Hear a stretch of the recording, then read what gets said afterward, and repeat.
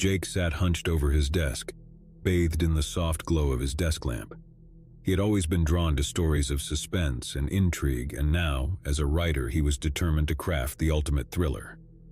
His latest project, The Unseen Pursuer, was taking him to places he had never ventured before. He had been researching the psychology of stalkers, poring over case studies and talking to experts. The more he learned, the more fascinated he became with the idea of the unseen threat, the person who blends seamlessly into the background while terrorizing their victims. As Jake began to write, he created his protagonist, a stalker who operated with meticulous precision. This character left no trace, no breadcrumbs for the authorities to follow. The victims were left in a state of constant paranoia, unable to escape the feeling that they were being watched. With each passing day, Jake's writing grew more intense. He vividly described the stalkers' surveillance techniques, the way they infiltrated their victims' lives, leaving them with a sense of vulnerability that gnawed at their sanity. The story was gripping, and Jake couldn't help but immerse himself in it completely. He wrote late into the night, the lines between fiction and reality blurring. Sometimes he found himself looking over his shoulder, as if he were the one being pursued. The weight of the story bore down on him, but he couldn't stop himself. He had to see it through to the end. One evening, as Jake sat at his computer, the room bathed in the eerie glow of the monitor, he heard a faint sound from outside his window. It was a soft scraping noise, like the rustle of leaves against glass. He froze, his breath catching in his throat. His eyes darted to the window, and there, in the dimly lit backyard, he saw a figure. It was obscured by darkness, but Jake could make out the silhouette of a person. Panic surged through him as he realized that the figure was watching him. Jake stumbled away from the window, his heart racing. He had created this world of suspense, but now it seemed that it was encroaching on his own life. The line between fiction and reality had become dangerously thin, and he didn't know how to escape it. As the days passed, Jake's paranoia deepened. He became convinced that he was being followed, that the unseen pursuer from his story had crossed into his own existence. He couldn't escape the feeling of being watched, of constantly looking over his shoulder, just like his characters. The unseen pursuer had become more than a story. It had become a haunting presence in Jake's life, an obsession that threatened to consume him. He had delved too deep into the mind of a stalker, and now he was living the nightmare he had created. Weeks turned into months, and Jake's obsession with his story grew. He spent hours each day locked in his office, writing feverishly, trying to capture the essence of the stalker's relentless pursuit. He barely ate, barely slept, his mind consumed by the chilling world he had created. His writing took on an almost manic quality. He wrote about the stalker's careful planning, the way he gathered information about his victims, infiltrating their lives through social media and online forums. Jake's research had taught him the insidious ways in which stalkers operated, and he used that knowledge to make his story all the more chilling. Outside his office, the world continued to turn, but Jake was oblivious to it. His friends and family grew worried, but he pushed them away, telling himself that he needed to finish his masterpiece. He couldn't let go of the unseen pursuer. One night, as Jake sat at his desk, the words flowing from his fingers like a torrent, he heard a noise in the hallway outside his office. It was a creaking floorboard, a soft but unmistakable sound. He froze, his heart pounding in his chest. With bated breath, he listened, and then he heard it again, a shuffling sound as if someone were moving cautiously in the dark. Fear gripped him, and he knew he couldn't ignore it any longer. He had to investigate. Slowly, he pushed his office chair back and stood up. His legs were shaky as he made his way to the door, his hand trembling as he reached for the doorknob. He swung the door open and peered into the dimly lit hallway. There, at the far end of the hallway, stood a shadowy figure. Jake's blood ran cold as he recognized the silhouette. It was the stalker, the character he had brought to life in his story. But this time it was different. This time, it was real. Jake's voice caught in his throat as he whispered, "Who are you? What do you want?" The figure didn't answer. It simply stood there, unmoving, its eyes fixed on Jake. Panic surged through Jake's veins, and he took a step back, slamming the door shut and locking it. He stumbled backward, his mind racing. This couldn't be happening. It was impossible. The stalker was a creation of his imagination, a character in a story. But as he stood there, his heart pounding, he couldn't escape the feeling that the line between fiction and reality had been irrevocably blurred. The unseen pursuer from his story had become all too real, and now he was the one being pursued. Jake retreated to his computer, his hands trembling as he typed out the final chapters of The Unseen Pursuer.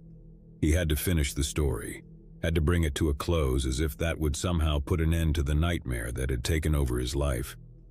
As he wrote, the words flowed from him with an urgency he had never felt before. The stalker closed in on his victims, the tension building to a crescendo. And then, in the climax of the story, the stalker's true identity was revealed. With a sense of dread, Jake typed the final words of the story, and as he did, he heard a loud crash from outside his office. The sound of breaking glass echoed through the house, followed by the unmistakable sound of footsteps approaching. Jake's heart raced as he realized that the stalker was no longer confined to the pages of his novella. The nightmare had become his reality, and there was no escape. He pushed away from the computer, his chair falling to the floor with a loud thud. He knew he had to confront the stalker, to face the relentless pursuit head-on. With trembling hands, he reached for the doorknob and flung open the door. But the hallway was empty. There was no one there, no sign of the stalker. Jake's breath came in ragged gasps as he searched the house, room by room, but there was no trace of the intruder. He collapsed onto the living room couch, his mind reeling. Had it all been a hallucination, a product of his obsession with the story? Or had the stalker truly been there, only to vanish into the night? In the days that followed, Jake struggled to make sense of what had happened. He couldn't escape the feeling that the stalker was still out there, watching, waiting. He had created a monster, and now it seemed that the monster had turned on him. The unseen pursuer was finished, but Jake's life would never be the same. The line between fiction and reality had been crossed, and he was left to wonder if he would ever truly be free from the relentless pursuit that had consumed him.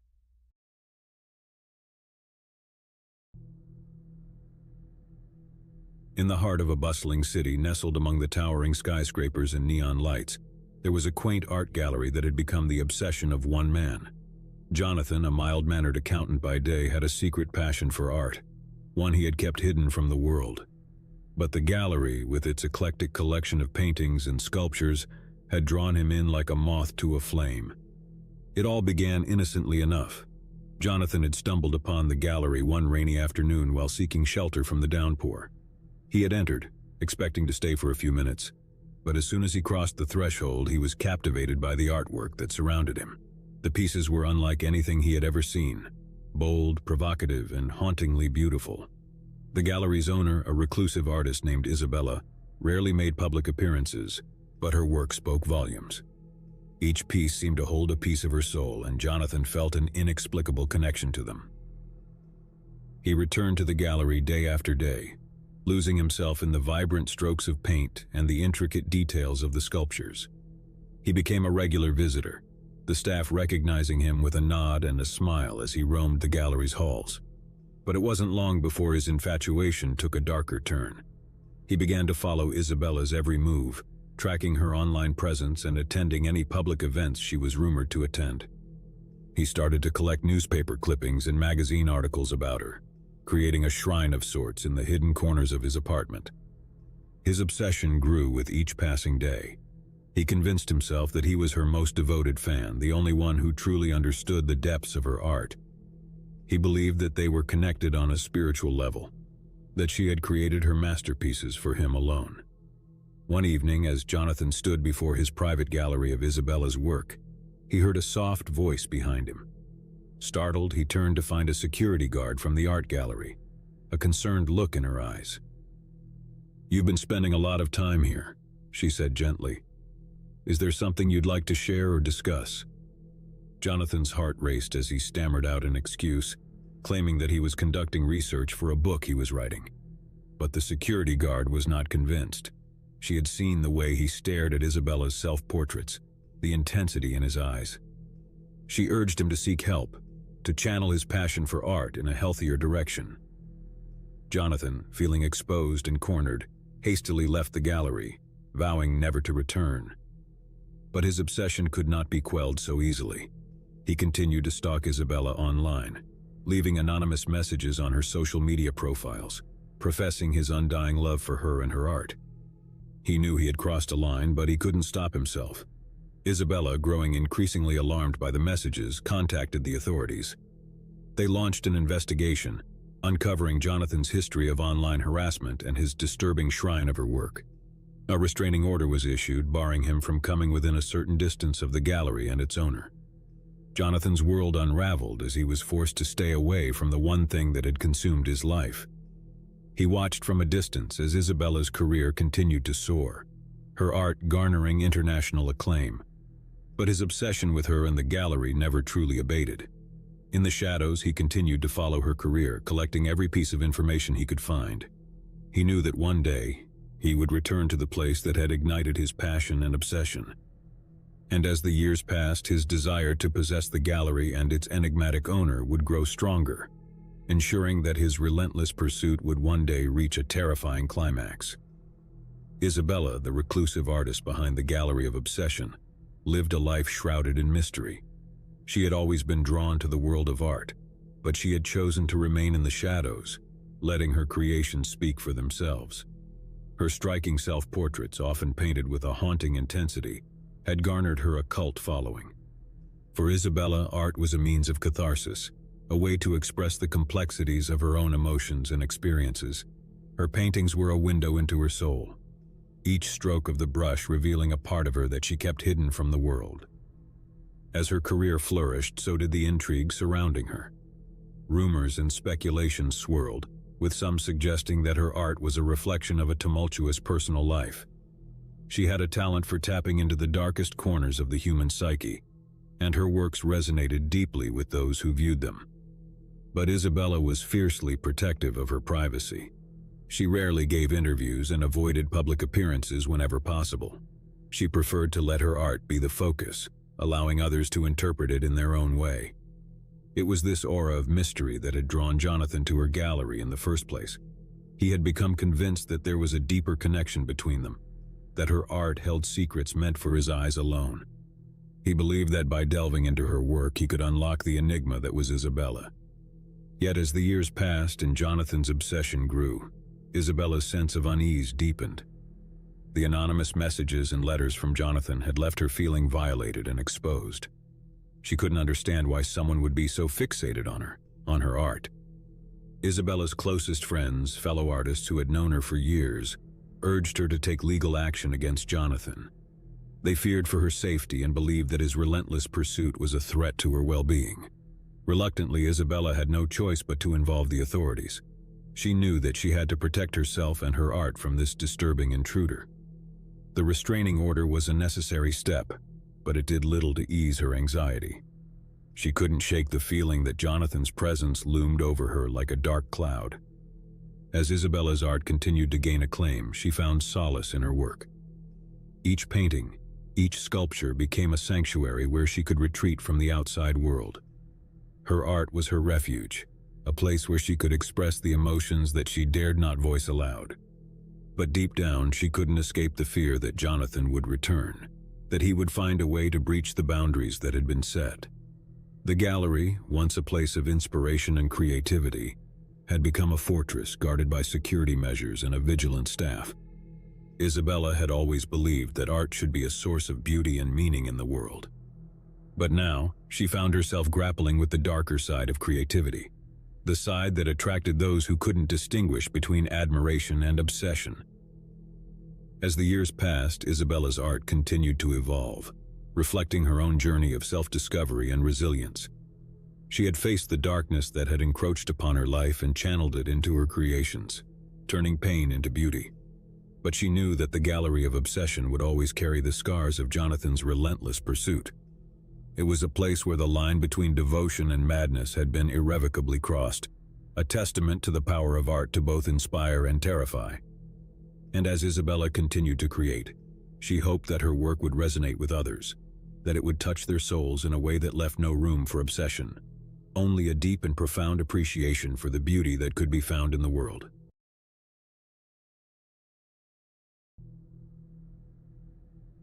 The city of Ashford had always been known for its winding streets, historic architecture, and the lingering echoes of a bygone era.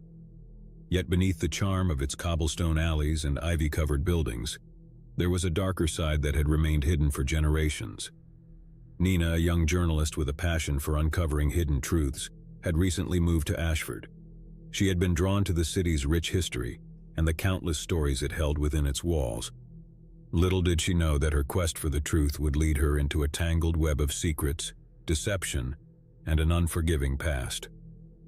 One sunny afternoon, while exploring the city's historic district, Nina stumbled upon an old abandoned mansion that had long been rumored to be haunted.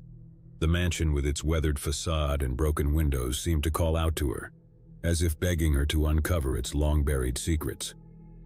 As she approached the mansion, Nina noticed a flicker of movement behind one of the shattered windows. She hesitated for a moment, her curiosity battling with a hint of unease, but her journalistic instincts prevailed, driving her to investigate further. Carefully, she pushed open the creaking front door and stepped into the darkness of the mansion's interior. The air was thick with dust and the musty scent of decay. She pulled out her flashlight and began to explore the dilapidated rooms, her footsteps echoing through the empty halls. It wasn't long before she stumbled upon a stack of old, yellowed newspapers. They were filled with headlines that spoke of a scandal that had rocked Ashford decades ago. A prominent family torn apart by betrayal, a mansion abandoned, and a mystery left unsolved. Nina's curiosity was piqued, and she began to dig deeper into the history of the mansion and the family that had once lived there. She spent hours at the local library, poring over archives and speaking to elderly residents who still remembered the scandal that had shaken the city to its core. The story that emerged was one of love, betrayal, and tragedy.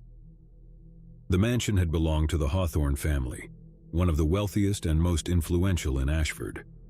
It was here that a forbidden love affair had blossomed between Eleanor Hawthorne, the daughter of the family patriarch, and Robert Sinclair, a struggling artist from the wrong side of town. Their love had been a closely guarded secret, hidden from the prying eyes of society. But when Eleanor's engagement to a wealthy suitor was announced, the young lovers were driven to desperation. They hatched a plan to run away together, leaving behind their families and the constraints of their social classes. On the night they were to escape, tragedy struck. A fire consumed the mansion, destroying everything in its path. Eleanor's lifeless body was found in the charred remains, while Robert was never seen again. The fire was declared an accident, but rumors of foul play and a family's desire to protect its reputation lingered in the shadows. As Nina continued to uncover the details of the Hawthorne scandal, she became increasingly obsessed with the story. She knew there was more to the tragedy than met the eye, and she was determined to unearth the truth, no matter the cost. Nina's investigation into the Hawthorne scandal consumed her days and haunted her nights. She spent hours at the local archives, meticulously piecing together the events that had led to the mansion's destruction and Eleanor's death. The more she learned, the more she became convinced that there was a cover-up, a dark secret that the Hawthorne family had gone to great lengths to protect. She tracked down descendants of the Hawthorne family, hoping to find answers that had been hidden for generations, but her inquiries were met with silence and hostility. The family had long since closed ranks, and they were unwilling to revisit the past. Undeterred, Nina turned her attention to the city's elderly residents, hoping to find someone who had a first-hand account of the events surrounding the fire. It was during one of these interviews that she met Mrs. Emily Collins, a frail elderly woman who had once worked as a housemaid for the Hawthornes. Mrs. Collins, with her thinning white hair and faded blue eyes, welcomed Nina into her modest home. She had lived in Ashford her entire life and had been a witness to the events that had unfolded all those years ago. As Nina listened to Mrs. Collins's recollections, a chilling tale began to emerge. The night of the fire, she had been working late in the mansion, unaware of the young lovers' plan to elope. She described hearing faint whispers and footsteps in the hallway outside Eleanor's room, followed by the sound of a struggle. "I heard Eleanor and Robert arguing," Mrs. Collins said, her voice trembling with the weight of her memories. "I wanted to go to them to help, but I was too afraid. And then there was a terrible scream." Tears welled up in Mrs. Collins' eyes as she recounted how she had hidden in a closet, too terrified to move, as the fire raged through the mansion. She had heard the desperate cries of Eleanor and the frantic shouts of the Hawthorne family, but she had been powerless to intervene. Nina's heart raced as she realized the significance of Mrs. Collins' testimony. It suggested foul play, a struggle between Eleanor and someone else in the moments leading up to the fire. It was a revelation that could shatter the long-held belief that the fire had been a tragic accident. Determined to uncover the full truth, Nina delved deeper into the Hawthorne family's history. She uncovered a pattern of secrecy and manipulation, a family that had gone to great lengths to maintain its image of respectability. She also learned that Robert Sinclair had left behind a series of cryptic paintings before his disappearance, artworks that seemed to contain hidden messages and clues about the events of that fateful night. The paintings, long thought to be lost, were rumored to hold the key to unlocking the Hawthorne mystery. Nina's obsession with the story grew, and she found herself spending countless hours studying the paintings and deciphering their enigmatic symbols. It was as if Robert had left behind a trail of breadcrumbs, a puzzle that only the most dedicated and determined could solve. As she worked tirelessly to unravel the mystery, Nina began to feel the weight of the past pressing down on her. She couldn't shake the feeling that she was being watched, that the echoes of the past were growing louder, and that the truth was drawing nearer. Months turned into years, and Nina's investigation into the Hawthorne scandal consumed her life. She had become a recluse, devoting every waking moment to unraveling the mystery that had haunted Ashford for generations. Her quest had taken her to the darkest corners of the city, and she had unearthed long-buried secrets that had been hidden for decades. She had tracked down the descendants of the Hawthorne family, each one harboring their own guilty secrets and fears of exposure. But it was the cryptic paintings left behind by Robert Sinclair that held the key to the truth. Nina had painstakingly decoded the hidden messages within the artwork, and they pointed to a chilling revelation. The fire that had claimed Eleanor's life had been deliberately set. The evidence was circumstantial, but it was enough to reopen the investigation into the Hawthorne scandal. The local authorities, who had long believed the fire to be an accident, were hesitant to accept the new information. But Nina's unwavering determination forced them to re-examine the case. As the investigation gained momentum, tensions in Ashford began to rise. The descendants of the Hawthorne family vehemently denied any involvement in Eleanor's death, but the evidence continued to mount against them. Old wounds were reopened, and the city found itself torn between a desire for justice and a fear of the scandal's consequences. Nina's obsession with the case had taken a toll on her personal life. She had become estranged from her friends and family, who could no longer understand the depths of her commitment to uncovering the truth. Her once promising career had stalled, replaced by a singular focus on the Hawthorne scandal. The echoes of the past seemed to grow louder with each passing day, and Nina couldn't escape the feeling that she was being watched. She began to receive anonymous threats, warning her to abandon her investigation or face dire consequences. But Nina refused to be intimidated. She had come too far to turn back now. She continued to dig deeper, determined to expose the truth and bring closure to the city of Ashford. As Nina's investigation reached its climax, the city of Ashford held its breath. The evidence against the Hawthorne family was overwhelming, and it seemed that justice would finally be served for Eleanor's tragic death. But the truth, as it often does, came at a cost. The revelations tore apart the Hawthorne family, exposing long-held secrets and betrayals. The descendants, burdened by guilt and shame, were forced to confront their family's dark legacy. Nina, however, was not prepared for the final twist in the Hawthorne scandal. As she delved deeper into the family's history, she uncovered a shocking revelation. The person responsible for Eleanor's death had been none other than Robert Sinclair, the man she had once loved. Robert's motive had been a twisted one. He had become obsessed with Eleanor, believing that her family's wealth and status were the key to his success as an artist. Fueled by jealousy and greed, he had set the fire that had claimed her life, all in the misguided belief that her death would propel him to fame and fortune. Nina's world crumbled as she grappled with the knowledge that the man she had been searching for all these years had been the very source of the tragedy she had sought to uncover. She couldn't reconcile the Robert she had known through his art with the man who had committed such a heinous act. The city of Ashford, too, struggled to come to terms with the truth. The echoes of the past reverberated through its streets, leaving a haunting sense of unease. The scandal that had once been buried had now been laid bare, and the scars it had left behind were unlikely to heal. Nina, her obsession finally laid to rest, left Ashford behind, her heart heavy with the weight of the truth. She had uncovered the unforgiving echoes of a tragedy that had haunted the city for generations, and in doing so she had learned that some secrets were better left buried. As she drove away from the city, she couldn't help but wonder if the price of uncovering the truth had been too high. The Hawthorne scandal had taken a toll on her life, leaving her with more questions than answers and a profound sense of loss. But in the end, she had fulfilled her role as a journalist, to seek the truth, no matter the cost. And in the shadows of Ashford's historic streets, the echoes of a long-buried scandal would continue to whisper their secrets, a reminder that the past could never truly be forgotten. I never should have gone to that abandoned asylum. It had always been a place of morbid fascination for me, and one fateful summer night, curiosity got the better of my fear.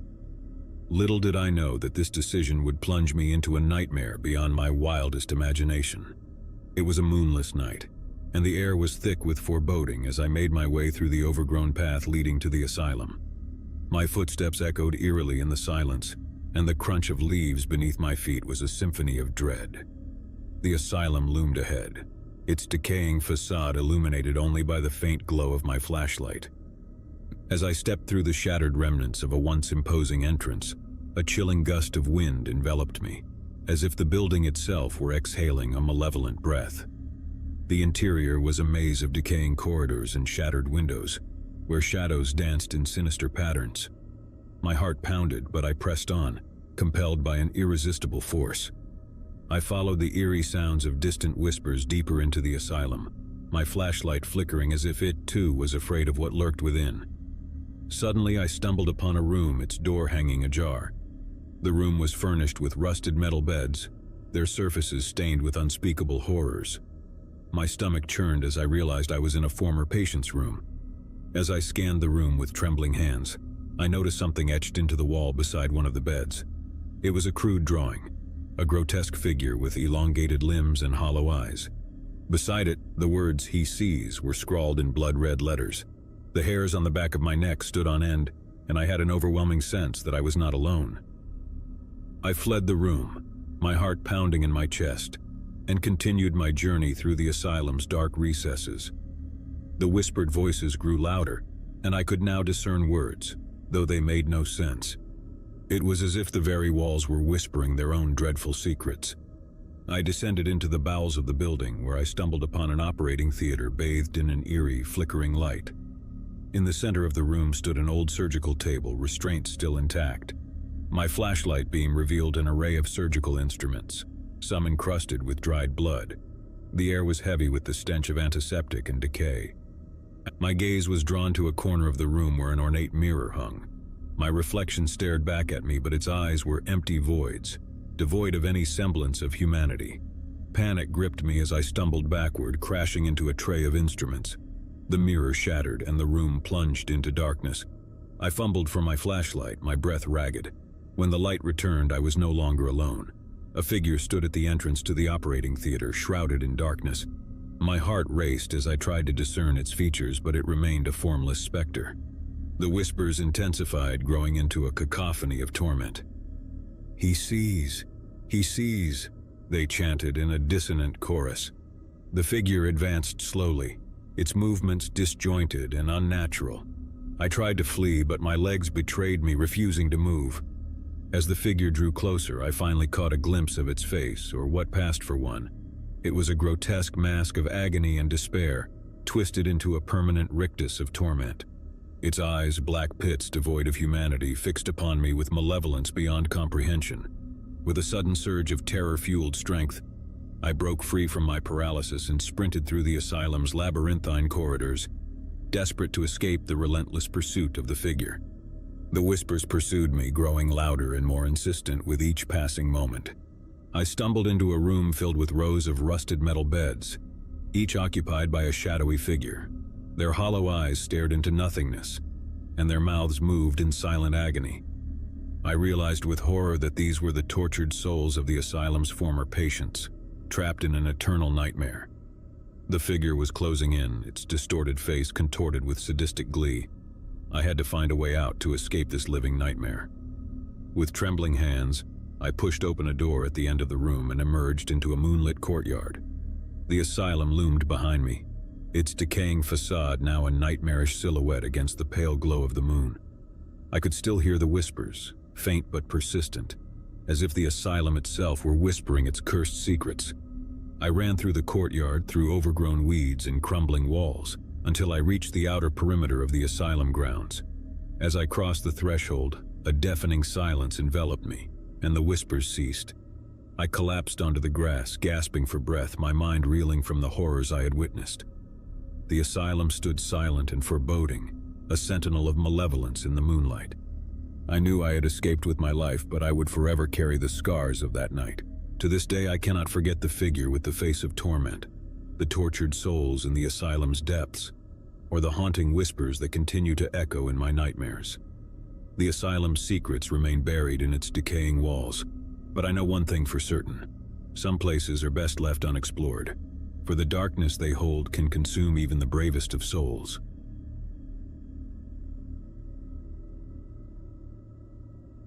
It had been a grueling week of hiking in the remote wilderness, and exhaustion had settled deep into our bones. My friends and I had embarked on this adventure seeking solitude and adventure, but we had no idea what awaited us in the heart of the forest. As we set up camp near a serene lake, we couldn't help but marvel at the beauty that surrounded us.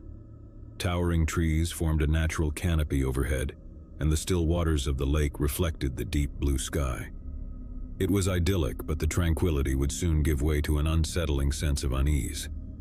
On the second night, as we huddled around the campfire, a distant sound echoed through the trees. It was a soft, mournful wail that seemed to carry on the wind. We dismissed it as an animal, or perhaps the wind itself, but the unease in our group was palpable. As the days passed, the wailing continued, growing closer with each passing night.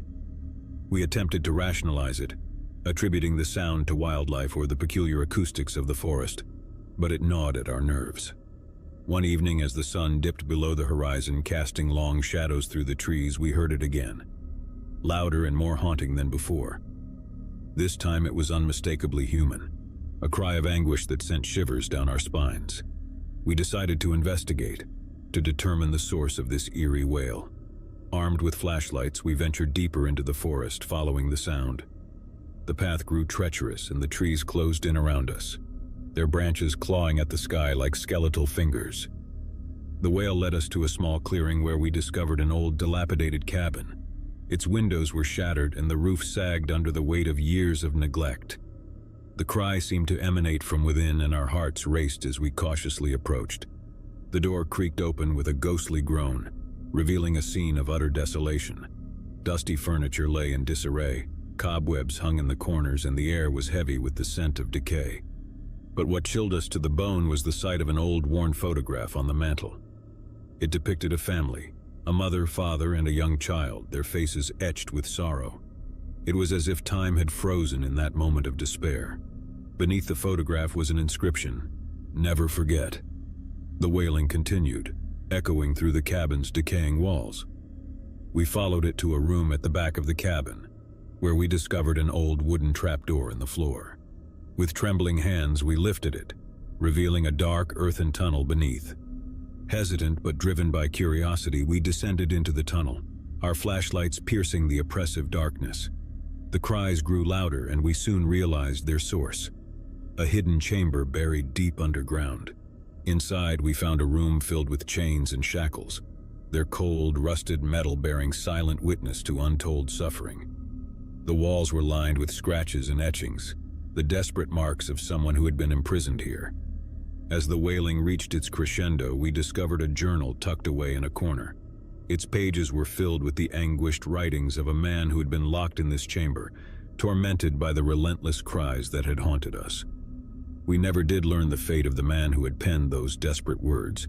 but the eerie cries that had led us to this place had been his torment, a ghostly echo of a tragedy long forgotten.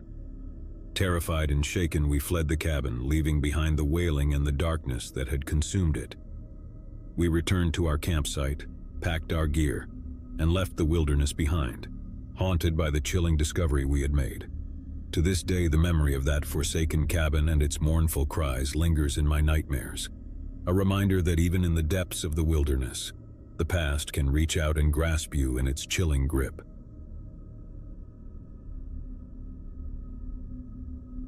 It was the summer of 1997, and my friends and I were eager to embark on a road trip adventure. We had just graduated from high school, and this was our way of celebrating our newfound freedom before we scattered to colleges and universities across the country. Our destination, a remote, abandoned mining town in the Nevada desert that we had heard about from locals. The sun hung low on the horizon as we set out on that fateful morning. 4 friends packed into a beat-up old van with a map spread across the dashboard. The desert stretched out before us, a vast expanse of sand and sagebrush that seemed to go on forever. It was desolate and eerily quiet, with only the occasional tumbleweed rolling across the cracked highway.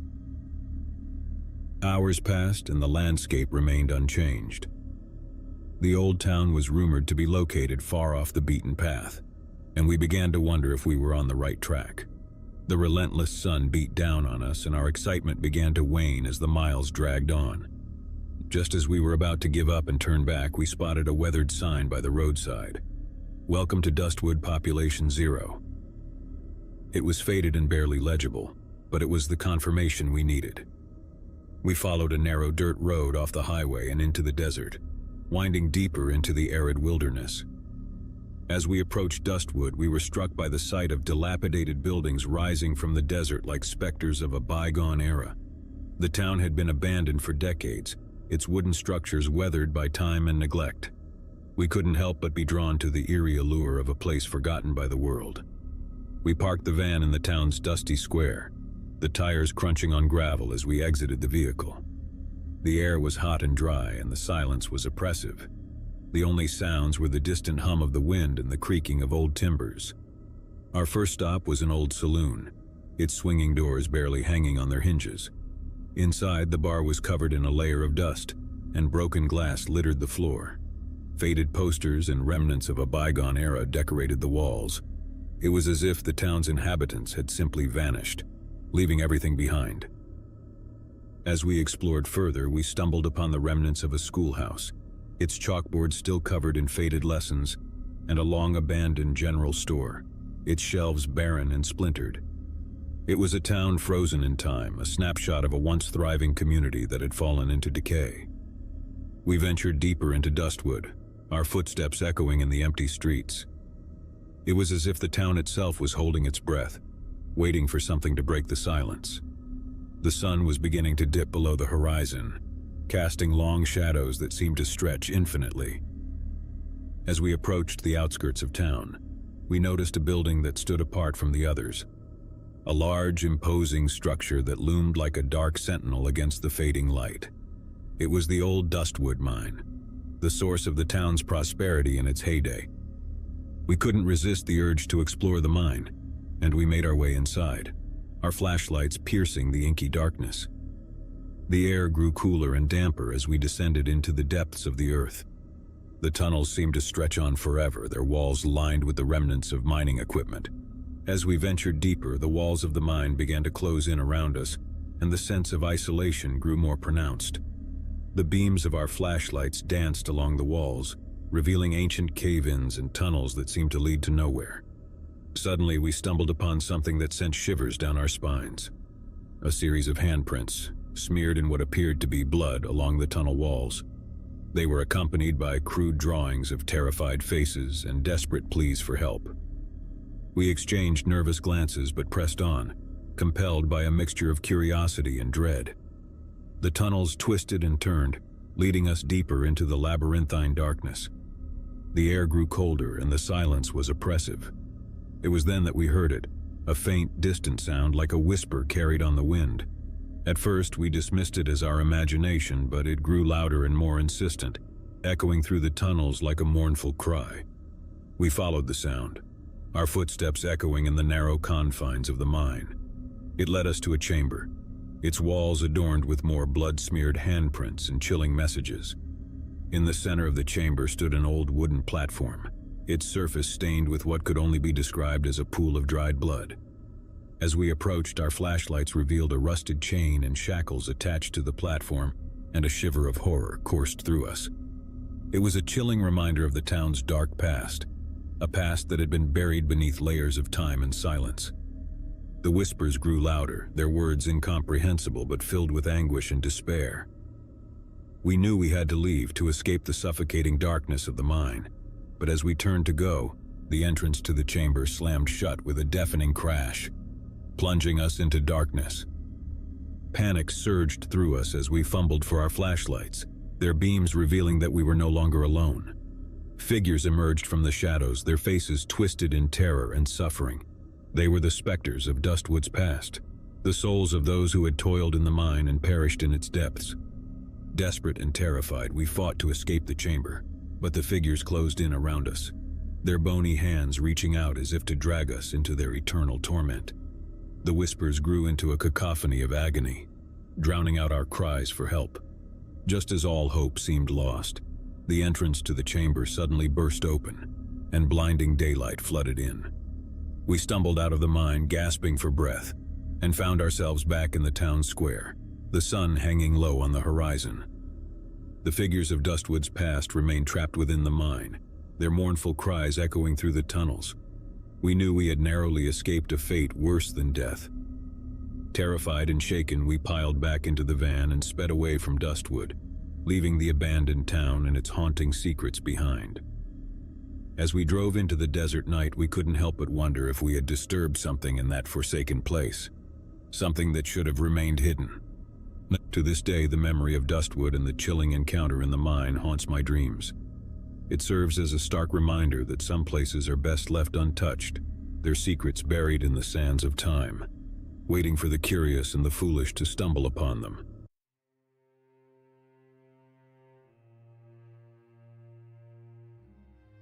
Sarah and Mark had always dreamed of owning a charming old house with character.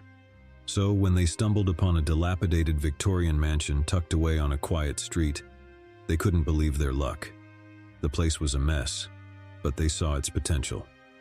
With determination, they began the renovations. The first few weeks went smoothly as they painted walls, replaced floorboards, and restored the grand staircase. But then, strange things started happening. One evening, Sarah left her paintbrush on the kitchen counter while she went to fetch a glass of water. When she returned, the brush was on the floor and the faucet was running.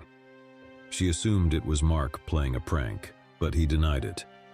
As days turned into weeks, the occurrences became more unsettling. Tools would vanish only to reappear in odd places. Eerie whispers echoed through the empty hallways at night, and both Sarah and Mark felt a constant chill in the air, no matter how high they turned up the heating. One evening, as they relaxed in the living room after a long day's work, they heard the creaking of footsteps on the stairs above. Their hearts pounded as they looked at each other, both thinking the same thing. Mark grabbed a flashlight and they crept up the staircase, their footsteps echoing through the hollow house. The upper floor was dark, save for the occasional flicker of a candle-like glow that seemed to be moving ahead of them. Following the eerie light, they found themselves in a dusty, neglected room. There, in the corner, stood an old trunk. As Mark opened it, they found a series of handwritten letters tied with a faded ribbon. The letters were dated from the early 1900s and were addressed to a woman named Margaret. The letters spoke of a forbidden love affair between Margaret and a man named Samuel. Margaret's husband, it seemed, had discovered their secret, leading to a terrible tragedy. The final letter hinted at a curse placed upon the house, a curse that would torment anyone who dared to live within its walls. Sarah and Mark were horrified by what they had uncovered. They couldn't believe they had stumbled upon such a dark secret hidden within their dream home. But they couldn't deny the escalating paranormal activity that had plagued them since they began the renovations. Fearing for their safety, they decided to leave the house, but the malevolent presence wasn't ready to let them go. As they packed their belongings, a sudden gust of icy wind blew through the room, extinguishing the candles and plunging them into darkness. Terrified, they stumbled toward the door, but it slammed shut before they could escape. The room seemed to come alive, with furniture floating in the air and ghostly figures appearing all around them. Desperate and overwhelmed, they clung to each other, reciting prayers and begging for release from the vengeful spirits. Finally, as the clock struck midnight, the apparitions vanished, and the oppressive atmosphere lifted. Sarah and Mark fled the house, never looking back.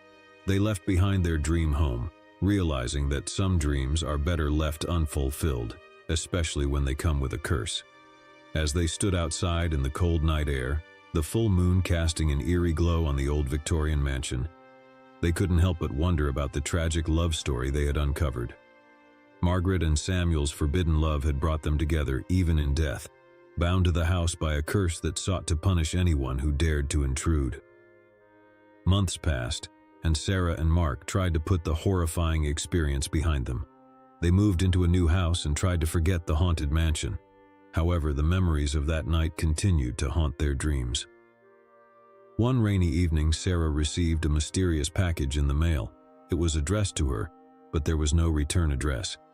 Inside the package was a single weathered letter, written in the same handwriting as the letters they had found in the trunk.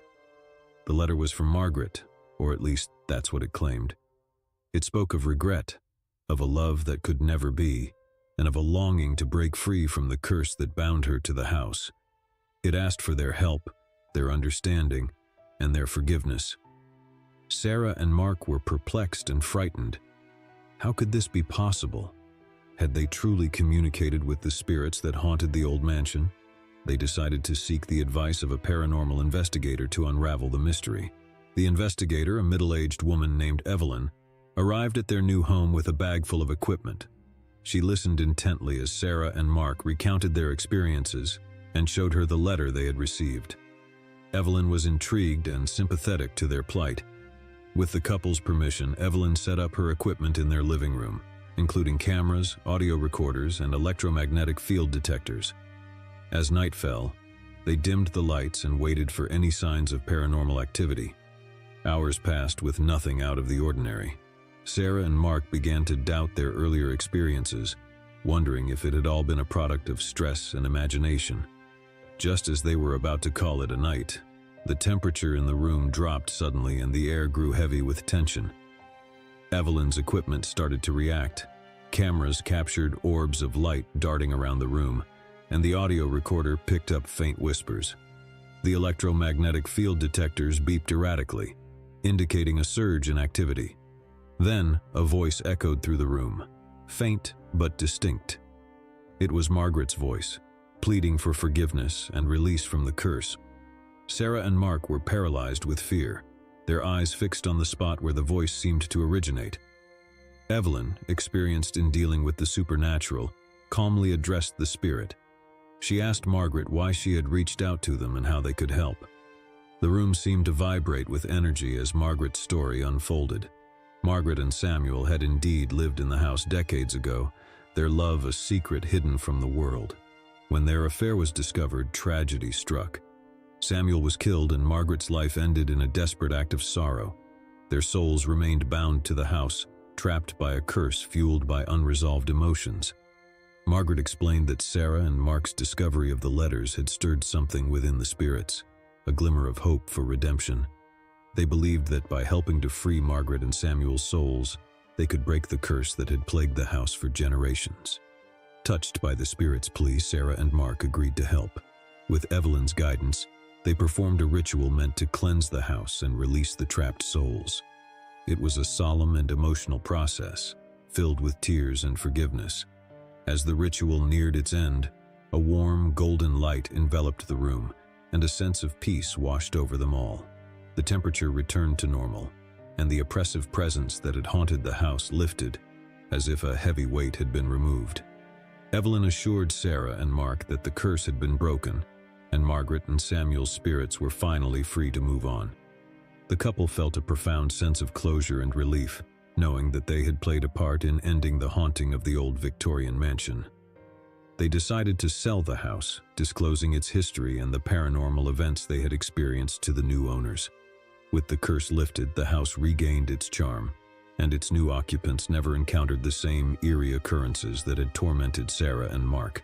As for the couple, they continued their lives with a newfound appreciation for the mysteries of the afterlife. They were forever connected to the tragic love story of Margaret and Samuel, a story that had taught them the power of forgiveness and the importance of helping spirits find peace. When Emma inherited her grandmother's Victorian mansion, she saw it as an opportunity for a fresh start.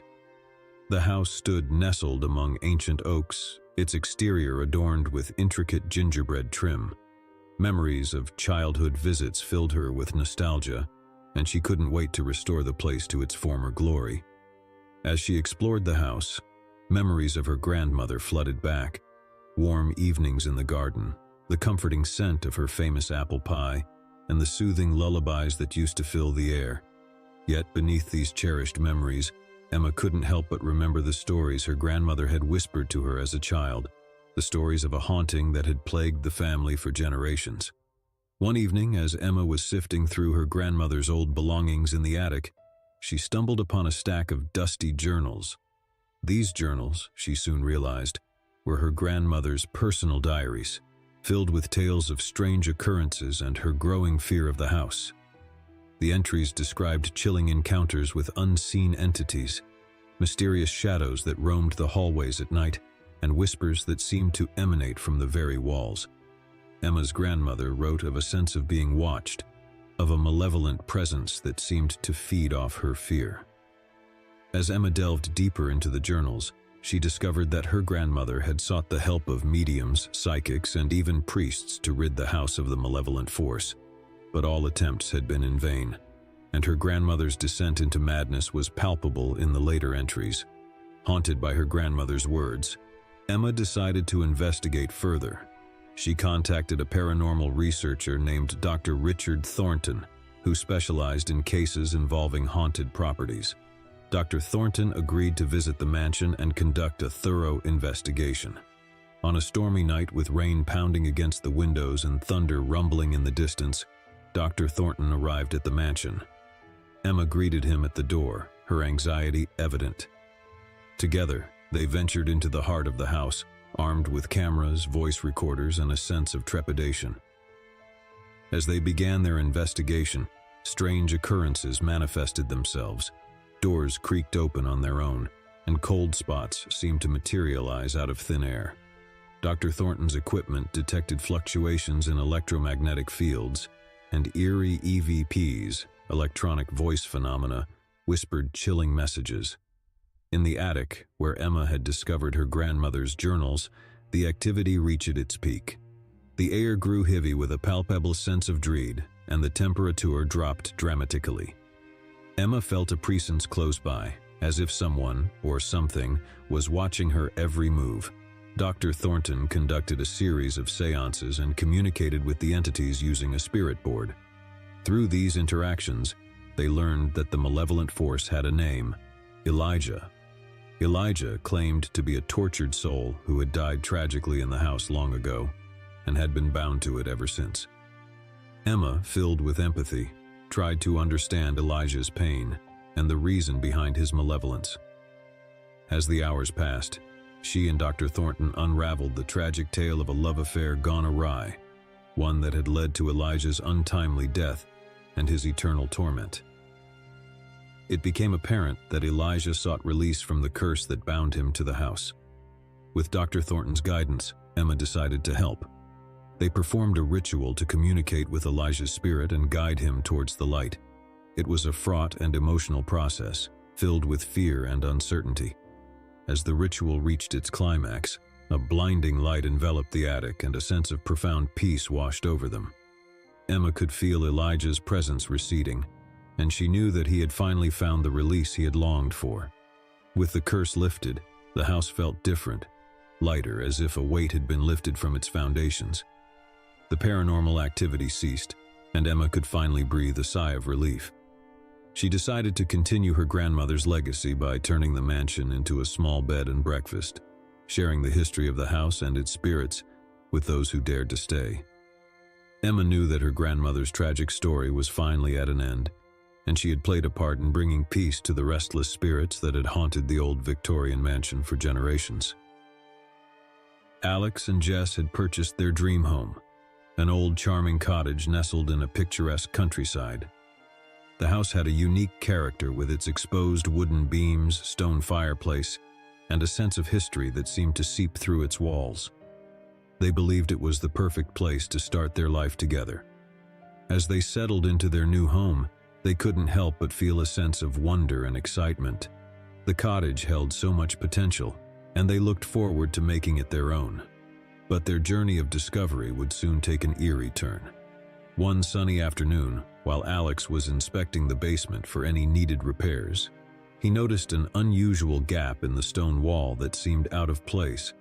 Curiosity piqued, he investigated further and discovered a hidden door.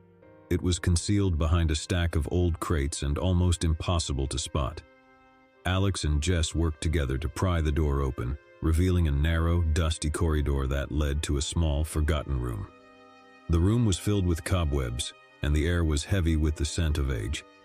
But what captured their attention most was an old, leather-bound diary sitting on a dusty wooden table in the center of the room. The diary was dated from the early 1900s and belonged to a woman named Eleanor. As they began to read, they became engrossed in the life of the previous occupant. Eleanor had lived in the cottage with her husband Arthur and their young daughter Emily.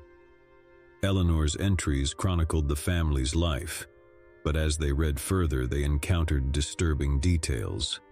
Eleanor wrote of a mysterious presence in the house, one that seemed to manifest in the form of eerie whispers, inexplicable drafts of cold air, and objects moving on their own. The entries grew more frantic as Eleanor described sleepless nights and a growing sense of dread. She mentioned hearing voices that urged her to leave the cottage, warning her that something malevolent resided within its walls. But she and Arthur were determined to keep their home and protect their daughter. As Alex and Jess continued to read, they noticed a pattern in Eleanor's entries, the mention of a secret room hidden in the basement. Eleanor believed that whatever haunted their home was tied to that hidden space. She wrote of her plans to uncover its mysteries, but the diary abruptly stopped. Alex and Jess were both intrigued and unnerved by the diary's contents. They decided to investigate the hidden room mentioned by Eleanor, feeling compelled to uncover the truth about the haunting. With flashlights in hand, they descended into the basement and followed the narrow corridor to the secret room. It was locked, and after some effort, they managed to pry it open. The room was small and dimly lit, with stone walls covered in strange symbols and a feeling of oppressive energy that sent shivers down their spines. On a rickety wooden shelf, they discovered a series of old journals that had belonged to Arthur. As they skimmed through the entries, a chilling narrative began to emerge. Arthur had continued where Eleanor left off, documenting his own experiences with the malevolent force that haunted the house. He wrote of being tormented by vivid nightmares, of feeling a cold, clammy hand brushing against him in the dead of night, and of witnessing objects levitating and crashing to the ground. The journals contained pleas for help and prayers for deliverance. As Alex and Jess read on, they realized that Arthur had become obsessed with uncovering the source of the haunting, the secret room. He believed that the key to freeing their family from the malevolent entity lay within its hidden walls. With trembling hands, they turned their attention to the room itself. They searched for any hidden compartments or clues that might lead them to the truth. It was then that Alex noticed a loose stone in the wall, and when he pushed it aside, they revealed a small concealed chamber. Inside, they found a wooden chest covered in dust and cobwebs. With bated breath, they opened it, revealing a collection of old photographs, letters, and a small weathered doll that sent a chill down their spines. The doll bore a striking resemblance to Emily, the daughter mentioned in Eleanor's diary. As they examined the contents of the chest, they realized that it held the remnants of a tragic family history, a history that had somehow become intertwined with the malevolent presence in the house. Determined to uncover the truth and put an end to the haunting, Alex and Jess continued their research. They reached out to a local historian who delved into the history of the cottage and its previous occupants. What they discovered was a heartbreaking tale of a family torn apart by tragedy. Eleanor and Arthur had indeed lived in the cottage with their young daughter, Emily. But Emily had mysteriously disappeared one fateful night, never to be found again. The heartbreak of losing their child had shattered the family, and the malevolent presence that had haunted the house was believed to be the spirit of Emily, trapped in a state of torment and confusion. With this knowledge in hand, Alex and Jess decided to hold a seance in the hidden room, hoping to communicate with the spirit of Emily and offer her the peace and closure she so desperately needed. As they gathered in the dimly lit room, surrounded by the symbols on the walls, they reached out to Emily's spirit.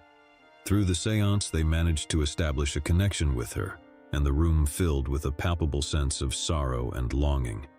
Emily's spirit conveyed her confusion and fear, revealing that she had been trying to reach out to her parents for years, but her efforts had only fueled their terror. She longed for her family's forgiveness, and for a way to move on from the torment that bound her to the house. With tears in their eyes, Alex and Jess assured Emily that they understood her pain and were willing to help. They performed a ritual to guide her spirit towards the light, offering words of forgiveness and love. As they completed the ritual, the room seemed to brighten and a sense of peace washed over them. They knew that Emily's spirit had finally found the release it had yearned for. In the days that followed, the cottage felt different. The oppressive presence had vanished, replaced by a sense of serenity and warmth. Alex and Jess knew that they had played a crucial role in bringing closure to a long-forgotten tragedy. They decided to preserve the hidden room as a place of remembrance for Emily, a testament to her enduring spirit. The cottage, once haunted by a painful history, had now become a place of healing and redemption. David, a talented musician, had always dreamt of having his private recording studio. When he stumbled upon an old mansion in a quiet countryside, he saw the perfect opportunity to turn his dream into reality. The mansion was a grand and imposing structure, with high vaulted ceilings and ornate architecture, a perfect setting for his creative endeavors. As David began setting up his recording equipment in the mansion's grand living room, he couldn't help but marvel at the acoustics and the rich, warm sound that filled the space. It was as if the very walls of the house resonated with music. Late one night, as David was tinkering with his instruments and recording software, he heard the faint strains of a piano melody. At first, he dismissed it as a product of his tired imagination, but the music persisted, growing clearer and more enchanting with each passing moment. Following the haunting melody, David found himself drawn to a locked room on the second floor. It was a room he had never noticed before, and the door was adorned with intricate carvings of musical notes and instruments. The room seemed to pulse with an otherworldly energy. Determined to uncover the source of the haunting music, David searched the mansion for a key. After a thorough investigation, he discovered an old brass key tucked away in a dusty drawer. With trepidation and excitement, he inserted the key into the door's lock, and it creaked open to reveal a room frozen in time. The room was a magnificent music chamber, with a grand piano at its center. The walls were adorned with portraits of composers long past, and sheet music was scattered across the polished wooden floor. It was as if the room had been untouched for centuries. As David approached the grand piano, he noticed a journal resting on its dusty surface. The journal belonged to a composer named Victor, and it detailed his obsession with a symphony he had never been able to finish. A symphony that was meant to be his masterpiece. Victor's entries spoke of a mysterious muse who had inspired him with hauntingly beautiful melodies. He described the muse as a ghostly presence that would visit him in the dead of night, whispering enchanting compositions into his ear. As David read on, he realized that Victor had been consumed by his desire to complete the symphony. He had isolated himself from the world, pouring all his creative energy into the haunting melodies that had been gifted to him by the enigmatic muse. But Victor's obsession had taken a toll on his sanity. He wrote of sleepless nights, of hearing the muse's voice even during waking hours, and of a growing darkness that seemed to overshadow his life. David felt a deep connection to Victor's story, as if he understood the composer's yearning for creative perfection. He decided to honor Victor's memory and complete the unfinished symphony, believing that it was his destiny to bring the haunting music to life. With each passing day, David dedicated himself to the symphony, spending hours at the grand piano, composing and refining the melodies that had been left incomplete for so long. The music seemed to flow effortlessly, as if guided by an unseen hand. But as David delved deeper into the symphony, he began to experience strange occurrences. He would hear whispers in the empty rooms, voices that seemed to echo the haunting melodies he was composing. Shadows danced in his peripheral vision, and he often felt a chilling presence watching over him. One night, as he sat alone in the music chamber, absorbed in the composition, he felt a cold, ethereal hand gently touch his shoulder. Startled, he turned to see a ghostly figure. A woman dressed in a flowing gown, her eyes filled with a mixture of longing and sorrow. The figure extended her hand toward David, and without hesitation he reached out and touched it. As their hands met, he felt a surge of emotions, loss, passion, and an unfulfilled yearning for completion. Through the connection, David understood that the ghostly woman was the muse who had inspired Victor. She had longed for her symphony to be brought to life, to be heard by the world, and to find closure for her own unfinished story. Determined to honor the muse's wishes, David continued his work on the symphony, pouring his heart and soul into the haunting melodies. As he composed the final notes, he felt a profound sense of fulfillment, as if he had completed a journey that had spanned centuries. The night he performed the finished symphony in the grand living room of the mansion, a sense of transcendence filled the air. The music flowed through the space, carrying with it the emotions and yearnings of the muse.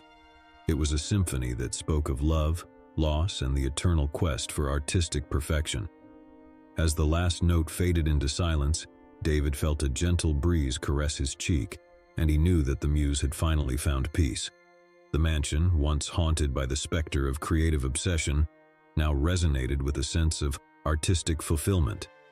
David continued to use the mansion as his recording studio, but he always left the music chamber untouched, as a testament to the creative journey he had embarked on, and the connection he had forged with the haunting muse. Lisa and Tom were drawn to the charm of their new cottage, nestled in the heart of a historic town. The cottage came furnished with antique pieces that added character to the space, but one item caught their attention: an ornate vintage mirror with an intricately carved wooden frame. The mirror hung in the hallway, its aged glass reflecting the passage of time. As Lisa and Tom settled into their new home, they noticed that the mirror seemed to possess a captivating allure. Its reflection had a certain depth and magnetism that drew them in. One evening, as they gazed into the mirror, Lisa noticed something unusual: a faint, fleeting reflection of a woman dressed in a Victorian-era gown, her eyes filled with sadness. Startled, she turned to Tom, but when they looked back at the mirror, the mysterious figure had vanished. They dismissed it as a trick of the light, attributing it to their overactive imaginations. However, as the days passed, they began to experience more peculiar occurrences. Objects would disappear from their usual places, only to reappear in front of the mirror.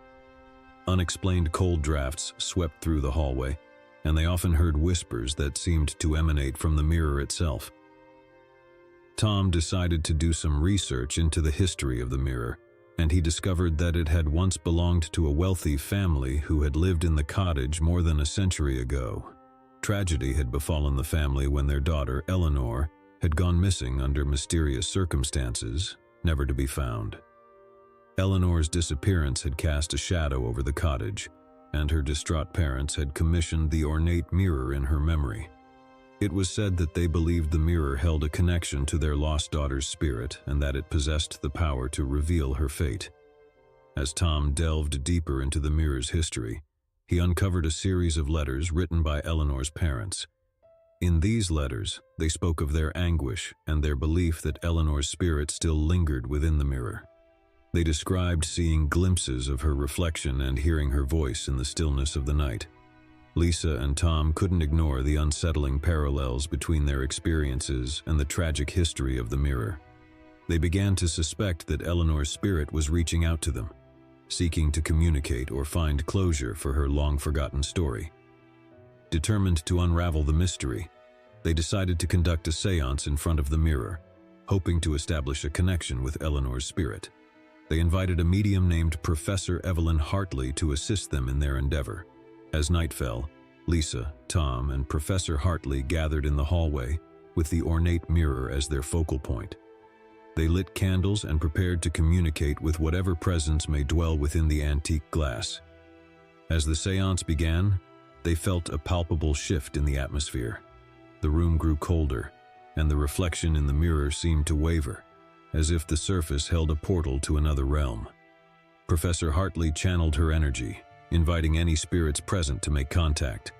Whispers filled the air, and the temperature continued to drop. In the mirror's reflection, a faint image began to form. A young woman dressed in a Victorian gown, her eyes filled with a mixture of sorrow and longing. Eleanor's spirit had indeed reached out to them. Through the séance, she conveyed her desire for her story to be heard and her fate to be acknowledged. She revealed that she had been trapped in a liminal state, unable to move on until her story was acknowledged and the mystery of her disappearance was solved. Lisa and Tom listened attentively, offering words of compassion and understanding. They assured Eleanor that they would do everything in their power to uncover the truth about her fate and to help her find the peace she sought. With their promise, Eleanor's spirit seemed to brighten and the room filled with an ethereal light. It was as if a weight had been lifted, and the mirror's surface grew still and serene. In the days that followed, Lisa and Tom embarked on a journey to uncover the truth behind Eleanor's disappearance. They combed through historical records, conducted interviews with local historians, and even consulted psychics to piece together the puzzle of the past. Their efforts led them to a hidden chamber in the cottage's basement, a chamber that had been sealed for decades. Inside, they discovered a collection of old journals and letters that revealed a dark secret: the involvement of a trusted family friend in Eleanor's disappearance. With this newfound knowledge, Lisa and Tom sought justice for Eleanor, even if it was long overdue. They brought the evidence to the authorities, leading to the posthumous exoneration of Eleanor's name and the exposure of the guilty party. Eleanor's spirit, freed from the torment of her unresolved story, visited Lisa and Tom one final time. In the reflection of the ornate mirror, she appeared, her eyes now filled with gratitude and peace.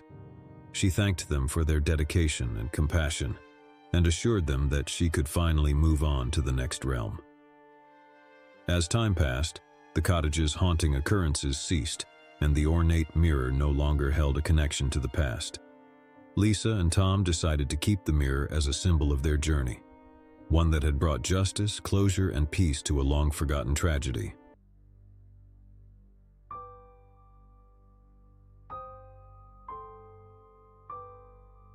The Phantom Ship of Ravenscove, Diary Entry, September 22, 1891. Dear Diary, today I find myself in the coastal village of Ravenscove, where a chilling legend has gripped the hearts of the locals. A phantom ship that emerges from the fog-shrouded sea. Last night, as I stood upon the rugged cliffs, I witnessed the ghostly vessel firsthand. It materialized from the mist, its tattered sails billowing in the ethereal breeze. The crew, skeletal and draped in seaweed, toiled ceaselessly, their hollow eyes fixed upon some unseen task. The ship's name, etched into the rotting wood, struck fear into the hearts of those who gazed upon it. The Spectre's Revenge. It sailed past with an eerie silence, and I could not suppress a shudder. The villagers believe the ship is cursed, doomed to haunt these waters for eternity, and they dare not speak its name. It is said that any who do so are doomed to join the phantom crew in their spectral toil. My curiosity led me to delve into the history of Ravenscove, unearthing the dark tale of the Spectre's Revenge. The ship had once belonged to Captain William Blackwood, a feared pirate who plundered these very shores in the late 1700s. It was said that Blackwood's lust for treasure knew no bounds, and he would stop at nothing to amass his ill-gotten riches. Legend has it that he made a sinister pact with a malevolent sea spirit, binding his own soul to the cursed ship in exchange for untold wealth. As the years passed, Blackwood's greed only grew, and the Spectre's Revenge became a vessel of terror, leaving destruction in its wake. Villagers lived in fear of the pirate captain's return, and many whispered that he had become a wraith forever condemned to roam the seas. Determined to uncover the truth, I embarked on a perilous journey to the underwater cave rumored to be the resting place of Blackwood's ill-gotten treasures and the source of the curse. Armed with a diving suit and lantern, I descended into the depths. Within the cave's eerie confines, I found a treasure chest encrusted with barnacles and seaweed. As I pried it open, a sense of foreboding washed over me. Inside, I discovered not gold or jewels, but a tattered journal, the diary of Captain William Blackwood himself. The diary recounted Blackwood's descent into madness as the curse took hold. He wrote of the ceaseless torment inflicted upon him and his crew, of voices in the night that whispered of their impending doom. The sea spirit he had bargained with demanded not only their lives but their souls. With trembling hands, I returned to the surface, diary in hand. It was then that I realized the key to breaking the curse lay not in hoarding treasure, but in releasing the tormented spirits. Under the light of the full moon, I conducted a solemn ritual, beseeching the sea spirit to release Captain Blackwood and his crew from their cursed existence. The waters churned and frothed, and for a moment it seemed as though the very sea itself responded to my plea. As the last words of the incantation left my lips, a spectral ship materialized before my eyes, but this time it bore no air of malevolence. Captain Blackwood and his crew stood upon the deck, their forms fading into the night with expressions of gratitude. The specter's revenge vanished into the mist, leaving Ravenscove's shores forever. The village, once plagued by fear, now thrived, and the curse that had haunted it for generations was finally broken. The Diary of the Holloway House.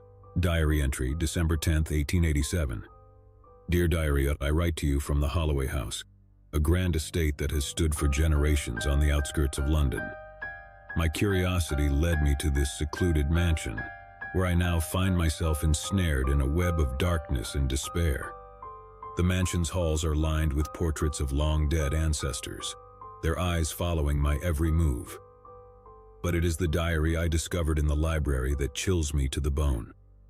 The diary belonged to Sarah Holloway, a woman who lived here in the late 1800s. Her entries speak of a malevolent presence that haunts the house, a shadowy figure that whispers to her in the dead of night, promising power and wealth in exchange for her soul. Sarah's words are filled with dread as she recounts the entity's relentless pursuit.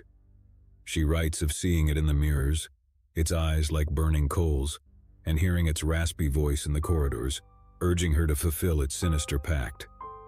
The diary ends abruptly, and I cannot help but wonder what became of Sarah Holloway. Is her spirit among the countless others that are said to linger in the Holloway house, forever tormented by the malevolent presence that dwells within? I fear that I may soon uncover the answers, for the whispers in the dark have grown louder, and I feel a presence closing in around me. I pray that I may escape the fate that befell Sarah Holloway. As I delved deeper into the Holloway house's history, I discovered that the mansion had been built upon an ancient burial ground, a fact that may explain the malevolent force that dwells here. The restless spirits of those interred beneath the house may be seeking retribution for the desecration of their final resting place. I consulted a local medium, Mrs. Eleanor Thornton, to help me communicate with the spirits. In a dimly lit room, she conducted a séance, calling upon the souls that lingered in the Holloway house. At first, there was only silence, but then a series of eerie knocks echoed through the room. Mrs. Thornton, her eyes closed in concentration, began to speak in a voice not her own, a voice filled with anguish and longing. The spirit identified itself as Sarah Holloway, and it spoke of the torment it had endured for decades. It yearned for release, to find peace in the afterlife. With tears in her eyes, Mrs. Thornton implored the spirit to trust us and follow the light to the other side. As the séance concluded, a sense of serenity settled over the room, and the oppressive atmosphere that had plagued the Holloway house lifted. The malevolent presence was gone, and it seemed that Sarah Holloway and the other restless spirits had finally found the peace they had sought for so long. The Holloway house, once a place of darkness, was transformed into a haven of tranquility. The portraits lining the walls no longer bore witness to suffering, and the mansion's long, dark history was rewritten with a happier ending. The Curse of the Silver Locket. Diary entry, June 3, 1899. Dear Diary, as I sit by the flickering candlelight, I am filled with an overwhelming sense of dread. It is with a heavy heart that I recount the events of the past weeks, a curse that has plagued my family for generations. The curse is tied to a silver locket, an heirloom that has been passed down through the years. It is said to hold a dark power, one that grants riches but exacts a terrible price. My great-grandmother, Eliza, was the first to bear the locket. She found it in the attic of our ancestral home and in her greed could not resist its allure. She wore it day and night, her once gentle demeanor twisted by a thirst for wealth. Soon, tragedy befell our family. Eliza's husband vanished without a trace, and her children suffered terrible misfortunes. It was as if the locket fed upon their suffering. Generations have passed, and now I am the keeper of the cursed locket. I can feel its malevolence, a force that compels me to wear it despite the knowledge of its consequences. Already I have seen signs of the curse's return. My beloved cat disappeared without a trace, and the crops in our fields withered overnight. I can no longer deny that the locket is exacting its toll once more. I have made the decision to rid our family of this cursed heirloom, to break the cycle of suffering that has plagued us for so long. Tomorrow I shall seek out a way to rid myself of the locket's sinister influence, even if it means facing the darkest of horrors. May my actions spare future generations from the torment of the silver locket's curse. As I delved deeper into the lore surrounding the locket, I uncovered a grim ritual that had been passed down through the generations of my family. A ritual meant to sever the locket's connection to our bloodline. It was a dangerous undertaking, but I was willing to take the risk to end the curse.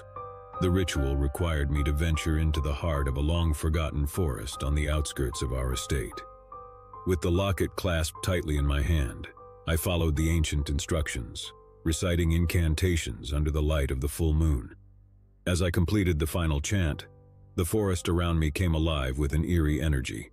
The ground trembled and the trees seemed to sway in time with my words. It was as if nature itself was responding to the desperate plea of my family to be free of the locket's curse. A blinding light enveloped me, and I felt an intense surge of pain as the locket's hold on me was severed. With a final burst of energy, I hurled the locket deep into the heart of the forest, watching as it disappeared into the underbrush. The forest fell silent, and I knew that the curse had been broken. I returned to our family home, exhausted but relieved, knowing that I had sacrificed the locket to spare future generations from its malevolent influence. As I write these final words, I am filled with a sense of closure and hope. The curse of the silver locket has been vanquished, and I can only pray that my actions will bring peace and prosperity to my family for generations to come.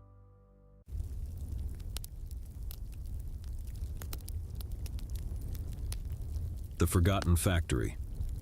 In the heart of an industrial town, hidden away from the bustling streets and curious eyes, there stood an abandoned factory. For years, the massive, decaying structure had been left to rot, its ominous presence looming over the town like a ghost from a bygone era. The factory had once been a hub of activity, churning out textiles that had clothed generations. But as time passed, its machinery grew obsolete, and the business crumbled, leaving behind only echoes of its former glory. One fateful summer, a group of 4 friends, Emily, David, Sarah, and Ben, decided to explore the abandoned factory. Armed with flashlights, they ventured through its rusted gates and into the shadowy interior. The air inside was thick with dust and the scent of old machinery. Cobwebs clung to the walls and forgotten tools lay scattered across the floor. It was as if time had stood still within the factory's walls. As they ventured deeper into the factory, they came across a series of old photographs. The images depicted workers toiling away at the machinery, their faces etched with exhaustion. Among the photos, they found one of a man who stood out, a tall figure with a stern expression identified only as Elijah. Their curiosity piqued, they continued their exploration, eventually stumbling upon an office buried in the heart of the factory. Dust-covered ledgers and journals filled the room, documenting the factory's history. It was there they uncovered the tragic story of Elijah, the factory's enigmatic owner. Elijah had been a stern and demanding taskmaster, obsessed with productivity and profit. He had driven his workers relentlessly, often subjecting them to harsh working conditions and long hours. The ledgers detailed a string of accidents and injuries that had befallen the laborers, all seemingly swept under the rug. As they read on, they discovered a chilling account of a workers' strike that had erupted in protest of Elijah's cruel treatment. The strike had turned violent, with workers clashing with security forces hired by the factory owner. One entry in particular sent shivers down their spines. It described a night when the factory had been set ablaze, resulting in a catastrophic loss of life. Elijah had narrowly escaped the inferno, but the fire had claimed the lives of many workers. As they delved deeper into the journal, they realized that Elijah had never been held accountable for the tragedy. Instead, he had disappeared from the town, his fate shrouded in mystery. Their exploration took them to the factory's basement, a dark and foreboding space. There, they discovered an ancient, dusty safe hidden behind a crumbling wall. With trembling hands, they managed to pry it open, revealing a collection of letters that had never been sent. The letters were addressed to Elijah, each penned by a grieving family member of a worker who had perished in the factory fire. They spoke of sorrow, anger, and a thirst for justice. It was clear that the families believed Elijah bore responsibility for the tragedy. Suddenly, a chilling sensation washed over them, and they heard faint whispers echoing through the basement. The voices were filled with anger and sorrow, as if the very walls of the factory were bearing witness to the long-suppressed grief and rage of the workers who had perished. As they fled the basement in terror, the factory seemed to come alive with supernatural activity. Machinery long silent rumbled to life, and ghostly apparitions of workers filled the dimly lit corridors. Desperate to escape the malevolent presence that had awakened, Emily, David, Sarah, and Ben raced toward the factory's exit. But the massive doors slammed shut before them, sealing them inside. With each step, the apparitions drew closer, their ghostly forms reaching out for the intruders. It was as if the spirits of the workers sought retribution for the injustice that had plagued the factory for so long. In their frantic search for an escape, they stumbled upon a hidden passage that led to the factory's rooftop. As they burst into the open air, they were met with a breathtaking view of the town below. The factory trembled, its very foundations shaking as if in protest. The apparitions of the workers drew back, their mournful wails filling the air. And then, as suddenly as it had begun, the supernatural activity ceased. The massive doors creaked open, allowing Emily, David, Sarah, and Ben to flee the factory. They ran from the abandoned structure, their hearts pounding with terror, and never looked back. They knew that they had stumbled upon a dark and tragic chapter in the factory's history, a story of exploitation and tragedy that had left its mark on the town. The factory, once a place of industry and labor, had become a haunted relic of the past, a chilling reminder that the sins of the past could never truly be forgotten. The Whispering Pines Inn. The Whispering Pines Inn stood nestled among a grove of ancient trees, its weathered facade exuding an air of faded grandeur. For decades, it had lured weary travelers with promises of solace and rest, but those who entered its doors often left with a sense of unease that lingered long after their departure. On a chilly autumn evening, Emma and Alex, a young couple seeking a romantic getaway, arrived at the inn. The innkeeper, a stooped man with hollow eyes, welcomed them with a strained smile. He showed them to their room, the Pineview Suite, on the upper floor of the creaking Victorian building. As Emma and Alex settled into their room, they couldn't help but notice the peculiar decor. Faded wallpaper adorned with intricate patterns of pine trees and a painting of a sorrowful-looking woman who seemed to watch them with mournful eyes. The night began like any other romantic getaway. They dined by candlelight in the inn's dimly lit dining room and sipped wine beside a crackling fireplace. Yet, as the evening wore on, they couldn't ignore the subtle but unsettling sensations that seemed to pervade the inn. In their room, Emma heard faint whispers that seemed to emanate from the walls themselves. She dismissed them as her imagination, but when she mentioned it to Alex, he admitted to hearing them too. They strained to make out the words, which spoke of sorrow, longing, and a plea for release. Determined to unravel the mystery, they decided to explore the inn after dark. They descended the narrow staircase, their footsteps echoing in the eerie silence.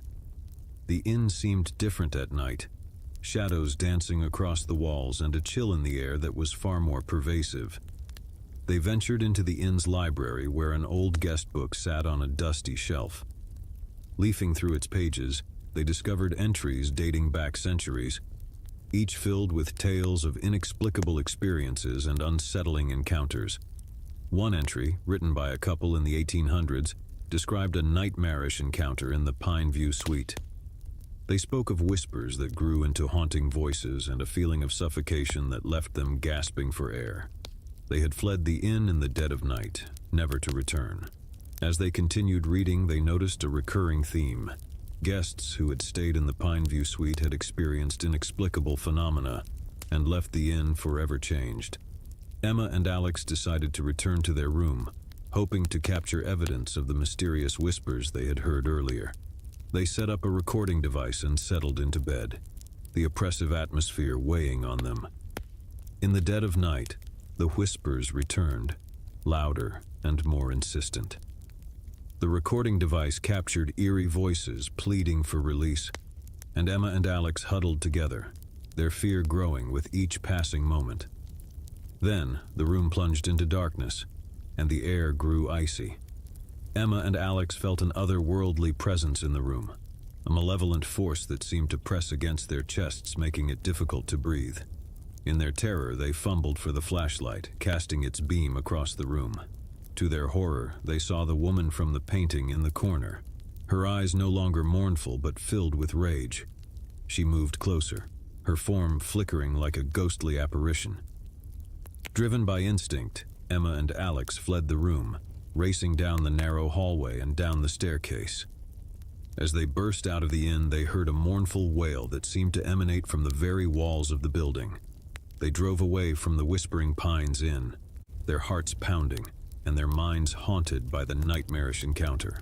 They knew they had narrowly escaped the clutches of a malevolent force that dwelled within the inn, a force that preyed on the souls of those who dared to stay in the Pineview suite. Though they never returned to that accursed place, the memory of their night at the Whispering Pines Inn would forever linger, a chilling reminder that some mysteries were better left unsolved, and some places were better left unvisited.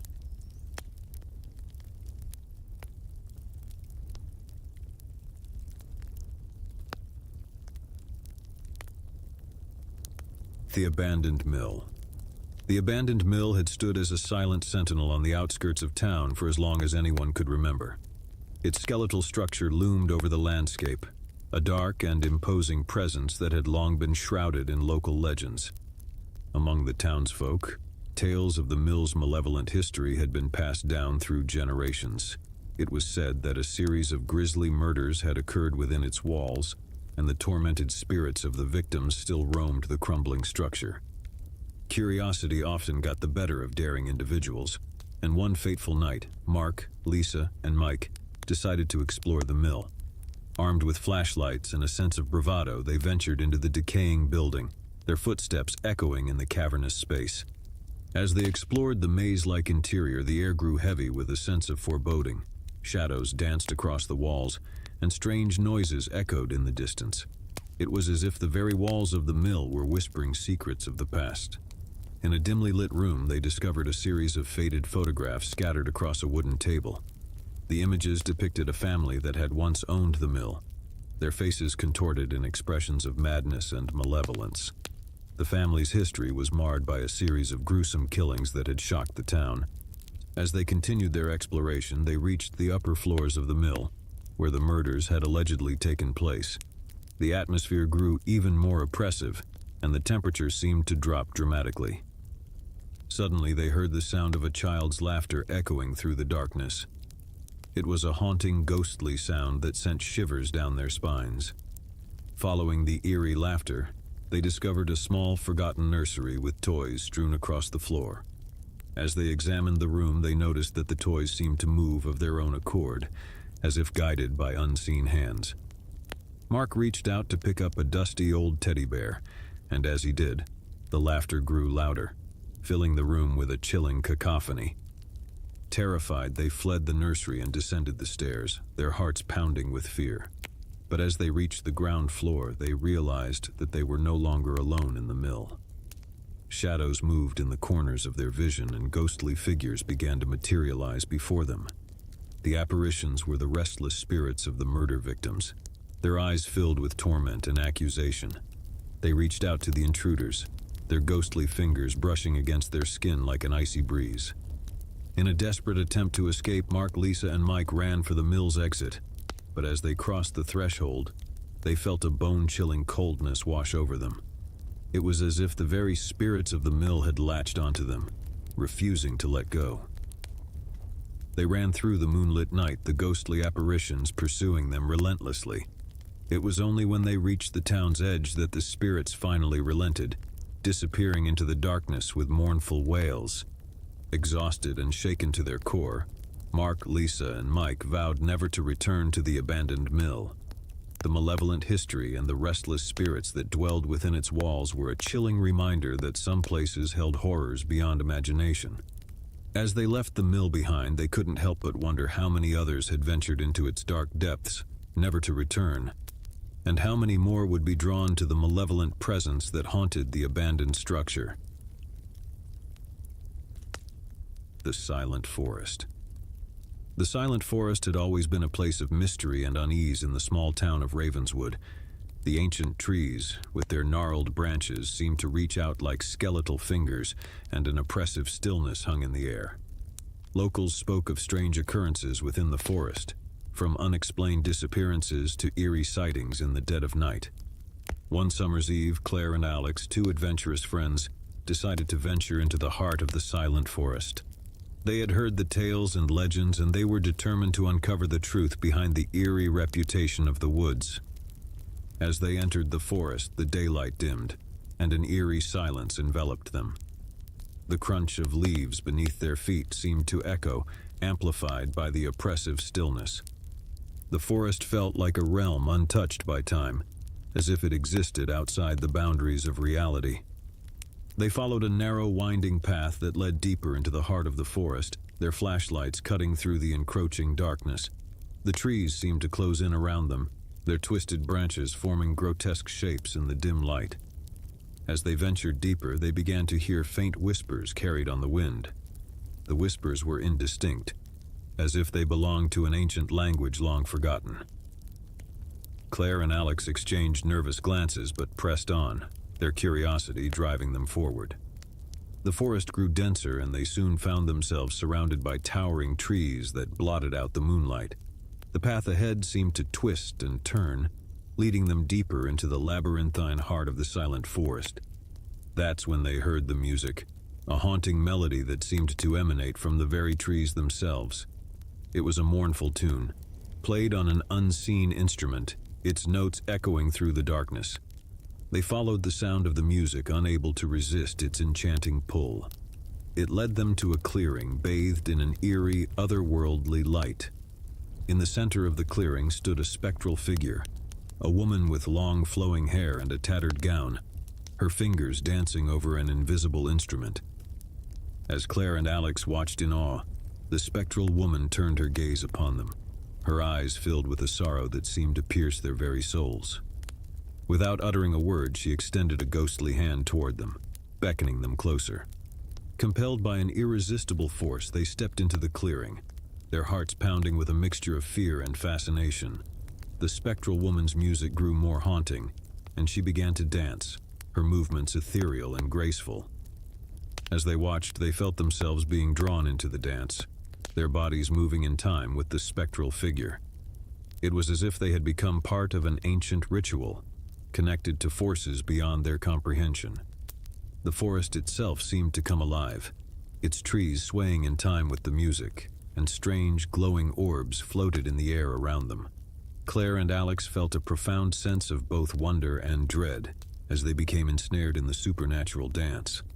Hours passed in a blur, and when the dance finally came to an end, they found themselves standing at the edge of the Silent Forest, the first light of dawn breaking over the horizon. The spectral woman had disappeared, leaving them with a sense of profound loss and confusion. They stumbled out of the forest, their minds reeling from the otherworldly experience. As they returned to the town of Ravenswood, they knew that they had glimpsed a realm beyond human understanding, a place where the boundaries between the living and the supernatural were blurred. The silent forest remained an enigma, its mysteries hidden deep within its ancient woods, waiting to ensnare those who dared to venture into its depths. Claire and Alex would forever carry the memory of their encounter with the spectral figure and the haunting dance of the silent forest, a testament to the inexplicable wonders and terrors that lurked in the shadows. The lighthouse keeper's legacy. Perched on a desolate stretch of coastline, the Weatherby Lighthouse had long been a beacon of safety for sailors navigating treacherous waters. Its towering structure had weathered countless storms, but it was not just the elements that had left their mark on this lonely outpost. The legend of the Weatherby Lighthouse was one of tragedy and mystery. Local folklore spoke of a lighthouse keeper named Samuel Weatherby, a solitary man who had tended to the beacon for decades. He had lived alone, shrouded in secrecy, and had rarely been seen by the townsfolk. One foggy evening, a group of friends, Kate, Tom, and Rachel, decided to visit the lighthouse as part of their coastal adventure. The tales of Samuel Weatherby had always intrigued them, and they were determined to uncover the truth behind the enigmatic keeper. As they approached the lighthouse, its towering form emerged from the mist, its light sweeping across the turbulent sea.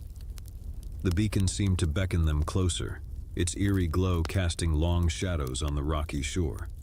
Inside the lighthouse, they found a narrow spiral staircase that wound its way to the top. As they ascended, the air grew colder, and a sense of unease settled upon them. The walls were lined with old maritime charts and faded photographs of the sea, but there was no trace of Samuel Weatherby. Finally, they reached the lantern room where the lighthouse's powerful beam cast a piercing light out to sea. It was there that they found a dusty journal, its pages filled with Samuel Weatherby's handwritten entries. The journal spoke of a life of solitude and isolation, of a man who had become obsessed with the sea and its mysteries. Samuel had written of strange sightings in the waters below, of eerie lights that danced on the waves and ghostly apparitions that haunted the shoreline. As they read on, the entries grew more disturbing. Samuel had become convinced that a malevolent force lurked beneath the waves, a dark entity that sought to claim his soul. He had begun performing strange rituals and incantations to ward off the malevolent presence. As Kate, Tom, and Rachel continued to read, they heard a sound that sent shivers down their spines, a mournful, echoing wail that seemed to emanate from the very walls of the lighthouse. It was a sound of anguish and despair, a sound that chilled them to the bone. Terrified but driven by a morbid curiosity, they ventured out onto the lighthouse's balcony, where they were met with a sight that defied explanation. The sea below churned with unnatural fury, its waves crashing against the rocks with a ferocity that seemed impossible. And there on the rocky shore they saw a spectral figure, the ghostly apparition of Samuel Weatherby, his eyes filled with a torment that transcended the boundaries of the living world. He beckoned to them, his bony fingers reaching out as if pleading for release. In that moment, they knew that the legend of the Weatherby Lighthouse was all too real, and the malevolent force that had haunted Samuel Weatherby still clung to the beacon. They turned to flee the lighthouse, but the spectral figure of Samuel pursued them, his anguished wails echoing in their ears. They stumbled down the spiral staircase, their hearts pounding with terror, and burst out of the lighthouse. The fog had grown even thicker, shrouding the coastline in an impenetrable veil. As they made their way back to their car, they knew that they had witnessed something beyond the realm of the living, something that defied explanation. The legend of Samuel Weatherby and the malevolent force that haunted the Weatherby Lighthouse would forever haunt their nightmares, a chilling reminder that some mysteries were best left undisturbed. They never spoke of their encounter to the townsfolk, knowing that the lighthouse held secrets that were not meant to be revealed. The Weatherby Lighthouse continued to cast its eerie glow over the coastline, a silent sentinel that guarded its secrets with a malevolent force that defied understanding. And so the legend of the Weatherby Lighthouse lived on, a dark and enigmatic chapter in the coastal town's history, a testament to the enduring mysteries of the sea and the haunting legacy of Samuel Weatherby, the lighthouse keeper who had dared to confront the unknown. Story 1. The Forbidden Temple of Angkor Wat. Angkor Wat, the famous temple complex in Cambodia, was a must-visit for tourists worldwide. Mark and his friends, avid urban explorers, decided to explore not just the main temple but also the less-known ruins nearby. The group had heard whispers of the temple's dark past, horrifying experiments, cruel treatment of patients, and rumors of restless spirits. Determined to document their adventure, they brought cameras, flashlights, and a sense of dread that clung to them like a second skin. As they entered the decaying building, the stench of mildew and decay assaulted their senses. Crumbling walls, shattered windows, and discarded hospital equipment painted a grim picture of what had transpired within these walls. The exploration was unnerving, but nothing could prepare them for what they discovered in the basement. Rows of rusted cages, restraints, and a chillingly preserved operating room told a haunting tale of suffering. Sarah's friend Jake couldn't resist trying on an old straitjacket for a photo. As he posed, a deafening crash echoed through the basement. The group frantically searched for the source of the noise but found nothing. Their unease grew and they decided to leave the basement. That's when they realized Jake was missing. Panic set in as they scoured the asylum, but there was no sign of him. Terrified and hearts pounding, they fled the asylum, vowing to return with help. The police were called, and a search of the building commenced. But Jake was never found. In the following weeks, the group reviewed their photos, hoping for clues. In one, they saw Jake straitjacketed, surrounded by shadowy figures with hollow eyes. His fate remained a mystery, but the chilling photograph served as a haunting reminder of their ill-fated exploration. As time passed, the group's obsession with Jake's disappearance grew. They delved deeper into the history of the asylum, uncovering tales of a doctor who had conducted grotesque experiments on patients, leaving them scarred both physically and mentally. One evening, Sarah received an anonymous email with a cryptic message, coordinates leading to an abandoned mansion on the outskirts of town. Intrigued and driven by the need for closure, the group decided to investigate. The mansion, hidden behind overgrown trees and crumbling stone walls, exuded an air of malevolence. As they entered, they discovered a room filled with disturbing photographs and journals detailing the doctor's experiments. The truth unfolded before their eyes. Jake had become a victim of the asylum's dark past. He had been subjected to torturous procedures, his mind shattered by the doctor's sadistic pursuits. As they continued to explore, they stumbled upon a hidden chamber deep within the mansion. Inside, they found Jake, his emaciated body suspended from the ceiling by chains. His eyes, once vibrant, now held only emptiness. With trembling hands, they released Jake from his nightmarish prison. His reunion with Sarah was bittersweet, as the horrors he had endured left him a shell of his former self. The group vowed to bring the doctor's atrocities to light, to ensure that no one else would suffer the same fate. But as they left the mansion, they couldn't shake the feeling that the darkness of the asylum still clung to them, a haunting reminder of the evil they had uncovered.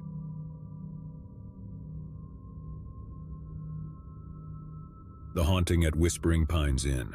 Nestled deep in the Appalachian Mountains, Whispering Pines Inn was known for its rustic charm and breathtaking views. Sarah and her husband Mark decided to spend their anniversary there, eager to escape the hustle and bustle of city life. The innkeeper, Mr. Simmons, welcomed them warmly and showed them to their room, a quaint antique-filled suite with a balcony overlooking the dense forest. Their first night was peaceful, but on the second night, Sarah was awakened by a soft, mournful whisper that seemed to emanate from the walls themselves. She roused Mark, but he heard nothing and dismissed it as a dream. The whispers grew louder each night, accompanied by a feeling of icy dread that seemed to seep into their bones. Sarah's sleepless nights left her exhausted, and Mark's skepticism slowly eroded. One evening, as they sat on the balcony, a chilling voice spoke directly into their minds. "Leave this place before it claims you," it warned. They glanced around, but there was no one to be seen. Terrified, they packed their bags and sought out Mr. Simmons. As they approached the innkeeper's office, they noticed a portrait on the wall, an eerie painting of Mr. Simmons himself, his eyes cold and lifeless. And Mr. Simmons explained that he had been bound to the inn by a dark pact made long ago, and the inn demanded souls to sustain it. He had lured countless guests to their doom, and he was bound to do so for eternity. With a heavy heart, Mr. Simmons urged them to run to save themselves from the inn's insatiable hunger. Sarah and Mark fled, leaving behind the cursed Whispering Pines Inn and its malevolent innkeeper. They sought refuge in a nearby town, haunted by the memories of their ordeal. The whispers and icy dread had left scars on their souls, a constant reminder of the evil that had lurked within the inn's walls. Years later, as they passed by the inn, they saw that it had fallen into further disrepair, its once charming exterior now a decrepit facade. They knew that the innkeeper's curse would forever bind him to the crumbling building, a prisoner of his own malevolence.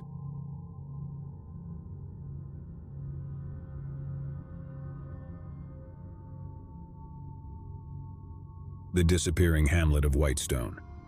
Eager for an adventure off the beaten path, Tom and his friends embarked on a road trip through the remote countryside of Eastern Europe. They had heard rumors of a hidden village called Gavroska, untouched by modern civilization.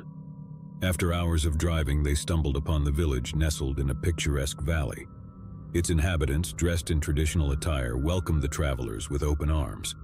The village seemed idyllic, frozen in time. As they explored, Tom and his friends noticed peculiarities: the villagers' insistence on not mentioning the modern world, the absence of any technology, and the eerie quiet that pervaded the village. On the second day, they awoke to find the village deserted. Panic set in as they searched for any sign of life, but there was none. They decided to leave, but discovered their car had vanished. Trapped in Gavroska, they delved deeper into the mystery. Hidden in a cellar, they uncovered a journal from the 1800s that told of a curse placed upon the village, a curse that trapped its inhabitants in a timeless purgatory. With each passing day, Tom and his friends felt time slip away, their own bodies aging while the village remained untouched. Desperate, they sought a way to break the curse. Their research led them to a hidden chamber beneath the village church, where they discovered a decrepit altar. There, they performed a solemn ritual to appease the ancient curse, offering their own time and memories in exchange for the village's freedom. The village came alive once more, but Tom and his friends aged decades in an instant, their memories fading like mist. They were old, their lives reduced to fragments of time, but they had succeeded. The curse of Gavroska was lifted and the village was free. Tom was the only one who survived, a frail old man with only fleeting memories of his youth and friends. He would never forget the sacrifice that had set the village free, a sacrifice that had come at a great personal cost. The sinister cave of Appalachian Shadows. For their annual adventure, a group of college friends decided to explore the Appalachian Mountains, known for their rugged terrain and hidden secrets. Their destination was a remote cave, rumored to hold ancient treasures. As they ventured into the cave, the air grew chilly and the darkness pressed in around them. Illuminating the path with flashlights, they navigated the labyrinthine tunnels, uncovering eerie carvings on the walls. Deeper within the cave, they discovered a chamber unlike any other, an underground lake, its waters shimmering with an unnatural glow. The sight was breathtaking, but the tranquility was short-lived. A shadowy figure emerged from the water, its eyes gleaming with malevolence. It spoke not with words but with images in their minds, a warning to leave, for the cave was cursed. Fearful yet curious, the friends pressed on, desperate to uncover the cave's secrets. As they delved deeper, the shadows grew thicker and their flashlights flickered. One by one, they vanished, consumed by the darkness. Only Sarah remained, her heart pounding as she tried to escape, but the cave seemed to shift and twist, trapping her within its depths. Finally, she reached the underground lake where the shadowy figure awaited. It revealed its true form, a guardian spirit tasked with protecting the cave's ancient secrets.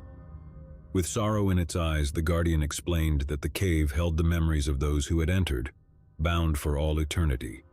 The friends had become one with the cave, their souls imprisoned within its depths. Sarah, alone and terrified, realized that there was no escape. She had uncovered the cave's dark secret, but it had come at a terrible price. As she gazed into the glowing waters, she knew that she would join her friends in the shadows, a part of the cave's cursed legacy. The ghost ship of Roanoke Island. Roanoke Island, with its rich history and maritime legends, drew tourists seeking adventure. A group of friends set out to explore the coastal town, eager to uncover the mysteries hidden within its shores.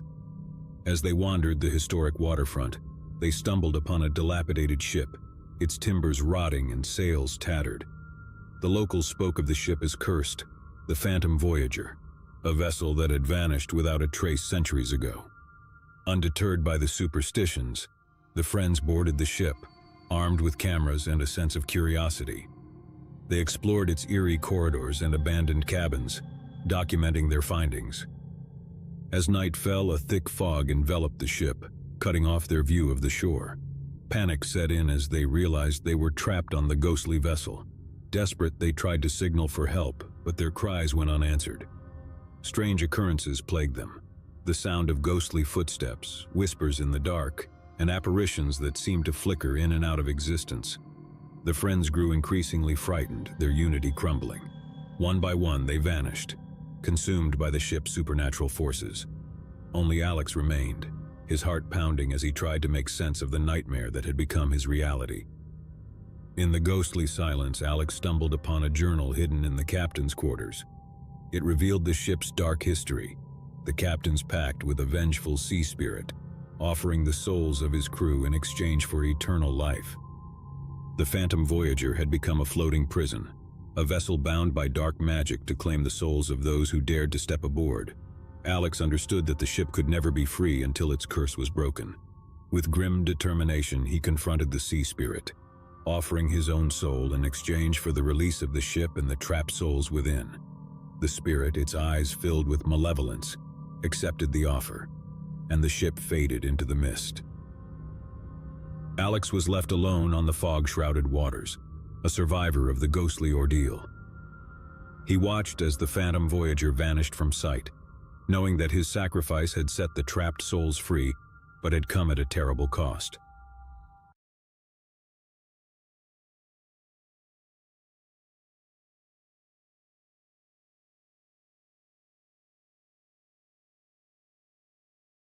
One, the haunting of Willow Lake. Nestled in the heart of the dense forest, Willow Lake had always been a tranquil and picturesque camping destination. Families and nature enthusiasts flocked to its shores during the summer months, seeking respite from the hustle and bustle of the city. One warm July weekend, a group of friends, Sarah, Mike, Lisa, and Tom, decided to embark on a camping trip to Willow Lake. They had heard stories of its serene beauty and the abundance of wildlife in the area. It seemed like the perfect getaway. They arrived at the campsite, pitched their tents, and spent the day hiking along the trails that crisscrossed the woods. As evening descended, they gathered around a crackling campfire, roasting marshmallows and sharing ghost stories. As the night deepened, an eerie stillness settled over the forest. The usual sounds of nocturnal creatures seemed to have vanished, leaving the group in a hushed silence that was punctuated only by the crackling of the fire. Sarah, an avid photographer, decided to capture the beauty of the moonlit lake. She ventured toward the water's edge, her camera in hand. The others watched as she framed her shot, capturing the shimmering reflection of the full moon on the tranquil surface. Just as Sarah was about to take her photo, she heard a faint whisper behind her. Startled, she turned, but there was no one there. She dismissed it as a trick of the wind and snapped her photo. But as the flash illuminated the area, it revealed a chilling sight. Standing at the water's edge was a figure, its back to Sarah. It appeared to be a woman, her long, disheveled hair flowing down her back. Sarah called out to the figure, asking if she was lost or needed help. There was no response. The figure remained motionless, facing the lake. Sarah cautiously approached, her heart pounding in her chest.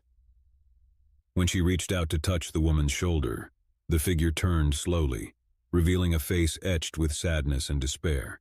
Her eyes were vacant and her lips moved soundlessly as if trying to convey a message. Terrified, Sarah stumbled backward, her friends rushing to her side. They saw the spectral figure too, standing by the water's edge. a ghostly presence that seemed to radiate sorrow.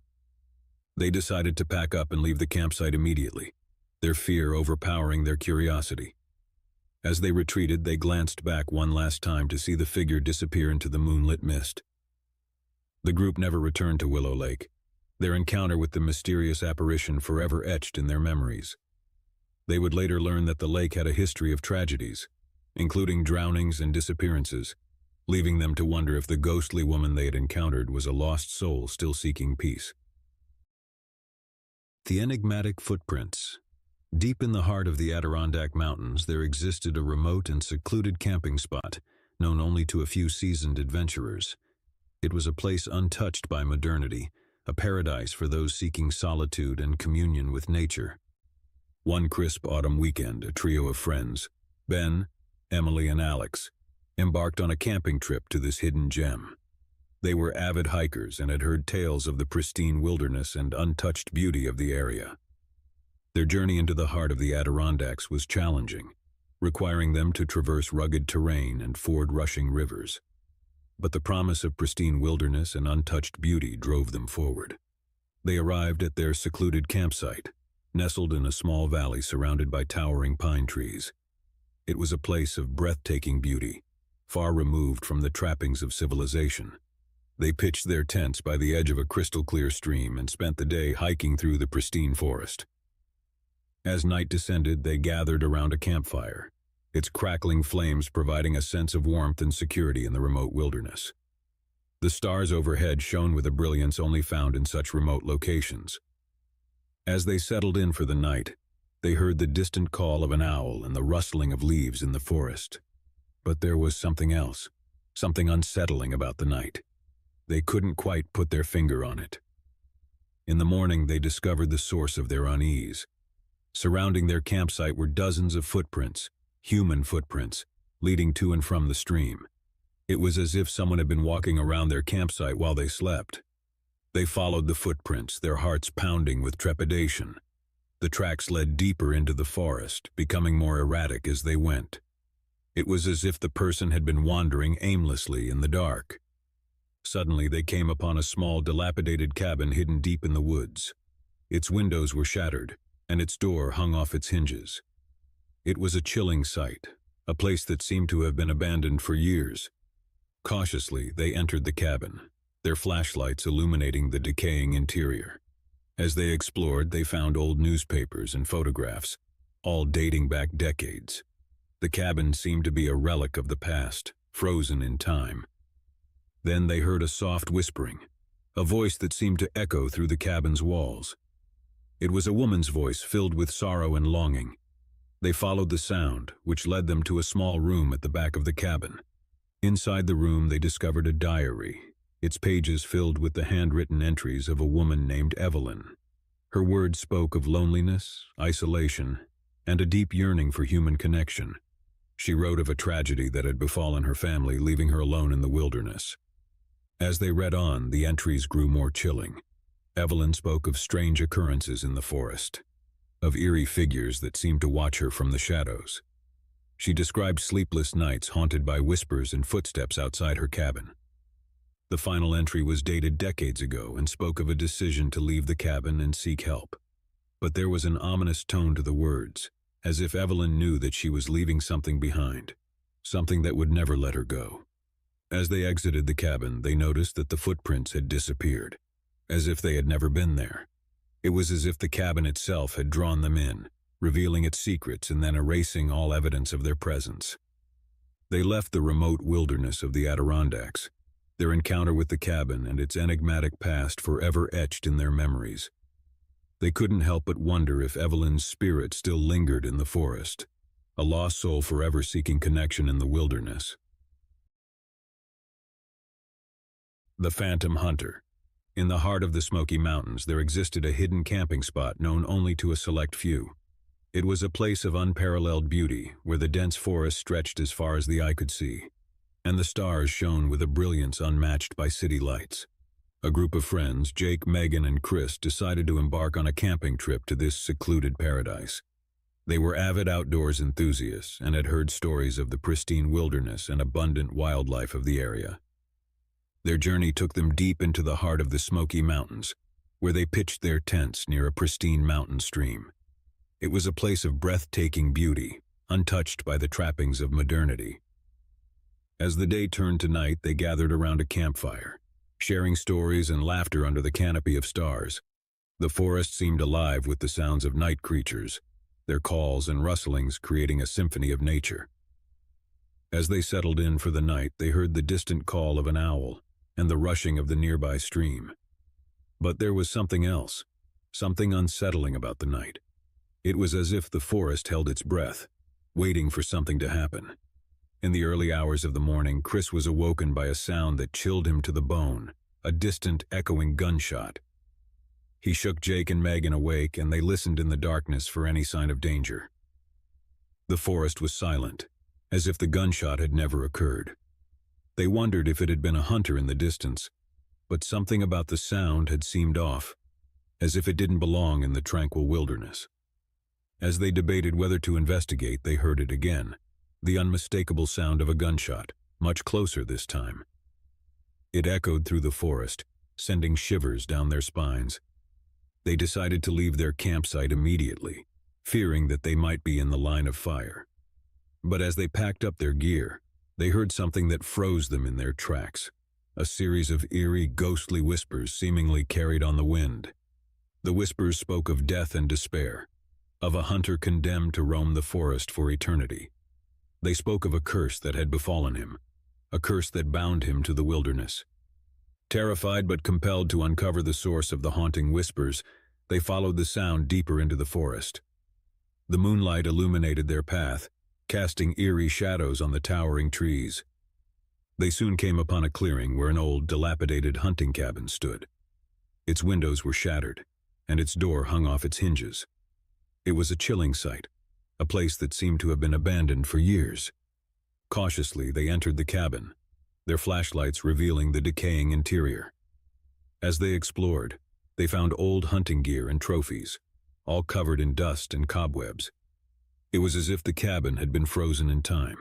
In a corner of the cabin, they discovered a journal, its pages filled with the handwritten entries of a man named Samuel. His words spoke of a love for hunting and the thrill of the chase. But as they read on, the entries grew darker, revealing a descent into obsession and madness. Samuel wrote of a fateful day when he had wounded a majestic buck, but had been unable to claim his prize. He spoke of a mysterious figure that had appeared in the forest, cursing him to roam the wilderness as a phantom hunter, forever seeking the elusive buck. The final entry was dated decades ago and spoke of Samuel's decision to leave the cabin and seek help. But there was a sense of hopelessness in his words, as if he knew that he was bound to the forest, unable to escape the curse that had befallen him. As they exited the cabin, they noticed that the forest had grown silent, as if the whispers had ceased. It was as if the cabin itself had drawn them in, revealing its secrets and then silencing its haunting past. They left the Smoky Mountains, their encounter with the cabin and its enigmatic past forever etched in their memories. They couldn't help but wonder if Samuel's spirit still roamed the forest, a phantom hunter forever seeking his elusive prey. The mysterious disappearance.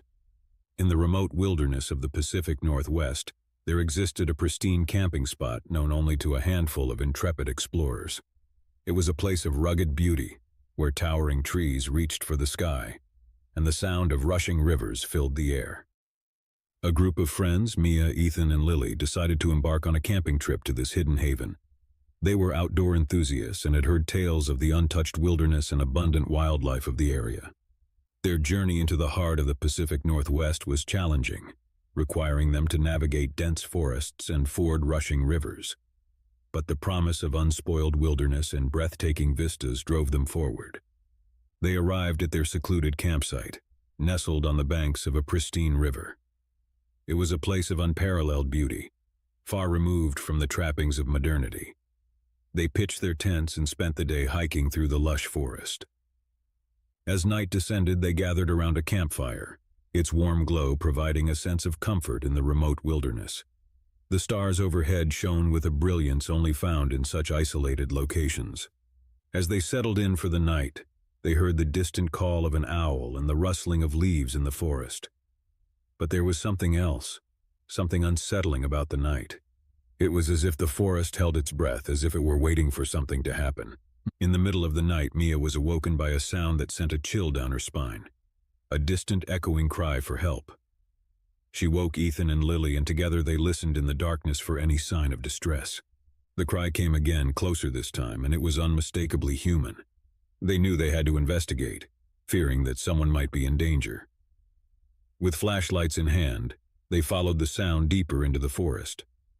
The forest was eerily silent as they ventured into its depths, the only sound the rushing of the river in the distance. They soon came upon a small clearing where they discovered a tent pitched haphazardly. Cautiously, they entered the tent, their flashlights revealing a scene of chaos. Sleeping bags were tossed about, and supplies were strewn across the floor. It was as if the occupants had fled in a hurry. Then they heard it again, the cry for help, this time coming from deeper in the forest. They followed the sound, their hearts pounding with trepidation. It led them to a narrow trail that disappeared into the trees. As they ventured further along the trail, they stumbled upon a journal, its pages filled with handwritten entries. It belonged to a woman named Sarah, and her words spoke of a solo camping trip in the wilderness. Sarah wrote of the beauty of the forest and the solitude she had found in its depths. But as they read on, the entries grew more unsettling. She described strange occurrences in the night, of eerie shadows and ghostly whispers that seemed to haunt her campsite. The final entry was dated only a few nights ago and spoke of a chilling encounter. Sarah had heard the cries for help in the darkness, and when she had ventured out of her tent to investigate, she had been met with a sense of overwhelming dread. She wrote of a presence in the forest, a malevolent force that seemed to watch her every move. She feared that she was being hunted, that something in the wilderness wanted to claim her. As they continued down the trail, they found themselves in a small clearing, where they discovered a backpack and a pair of hiking boots. It was as if Sarah had vanished without a trace, leaving behind only her belongings. The cry for help came again, this time echoing through the trees closer than ever. It sent shivers down their spines, and they knew they had to leave the forest immediately, fearing that they too might become victims of whatever malevolent force had claimed Sarah. They retreated from the wilderness of the Pacific Northwest, their encounter with the mysterious disappearance forever etched in their memories. They couldn't help but wonder if Sarah's spirit still haunted the forest, a lost soul forever seeking answers to the enigmatic forces that had claimed her. The Phantom Camper. In the heart of the Appalachian Mountains, there existed a remote camping spot known only to a select few adventurers. It was a place of pristine beauty, where the rugged terrain and dense forests created a sanctuary for those seeking solace in nature. A group of friends, James, Emma, and Daniel, decided to embark on a camping trip to this hidden gem. They were experienced outdoors enthusiasts, and had heard tales of the untouched wilderness and pristine streams of the area. Their journey into the heart of the Appalachians was challenging, requiring them to navigate steep slopes and dense underbrush. But the promise of unspoiled wilderness and the chance to disconnect from the modern world drove them forward. They arrived at their secluded campsite, nestled in a valley surrounded by towering peaks. It was a place of breathtaking beauty, far removed from the trappings of civilization. They pitched their tents and spent the day hiking through the rugged terrain. As night descended, they gathered around a campfire, its crackling flames providing a sense of warmth and security in the remote wilderness. The stars overhead shone with a brilliance only found in such isolated locations. As they settled in for the night, they heard the distant call of an owl and the rustling of leaves in the forest. But there was something else, something unsettling about the night. It was as if the forest held its breath, waiting for something to happen. In the middle of the night, James was awoken by a sound that sent a shiver down his spine, a faint echoing voice calling out in the darkness. He woke Emma and Daniel, and together they listened for any sign of distress. The voice came again, a desperate plea for help, and it was unmistakably human. They knew they had to investigate, fearing that someone might be in danger. Armed with flashlights, they followed the sound deeper into the forest. The forest was eerily silent as they ventured into its depths, the only sound the distant rush of the nearby stream. They soon came upon a small clearing, where they discovered an old tattered tent. Cautiously, they entered the tent, their flashlights revealing a scene of disarray. Sleeping bags were torn open, and supplies were scattered across the floor. It was as if the occupants had fled in a panic. Then they heard it again, the voice this time closer, as if it were just beyond the trees. They followed the sound, their hearts pounding with trepidation. It led them to a narrow trail that wound deeper into the forest. As they ventured further along the trail, they stumbled upon a backpack and a hiking jacket, abandoned on the ground as if their owner had hastily discarded them. It was a chilling sight, a sign that someone had been in distress. The voice came again, echoing through the trees, desperate and pleading. It sent shivers down their spines, and they knew they had to leave the forest immediately, fearing that they too might become victims of whatever unseen force had claimed the camper. They retreated from the wilderness of the Appalachians, their encounter with the phantom camper forever etched in their memories. They couldn't help but wonder if the voice they had heard was the desperate plea of a lost soul, forever trapped in the remote wilderness, forever seeking escape from the enigmatic forces that had claimed them.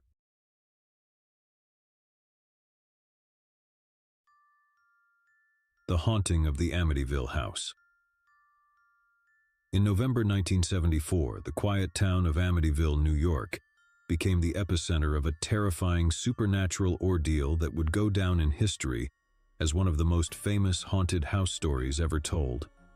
The story began when the Lutz family, consisting of George and Kathy Lutz and their 3 children, moved into a beautiful Dutch colonial house at 112 Ocean Avenue. Little did they know that this idyllic-looking house had a gruesome and sinister past. Just a year before the Lutz family's arrival, the house was the site of a horrifying and gruesome mass murder. Ronald DeFeo Jr., the previous occupant of the house, had shot and killed 6 members of his own family while they slept. It was a chilling and inexplicable crime that sent shockwaves through the community. Ronald DeFeo Jr. claimed that voices in the house had compelled him to commit these heinous acts. When the Lutz family moved in, they were initially captivated by the house's charm and character. The spacious rooms, the cozy fireplaces, and the view of the Amityville River from their backyard all seemed perfect. However, it wasn't long before they began to experience a series of eerie and unexplained phenomena that would forever change their lives. The first signs of something amiss were subtle but unsettling. Strange odors permeated the house, ranging from sickly sweet perfumes to the stench of decay. Doors and windows would open and close by themselves, and cold spots seemed to linger in certain rooms, no matter how high they cranked up the heat. Bizarrely, flies swarmed the house in the dead of winter, gathering in unusual patterns that defied natural explanation. As the days turned into weeks, the Lutz family's experiences escalated. They claimed to have seen apparitions, shadowy figures that moved through the hallways and rooms, often accompanied by an overwhelming sense of dread. Kathy Lutz was particularly affected, waking up at 3:15 a.m., the same time the DeFeo murders had occurred, plagued by terrifying nightmares and unexplained bruises on her body. George Lutz's behavior began to change as well.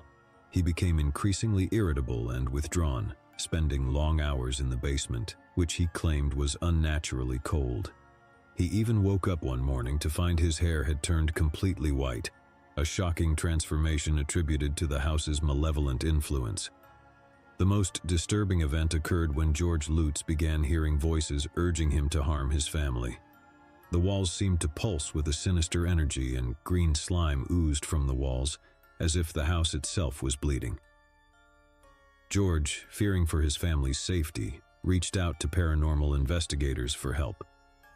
Among those who came to investigate the Amityville house were Ed and Lorraine Warren, renowned paranormal investigators famous for their work on other cases, including the Annabelle doll and the Perron family haunting, as depicted in the Conjuring series of films. The Warrens believed that the house was infested with malevolent spirits, possibly drawn to it due to the residual energy from the DeFeo murders. During their investigations, the Warrens documented numerous eerie occurrences. They recorded unexplained noises, captured photographs with strange anomalies, and reported feelings of extreme cold and malevolence in certain areas of the house. These findings later became part of the basis for their book, The Amityville Horror, which recounted the Lutz family's terrifying experiences in great detail. The Amityville Horror by J. Anson, based on the Warrens' investigations and the Lutz family's accounts, became a bestseller upon its release. The book sent shockwaves through popular culture, and the story of the Amityville haunting was adapted into a series of movies, further cementing its place in the annals of paranormal lore. The Amityville haunting story has sparked intense debate over the years. Skeptics question the validity of the Lutz family's claims, suggesting that they might have fabricated the story for financial gain.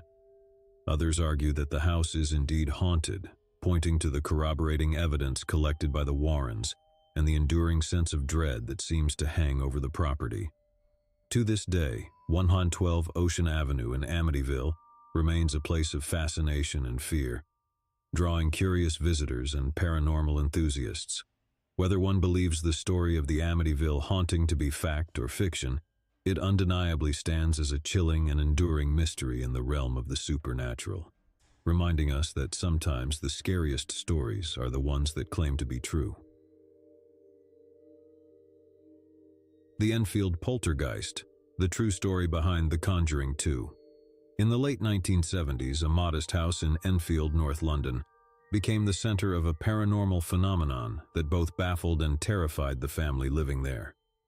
The Hodgson family, consisting of Peggy Hodgson and her 4 children, Margaret, Janet, Johnny, and Billy, found themselves thrust into a nightmarish ordeal that would go down in history as the Enfield Poltergeist case.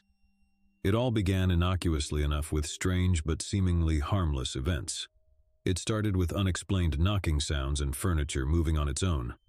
Peggy, a single mother struggling to make ends meet, initially brushed these occurrences off as pranks or figments of her children's imagination. However, the incidents quickly escalated into something far more sinister. The paranormal activity intensified, and Janet, the 11-year-old daughter, became the primary target.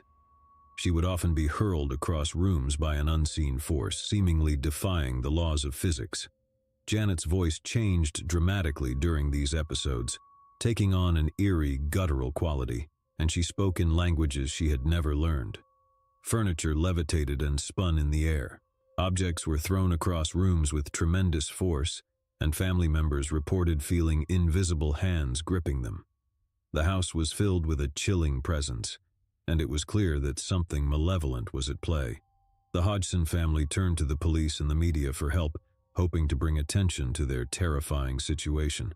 It was during these interactions with law enforcement and the press that some of the most compelling evidence of the haunting emerged. Photographs captured Janet levitating above her bed, and audio recordings captured her speaking in strange, otherworldly voices. One of the most famous incidents involved investigator Maurice Grosse, who witnessed a chair moving by itself. When he attempted to sit in it, the chair inexplicably tilted backward, sending him sprawling to the floor. Grosse, along with fellow investigator Guy Lyon Playfair, became convinced that the Enfield case was genuine and not a hoax. Ed and Lorraine Warren, renowned paranormal investigators, also became involved in the Enfield Poltergeist case. They visited the Hodgson family and conducted investigations, lending further credibility to the claims of supernatural activity. The Enfield Poltergeist case garnered widespread attention, both in the UK and internationally. Skeptics questioned the authenticity of the events, suggesting that the Hodgson family had fabricated the entire story for attention or financial gain. However, investigators, including Grosse and Playfair, as well as the Warrens, remained convinced that the haunting was real. The case continued for over a year, during which the Hodgson family endured terrifying ordeals, but eventually, the intensity of the paranormal activity subsided. Janet Hodgson returned to a semblance of normalcy, and the family was able to regain some sense of stability. While the Enfield Poltergeist case remains one of the most well-documented and controversial in the annals of paranormal research, it has left an indelible mark on popular culture. The event served as the inspiration for the film The Conjuring 2, directed by James Wan. The movie brought the Enfield haunting to a new generation of horror enthusiasts and reignited the debate over its authenticity.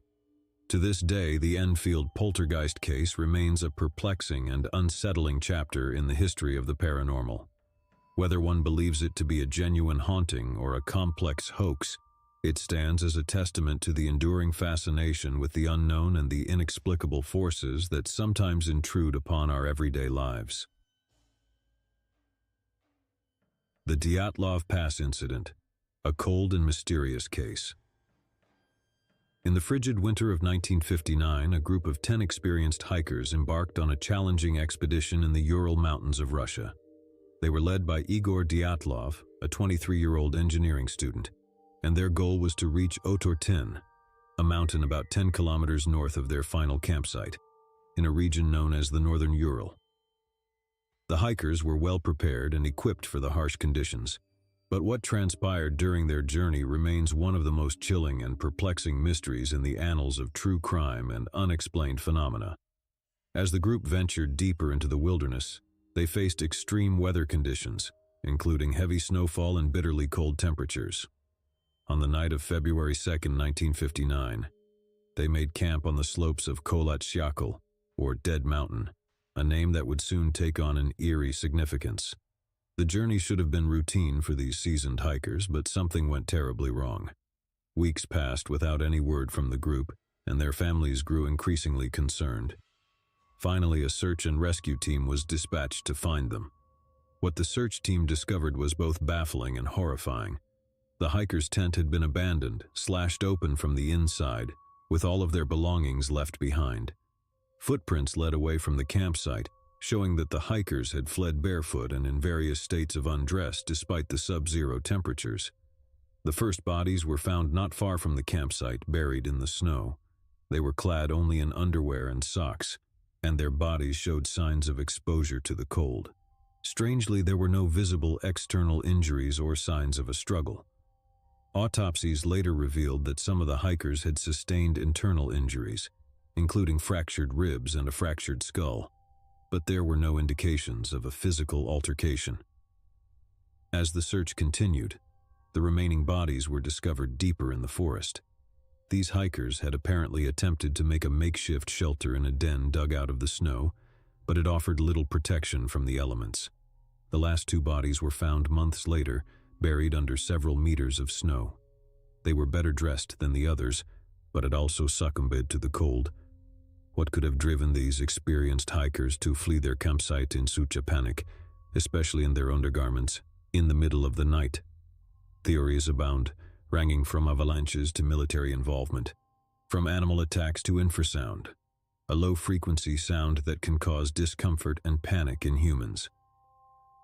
The official Soviet investigation concluded that the hikers had died of a compelling natural force, which only added to the mystery. The details of the investigation were classified, further fueling speculation and conspiracy theories.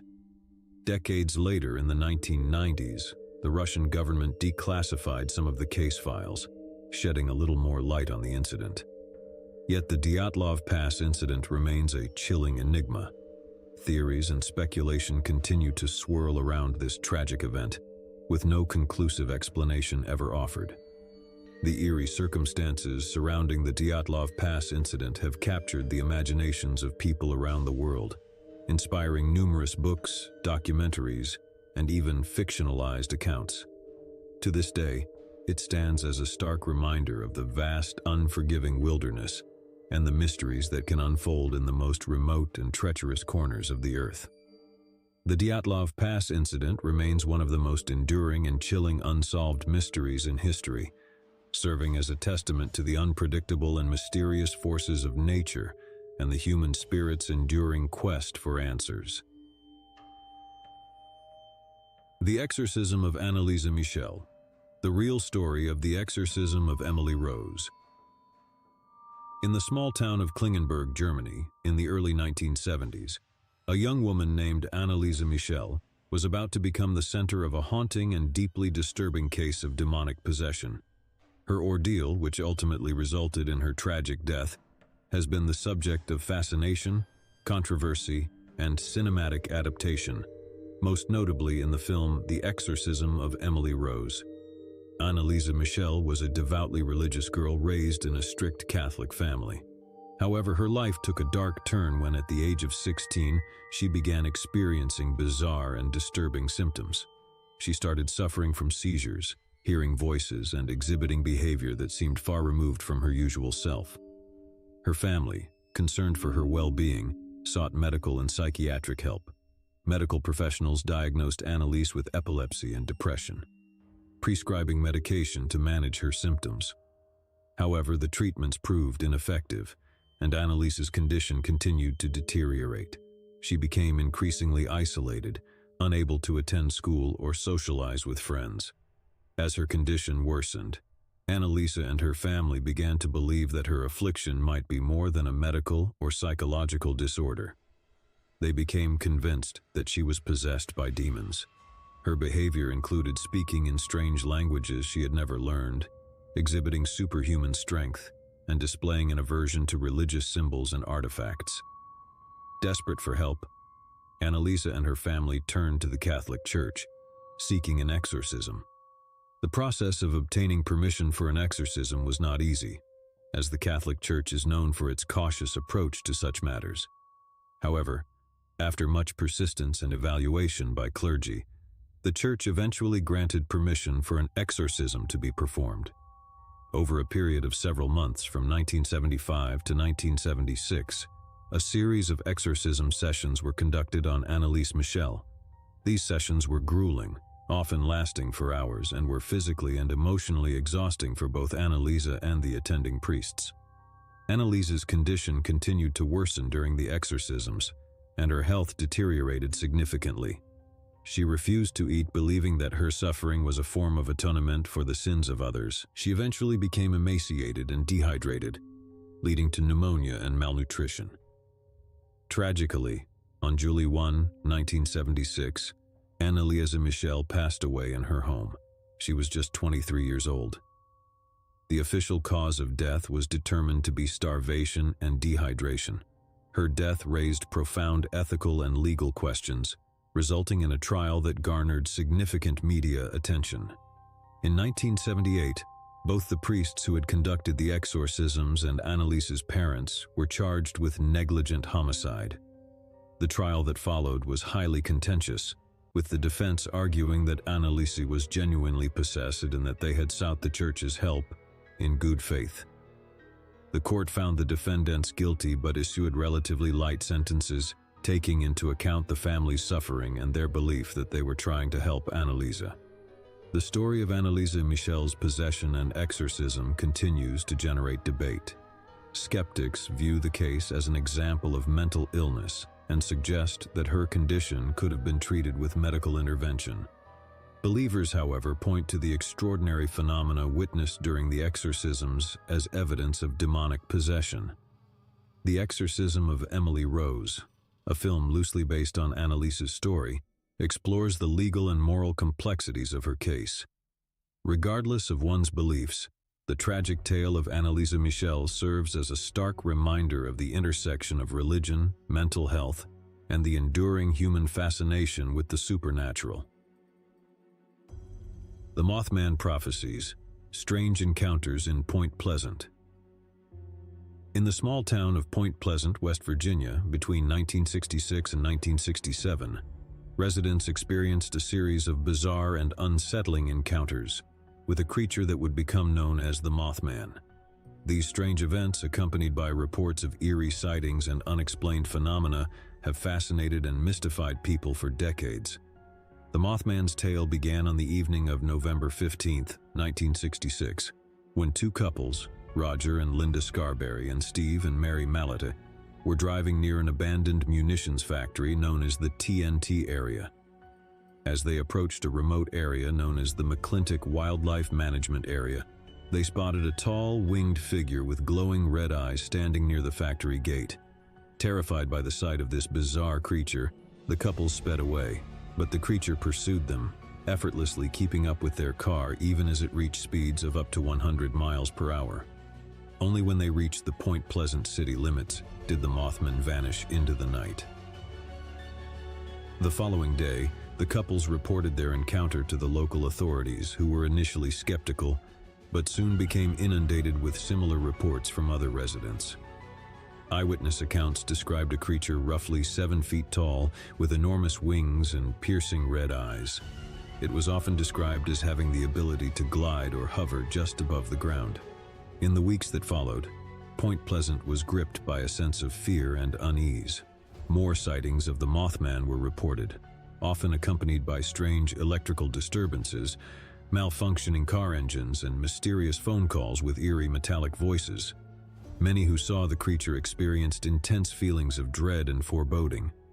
Journalist John Keel, who arrived in Point Pleasant to investigate the phenomenon, documented these strange occurrences in his book, The Mothman Prophecies.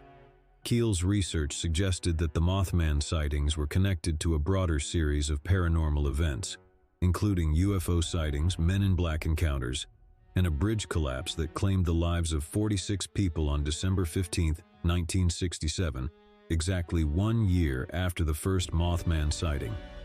Keel proposed various theories about the Mothman, including the idea that it was a harbinger of doom or a manifestation of psychic energy. He also explored the possibility of a government conspiracy or a connection to extraterrestrial beings. The Mothman phenomenon continued to mystify and terrify residents of Point Pleasant, but as quickly as it had begun, it seemed to vanish. Sightings of the creature grew less frequent, and the town gradually returned to a sense of normalcy. Despite the passage of time, the legend of the Mothman endures. Point Pleasant embraces its eerie reputation and hosts an annual Mothman festival, drawing visitors from around the world.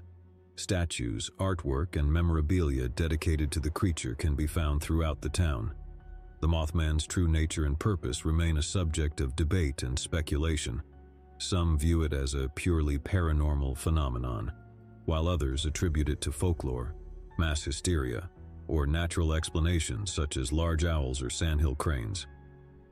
Regardless of one's beliefs, the Mothman continues to be a symbol of the unexplained and the enduring allure of the mysterious and unknown in the human psyche.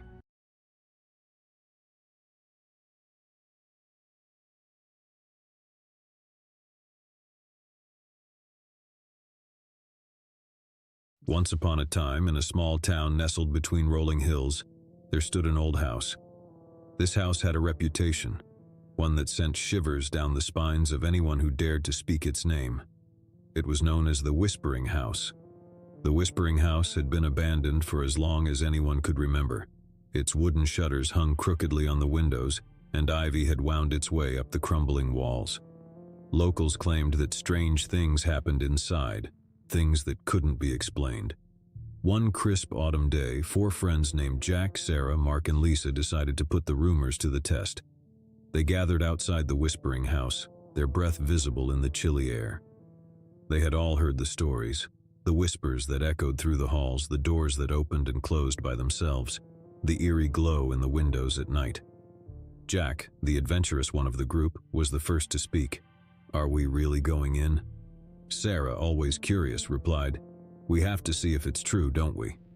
Mark, the skeptic, scoffed, "This is just superstition. There's no such thing as haunted houses."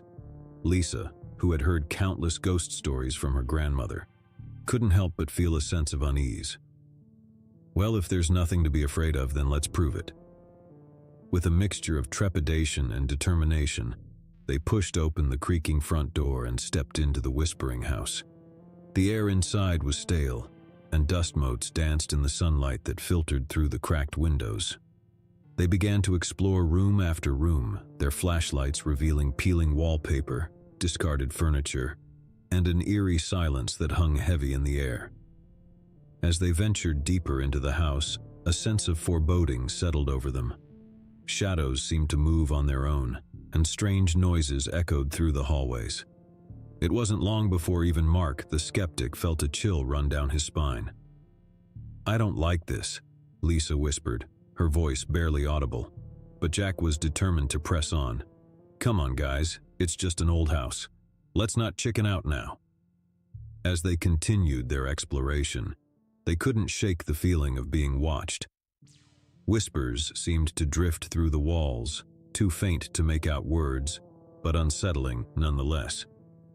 "I heard something," Sarah said, her voice trembling. Mark dismissed it. "Probably just the wind." But Lisa knew it wasn't the wind. She had heard it too. A faint, ghostly whisper that sent shivers down her spine. They reached the grand staircase, its ornate banister worn with age. The stairs creaked beneath their feet as they began to ascend. It was as if the very house was alive, its timbers groaning and protesting their presence. On the second floor, they explored room after room, each one seemingly frozen in time. Old portraits stared down at them from the walls, their eyes following their every move. Dust-covered furniture lay draped in white sheets, as if waiting for a guest who would never arrive. The sense of being watched grew stronger, and the whispers grew louder.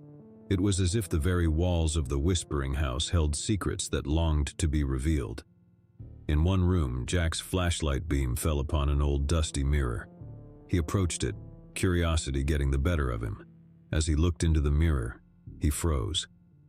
Staring back at him was not his own reflection, but the pale, ghostly face of a young girl. Her eyes were hollow and her lips moved silently, forming words that he could not hear. Jack stumbled back, his heart pounding. Did anyone else see that? The others rushed over, but the mirror showed only their own reflections. "It was probably just a trick of the light," Mark said, though his voice wavered. But Jack knew what he had seen. It was as if the Whispering House was trying to communicate with them, to tell them its secrets. As they continued their exploration, they came upon a room at the end of the hallway. The door was slightly ajar, and a soft, inviting light spilled out from within. They exchanged glances, and with a mixture of curiosity and trepidation, they pushed the door open. Inside, they found a room bathed in a soft golden glow. The walls were adorned with intricate wallpaper, and a crystal chandelier hung from the ceiling. In the center of the room stood an antique music box, its delicate melody filling the air. The room felt different, as if it existed outside of time. The whispers were louder here, their words almost discernible. Lisa approached the music box and carefully lifted its lid. The haunting melody continued to play, and as she peered inside, she saw a small porcelain figurine, a ballerina frozen in mid-dance. As they watched, the figurine seemed to come to life, spinning gracefully to the music. The room seemed to sway with the motion, and the whispers grew more insistent, as if urging them to stay, to listen, to understand. It was as if the very walls of the Whispering House were pleading with them, begging them not to leave, to stay and uncover the secrets that lay hidden within.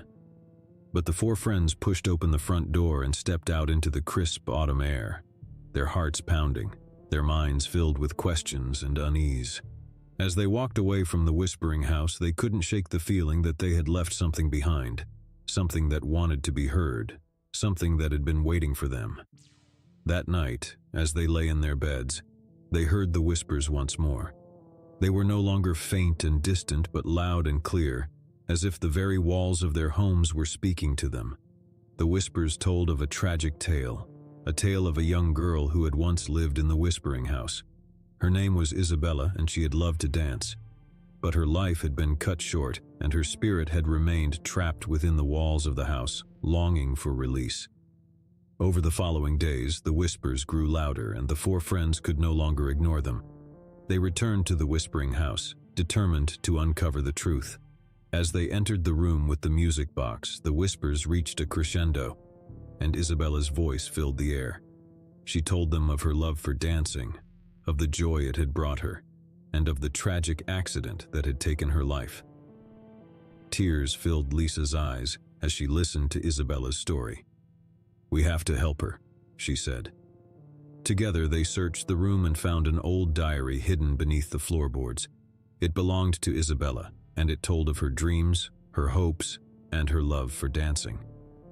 As they read Isabella's words, the room began to glow with a soft light, and the music box started to play once more. The porcelain ballerina twirled gracefully, as if dancing to Isabella's memory. And then, in a moment of pure magic, Isabella herself appeared before them. a translucent figure, her eyes filled with gratitude and joy. She danced, her ethereal form moving with grace and beauty, as if finally free to express the passion that had been locked away for so long. With a final joyful twirl, Isabella faded away, leaving behind a sense of peace and fulfillment. The whispers in the whispering house ceased, and the old mansion seemed to sigh with relief, as if a long-held secret had been shared, and a restless spirit had found release. The four friends left the whispering house that day, their hearts light and their minds filled with wonder. They had witnessed something truly extraordinary, something that defied explanation. And as they looked back at the old house, they knew that it was no longer the whispering house, but a place of beauty, of magic, and of a dance that would be remembered for all time. The days turned into weeks, and the weeks into months, but the memory of their encounter with Isabella and the whispering house remained vivid in their minds.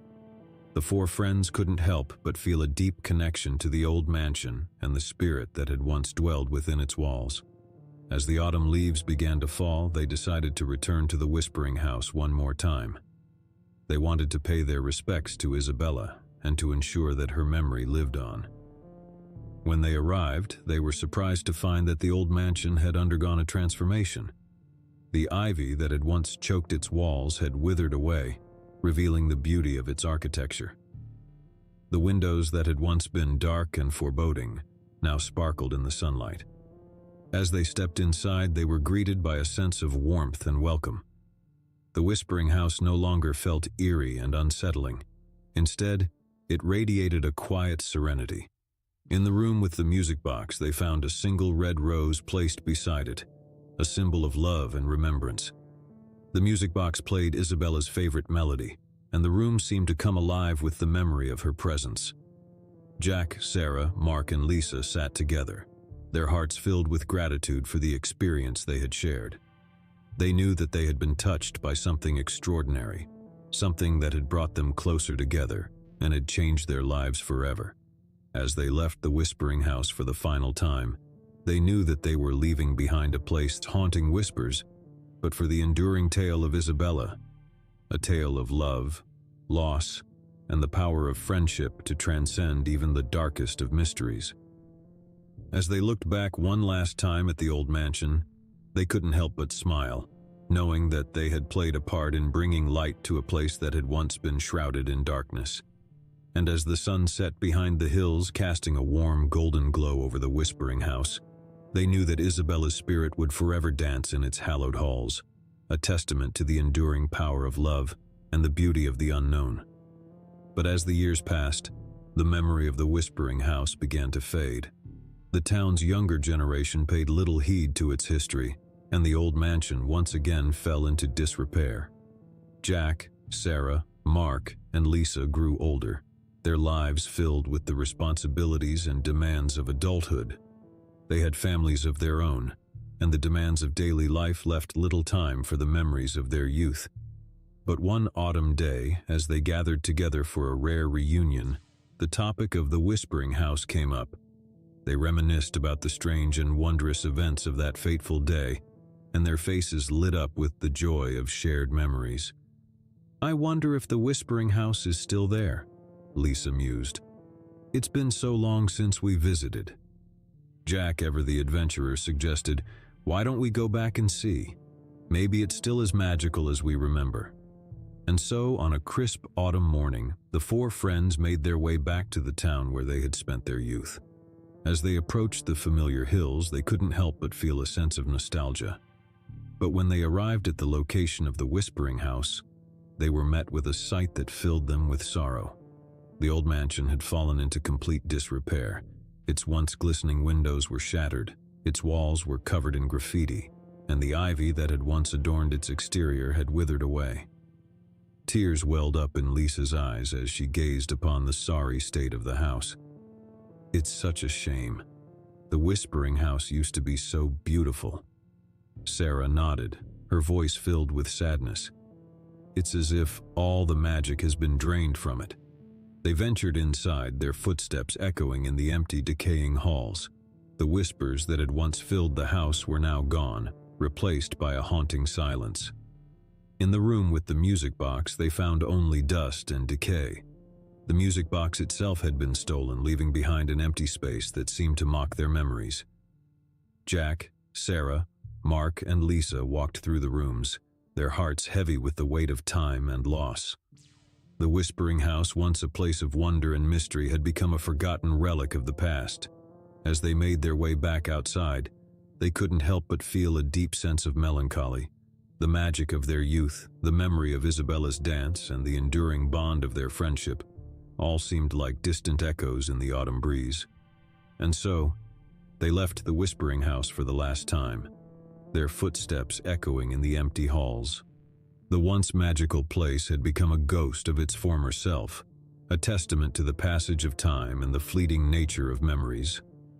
As they stood outside looking at the crumbling mansion, Jack spoke quietly, his voice filled with resignation. "It's time to let go of the past. The Whispering House is no more." And with heavy hearts, they turned away from the once magical place and walked back toward their own lives, carrying with them the bittersweet memories of a time when the world was filled with wonder, when the whispers of a haunted house had been a source of excitement, and when the dance of a young spirit had touched their hearts. But in the quiet corners of their minds, they knew that the Whispering House would forever live on in their memories, a place where the past and the present intertwined, where the line between reality and magic blurred, and where the echoes of a young girl's dance would forever haunt their souls.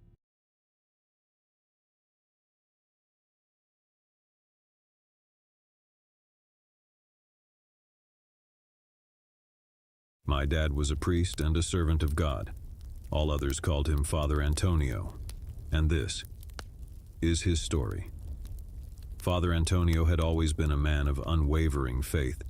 For years, he had performed his duties as a Catholic priest with devotion and conviction, but nothing could have prepared him for what he would encounter in the small Italian village of Rocca di Ombre. It was a cold and misty evening when he received a phone call that would change the course of his life. The voice on the other end was that of a desperate woman, Francesca, who sobbed as she explained the torment her family had endured.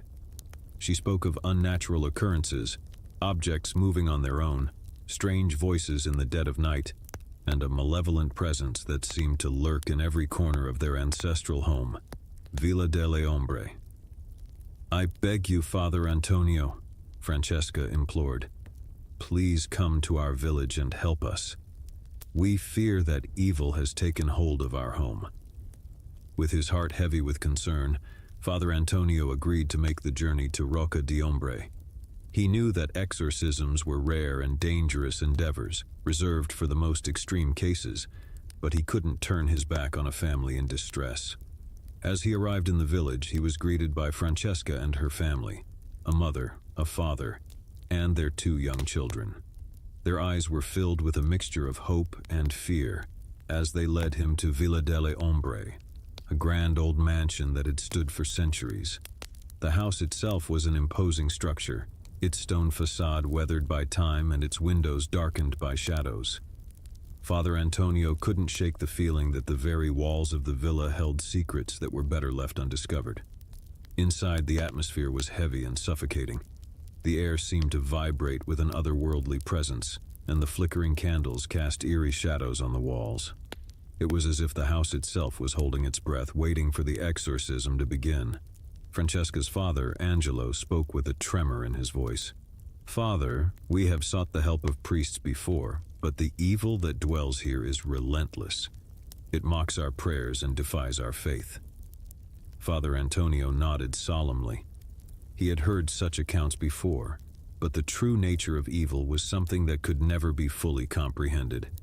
He knew that the battle ahead would not be an easy one. The exorcism began in the dimly lit living room. Father Antonio, accompanied by the family, recited prayers and performed rituals, calling upon the power of God to cast out the malevolent entity that had taken root in Villa delle Ombre. But as the hours passed, it became clear that this was no ordinary exorcism. The entity resisted with a ferocity that Father Antonio had never encountered before. Objects flew across the room, furniture shook violently, and a deep guttural voice emanated from the very walls themselves. "Leave this place, foul spirit," Father Antonio commanded, his voice unwavering. "In the name of God, I cast you out." But the entity only laughed, a chilling, mocking laughter that sent shivers down the spines of all present. Part 2. The Dark History. As the exorcism continued into the night, Father Antonio couldn't help but wonder about the history of Villa del Hombre. There was something about the house, something ancient and sinister, that seemed to fuel the malevolent force within. During a brief respite in the exorcism, he spoke with Angelo about the history of the villa. Angelo's eyes were haunted as he recounted the tales that had been passed down through generations. "Father, this house has witnessed unspeakable horrors," Angelo began. "Centuries ago, it belonged to a powerful nobleman who dabbled in the dark arts. He practiced forbidden rituals and made pacts with demonic forces in exchange for wealth and power." Father Antonio listened intently, his heart heavy with foreboding. As the years passed, Angelo continued, the nobleman's soul grew darker and his deeds more depraved. He committed acts of unspeakable cruelty, and his victims were many. It is said that the very walls of this house absorbed the suffering and anguish of those who suffered within its walls. Father Antonio realized that the evil that dwelled in Villa delle Ombre was not a recent affliction, but a malevolence that had festered for centuries. The sins of the past had left an indelible mark on the house, and the entity that now tormented the family was a manifestation of that darkness. Determined to confront the malevolent force head-on, Father Antonio resumed the exorcism with renewed resolve. He recited prayers and wielded holy relics, pushing the entity to the brink. But as the climax of the exorcism neared, the entity's resistance reached a fever pitch. The very foundations of the house seemed to tremble, and the family clung to each other in terror. Francesca's mother, Maria, cried out, "Father, please, we cannot endure this any longer. The evil is too strong." Father Antonio knew that he could not falter now. With all the strength of his faith, he invoked the power of God and confronted the entity with unwavering resolve. "In the name of God Almighty, I command you to leave this place and never return." For a moment, there was a deafening silence, and Father Antonio feared that his efforts had been in vain. But then, with a bone-chilling wail, the entity was expelled from Villa delle Ombre, leaving behind an eerie calm. The family collapsed in exhaustion and relief, tears of gratitude streaming down their faces.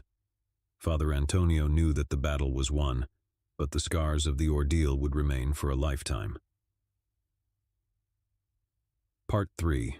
Lingering Shadows. In the days that followed the exorcism, Villa delle Ombre underwent a profound transformation. The heavy, suffocating atmosphere lifted, and the house seemed to breathe a sigh of relief. The family felt a newfound sense of peace and safety within its walls. But Father Antonio couldn't shake the feeling that the evil that had plagued the villa for centuries had not been fully vanquished. He knew that the malevolent force had been expelled, but its lingering presence cast a long shadow over the family. As he prepared to leave Rocca di Ombre, Father Antonio spoke with Angelo one last time. "The battle is won, my friend, but the scars of the past may never fully heal. You must remain vigilant and steadfast in your faith." Angelo nodded solemnly, his eyes filled with gratitude. "Thank you, Father, for saving our family. We will never forget your bravery and your unwavering faith." As Father Antonio made his way back to his own parish, he couldn't help but reflect on the nature of evil. He knew that it could take root in the darkest corners of the human soul and fester for generations. But he also knew that the power of faith and the resilience of the human spirit could triumph even in the face of the most malevolent forces. Villa delle Ombre would forever be a place haunted by its dark history, but it would also be a testament to the enduring power of faith and the courage to confront the shadows that lurked in the deepest recesses of the human soul. Father Antonio couldn't shake the feeling that the evil that had plagued the villa for centuries had not been fully vanquished. He knew that the malevolent force had been expelled, but its lingering presence cast a long shadow over the family.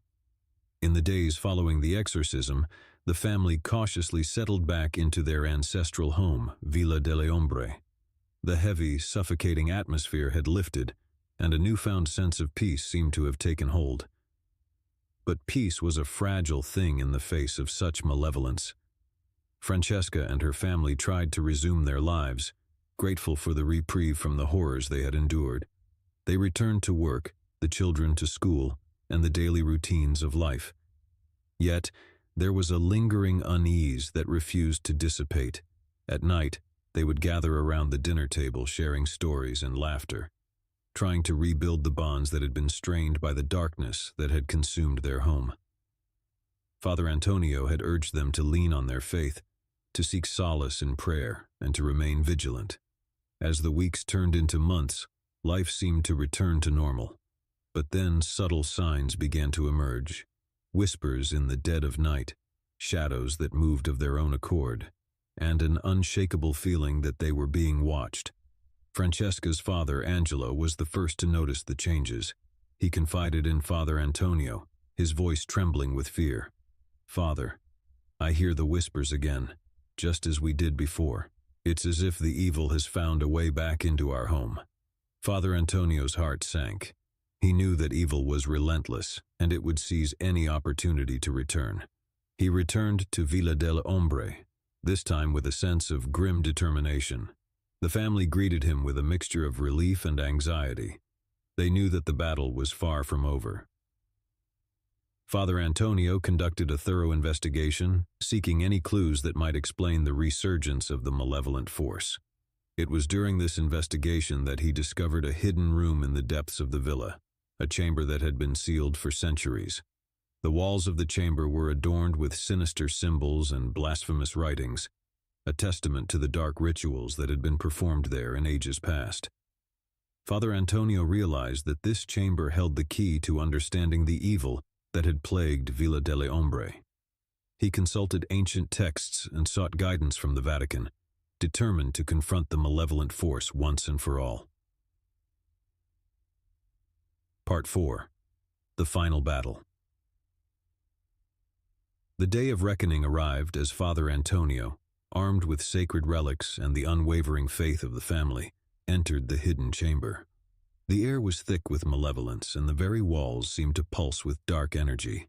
As he recited prayers and performed rituals, the malevolent force within the chamber stirred. Shadows danced on the walls, and the temperature plummeted to an icy chill. But Father Antonio was unyielding in his resolve.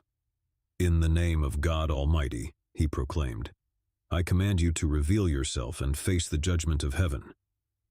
With a deafening roar, the entity manifested before him, a swirling vortex of darkness, its shape shifting and contorting as it lashed out with tendrils of pure evil. But Father Antonio held fast, his faith a shield against the onslaught. The battle raged on, a titanic struggle between the forces of light and darkness. The entity fought with a ferocity that defied comprehension, but Father Antonio's unwavering faith and the family's support provided a glimmer of hope. Hours turned into days as the exorcism continued. The hidden chamber became a battleground, and the very foundations of Villa delle Ombre trembled. Father Antonio knew that he was facing an ancient evil, one that had endured for centuries. With a final resounding prayer, Father Antonio called upon the power of God to cast out the malevolent force once and for all. The entity let out a howl of anguish, its form unraveling and dissipating into nothingness. The hidden chamber fell silent, and an eerie calm descended upon Villa delle Ombre. Father Antonio emerged, exhausted but victorious, to find the family waiting anxiously. Francesca and her family embraced Father Antonio, tears of gratitude streaming down their faces. They knew that the battle had been won, and their home was finally free from the malevolent force that had tormented them for generations. In the aftermath of the final battle, Villa delle Ombre underwent a profound transformation. The hidden chamber was sealed for all eternity, its dark secrets buried with it. The heavy, suffocating atmosphere that had plagued the villa for centuries lifted, replaced by a sense of peace that was, at last, genuine. Francesca and her family were forever changed by their ordeal. They knew that the scars of the past would never fully heal, but they were determined to move forward with their lives. Their faith remained unshaken, and they drew strength from their unwavering belief in the power of good over evil. Father Antonio returned to his parish, forever marked by his experiences in Rocca di Ombre.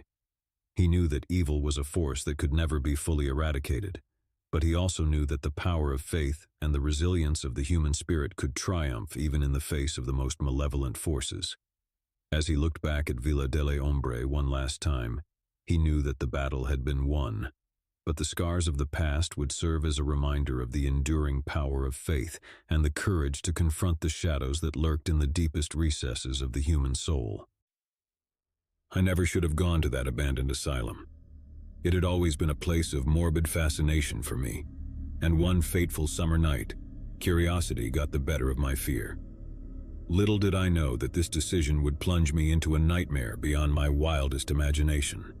It was a moonless night, and the air was thick with foreboding as I made my way through the overgrown path leading to the asylum. My footsteps echoed eerily in the silence, and the crunch of leaves beneath my feet was a symphony of dread. The asylum loomed ahead, its decaying facade illuminated only by the faint glow of my flashlight. As I stepped through the shattered remnants of a once imposing entrance, a chilling gust of wind enveloped me, as if the building itself were exhaling a malevolent breath. The interior was a maze of decaying corridors and shattered windows, where shadows danced in sinister patterns. My heart pounded, but I pressed on, compelled by an irresistible force. I followed the eerie sounds of distant whispers deeper into the asylum, my flashlight flickering as if it, too, was afraid of what lurked within. Suddenly, I stumbled upon a room, its door hanging ajar. The room was furnished with rusted metal beds, their surfaces stained with unspeakable horrors. My stomach churned as I realized I was in a former patient's room. As I scanned the room with trembling hands, I noticed something etched into the wall beside one of the beds. It was a crude drawing, a grotesque figure with elongated limbs and hollow eyes. Beside it, the words "He sees" were scrawled in blood-red letters. The hairs on the back of my neck stood on end, and I had an overwhelming sense that I was not alone. I fled the room, my heart pounding in my chest, and continued my journey through the asylum's dark recesses. The whispered voices grew louder, and I could now discern words, though they made no sense. It was as if the very walls were whispering their own dreadful secrets. I descended into the bowels of the building, where I stumbled upon an operating theater bathed in an eerie, flickering light. In the center of the room stood an old surgical table, restraints still intact. My flashlight beam revealed an array of surgical instruments, some encrusted with dried blood. The air was heavy with the stench of antiseptic and decay. My gaze was drawn to a corner of the room where an ornate mirror hung. My reflection stared back at me, but its eyes were empty voids, devoid of any semblance of humanity. Panic gripped me as I stumbled backward, crashing into a tray of instruments. The mirror shattered and the room plunged into darkness. I fumbled for my flashlight, my breath ragged. When the light returned, I was no longer alone. A figure stood at the entrance to the operating theater, shrouded in darkness. My heart raced as I tried to discern its features, but it remained a formless specter. The whispers intensified, growing into a cacophony of torment. "He sees, he sees," they chanted in a dissonant chorus. The figure advanced slowly, its movements disjointed and unnatural. I tried to flee, but my legs betrayed me, refusing to move. As the figure drew closer, I finally caught a glimpse of its face, or what passed for one. It was a grotesque mask of agony and despair, twisted into a permanent rictus of torment. Its eyes, black pits devoid of humanity, fixed upon me with malevolence beyond comprehension. With a sudden surge of terror-fueled strength, I broke free from my paralysis and sprinted through the asylum's labyrinthine corridors, desperate to escape the relentless pursuit of the figure. The whispers pursued me, growing louder and more insistent with each passing moment. I stumbled into a room filled with rows of rusted metal beds, each occupied by a shadowy figure. Their hollow eyes stared into nothingness, and their mouths moved in silent agony. I realized with horror that these were the tortured souls of the asylum's former patients, trapped in an eternal nightmare. The figure was closing in, its distorted face contorted with sadistic glee. I had to find a way out to escape this living nightmare. With trembling hands, I pushed open a door at the end of the room and emerged into a moonlit courtyard. The asylum loomed behind me, its decaying facade now a nightmarish silhouette against the pale glow of the moon. I could still hear the whispers, faint but persistent, as if the asylum itself were whispering its cursed secrets. I ran through the courtyard, through overgrown weeds and crumbling walls, until I reached the outer perimeter of the asylum grounds. As I crossed the threshold, a deafening silence enveloped me, and the whispers ceased. I collapsed onto the grass, gasping for breath, my mind reeling from the horrors I had witnessed. The asylum stood silent and foreboding, a sentinel of malevolence in the moonlight. I knew I had escaped with my life, but I would forever carry the scars of that night. To this day, I cannot forget the figure with the face of torment, the tortured souls in the asylum's depths, or the haunting whispers that continue to echo in my nightmares. The asylum's secrets remain buried in its decaying walls, but I know one thing for certain. Some places are best left unexplored, for the darkness they hold can consume even the bravest of souls.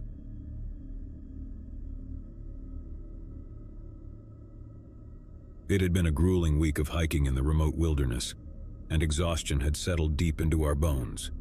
My friends and I had embarked on this adventure seeking solitude and adventure, but we had no idea what awaited us in the heart of the forest. As we set up camp near a serene lake, we couldn't help but marvel at the beauty that surrounded us. Towering trees formed a natural canopy overhead, and the still waters of the lake reflected the deep blue sky. It was idyllic, but the tranquility would soon give way to an unsettling sense of unease. On the second night, as we huddled around the campfire, a distant sound echoed through the trees. It was a soft, mournful wail that seemed to carry on the wind. We dismissed it as an animal, or perhaps the wind itself, but the unease in our group was palpable. As the days passed, the wailing continued, growing closer with each passing night. We attempted to rationalize it, attributing the sound to wildlife or the peculiar acoustics of the forest, but it gnawed at our nerves. One evening, as the sun dipped below the horizon, casting long shadows through the trees, we heard it again, louder and more haunting than before. This time it was unmistakably human, a cry of anguish that sent shivers down our spines. We decided to investigate, to determine the source of this eerie wail. Armed with flashlights, we ventured deeper into the forest, following the sound. The path grew treacherous and the trees closed in around us, their branches clawing at the sky like skeletal fingers. The wail led us to a small clearing where we discovered an old, dilapidated cabin. Its windows were shattered and the roof sagged under the weight of years of neglect. The cry seemed to emanate from within, and our hearts raced as we cautiously approached. The door creaked open with a ghostly groan, revealing a scene of utter desolation. Dusty furniture lay in disarray, cobwebs hung in the corners, and the air was heavy with the scent of decay. But what chilled us to the bone was the sight of an old, worn photograph on the mantel. It depicted a family, a mother, father, and a young child, their faces etched with sorrow. It was as if time had frozen in that moment of despair. Beneath the photograph was an inscription, "Never forget." The wailing continued, echoing through the cabin's decaying walls. We followed it to a room at the back of the cabin, where we discovered an old wooden trapdoor in the floor. With trembling hands, we lifted it, revealing a dark earthen tunnel beneath. Hesitant but driven by curiosity, we descended into the tunnel, our flashlights piercing the oppressive darkness. The cries grew louder, and we soon realized their source: a hidden chamber buried deep underground. Inside, we found a room filled with chains and shackles, their cold, rusted metal bearing silent witness to untold suffering. The walls were lined with scratches and etchings, the desperate marks of someone who had been imprisoned here. As the wailing reached its crescendo, we discovered a journal tucked away in a corner. Its pages were filled with the anguished writings of a man who had been locked in this chamber, tormented by the relentless cries that had haunted us. We never did learn the fate of the man who had penned those desperate words, but the eerie cries that had led us to this place had been his torment, a ghostly echo of a tragedy long forgotten. Terrified and shaken, we fled the cabin, leaving behind the wailing and the darkness that had consumed it. We returned to our campsite, packed our gear, and left the wilderness behind, haunted by the chilling discovery we had made. To this day, the memory of that forsaken cabin and its mournful cries lingers in my nightmares, a reminder that even in the depths of the wilderness, the past can reach out and grasp you in its chilling grip.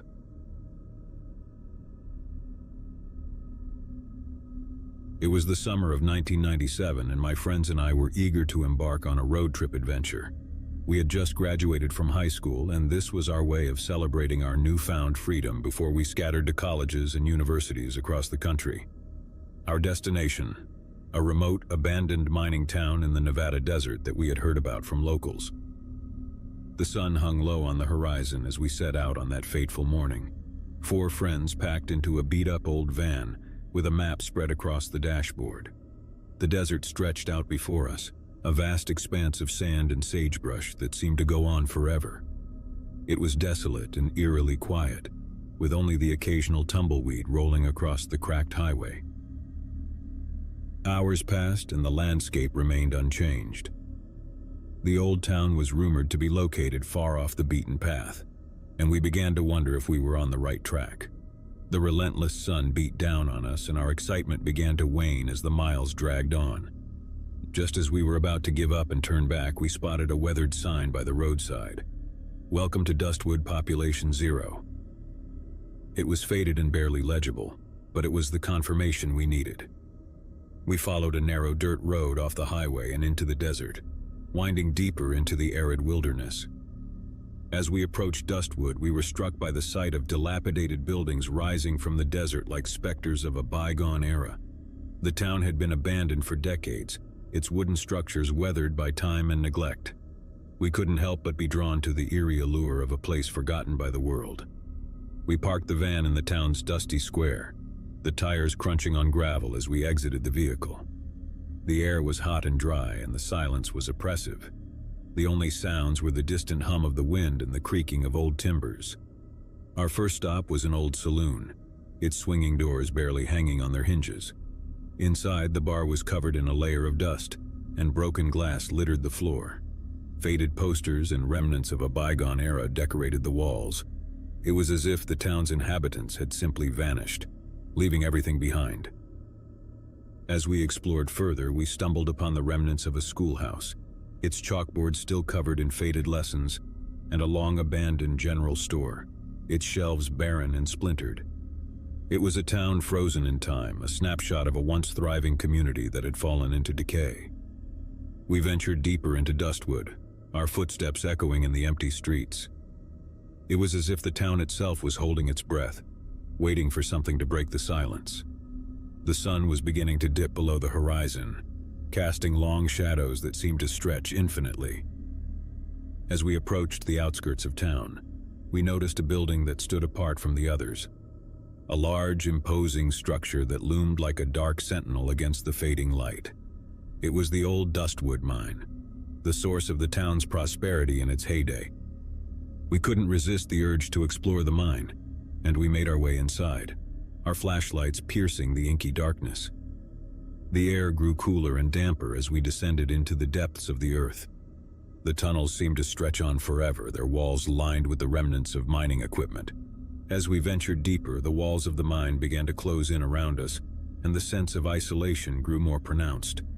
The beams of our flashlights danced along the walls, revealing ancient cave-ins and tunnels that seemed to lead to nowhere. Suddenly, we stumbled upon something that sent shivers down our spines.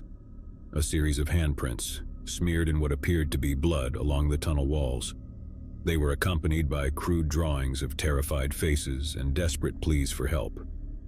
We exchanged nervous glances but pressed on, compelled by a mixture of curiosity and dread. The tunnels twisted and turned, leading us deeper into the labyrinthine darkness. The air grew colder and the silence was oppressive. It was then that we heard it, a faint, distant sound like a whisper carried on the wind.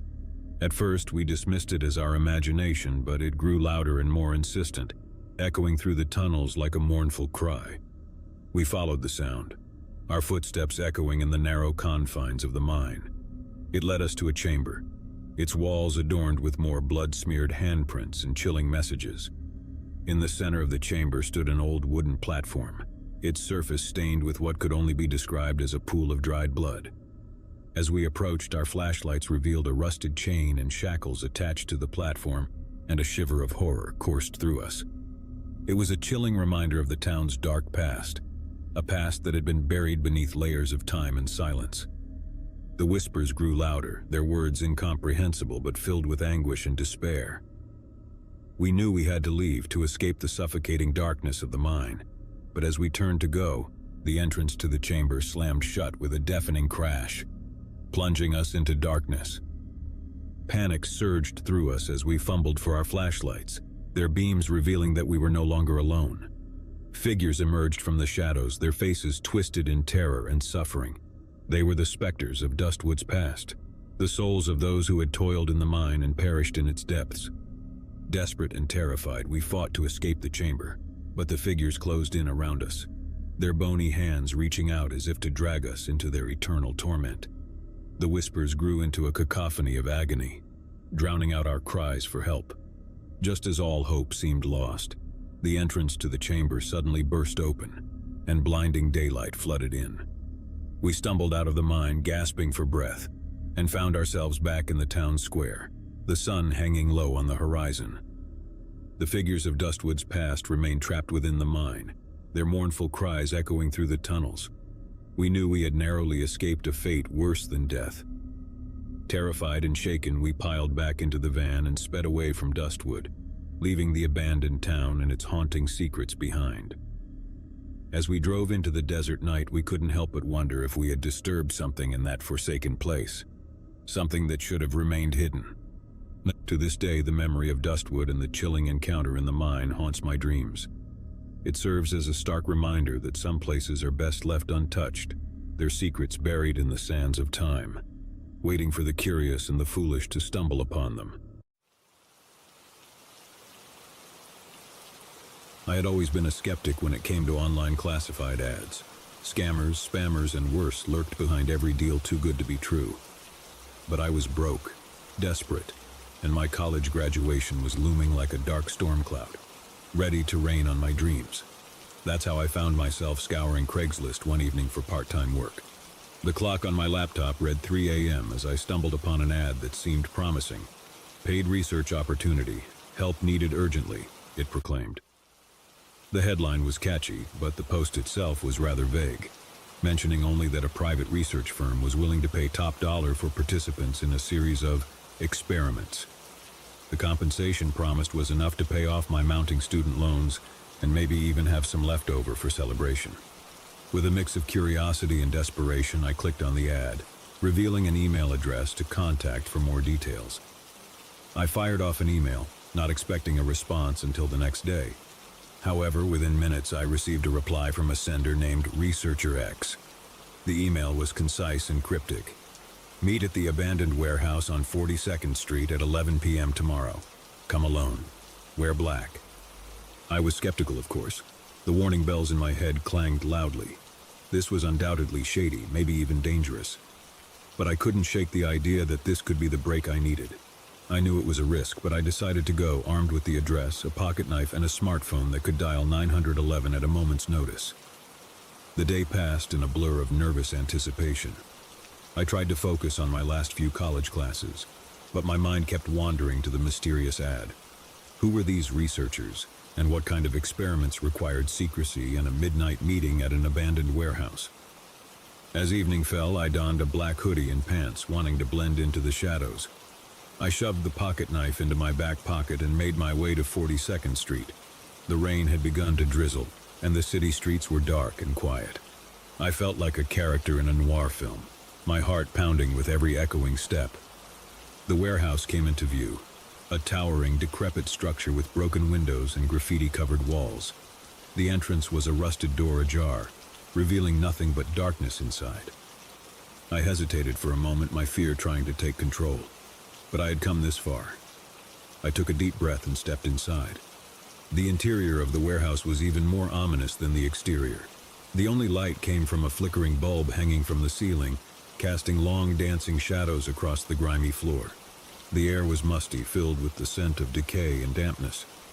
I cautiously advanced further into the building. I could hear faint voices in the distance, echoing through the cavernous space. Following the sounds, I eventually stumbled upon a small room. A table stood in the center, surrounded by 4 chairs. Seated in one of them was a figure shrouded in darkness. "Take a seat," a voice said, low and raspy. I couldn't discern whether it was male or female. I hesitated for a moment before complying, sitting across from the mysterious figure. The dim light made it impossible to see their face. They pushed a folder toward me and my trembling hands reached for it. "Inside, you'll find a document detailing the experiment," the voice continued. "You have the right to leave at any time. But once you read the document, you'll understand the importance of what we're doing here." With that, the figure fell silent, leaving me alone with the folder. I opened it slowly, my eyes scanning the typed pages. The document explained that this research was focused on fear and the human psyche. It outlined a series of tasks I would be required to complete, each designed to provoke fear in varying degrees. As I read further, I realized that this was no ordinary psychological experiment. The tasks included encounters with strangers in dark alleys, navigating through abandoned buildings, and even participating in staged accidents. The goal was to measure my physiological responses to fear-inducing scenarios and to assess my ability to remain calm under pressure. I should have left right then and there, but my curiosity and the promise of a substantial payment compelled me to stay.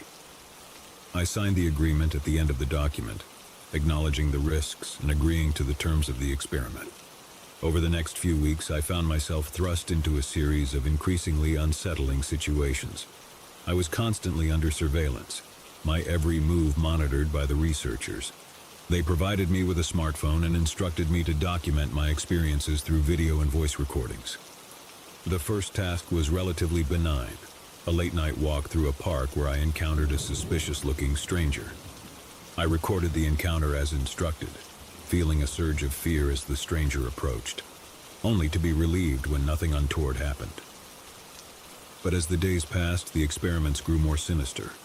I was sent to a derelict psychiatric hospital where I navigated dark, labyrinthine corridors and encountered remnants of its grim past. My heart raced as I heard distant whispers and faint cries that seemed to emanate from nowhere.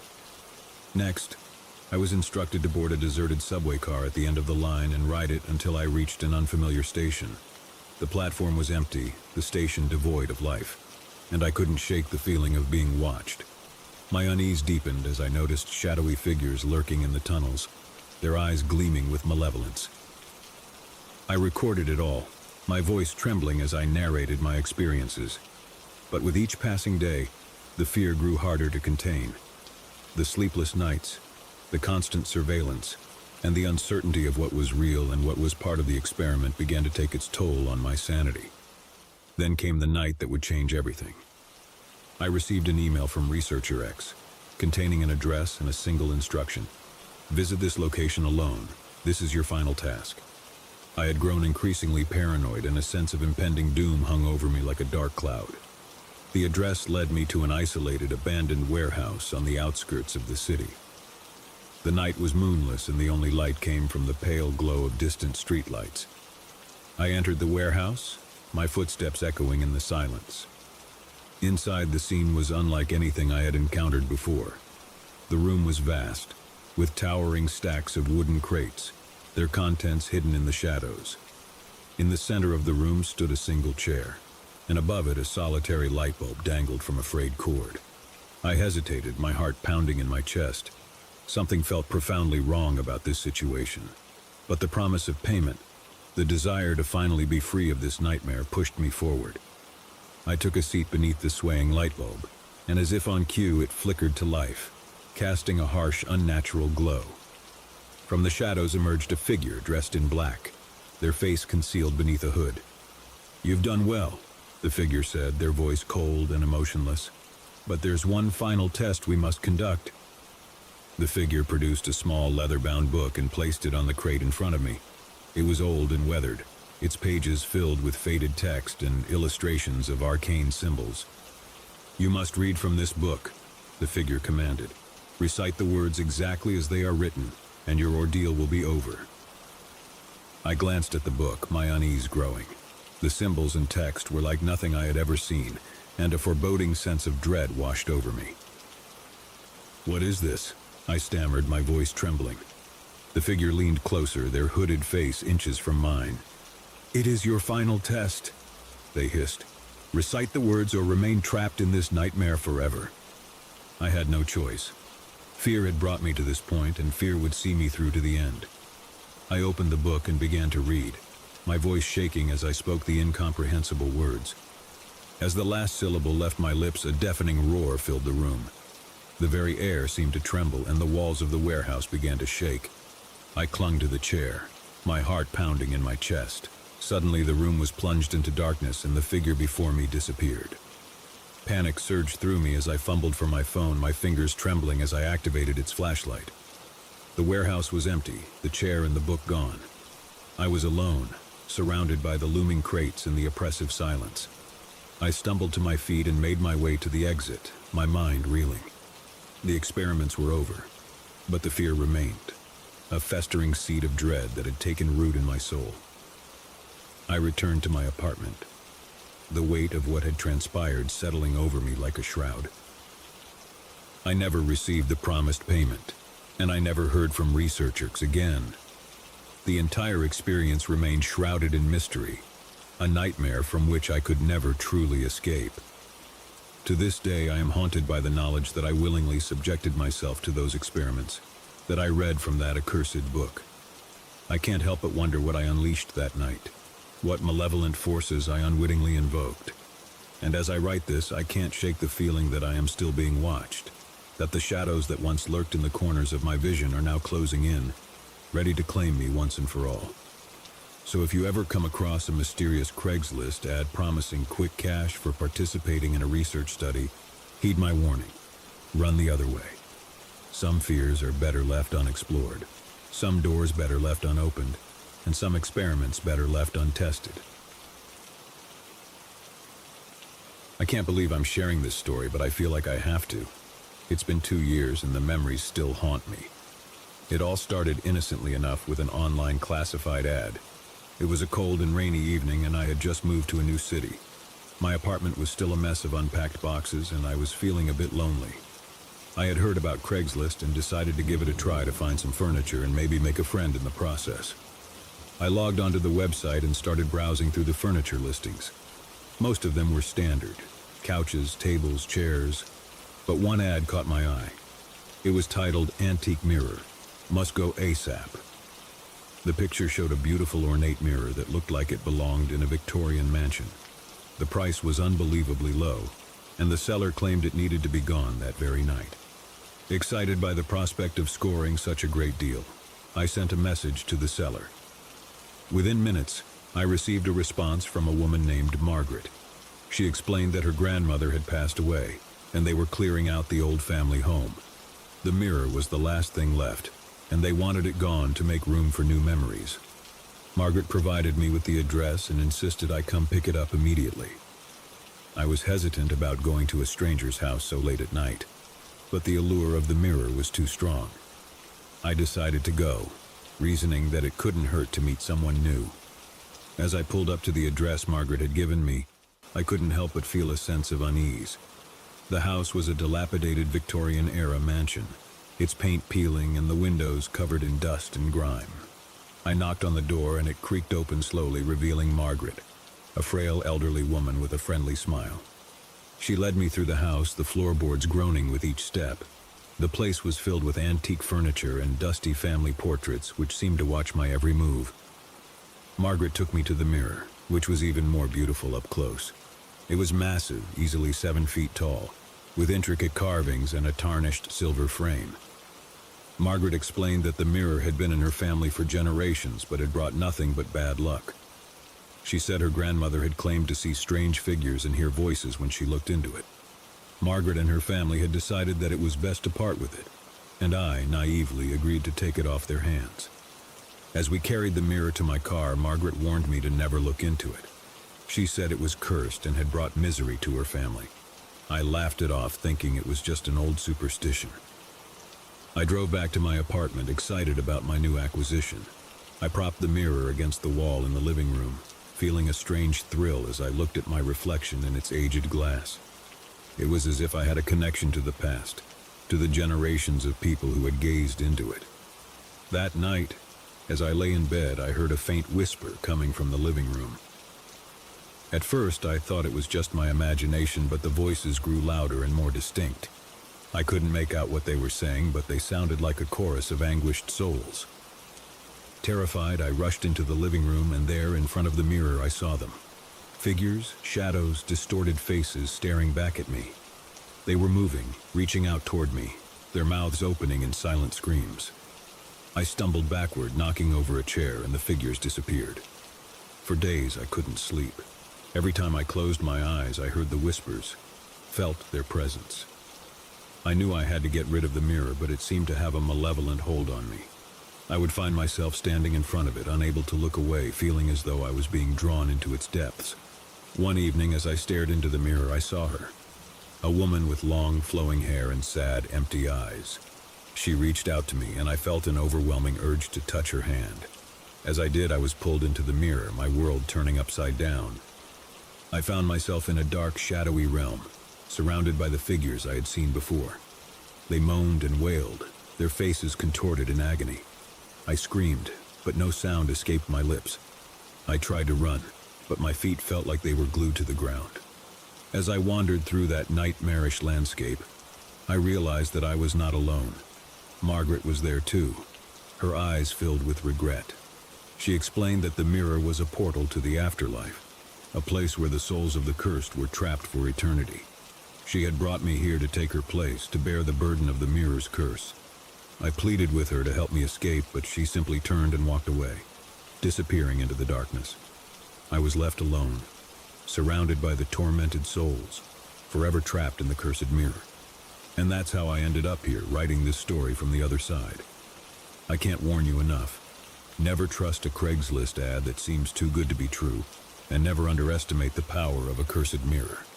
My only hope is that by sharing my story, I can save others from the same fate. So if you ever come across an ad for an antique mirror that needs to go ASAP, just remember my story and run the other way. You never know what horrors might be lurking on the other side. It all began with a late-night internet browsing session, as most strange and unsettling stories do. I was searching for a part-time job, something to help me cover my mounting bills while I struggled to finish my degree. That's when I stumbled upon a peculiar Craigslist ad that would lead me down a twisted path into the unknown. The ad's title read, "Historical Tour Guides Wanted. Uncover the Past, Earn Cash." It piqued my interest immediately. As an aspiring history major, I had always been drawn to the mysteries of the past. The ad promised flexible hours and above-average pay, which was exactly what I needed. I clicked on the ad and read the description. It stated that a local historical society was looking for tour guides to lead visitors through an old cemetery with a rich and mysterious history. The tours were to be conducted after dark, adding an allure to the experience. The pay offered was nearly too good to be true, and my curiosity got the best of me. I decided to send an email expressing my interest. Within hours, I received a reply from a man named Mr. Holloway, the coordinator of the Historical Society. He explained that they were in dire need of guides for the cemetery tours, especially with Halloween approaching. He scheduled an interview for the following evening at a cafe near the cemetery. The email concluded with an ominous message: "Prepare yourself for a journey into the past." The next evening, I found myself sipping coffee in the corner of the cafe, waiting for Mr. Holloway. He arrived promptly at 8 p.m., his tall, slender figure draped in a long black coat. His eyes were hidden behind wire-rimmed glasses, and his thin lips curled into a smile as he approached. "Good evening," he said, extending a bony hand. "I'm Mr. Holloway. You must be Alex." I shook his hand and introduced myself. He ordered a cup of black coffee and settled into the chair opposite mine. The cafe's patrons paid us no mind, engrossed in their own conversations. Mr. Holloway began by describing the history of the cemetery, an ancient and sprawling burial ground that had been in use for over 2 centuries. He spoke of the many notable figures interred there, from war heroes to influential politicians, and he emphasized the importance of preserving their stories. "Our goal," he explained, "is to offer a unique experience to our visitors, one that not only educates but also makes their veins freeze. We want our tours to be memorable, unforgettable."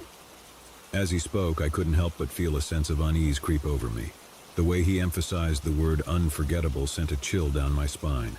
I brushed it off as a simple case of nerves and continued to listen. Mr. Holloway detailed the responsibilities of the guides, which included memorizing historical facts, maintaining a respectful tone, and leading tours after dark. He explained that the darkness added an element of mystery to the experience, and that it was an essential part of the cemetery's allure. The tours will be conducted at night, under the light of the moon and lanterns, he said. It will be a true journey into the past, where the spirits of the past come alive. Spirits? The word hung in the air, unspoken but implied. I wondered if Mr. Holloway believed in ghosts, or if he was simply using the term metaphorically. After discussing logistics and pay, he handed me a black envelope, sealed with a wax stamp bearing the image of a skull. He instructed me to open it only when I was alone, as it contained sensitive information about the cemetery's history. As I left the cafe that night, the black envelope clutched in my hand. I couldn't help but feel a mixture of excitement and trepidation. It was a strange job interview, but the prospect of uncovering hidden stories from the past was too enticing to pass up. I waited until I was back in my apartment to open the black envelope. The wax seal cracked easily, revealing a single sheet of paper with detailed instructions for my first tour. It was scheduled for the upcoming Friday night, and the meeting point was the cemetery's entrance. I spent the next few days immersed in research, learning about the cemetery's history and its famous residents. It had a rich and colorful past, filled with stories of love, betrayal, and tragedy. I couldn't wait to share these tales with the tour group and to step into the role of a historical guide. Friday night arrived, and I donned a dark suit and tie, fitting attire for a cemetery tour. The moon hung low in the sky as I made my way to the cemetery's entrance. I was met by Mr. Holloway, who was dressed in his signature black coat. "Ah, Alex," he greeted me with a smile. "I see you're prepared. Our guests will be arriving shortly." As if on cue, a group of people began to gather at the entrance. They were a diverse bunch, ranging from college students to elderly couples, all eager for a taste of history.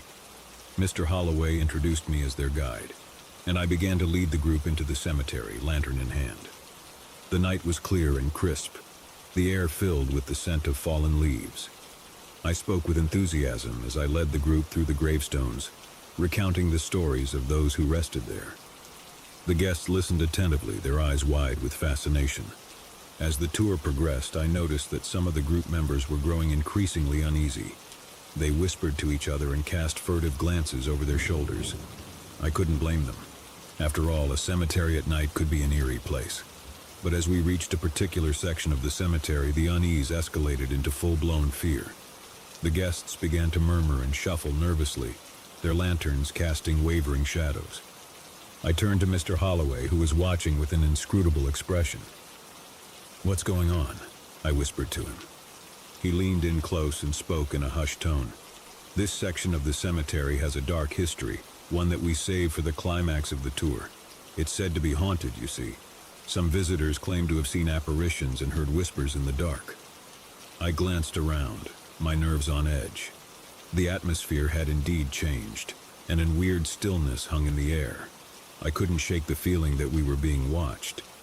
Just as I was about to continue the tour, a loud, unearthly shriek echoed through the cemetery. The guests screamed in terror, and I instinctively swung my lantern in the direction of the sound. What I saw froze me in my tracks. A figure, pale and ghostly, stood among the gravestones. Its eyes glowed with an unnatural light, and its mouth opened in a silent scream. The guests scattered, fleeing in all directions, leaving me and Mr. Holloway alone with the apparition. "What is that?" I stammered, my voice trembling. Mr. Holloway's expression remained unreadable as he stepped toward the figure. "It's a part of the tour, Alex. A special attraction, if you will." I watched in horror as the figure drew closer, its spectral form hovering in the moonlight. It reached out a transparent hand, and Mr. Holloway took it, leading the apparition away into the darkness. I stood there, my heart pounding, as the night returned to its usual silence. The guests had disappeared into the night, leaving me alone in the cemetery. Days turned into weeks, and I couldn't shake the memory of that night. The apparition, the screams, Mr. Holloway's cryptic words, all of it haunted my thoughts. I tried to convince myself that it had been a staged event, a part of the tour meant to scare the guests, but something about it felt real, too real. I decided to confront Mr. Holloway to demand an explanation for what had happened. I sent him an email requesting a meeting, and he agreed to meet me at the same cafe where we had first discussed the job. When I arrived, Mr. Holloway was already there, sitting in the same corner. He greeted me with a smile, though there was a tension in the air. "Alex," he began, "I'm glad you reached out. I wanted to discuss that night with you." I wasted no time. "What was that thing, Mr. Holloway, the apparition in the cemetery? Was it real?" He sighed, his shoulders slumping. "I suppose it's time for the truth." Mr. Holloway proceeded to reveal the dark history of the cemetery, a history that had been concealed from the public for years. He explained that the cemetery had been the site of a clandestine group known as the Society of the Silent, a secret society that had dabbled in the occult and conducted bizarre rituals in the dead of night. The apparition, he told me, was a result of those rituals. It was the spirit of a member of the society, a man who had been trapped between the realms of the living and the dead. The society's rituals had unleashed forces beyond their control, and the cemetery had become a place of malevolent energy. "We used the legend of the society and the apparition as a way to add an element of fear to the tours," Mr. Holloway admitted. "It's a way to make the experience unforgettable, just as I promised." I couldn't believe what I was hearing. The history of the cemetery, the society, and the apparition, all of it was true. It was a shocking revelation, and it left me with more questions than answers. I continued to work as a tour guide for the Historical Society, sharing the stories of the cemetery's past with the guests. The knowledge that the apparition was real added an authenticity to the tours, and visitors left with a sense of having witnessed something truly otherworldly. But the revelation had changed something within me. I couldn't shake the feeling that there was more to the story, that the society's secrets ran deeper than I had been told. I couldn't resist the urge to uncover the truth. One night after the tour had ended and the guests had left, I approached Mr. Holloway with a determined expression. "I want to know more," I said. "I want to learn about the society, about the rituals they performed, and about the apparition. Will you show me?" Mr. Holloway hesitated, his gaze fixed on mine. "You must understand, Alex, that delving further into this may lead to consequences you cannot fathom. The society's secrets are dangerous, and the apparition is a force beyond our control." I nodded, my curiosity outweighing my fear. "I'm willing to take that risk." Mr. Holloway sighed and led me to a hidden chamber beneath the cemetery, a crypt that had remained sealed for centuries. Inside, he revealed a collection of old tomes and artifacts, each bearing the mark of the Society of the Silent. As I delved into the society's history, I learned of their obsession with unlocking the secrets of the afterlife. They had conducted forbidden rituals, made pacts with dark entities, and tampered with forces that should have remained untouched. It was a chilling account of a group consumed by their desire for knowledge and power. But what fascinated me most was the apparition itself. According to the society's records, the spirit had been a member who had attempted to communicate with the dead. In a misguided experiment, they had opened a portal to the other side, allowing malevolent entities to enter our world. The apparition was the result of their doomed ritual, forever trapped between the realms. As I delved deeper into the society's secrets, I felt a growing unease. The apparition's presence seemed to loom over me, as if it resented my intrusion into its dark history. I couldn't shake the feeling that I had awakened something malevolent. One night, as I conducted a tour through the cemetery, a sense of foreboding washed over me. The air grew heavy with tension, and the guests seemed to sense it too. I recounted the stories of the cemetery with a trembling voice, my lantern casting long shadows. As we reached the section of the cemetery where the apparition had first appeared, a chilling wind swept through the gravestones. The lanterns flickered, and the group grew silent, their eyes wide with fear. And then it happened. The apparition materialized before us, its eyes glowing with an unnatural light. It let out a blood-curdling scream, and the guests screamed in terror, fleeing in all directions. I stood frozen in place, unable to tear my gaze away from the spectral figure. It reached out a ghostly hand and I felt a cold, numbing sensation envelop me. The world around me twisted and distorted, and I found myself standing in a shadowy realm. The apparition before me. It spoke, its voice a haunting whisper. "You have uncovered our secrets, Alex. You have trespassed where you should not have." I stammered, trying to find words, but fear had rendered me speechless. The apparition's eyes bore into mine, and I felt a surge of dread. "You must make a choice, Alex. You can choose to forget what you have learned, to leave this place and never return. Or you can choose to stay and become a part of our history, forever trapped between the realms." I had no choice but to agree, to erase the memories of the Society's secrets and the apparition from my mind. The apparition released its hold on me, and I found myself back in the cemetery, alone in the darkness. I returned to my apartment that night, my mind a whirlwind of confusion and fear. The memories of the Society's secrets had been erased, but the knowledge of what had transpired lingered like a shadow in my subconscious. I continued to work as a tour guide, but the apparition's presence haunted me. It watched from the shadows, a constant reminder of the choices I had made. The burden of the Society's secrets weighed heavily on my shoulders, a constant reminder of the darkness that lurked beneath the surface of the cemetery. As the years passed, I struggled to move on with my life, haunted by the memories of that night. I knew that the apparition was always there, waiting in the darkness, a specter of the past that could never be forgotten. And so I share this story as a warning to those who seek to uncover the secrets of the past, to those who are drawn to the darkness that lurks beneath the surface. Some mysteries are better left unsolved, some secrets better left buried. For the apparition of the cemetery still watches, and its malevolent presence lingers, a reminder of the choices we make and the price we pay for our curiosity.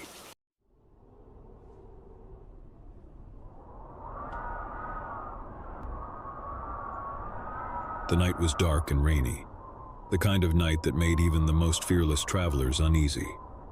John had been driving for hours, the monotonous drumming of rain on the car's roof slowly pushing him towards exhaustion. His eyelids felt heavy, and he knew he needed to find a place to rest. As if on cue, a dimly lit sign emerged from the darkness ahead. It read, "Miller's Gas and Grill, 1 mile ahead." John's heart quickened with relief. He could use a break, maybe grab a bite to eat. The prospect of a warm meal and a chance to stretch his legs was too tempting to resist. He followed the narrow, winding road as it led him towards the gas station. The rain showed no sign of letting up, and the steady hum of the engine provided a comforting backdrop to the otherwise eerie silence of the night. The headlights of his car illuminated the road ahead, revealing dense woods that seemed to press in on all sides. John couldn't help but feel a chill run down his spine.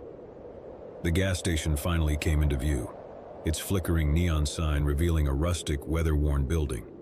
It looked like something out of a forgotten era, a relic of a time when gas stations were more than just convenience stores.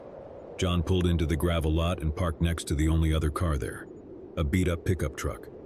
As he stepped out of his car, the rain soaked through his jacket almost instantly. He hurried inside, the jingling of a bell above the door announcing his arrival. The interior of the gas station was just as old-fashioned as the exterior. Wooden shelves lined the walls, stocked with an odd assortment of products, and a counter sat at the far end, behind which stood an elderly man with a weathered face and a grizzled beard. "Evening, stranger." The old man greeted him with a toothless smile. "Evening," John replied, shaking off the rain from his coat. "I could use a fill-up and a bite to eat. You still serving?" The old man nodded and gestured towards a small diner area off to the side. "Gas pumps out back. Help yourself to the menu. We got burgers, fries, and coffee. What'll it be?"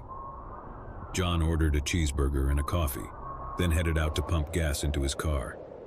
The rain was coming down harder now, making the task unpleasant.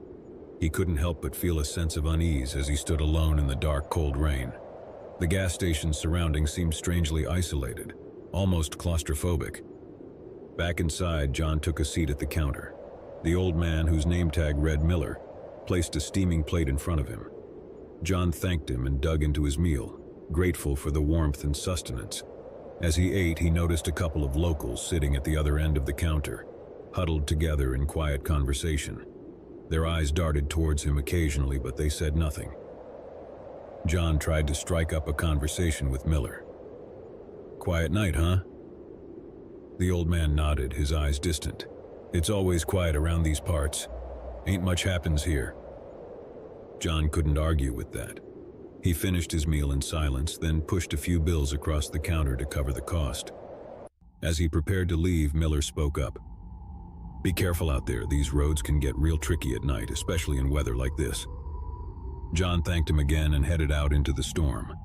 He climbed into his car and started the engine, watching the windshield wipers struggle to keep up with the rain. He couldn't shake the feeling that something was off about the gas station and its surroundings. The locals' strange behavior and Miller's cryptic warning only added to his unease. As he pulled out of the gas station, John couldn't help but notice that the pickup truck that had been parked there earlier was now gone. He glanced around, wondering where its owner had gone to on such a stormy night. But he quickly dismissed the thought, chalking it up to the oddities of rural life. The road stretched out before him, a never-ending ribbon of wet asphalt that seemed to disappear into the inky darkness. The rain continued to pour, making visibility poor and the journey treacherous. John gripped the steering wheel tightly, his senses on high alert. After what felt like an eternity, John spotted a pair of dim headlights approaching in the distance. He breathed a sigh of relief, grateful for the company on this desolate stretch of road. As the vehicle drew nearer, John noticed that it was the same pickup truck that had been parked at the gas station earlier. It was driving erratically, swerving from side to side as if the driver was struggling to maintain control. John slowed down, giving the truck plenty of space. He watched in growing concern as it weaved dangerously close to the edge of the road. It was as if the driver was playing a dangerous game of chicken with the darkness that surrounded them. Just as John was debating whether to call the police, the pickup truck suddenly veered off the road and into the woods. John slammed on his brakes, his heart pounding in his chest. He watched in horror as the truck crashed through the underbrush, its headlights disappearing into the dense forest. For a moment, John considered following the truck to see if the driver was okay. But the rain was coming down harder than ever, and he didn't relish the idea of getting stuck in the mud. He also couldn't shake the feeling that something was seriously wrong. The way the truck had swerved and then veered off the road had been deliberate, almost intentional. After a few minutes of indecision, John decided to continue on his way. He reasoned that the driver of the pickup truck might have been drunk or reckless, and there was nothing he could do to help them in this weather. He put the incident out of his mind and focused on the road ahead. As the miles passed, John couldn't shake the feeling of unease that had settled in the pit of his stomach. The rain showed no sign of letting up, and the road seemed to stretch on endlessly. He tried to distract himself by turning up the radio, but the crackling static and eerie echoing voices only added to his sense of isolation. Suddenly, the headlights of his car illuminated a figure standing in the middle of the road ahead. John slammed on his brakes, his heart leaping into his throat. The figure was a man, soaked to the bone and shivering in the rain. He was waving his arms frantically as if trying to flag down passing cars. Reluctantly, John rolled down his window a crack and called out to the man. "Hey, are you okay?" The man's voice was frantic and desperate. "Please, you have to help me. My car broke down and I'm freezing out here." John's instincts told him to keep driving, to not get involved. But he couldn't leave the man stranded in the middle of nowhere on a night like this. He unlocked the passenger door and motioned for the man to get in. As soon as the man climbed into the car, John regretted his decision. The man's clothes were soaked through and he reeked of alcohol. His eyes were bloodshot and his speech was slurred. "Thanks, man," the stranger mumbled, his words barely coherent. "I don't know what I would have done out there." John forced a smile and tried to make small talk, but the man's responses were erratic and disjointed. He seemed agitated, constantly glancing out the window as if he were expecting something to jump out at them from the darkness. After what felt like an eternity, they finally reached a more populated area. John pulled into a well-lit parking lot and turned to the stranger. "This is where I'm headed. You can get out here." The man hesitated for a moment, then nodded and stumbled out of the car. John watched as he walked away, disappearing into the night. Shaken by the encounter, John continued his journey. He couldn't help but wonder what had happened to the pickup truck he had seen earlier, and if the man he had picked up had anything to do with it. The rain had finally begun to let up, but the unease that had settled over him refused to dissipate. Hours passed and John finally reached his destination, a small town with a motel on the outskirts. He pulled into the parking lot and checked into a room, grateful for the chance to get out of the rain and rest for the night. As he lay in bed, John couldn't stop thinking about the strange events of the evening. The gas station, the pickup truck, the erratic driver, and the mysterious hitchhiker. All of it left him with an overwhelming sense of unease. He couldn't shake the feeling that he had stumbled onto something he wasn't meant to see, something that was best left hidden in the darkness. Just as he was about to drift off to sleep, John heard the sound of rain tapping against the window. But this time it was accompanied by a low, distant rumble of thunder. As he listened to the storm outside, a chilling thought crossed his mind. What if the rain had been a cover, a way to hide something far more sinister that lurked in the darkness of the night? With that unsettling thought in mind, John pulled the covers tighter around him and closed his eyes, hoping that the morning would bring answers and the chance to leave this mysterious and ominous place far behind.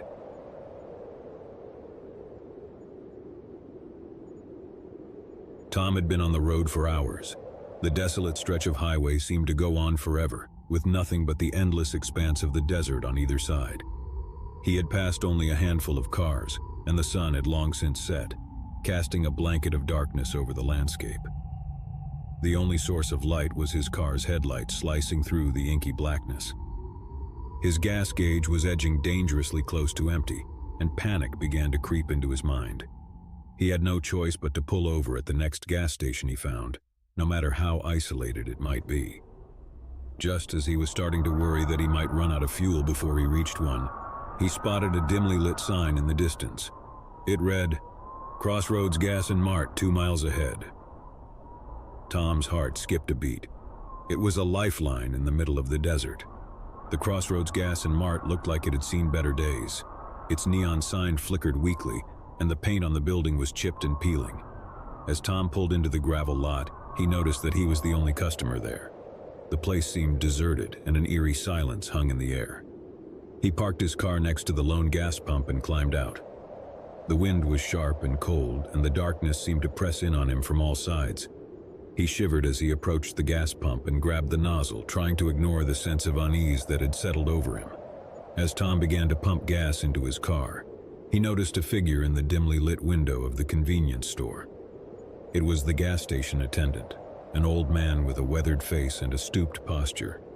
He was staring at Tom with a vacant expression, as if he had been waiting for him to arrive. "Evening," Tom called out as he finished pumping gas. The old man didn't respond. He simply continued to stare. Tom decided to pay no mind to the strange behavior and headed into the convenience store. The interior was dimly lit, and the shelves were sparsely stocked with dusty, outdated products. It felt like a relic from a bygone era, a time when gas stations were more than just places to refuel. The old man behind the counter had a name tag that read Sam. His eyes were fixed on Tom as he approached. "Evening," Tom repeated, trying to break the eerie silence. "I could use a fill-up and something to eat. You still serving?" Sam nodded slowly, his gaze never leaving Tom. "Gas pump's out back. Help yourself to the menu. We got burgers, fries, and coffee. What'll it be?" Tom ordered a cheeseburger and a coffee, then headed out to pump gas. The wind had picked up and the sky was overcast. Tom couldn't help but feel a sense of isolation as he stood alone in the cold desert night, the gas station's surroundings seemingly empty for miles. Back inside, Tom took a seat at the counter. He watched as Sam prepared his meal, the old man's movements slow and deliberate. Tom couldn't shake the feeling that something was off about the gas station and its lone attendant. The isolation, the eerie silence, and Sam's strange behavior all added to his unease. As he ate, Tom noticed a group of locals sitting at a corner booth, huddled together in hushed conversation. Their eyes darted towards him occasionally, but they said nothing. Tom tried to strike up a conversation with Sam to ease his discomfort. "Quiet night, huh?" he ventured. Sam nodded, his expression unchanging. "It's always quiet around here. Not much happens." Tom finished his meal in silence and pushed a few bills across the counter to cover the cost. As he prepared to leave, Sam spoke up. "Be careful out there. These roads can get tricky at night, especially in weather like this. Tom thanked Sam and headed out into the cold desert night. The wind cut through his jacket and he felt a chill run down his spine. The gas station's surroundings seemed desolate, almost otherworldly, as if he had stepped into another dimension. He climbed into his car and started the engine, the headlights cutting through the darkness as he pulled onto the empty highway. The road stretched out before him, a lonely ribbon of asphalt disappearing into the vast desert. As he drove, Tom couldn't shake the feeling that he was being watched. He glanced in the rearview mirror but saw nothing behind him.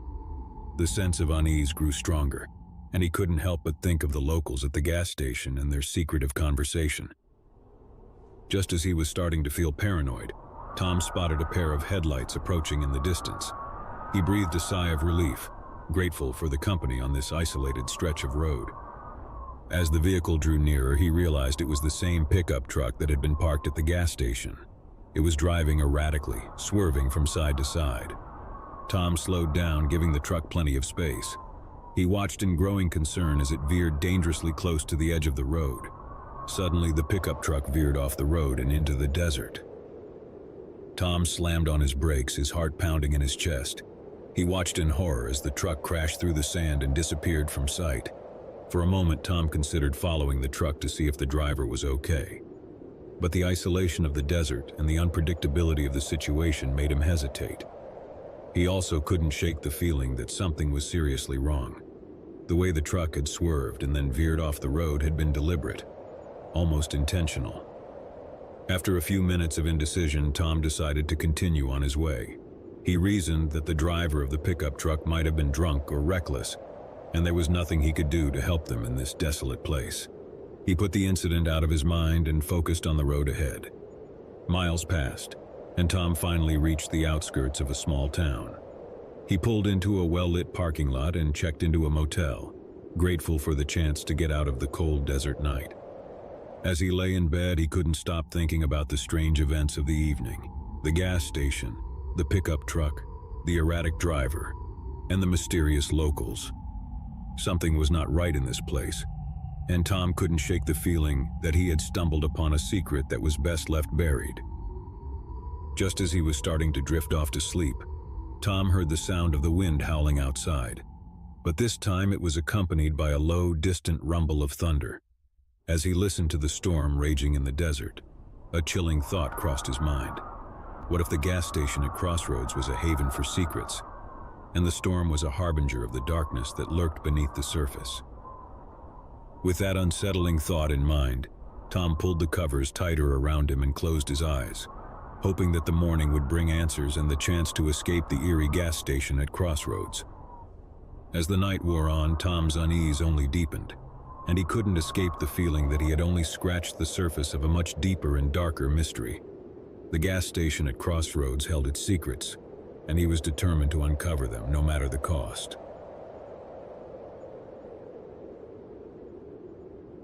The desert stretched out endlessly around Jack as he sped down the lonely highway. The sun was setting, casting long shadows over the barren landscape. He had been driving for hours, and his gas gauge was edging dangerously close to empty. Beads of sweat formed on his forehead as he scanned the horizon for any sign of a gas station. Just as panic began to set in, he spotted a dimly lit sign in the distance. It read, "Desert Oasis Gas and Mart, 5 miles ahead."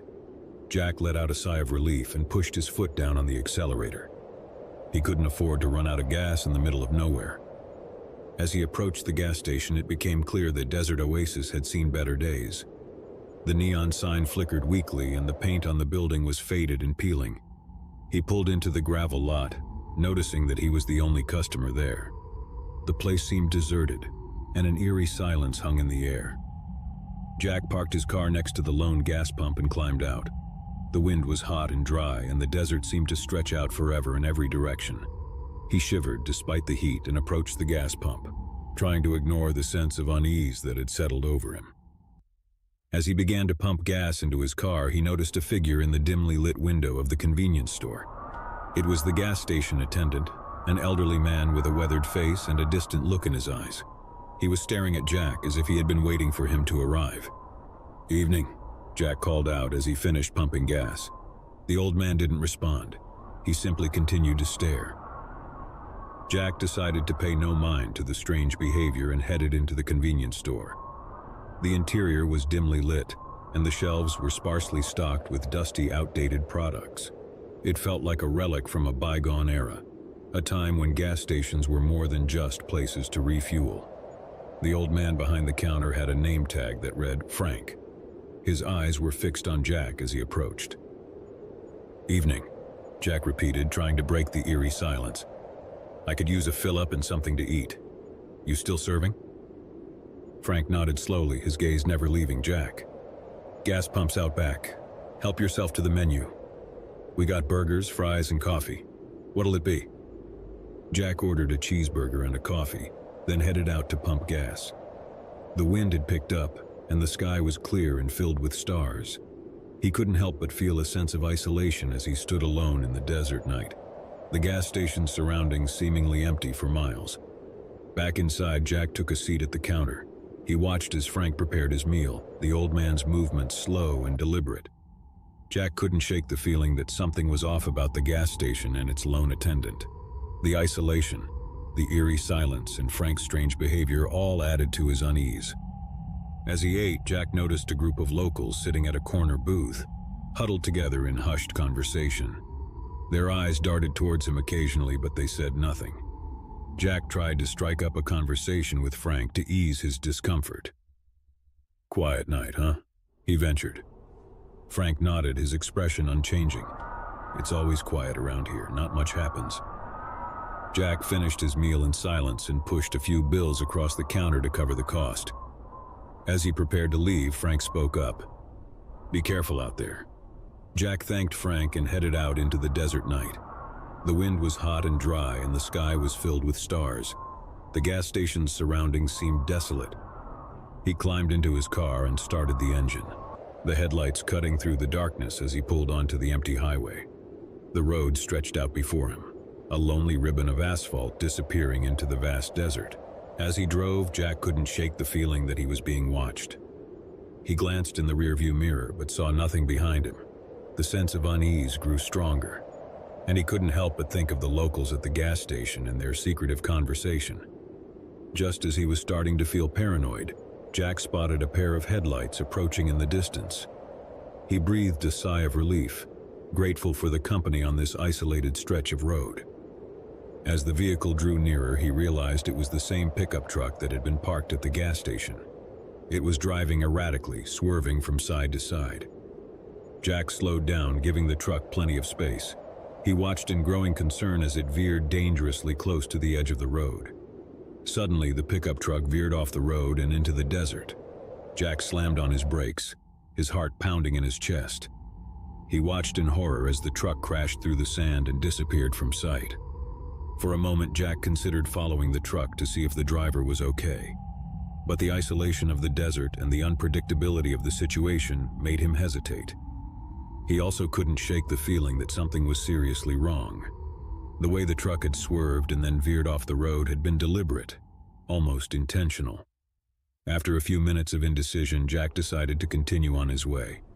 He reasoned that the driver of the pickup truck might have been drunk or reckless, and there was nothing he could do to help them in this desolate place. He put the incident out of his mind and focused on the road ahead.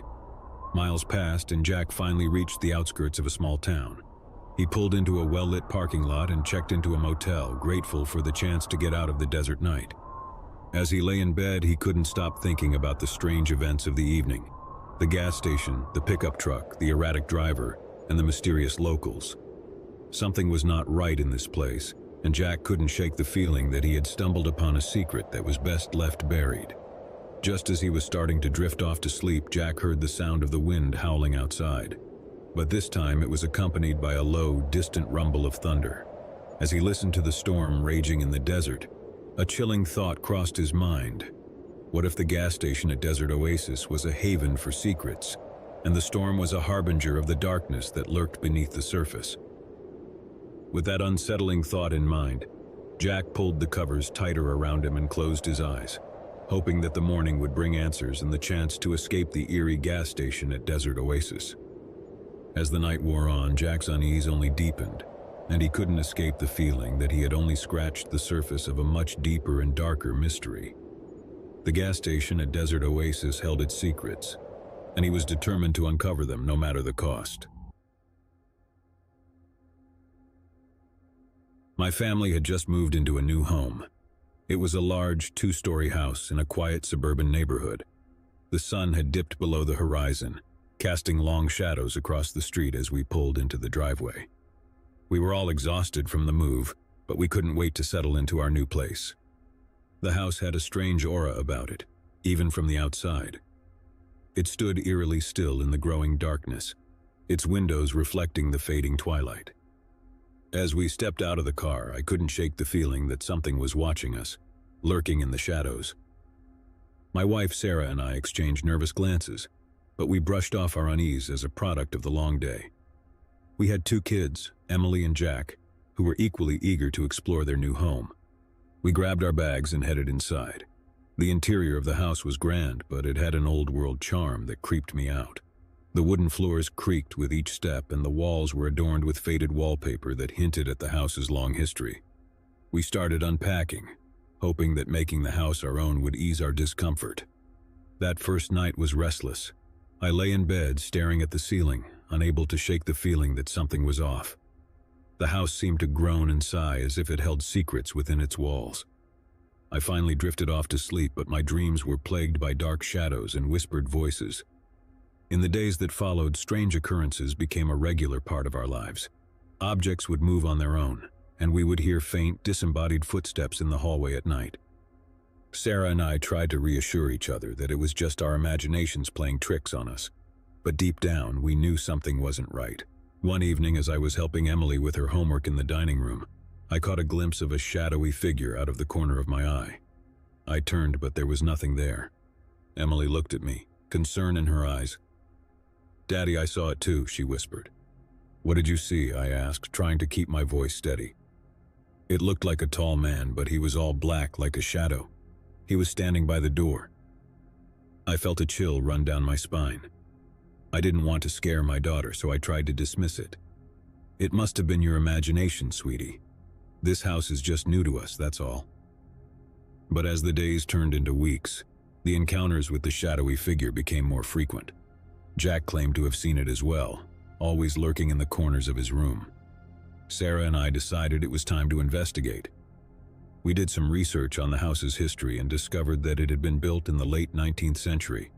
Several families had lived here over the years, but none had stayed for long. There were rumors of tragedy and strange occurrences associated with the house, but no concrete details. One night, after putting the kids to bed, Sarah and I decided to stay up and see if we could catch a glimpse of the shadowy figure ourselves.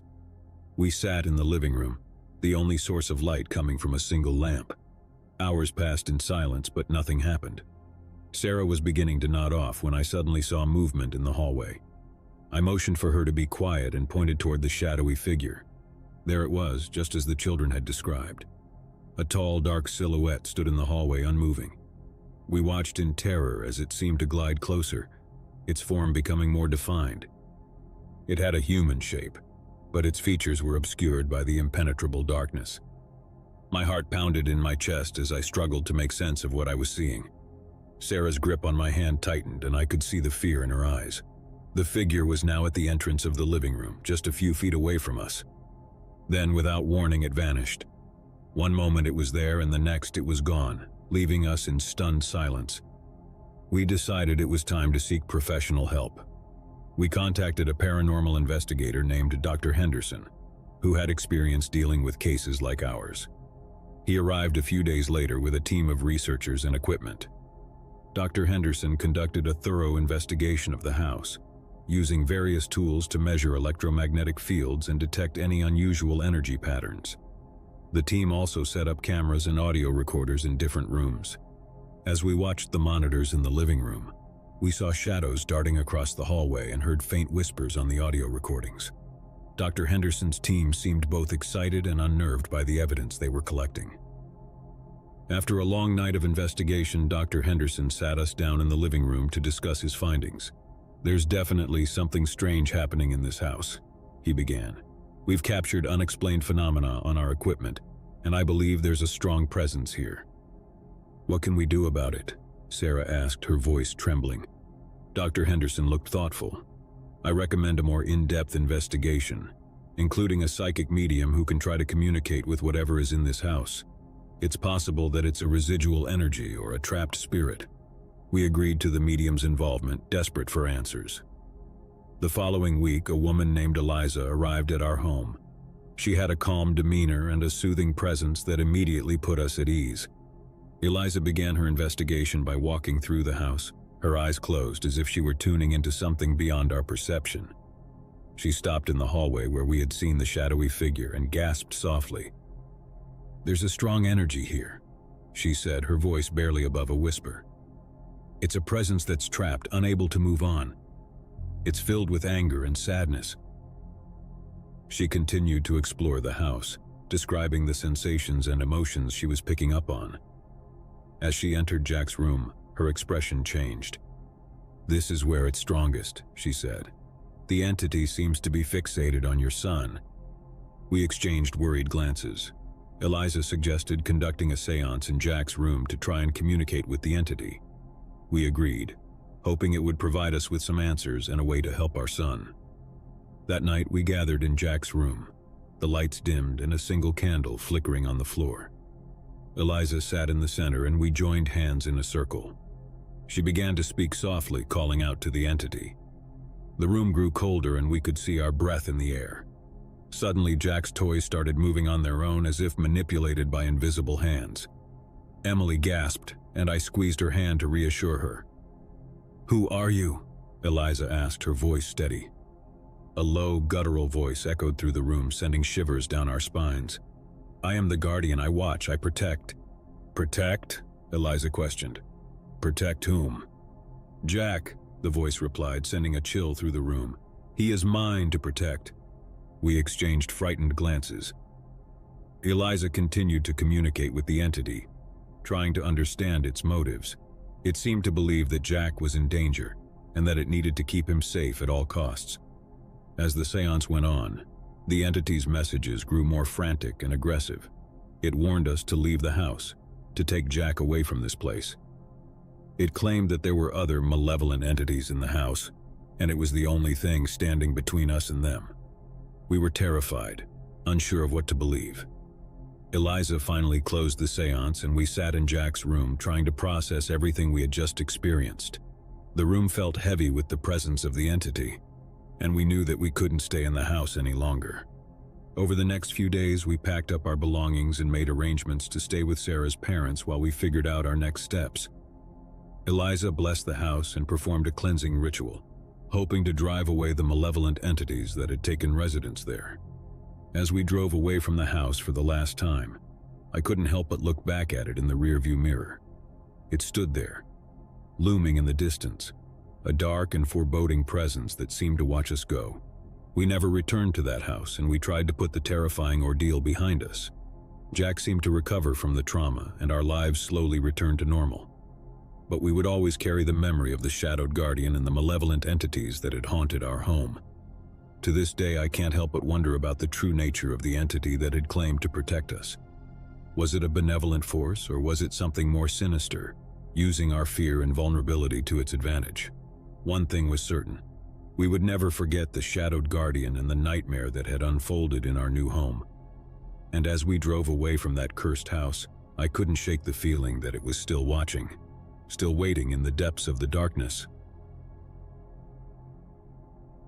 My name is Ethan, and I've always had a fascination with the woods.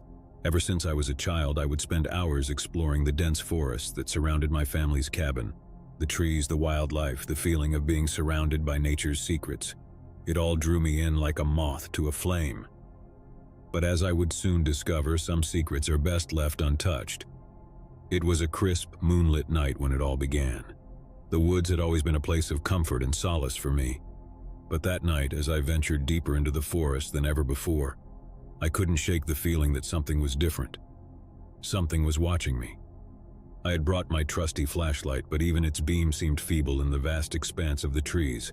I pushed onward, the crunch of leaves and twigs beneath my boots the only sound in the otherwise silent night. The forest was a labyrinth of shadows and my imagination played tricks on me. I thought I saw movement in the corner of my eye, heard faint whispers carried by the wind, and felt the temperature drop whenever I paused to catch my breath. Still, I brushed it off as my own paranoia and continued my journey. Hours passed and I had lost all sense of time and direction. The moon hung low in the sky, casting eerie silhouettes of the trees on the forest floor. That's when I stumbled upon it, a clearing bathed in moonlight with an ancient gnarled tree at its center. The tree was unlike anything I had ever seen. Its bark was a deep, almost obsidian black, and its branches twisted and contorted as if they were reaching out for something, or someone. The air around it felt heavy and oppressive, and the silence was suffocating. Despite my unease, I couldn't tear my eyes away from the tree. It had an otherworldly beauty, a sinister allure that drew me closer. I reached out to touch its bark, my fingers trembling as they made contact with the rough surface. That's when I heard it, a soft, mournful whisper like the sigh of a dying breeze. It seemed to emanate from the tree itself, as if it held the secrets of the forest within its ancient heart. "Who are you?" I whispered, my voice barely audible even to my own ears. The whisper grew louder, more insistent, and I could make out words, faint and fragmented. "Guardian. Forsaken.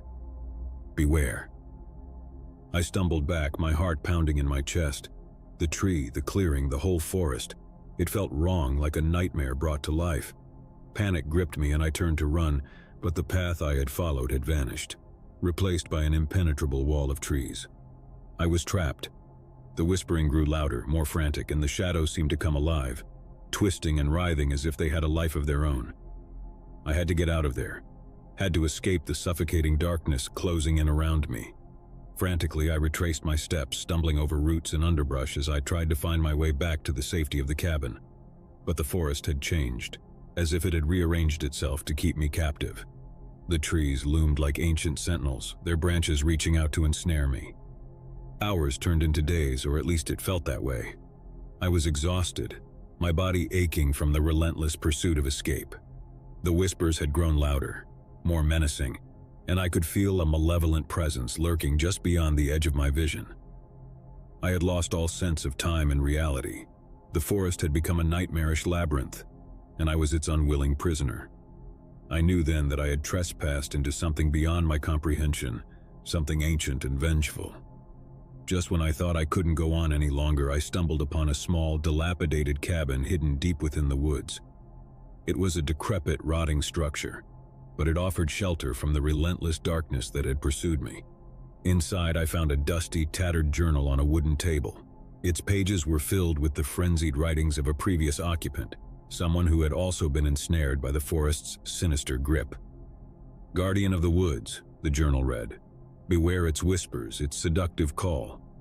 It promises secrets, power, but it's a trap, a malevolent force that feeds on the lost and the forsaken. I have seen things in these woods, things that should never have existed." The journal spoke of a ritual, a way to appease the guardian and escape its clutches. Desperate and terrified, I followed the instructions, reciting the incantation as the whispers grew louder and the shadows closed in around me. Suddenly, the cabin shook as if caught in a violent storm. The walls groaned and the roof threatened to collapse. I could hear the guardian's furious howls, its rage echoing through the trees. But then, as suddenly as it had begun, the chaos stopped. The cabin was still, and the forest outside seemed to have lost interest in me. I cautiously stepped outside, and to my astonishment, I found myself standing at the edge of the woods, just a stone's throw from the cabin. The guardian had released me. I stumbled back to my family's cabin, disheveled and traumatized. I didn't speak of my ordeal, not wanting to burden my loved ones with the horrors I had witnessed. But the memory of that night, of the guardian and the whispers, haunted my dreams. Years passed, and I tried to put the forest and its malevolent guardian behind me. I got married, had children of my own, and moved far away from those cursed woods. But the memory of that night was always there, lurking in the shadows of my mind. Then, one fateful night as I lay in bed, I heard it. The soft, mournful whisper, the same one I had heard in the clearing so long ago. It echoed through the darkness, filling my room with dread. Guardian forsaken, beware. My heart raced, and I knew that the Guardian had not forgotten me. It had followed me, waiting for the right moment to reclaim what it believed was rightfully its own. I never went back to the woods, but the Guardian's whispers grew louder with each passing night. It seemed to seep into every corner of my life, poisoning my thoughts and driving me to the brink of madness. I tried to protect my family, to shield them from the malevolent force that had taken hold of me, but it was futile. The Guardian's whispers grew louder, more insistent, until I could no longer resist its call. One night, as the moon hung low in the sky, I left my home and ventured into the darkness, drawn by the sinister allure of the Guardian and the secrets it promised. The woods had claimed me once again, and this time I knew there was no escape. As I walked deeper into the forest, the shadows closed in around me, and the whispers became a deafening cacophony. I was no longer a trespasser. I was a willing servant, bound to the Guardian for eternity. And so I remain lost in the depths of the woods, a forsaken soul ensnared by the malevolent force that dwells within. The Guardian's whispers are my only companions now, a constant reminder of the darkness that lurks in the heart of the woods beyond midnight. It was a sweltering summer night in the heart of the city. The relentless heat had driven most of the residents indoors, seeking refuge in the cool embrace of air conditioning. But not me. I had always been drawn to the city's nocturnal side, its secrets and shadows that came alive after dark. With my headphones on and the city's pulse reverberating through my veins, I decided to take a late-night walk. The streets were nearly empty, bathed in the pale glow of streetlights that flickered like dying stars. I walked with purpose, the rhythmic beat of my music matching the cadence of my footsteps. As I turned down a dimly lit alley, my senses heightened. There was something unsettling about the deserted streets, a feeling that I couldn't quite shake. I glanced over my shoulder, half expecting to see someone or something lurking in the shadows. There was no one there, of course, just the empty alley and the distant hum of the city. I forced myself to shake off the unease and continued my journey. It was when I reached the bridge that spans the river that I first noticed it, the shadowy figure that seemed to materialize out of thin air. It was a tall, imposing silhouette, shrouded in darkness and devoid of any discernible features. It stood beneath a flickering streetlight, motionless, as if waiting for something. My heart skipped a beat as I quickened my pace. I tried to convince myself that it was just a trick of the light, a figment of my overactive imagination. But as I glanced over my shoulder again, the figure was still there, closer now and undeniably real. I continued to walk, my heart pounding in my chest. I told myself to stay calm, that there was a logical explanation for this. Maybe it was just a late-night wanderer, lost in thought like I was. But the nagging feeling in the pit of my stomach told me otherwise. As I crossed the bridge and descended a flight of stairs that led to the riverbank, I realized that the figure was following me. Its movements were slow and deliberate, always keeping a fixed distance. I could hear the soft, rhythmic echo of its footsteps, a haunting accompaniment to the music in my ears.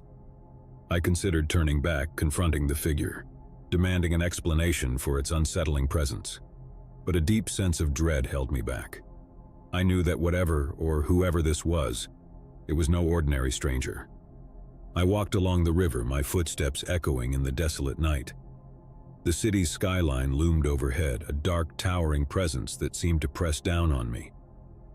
The figure continued to follow, its presence an ominous shadow at the edge of my perception. I couldn't take it anymore. I stopped in my tracks, ripping the headphones from my ears and turning to face the figure. It was closer now, just a few yards away, and I could see that it wore a long, tattered coat that billowed in the night breeze. "Who are you?" I demanded, my voice quivering with a mixture of fear and anger. The figure remained silent, its form shrouded in darkness. I took a step closer, my heart pounding in my chest. I said, "Who are you? Why are you following me?" Still there was no response. The figure seemed to pulse with an unnatural energy, its presence a looming, oppressive force. I took a deep breath, my instincts screaming at me to run, to escape this menacing presence. But I couldn't tear my eyes away from it. I had to know who or what I was dealing with. "What do you want?" I asked, my voice barely above a whisper. Finally, the figure spoke, its voice a hollow, whispering rasp that felt cold. "I seek redemption." The words hung in the air like a sinister omen. Redemption? What did that mean? And why did this figure's presence fill me with such an overwhelming sense of dread? I took another step closer, my curiosity overpowering my fear. Redemption for what? The figure hesitated, as if struggling to find the right words. For the sins of the past. For the darkness that haunts my soul. I felt a chill run down my spine. The figure's words were cryptic, filled with a sense of profound sorrow and regret. I couldn't help but be drawn in, as if I were unraveling a mystery that I was never meant to uncover. "Who are you?" I asked again, my voice trembling. The figure finally stepped into the dim glow of a nearby streetlight, revealing a face that was both familiar and utterly alien. Its features were contorted, twisted by some unseen torment, and its eyes bore into mine with a haunting intensity. "I am a reflection of your own darkness," it said, its voice echoing in my mind. "I am the embodiment of your deepest fears and regrets." I stumbled back, a sense of dread washing over me. It couldn't be true, couldn't be real. This figure, this shadowy presence, it was a manifestation of my own inner demons. "Get away from me," I whispered, my heart pounding in my chest. But the figure remained, its eyes never leaving mine. "I cannot be banished so easily, for I am a part of you." I turned and ran, my footsteps echoing in the empty streets. The figure followed, always at a fixed distance, as if it were tethered to me by an invisible thread. Panic coursed through my veins as I sprinted through the city, desperate to escape the relentless pursuit of my own darkness. I didn't know how long I ran or where I was headed. All I knew was that I had to get away from the figure, from the haunting presence that threatened to consume me. My lungs burned, my legs ached, but I couldn't stop. Eventually, I found myself in a deserted park surrounded by trees and darkness. I collapsed onto a park bench, gasping for breath, my heart pounding in my chest. I looked around, expecting to see the figure closing in on me. But it was gone. I sat there in the darkness, my mind reeling from the encounter. The figure had vanished as suddenly as it had appeared, leaving me alone with my thoughts and my fear. I couldn't deny the truth any longer. The figure, the darkness, it was a part of me, a manifestation of my own inner demons. It had followed me, haunted me, and forced me to confront the darkness that lurked within my own soul. As I sat in the park, the first light of dawn began to break over the horizon, casting a faint glow over the city. I knew that I could never escape the shadowy figure, for it was a part of me, a reflection of my own fears and regrets. And as I watched the city awaken, I couldn't help but wonder if redemption was truly possible, if I could ever find a way to confront and conquer the darkness that dwelled within me. My name is Alex, and I never thought I'd be telling a story like this. It all began when my girlfriend Emily started acting strange, stranger than I could have ever imagined.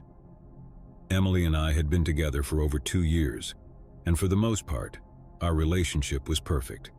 We shared the same interests, had the same sense of humor, and couldn't get enough of each other's company. But something changed one fateful summer evening, and it was the beginning of a descent into madness I could never have predicted. It was a warm, balmy night when Emily and I decided to take a walk in the park near our apartment. The sun had dipped below the horizon, casting long shadows across the grass, and the air was filled with the gentle hum of crickets.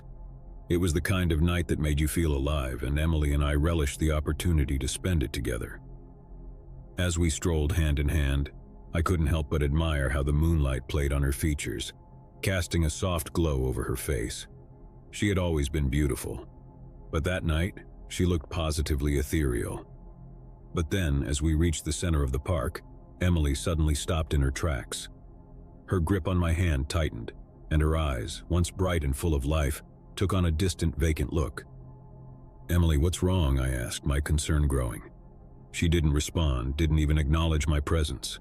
Instead, she began to mutter under her breath, her words unintelligible. It was as if she had been transported to another world, one that I couldn't see or understand. I tried to snap her out of it, gently shaking her shoulder and calling her name, but it was as if she were in a trance. Her muttering grew louder, more frantic, and I could see the fear in her eyes. "Emily, snap out of it. I pleaded, my heart racing. And then, as suddenly as it had begun, the episode ended. Emily blinked as if waking from a dream and looked at me with a bewildered expression. "What just happened?" she asked, her voice trembling. I couldn't answer, couldn't comprehend what had just occurred. I was relieved that she was back to herself, but a nagging unease settled in the pit of my stomach. We decided to cut our walk short and headed back to our apartment. Emily seemed shaken, but she couldn't provide any explanation for her strange behavior. She blamed it on stress and fatigue, and I wanted to believe her. But as the days went by, Emily's odd episodes became more frequent. She would zone out at random moments, her eyes losing focus as she muttered incomprehensible words. Sometimes, she would wake up in the middle of the night screaming in terror, unable to remember her nightmares. I was worried sick about her, but she insisted that she was fine, that it was just a phase. She brushed off my concerns, even though I could see the toll it was taking on her. Her once vibrant personality had become muted and withdrawn. Then one evening, as we were having dinner, Emily did something that sent chills down my spine. She suddenly stopped eating, her fork hovering halfway to her mouth, and her eyes locked onto mine with a malevolent intensity I had never seen before. "Emily, what's wrong?" I asked, my voice trembling. She didn't respond, didn't blink. Instead, she began to speak, but it wasn't her voice that came out of her mouth. It was a low, guttural growl filled with an otherworldly malevolence that made the hair on the back of my neck stand on end. "Leave now," the voice hissed. "Leave before it's too late."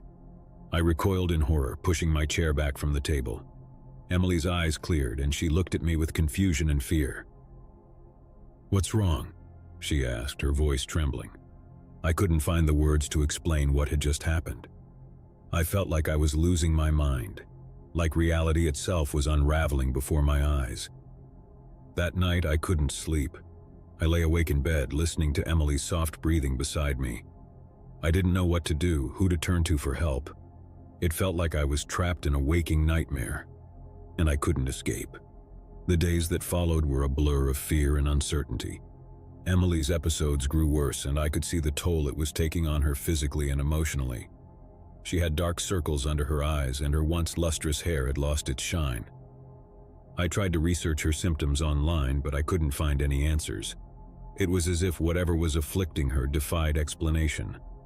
I begged her to see a doctor, but she refused, insisting that it was just a phase and that it would pass. Then one evening, as I was sitting in the living room, I heard Emily talking to herself in the bedroom. It wasn't the muttering I had grown accustomed to. It was a full-blown conversation, as if she were speaking to someone else. I tiptoed to the bedroom door and listened, my heart pounding in my chest. Emily's voice was filled with anger and desperation, and she was pleading with someone, or something. "No, please, I can't do it," she sobbed. "You promised you would leave him alone." I pushed the bedroom door open, and what I saw sent shockwaves through my body. Emily was sitting on the edge of the bed, her eyes wide with terror as she spoke to an empty corner of the room. "Who are you talking to?" I demanded, my voice trembling. Emily turned to me, her eyes filled with a mixture of fear and despair. "It won't leave me alone, Alex. It's always there, watching, waiting. It wants something from me, something I can't give." I didn't know what to say, how to help her. I felt utterly powerless in the face of whatever was tormenting her. That night, I decided to set up a camera in the bedroom, hoping to capture evidence of Emily's strange behavior. I couldn't shake the feeling that there was something more to her episodes, something sinister and inexplicable. As I reviewed the footage the next morning, my blood ran cold. In the darkness of the bedroom, I could see Emily sitting on the bed, her eyes vacant as she spoke to the empty corner of the room. But there was something else, something I couldn't explain. A shadowy figure, barely visible in the dim light, seemed to materialize in the corner of the room. It was tall and hunched, its form shifting and contorting as if it were made of smoke and darkness. I couldn't believe my eyes. It was as if I had captured evidence of the malevolent presence that had taken hold of Emily. But what was it? And what did it want from her? I decided to seek help from a paranormal investigator, hoping that they could provide answers and a way to help Emily. The investigator, a man named Dr. Mitchell, arrived at our apartment with a team of researchers and equipment. They conducted a thorough investigation, using electromagnetic field detectors and audio recording devices. As they worked, I couldn't shake the feeling that the apartment was filled with an oppressive energy, as if something was watching us. Hours passed and the investigators finally sat down with me to discuss their findings.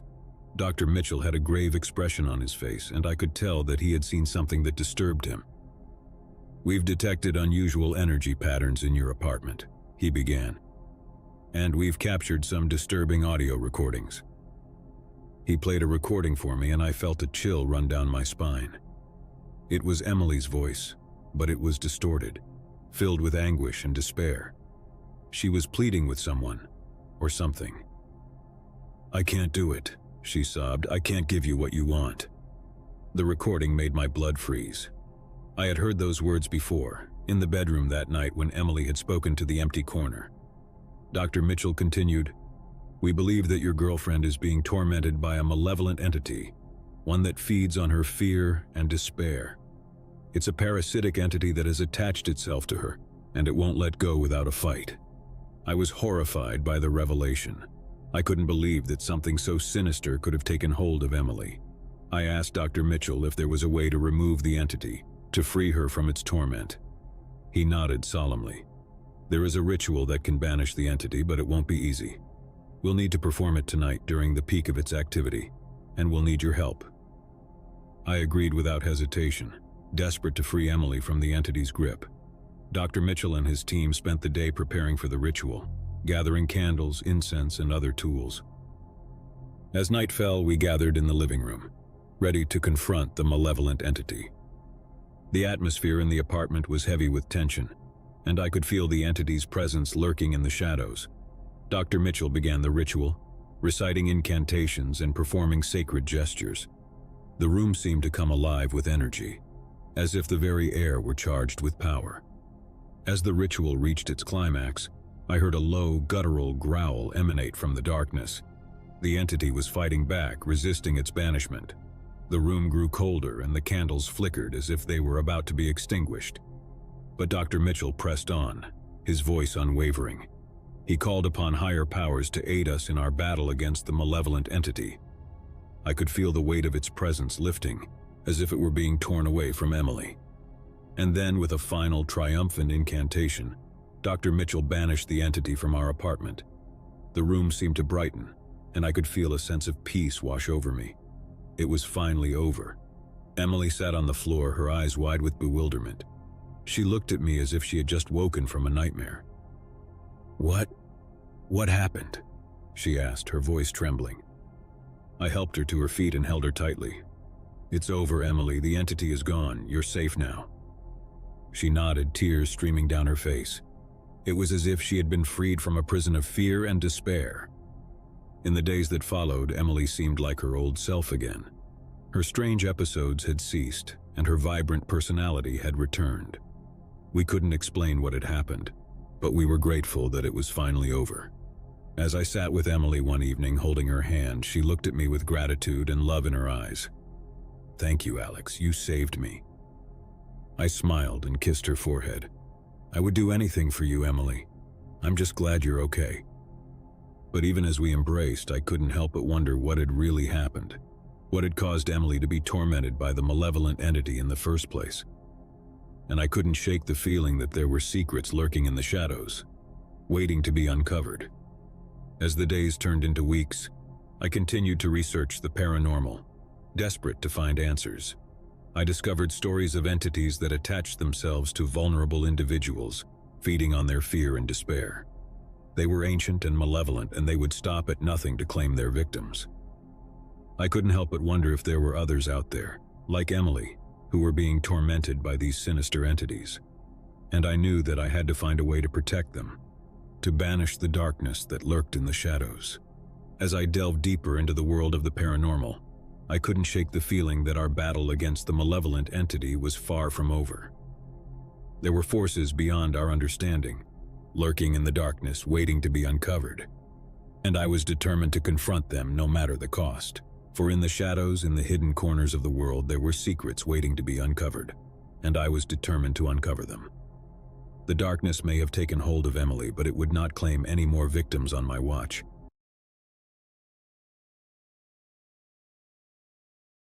As I sit here alone in this forgotten room, the memories of that fateful summer flood back, like a relentless tide of darkness. I never thought I'd be entangled in something so sinister, so surreal. But here I am, recounting my story, hoping that it serves as a cautionary tale. It all began innocently enough. I had recently graduated from college, eager to embark on the adventure of adult life. The world stretched out before me, full of possibilities. I had moved to a new city and was slowly settling into my job. But something was missing. A sense of belonging, a community. Little did I know that longing would lead me down a path I could never have imagined. One sunny afternoon, while sipping coffee at a local cafe, I noticed a flyer on the community board. It was an invitation to a gathering promising enlightenment and inner peace. The group called themselves the Cult of the Silent Shadows. The flyer showed a serene, masked figure bathed in moonlight, holding a candle. It piqued my curiosity, and with nothing to lose, I decided to attend their meeting. The address led me to an unassuming building on the outskirts of town. I entered a room filled with people of all ages, races, and backgrounds. The atmosphere was warm and inviting, and I felt an immediate sense of camaraderie. It seemed like the community I had been searching for. Their leader, a charismatic man named Gabriel, took the stage. He was a tall figure with piercing blue eyes and an air of magnetism that was impossible to ignore. He spoke eloquently about the struggles of modern life, the chaos of the world, and the need for inner tranquility. "We are the Silent Shadows," he proclaimed, "and we offer you a path to serenity, away from the noise and distractions of the outside world." His words resonated with me as they did with everyone else in the room. Gabriel spoke of meditation, mindfulness, and the power of silence in a world filled with constant chatter. It all sounded so appealing, so simple. Over the next few weeks, I attended the Silent Shadows gatherings regularly. The teachings became the anchor of my life. Gabriel's charisma and the sense of belonging I found within the group were addictive. I was not alone in my devotion, many others were equally captivated. As the days turned into months, the group's activities grew more intense. We were encouraged to immerse ourselves fully in their teachings. I began spending more time with my fellow members, often at the cult's secluded retreat deep in the woods. It was during one of these retreats that I began to notice something strange. The teachings, once focused on meditation and mindfulness, had taken a darker turn. Gabriel spoke of the need to shed our former selves, to become shadows of our former lives. He preached the power of silence, not just as a form of meditation, but as a way of life. The group started practicing silence for days at a time, communicating only through gestures and writing. We were discouraged from contacting our families and friends outside the cult, as they were seen as distractions from our true purpose. I began to feel a growing unease, but my attachment to Gabriel and the community kept me from questioning too deeply.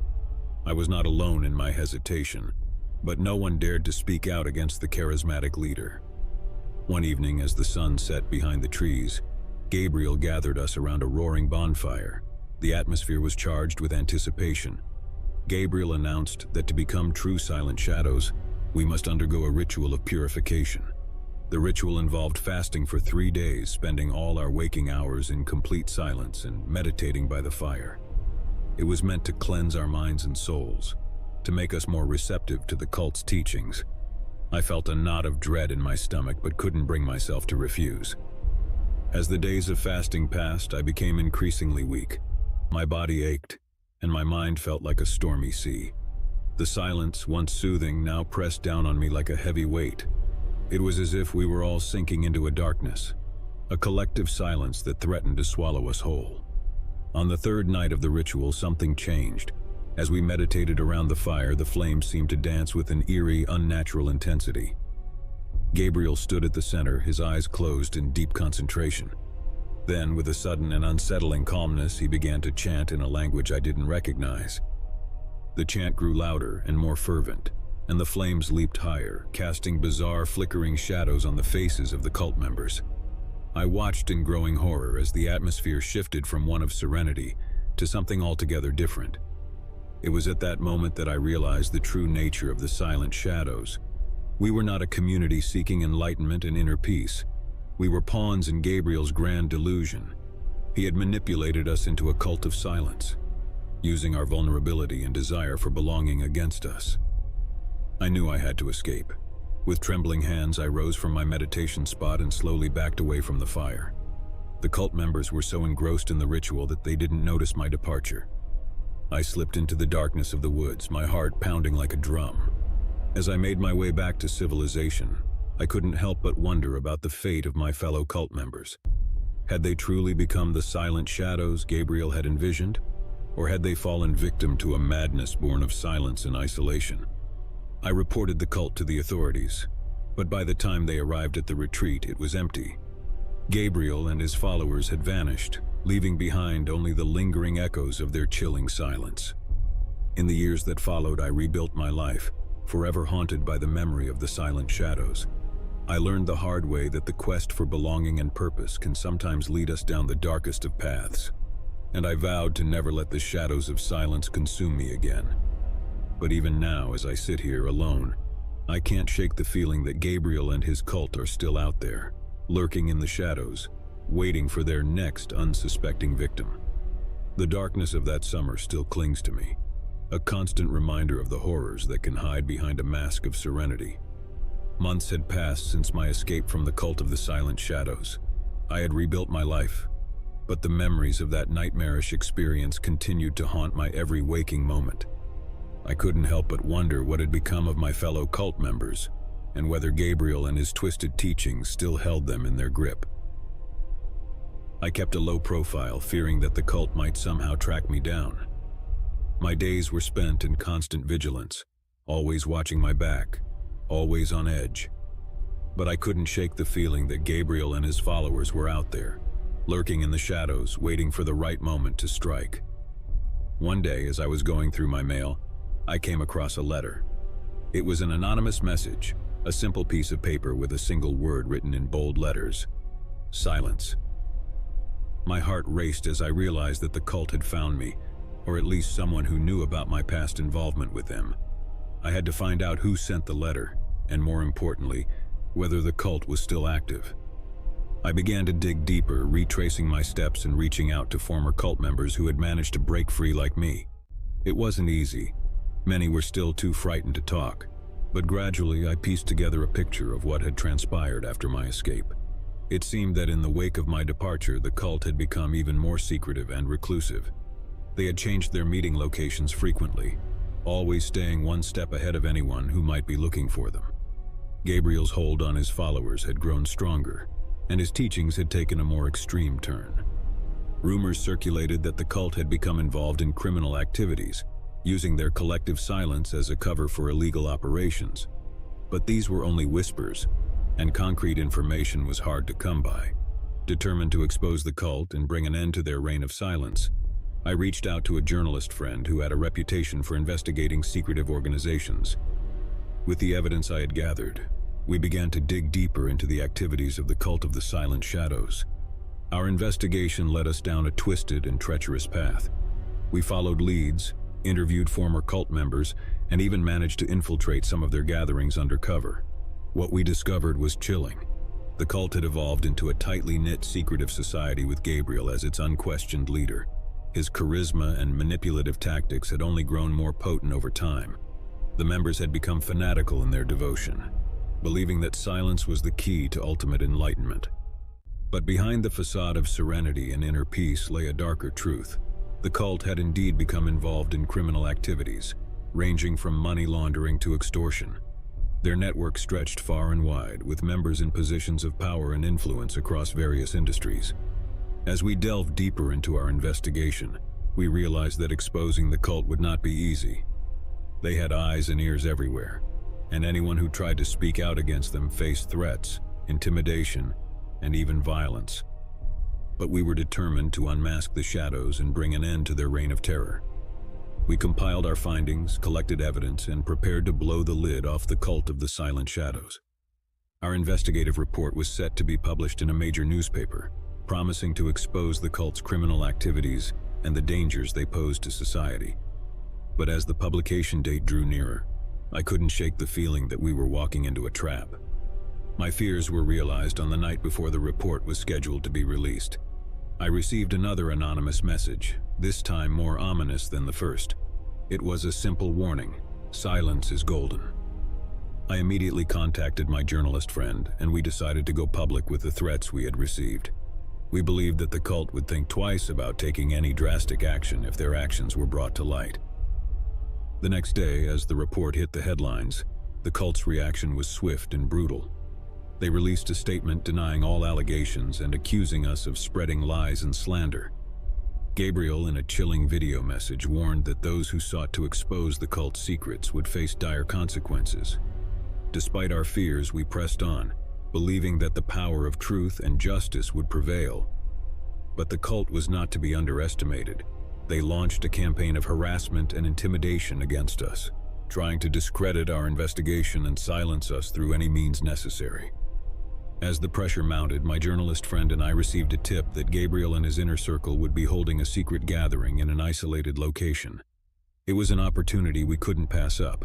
We contacted law enforcement and provided them with the information we had gathered. On the night of the raid, we accompanied the police to the remote location where the cult's gathering was taking place. The tension was palpable as we approached the compound. We knew that this would be the moment of reckoning, the final showdown with the cult of the Silent Shadows. As we stormed the compound, a fierce battle ensued. Gabriel and his followers, armed with unwavering devotion and a willingness to protect their secrets at all costs, put up a formidable resistance. But the combined efforts of law enforcement and the evidence we had gathered proved to be their undoing. Gabriel was arrested, and his mask of charisma finally shattered. The cult members were taken into custody, their reign of silence broken. The truth about their criminal activities was exposed for the world to see. In the aftermath of the raid, I couldn't help but reflect on the journey that had led me from a naive seeker of belonging to an unwitting victim of a dangerous cult, and finally to a crusader for justice.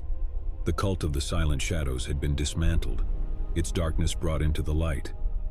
But the scars it had left on my psyche and the lives of its former members would never fully heal. I had learned the hard way that the search for meaning and community could sometimes lead to places of unimaginable darkness. The experience left me with a profound sense of caution and a determination to be vigilant against the allure of charismatic leaders and their promises of enlightenment. As I looked back on the long and harrowing journey, I couldn't help but wonder if the shadows of the cult would ever truly fade away, or if they would continue to haunt me, like a lingering echo of silence in the darkest corners of my mind. My name is Sarah, and I grew up in a quiet suburban neighborhood with my loving parents, David and Linda, and my younger brother, Michael. We were an ordinary family, leading an ordinary life. Our days were filled with school, work, and the occasional family outing. But that all changed one fateful day. It was a crisp autumn afternoon when we first encountered the cult. David had taken us to the local farmers market, a place we often visited on weekends. As we strolled among the stalls, sampling fresh produce and enjoying the vibrant atmosphere, a woman approached us. She was dressed in simple robes, her demeanor calm and serene. "Hello," she said with a warm smile. "I couldn't help but notice your family.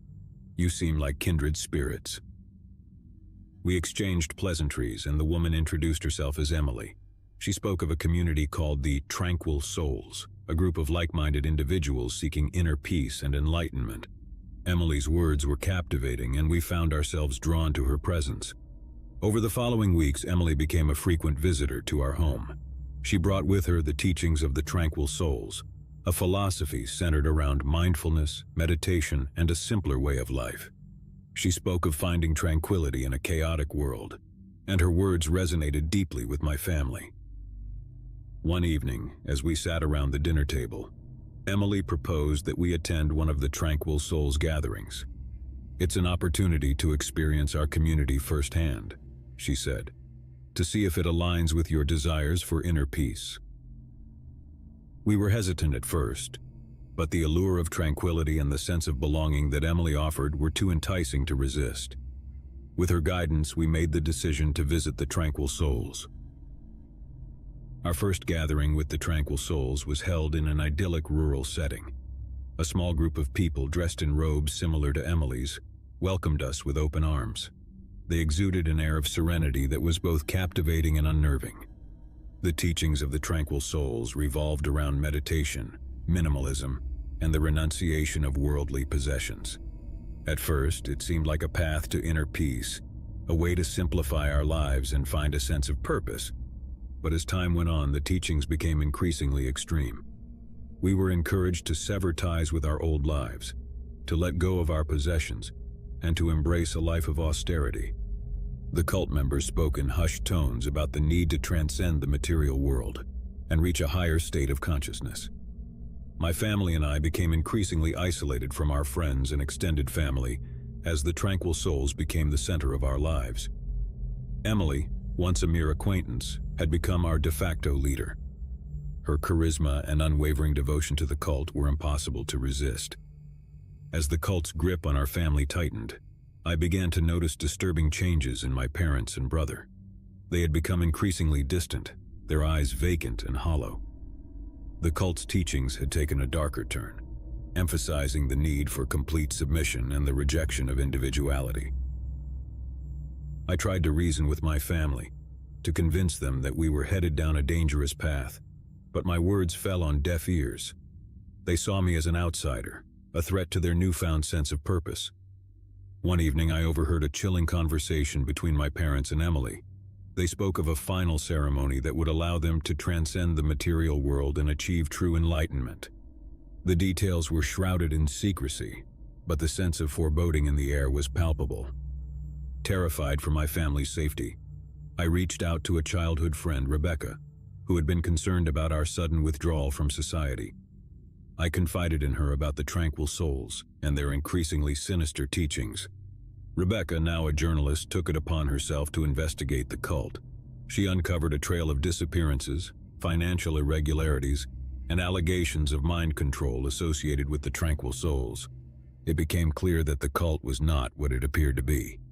Together, we devised a plan to rescue my family from the clutches of the Tranquil Souls.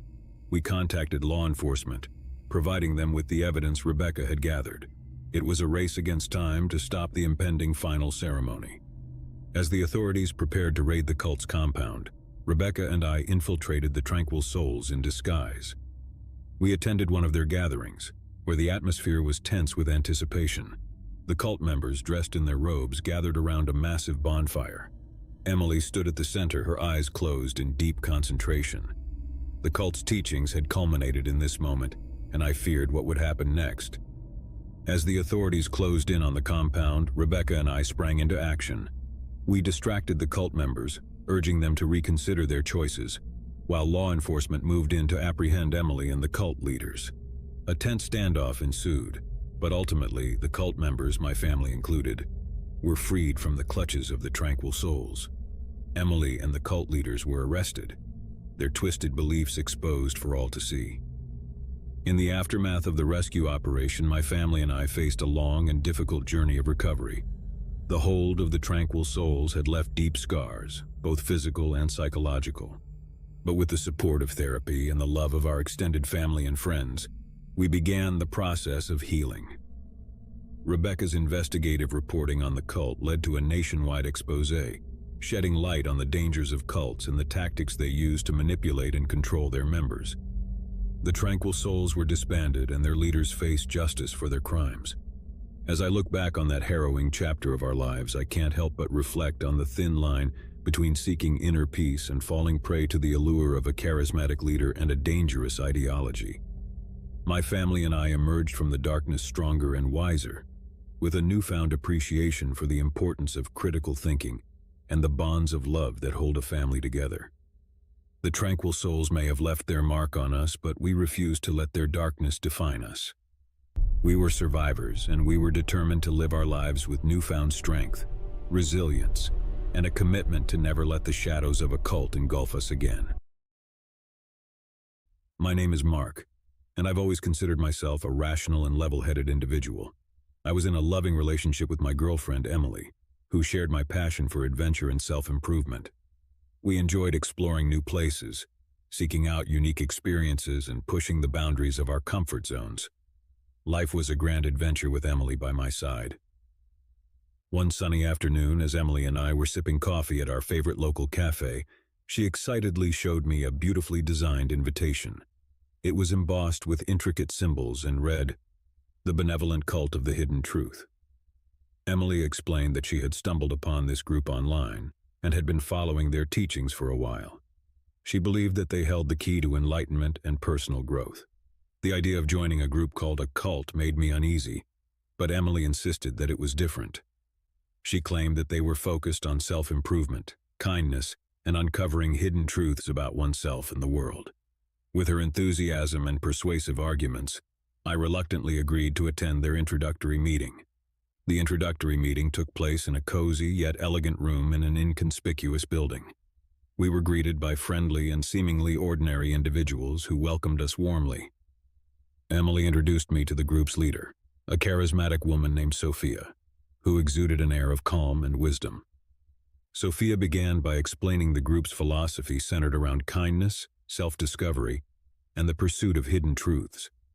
She emphasized that they were not a typical cult, but rather a community of like-minded individuals seeking to improve themselves and make the world a better place. Emily and I attended several more meetings, each one focusing on personal development, mindfulness, and the cultivation of empathy. The group's teachings were captivating, and I started to believe that perhaps I had misunderstood the word cult. As the months went by, Emily became increasingly involved in the benevolent cult of the hidden truth. She attended their gatherings more frequently, sometimes staying overnight at their retreats. She spoke passionately about the positive changes she was experiencing and urged me to become more involved. But something didn't sit right with me. I noticed that Emily was becoming more distant from our friends and family, and her devotion to the group was bordering on obsession. She began to spend less time with me, and I couldn't help but feel like I was losing her to the cult. One evening, I decided to investigate the group further. I attended one of their gatherings without Emily's knowledge, hoping to uncover the truth behind their seemingly benevolent facade. As I arrived at the retreat, I noticed a serene atmosphere, with participants engaged in meditation and deep philosophical discussions. Sophia, the charismatic leader, led a session focused on the concept of inner purity and the need to shed one's past to embrace a brighter future. But then, as the night wore on, I witnessed something terrifying. The group's teachings took a darker turn. Sophia began speaking about the ultimate truth that could only be achieved through sacrifice. She spoke of letting go of one's attachments, even to loved ones, to attain a higher state of consciousness. I knew I had to act quickly. The group's teachings had taken a disturbing turn, and I feared for Emily's safety. I reached out to a friend, Alex, who had experience in investigating cults and the tactics they used to manipulate their members. Together, we delved deeper into the benevolent cult of the hidden truth, uncovering a trail of disappearances, financial irregularities, and allegations of psychological manipulation. It became clear that this cult was far more sinister than it appeared. We also discovered that Sophia, the cult's leader, had a history of leading similar groups that had all ended in tragedy. She had a talent for drawing in vulnerable individuals and using her charisma to exploit them. With the evidence we had gathered, Alex and I contacted law enforcement and shared our findings. It was clear that Emily was in grave danger, along with the other members of the cult. We knew that we had to act swiftly to rescue them from Sophia's grip. We devised a plan to infiltrate the cult's compound during one of their retreats. With the help of law enforcement, we would apprehend Sophia and her followers and put an end to their reign of darkness. The night of the rescue mission was tense with anticipation. Alex and I disguised ourselves as cult members, armed with the evidence we had collected, and a determination to free Emily and the others from the clutches of the benevolent cult of the hidden truth. As we infiltrated the cult's compound, we witnessed Emily and the other members gathered around a massive bonfire. Sophia, in her charismatic and persuasive manner, was preparing them for the ultimate truth, which involved a ritualistic act of sacrifice. With law enforcement at the ready, we began to confront the cult members, urging them to reconsider their choices and the darkness that had enveloped their lives. Sophia, however, was not easily swayed. A tense standoff ensued, with cult members torn between their loyalty to Sophia and the evidence of her dark intentions. As the authorities closed in, Sophia's grip began to weaken, and some members started to question their devotion. In the end, Emily and the other cult members were freed from the clutches of the benevolent cult of the hidden truth. Sophia was arrested, her charismatic facade shattered. The truth about the cult's sinister activities was exposed for the world to see. As Emily and I emerged from the darkness of the cult's influence, we faced a long and challenging road to recovery. The scars ran deep, both physically and emotionally. But with the support of therapy and the love of our friends and family, we began the process of healing. The benevolent cult of the hidden truth may have left its mark on us, but we were determined to emerge stronger and wiser, with a newfound appreciation for the importance of critical thinking and the bonds of love that held us together. Looking back on that harrowing chapter of our lives, I can't help but reflect on the fine line between seeking personal growth and falling prey to the manipulative tactics of a charismatic leader. Emily and I emerged from the darkness stronger and more resilient, committed to living our lives with newfound wisdom and a determination to never let the shadows of a cult engulf us again. The benevolent cult of the hidden truth may have temporarily ensnared our lives, but it ultimately failed to extinguish the light of reason and love that guided us back to the truth.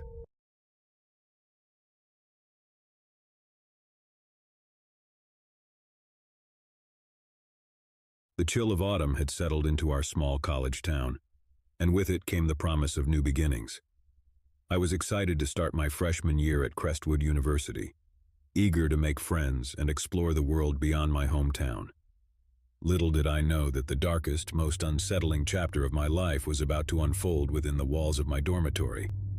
My roommate Mark seemed like an ordinary guy at first. He was friendly, always willing to help with my heavy bags during move-in day, and he even offered to share his stash of snacks.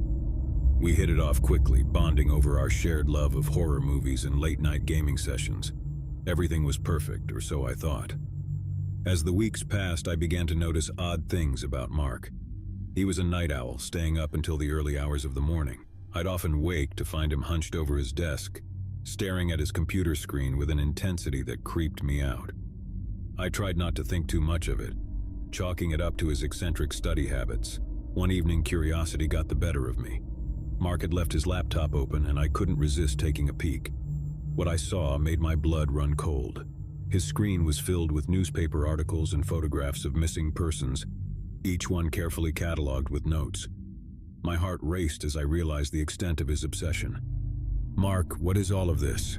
I asked, my voice trembling as I confronted him about the disturbing discovery.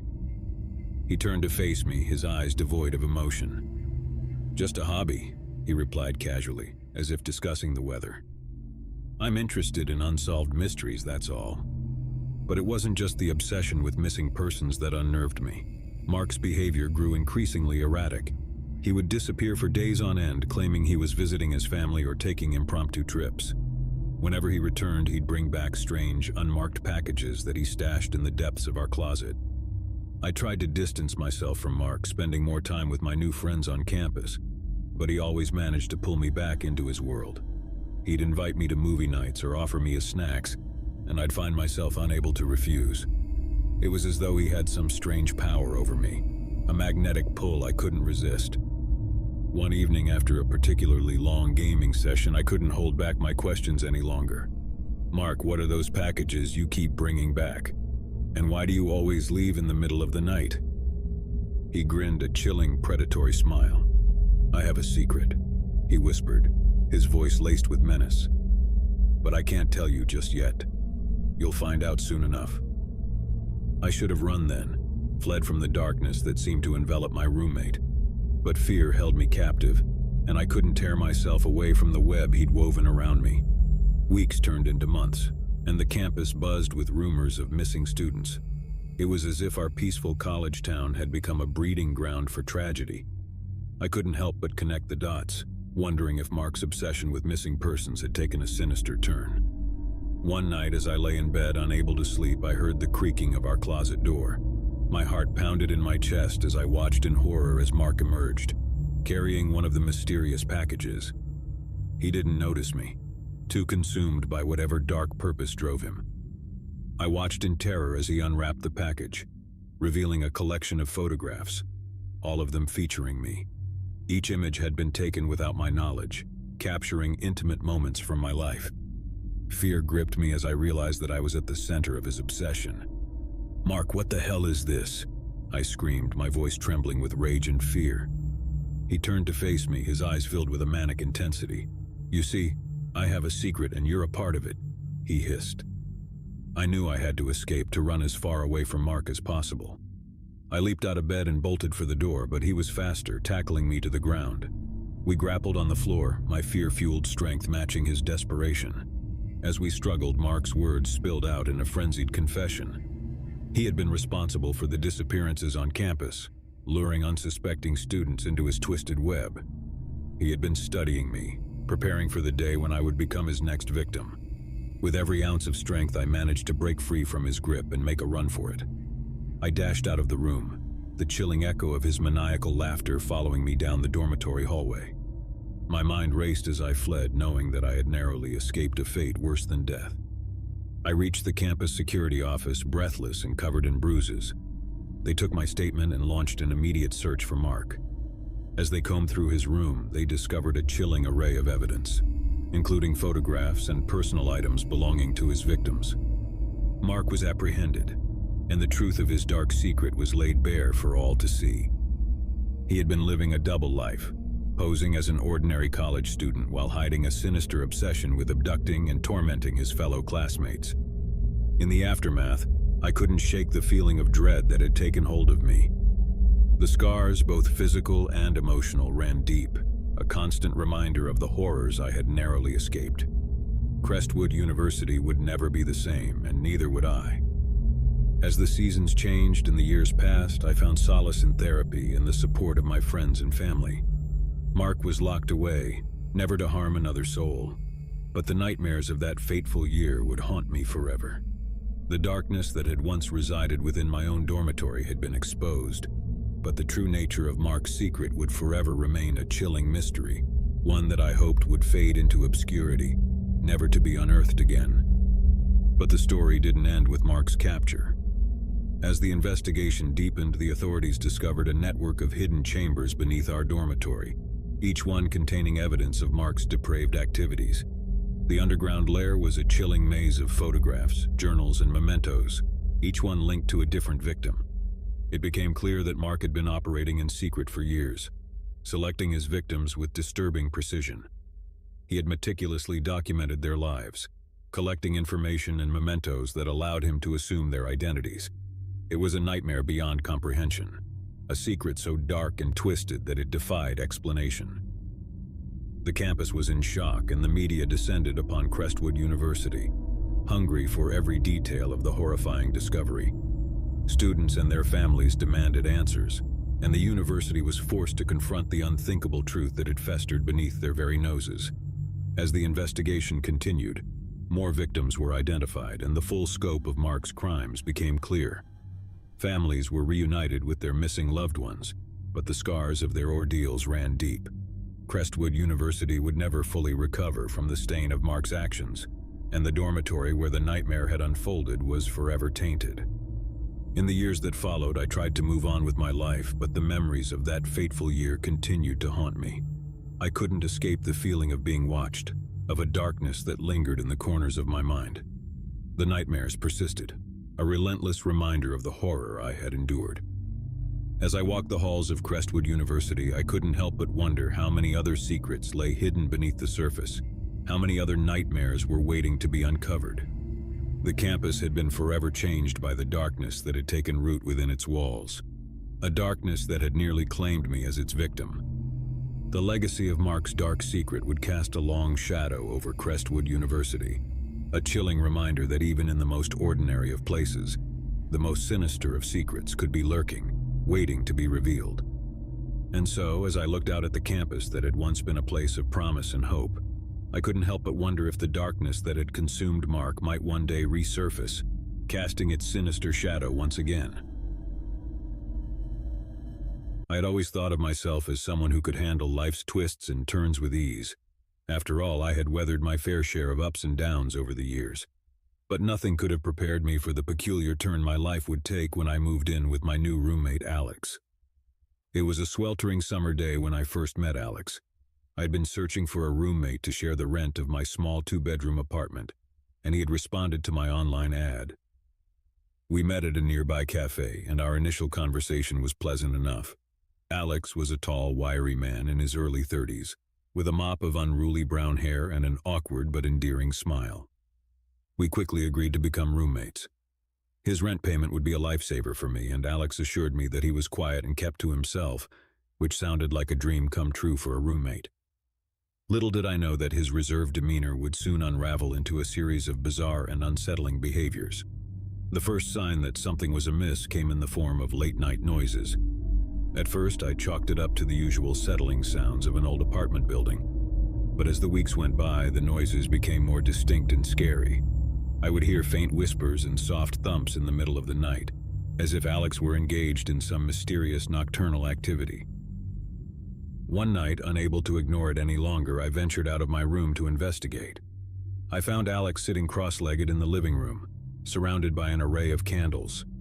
He was hunched over a worn, leather-bound book, muttering incantations in a language I couldn't recognize.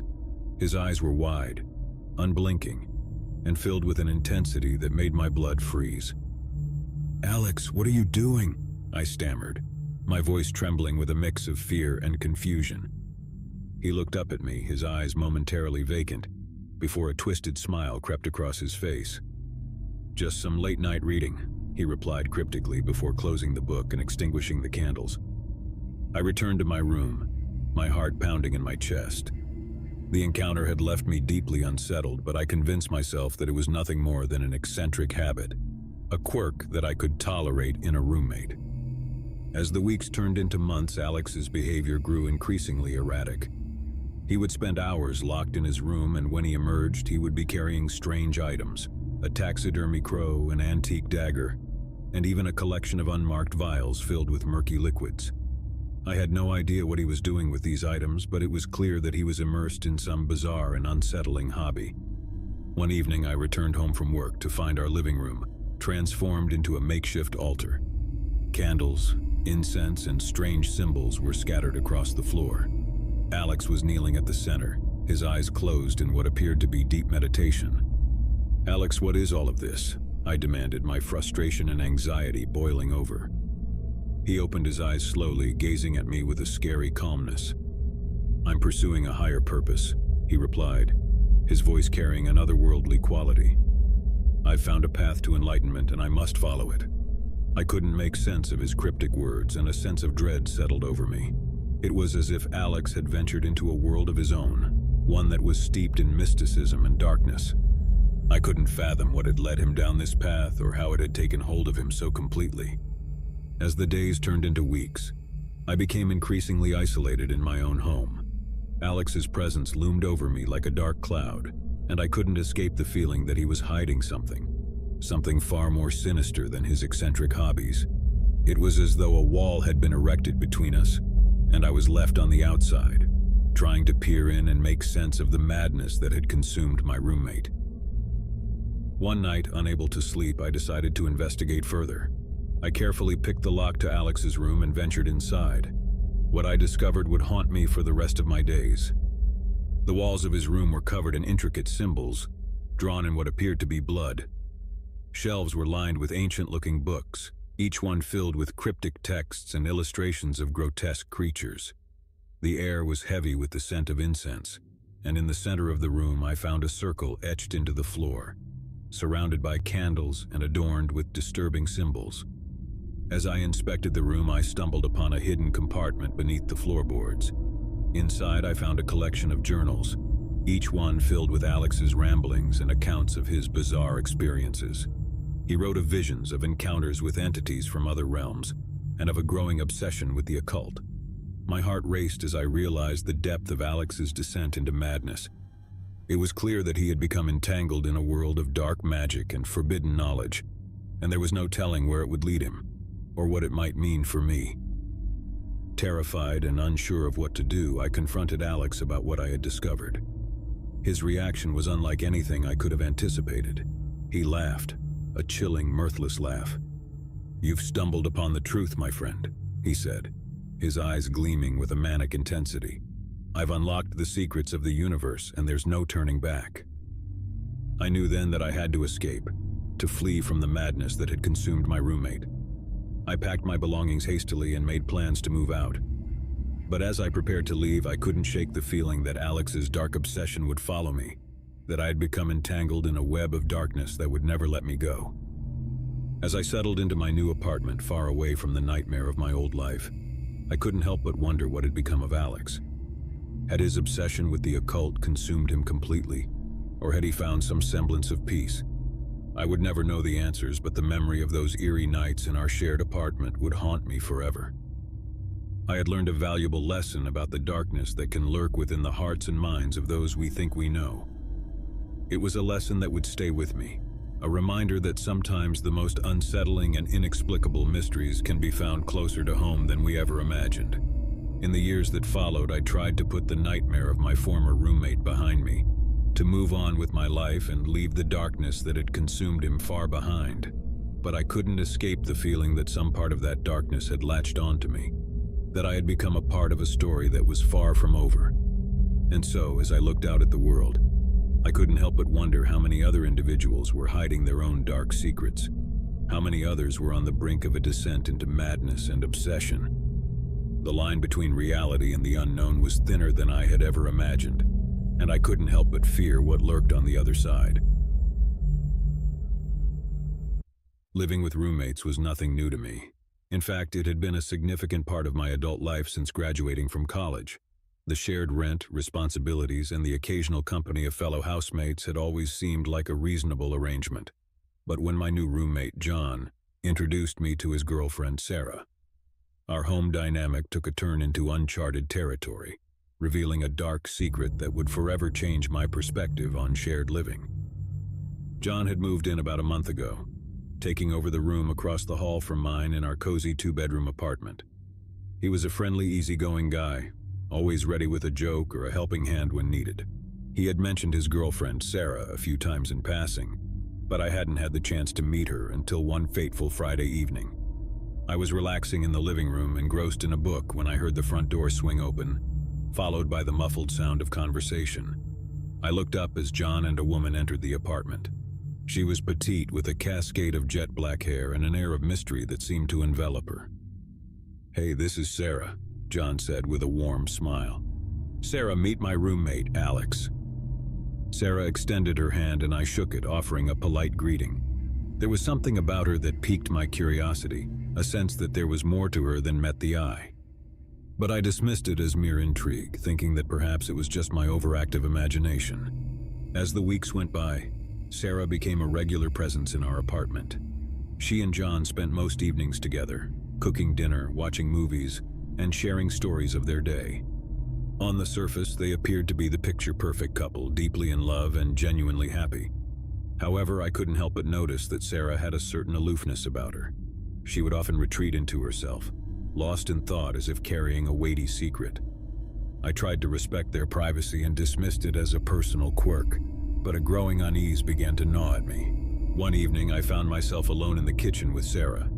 John had gone out to run some errands, leaving us in an awkward silence.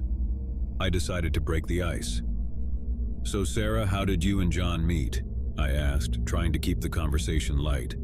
Her eyes flickered with a shadow of something I couldn't quite place, a mixture of sadness and fear.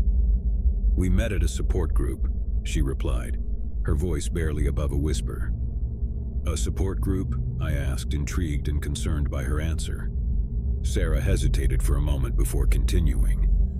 "Yes, it's a group for people who have experienced trauma," she said, choosing her words carefully. I could sense that Sarah was holding something back, something dark and painful. I didn't want to pry, but my curiosity got the better of me.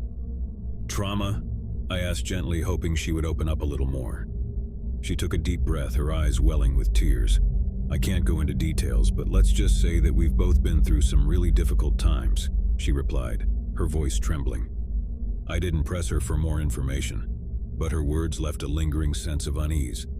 I couldn't help but wonder what kind of trauma had brought Sarah and John together, and what dark secret she was hiding beneath her quiet demeanor. Over the following weeks, I began to notice subtle changes in Sarah's behavior. She would often startle easily, her eyes darting around the room as if expecting danger to strike at any moment. Her cheerful moments with John grew fewer, replaced by long periods of brooding silence.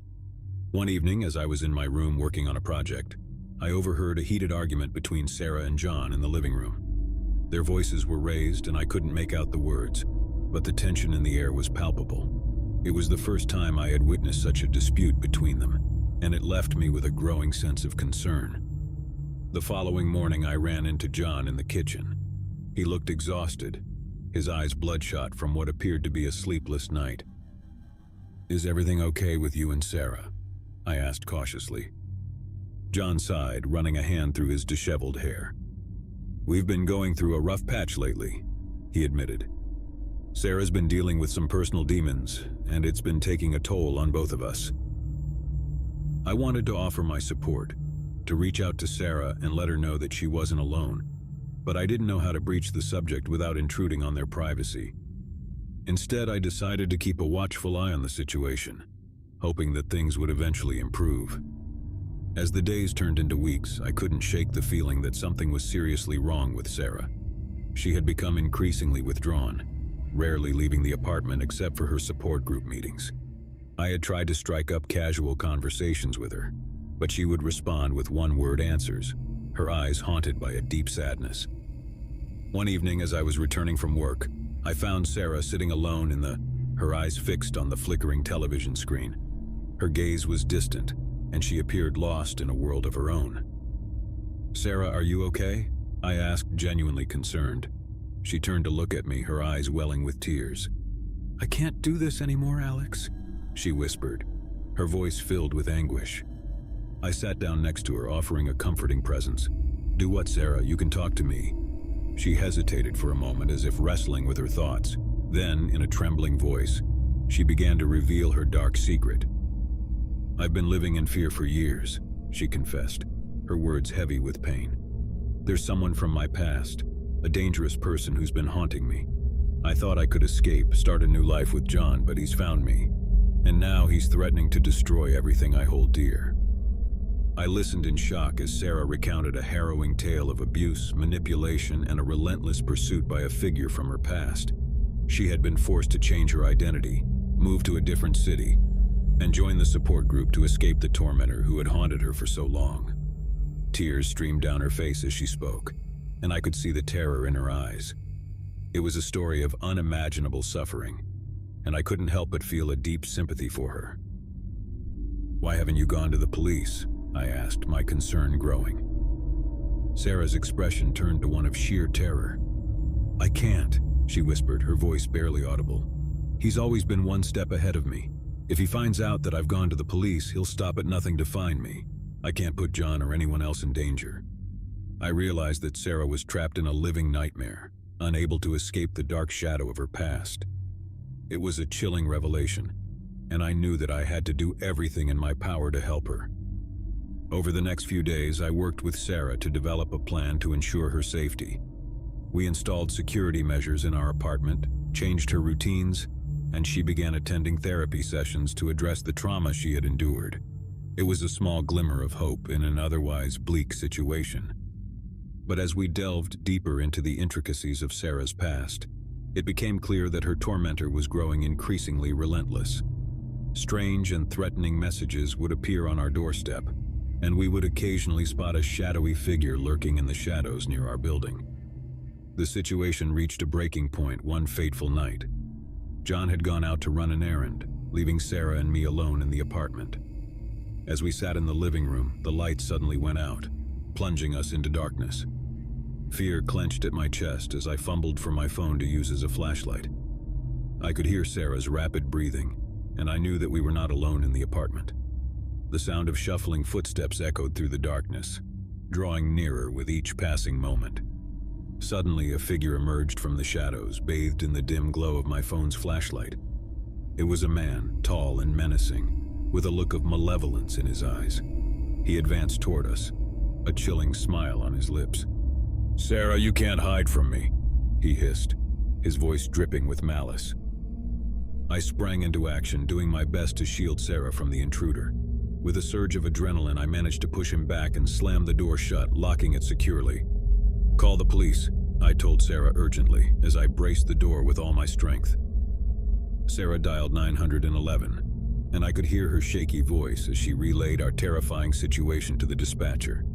Meanwhile, the intruder pounded on the door, his threats growing more unhinged by the second. Minutes felt like hours as we waited for the police to arrive. The intruder continued his relentless assault on the door, and I could feel my strength waning. Just when it seemed like he might break through, the sound of sirens filled the air and the intruder fled into the night. The police arrived, taking our statements and promising to investigate the incident. It was a small victory, but it came at a great cost. Sarah was traumatized by the encounter, and the fear that had consumed her for so long had now become a horrifying reality. In the days that followed, Sarah and John decided to relocate to a different city, hoping to escape the relentless tormentor who had haunted their lives. I helped them pack their belongings and wished them well, hoping that the distance would finally provide them with the safety and peace they deserved. As I watched them drive away, I couldn't help but reflect on the darkness that can lurk beneath the surface of seemingly ordinary lives. Sarah's ordeal had been a stark reminder that the past can cast a long shadow, one that can engulf even the most promising futures. I returned to my apartment, grateful that Sarah and John were safe, but haunted by the knowledge that their tormentor was still out there, lurking in the shadows. It was a chilling reminder that sometimes, the darkest secrets are the ones that threaten to consume us whole, and that even in the face of unimaginable fear, there is always a glimmer of hope. And so as I settled back into my quiet, unassuming life, I couldn't help but wonder how many other individuals were living with their own dark secrets, how many others were grappling with the shadows of their pasts. It was a sobering thought, a reminder that we never truly know the demons that may be lurking just beneath the surface.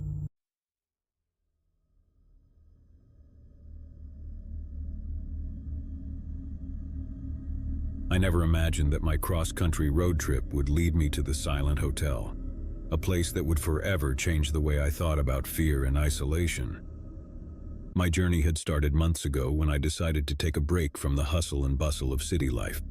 I longed for open roads and remote destinations, and I eagerly packed my car, ready to embark on a solo adventure.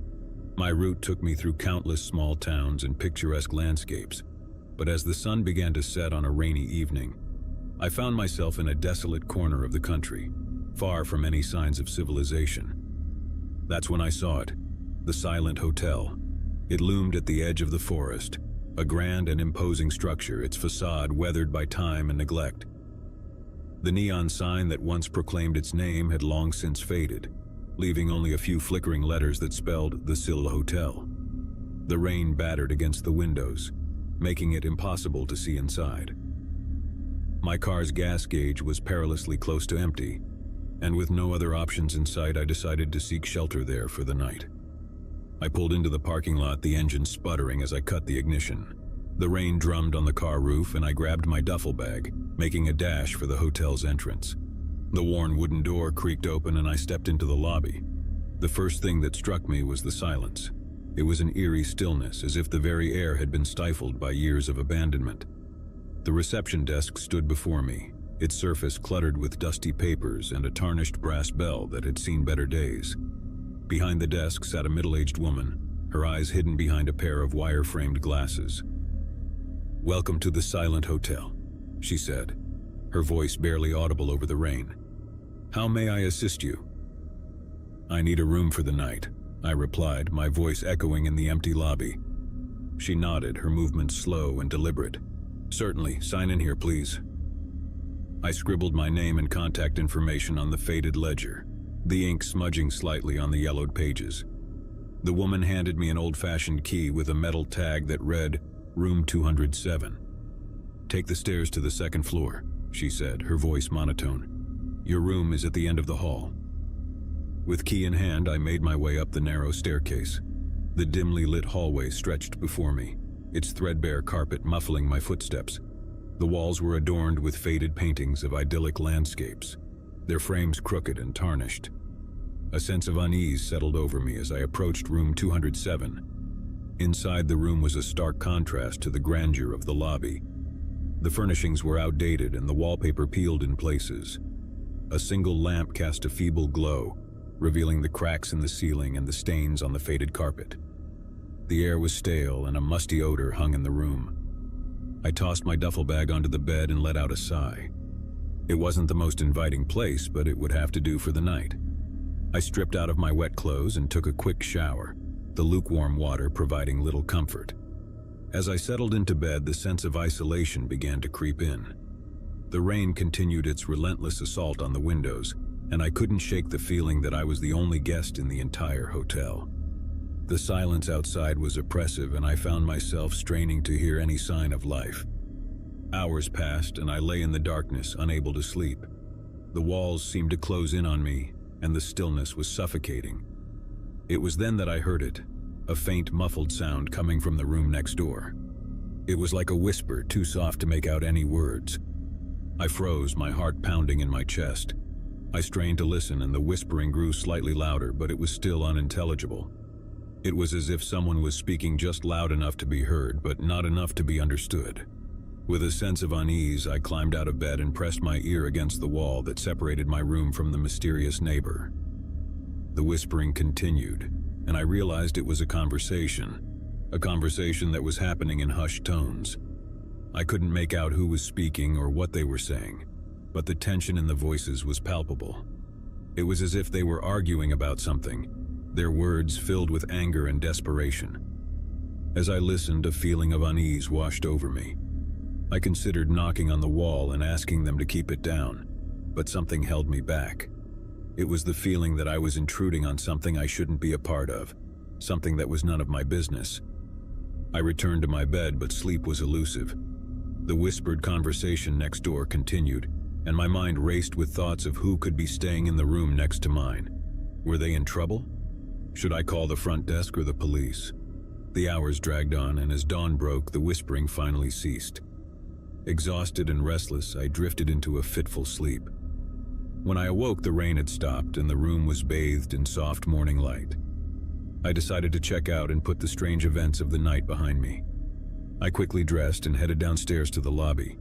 To my surprise, the reception desk was empty, and there was no sign of the woman who had checked me in. The lobby was still eerily quiet, and I felt a growing sense of unease. I approached the front desk and saw the ledger from last night still open, as if it had been abandoned mid-entry. Curiosity got the better of me, and I scanned the recent entries. They were all from the same night, but the names were unfamiliar. Each entry had a timestamp from the early hours of the morning, suggesting they had been made after I returned to my room. Before I could investigate further, the lobby's entrance door swung open with a loud creak, startling me. I turned to see a disheveled man and a woman entering the hotel. Their clothes were rumpled, and they both had a wild look in their eyes. "Welcome to the Silent Hotel," the man said, his voice hoarse and strained. I nodded in response, my confusion growing. "Is everything okay?" The woman exchanged a quick glance with the man before replying, "We had a long night, that's all. Just looking for a place to rest." I watched as they approached the reception desk, their voices hushed as they spoke to the absent woman behind the counter. Their conversation was too quiet for me to hear, but their expressions grew increasingly anxious. Suddenly the woman turned to me, her eyes wide with fear. "You should leave this place," she whispered urgently. "Get out while you still can." Before I could respond, the man grabbed her arm and pulled her away, disappearing down the hallway. I stood there, bewildered and shaken, as the words echoed in my mind. With a growing sense of unease, I decided it was time to heed their warning. I turned and headed for the lobby entrance, eager to put the Silent Hotel behind me. But as I reached for the door handle, I realized it wouldn't budge. Panic surged through me as I tugged at the door with all my strength, but it remained firmly shut. I was trapped. Frantically, I looked around the lobby for an escape. I spotted an old fire exit at the far end, its red exit sign faintly illuminated. I rushed toward it, hoping it would lead me to safety. As I reached the door, I pulled on the handle, praying it would open. To my relief, it did, and I stepped out into the crisp morning air. But my relief was short-lived as I realized where I was. The back of the hotel, facing a dense forest that stretched as far as the eye could see. I had no choice but to venture into the woods, my heart pounding with each step. The forest was quiet, and the only sound was the rustling of leaves in the breeze. I had no sense of direction, and every tree and bush seemed to blur together. Hours passed, and I felt a growing sense of desperation. I had no way of knowing if I was moving closer to civilization or deeper into the wilderness. My phone had no signal, and I had left my car behind at the hotel. Just as I was about to give in to despair, I spotted a glimmer of light through the trees. I followed it, stumbling out of the forest and onto a narrow road. A passing motorist stopped to help me, and I quickly explained my ordeal. The driver, a kind-hearted woman, offered to take me to the nearest town, which was several miles away. As we drove, I couldn't shake the feeling that I had narrowly escaped a sinister fate at the Silent Hotel. Months have passed since that night, but the memories of my stay at the Silent Hotel still haunt me. I've done some research trying to uncover the hotel's history, but I found nothing about its mysterious guests or the strange occurrences that took place there. The Silent Hotel remains an enigmatic place, a relic of the past with its secrets buried deep within its walls. I may never know what truly happened that night, but one thing is certain. I will never forget the unsettling silence that permeated the air and the chilling whispers that echoed through its halls. To this day, I can't help but wonder if the Silent Hotel still stands, its doors open to unsuspecting travelers, its secrets waiting to be discovered by those who dare to check in. But one thing is for sure, I will never return to find out.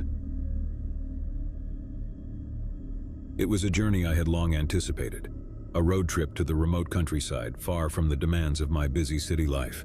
My desire for solitude and a chance to reset my frazzled nerves led me to the small, picturesque town of Crestwood. I had heard about a quaint, centuries-old inn nestled among the rolling hills, the Embers Hotel. Little did I know that my decision to stay there would become a haunting experience beyond imagination. The sun dipped below the horizon, casting a fiery glow over the winding road as I neared my destination. The evening sky was a brilliant tapestry of reds and purples, a stark contrast to the pitch-black countryside that lay ahead. My GPS led me onto a narrow, forested path, and my excitement was tinged with trepidation. Just as I was beginning to doubt the accuracy of the directions, the Embers Hotel emerged from the darkness, an imposing three-story structure framed by centuries-old oak trees. Its stone facade exuded an eerie Gothic charm, while the lit windows promised warmth and comfort. The gravel driveway crunched beneath my tires as I parked my car near the entrance. As I stepped out, a blast of chilly evening air greeted me, carrying with it the scent of rain-soaked earth and the faint rustling of leaves.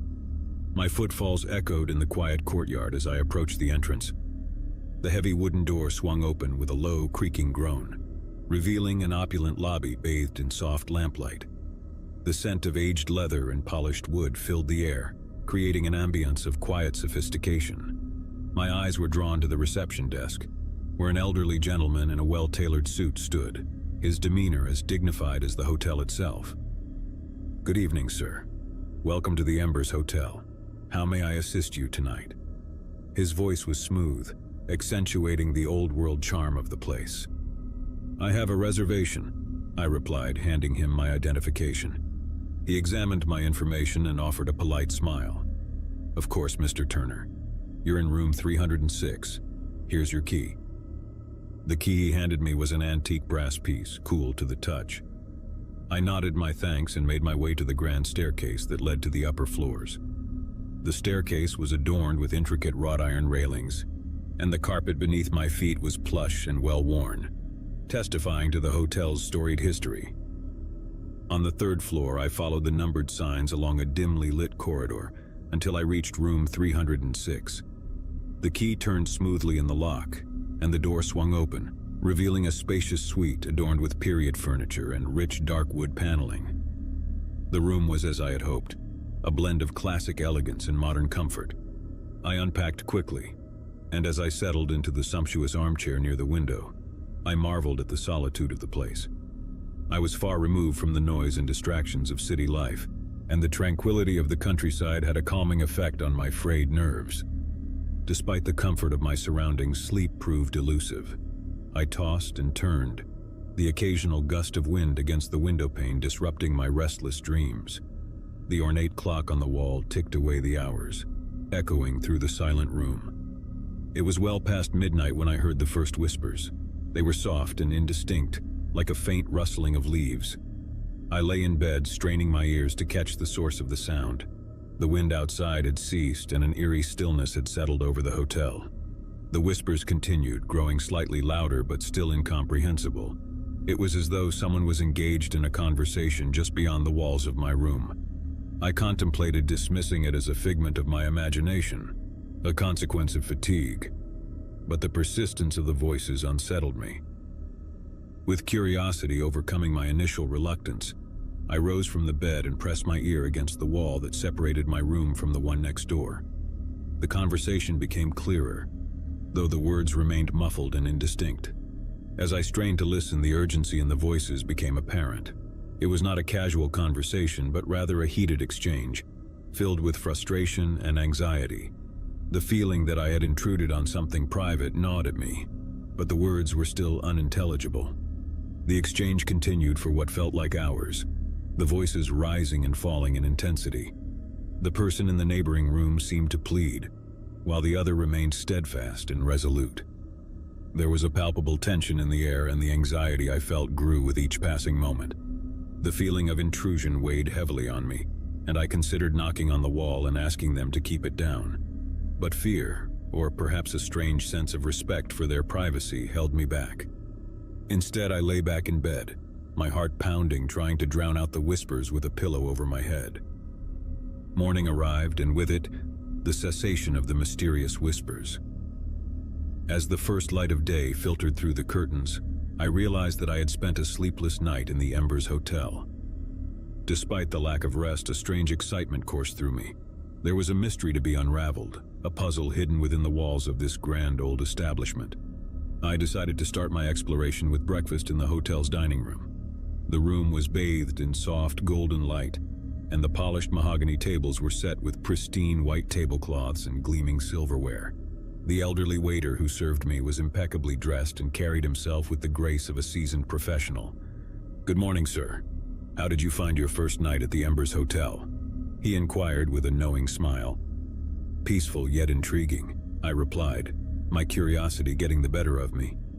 "Tell me, who are the other guests staying here?" The waiter's expression remained composed, but a flicker of unease passed through his eyes. "We have a few guests, sir, but the Embers Hotel values its guests' privacy above all else. We do not disclose personal information about our patrons." I accepted his response, though I couldn't help but feel a growing sense of mystery surrounding the hotel and its guests. Over breakfast, I observed the other diners, an elderly couple engrossed in their newspapers, a solitary writer scribbling away in a journal, and a pair of hikers planning their day's excursion. After breakfast, I ventured into the sprawling library, a treasure trove of ancient books and vintage magazines. The atmosphere was hushed, with the occasional crackling of a log in the grand fireplace providing a comforting background noise. As I perused the dusty tomes, I couldn't shake the feeling that the library held secrets of its own. The hotel's history intrigued me, and I approached the reception desk later that morning to inquire about its past. The elderly gentleman from the previous night was now replaced by a middle-aged woman with warm yet cautious eyes. "I'm fascinated by the history of this place," I began. "Could you tell me more about the Embers Hotel and its past guests?" She regarded me for a moment as if considering her response carefully. The Embers Hotel has a storied history that spans several centuries. Many notable individuals have graced its halls over the years, seeking solace, inspiration, or escape from the world. However, our policy has always been to respect the privacy of our guests, both past and present. We do not divulge personal details or anecdotes. I couldn't hide my disappointment, though her words only fueled my curiosity further.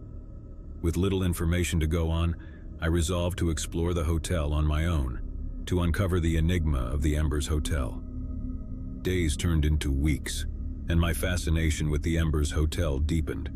I spent my time wandering its labyrinthine corridors, admiring its antique furnishings, and absorbing the atmosphere that seemed to seep from every crevice.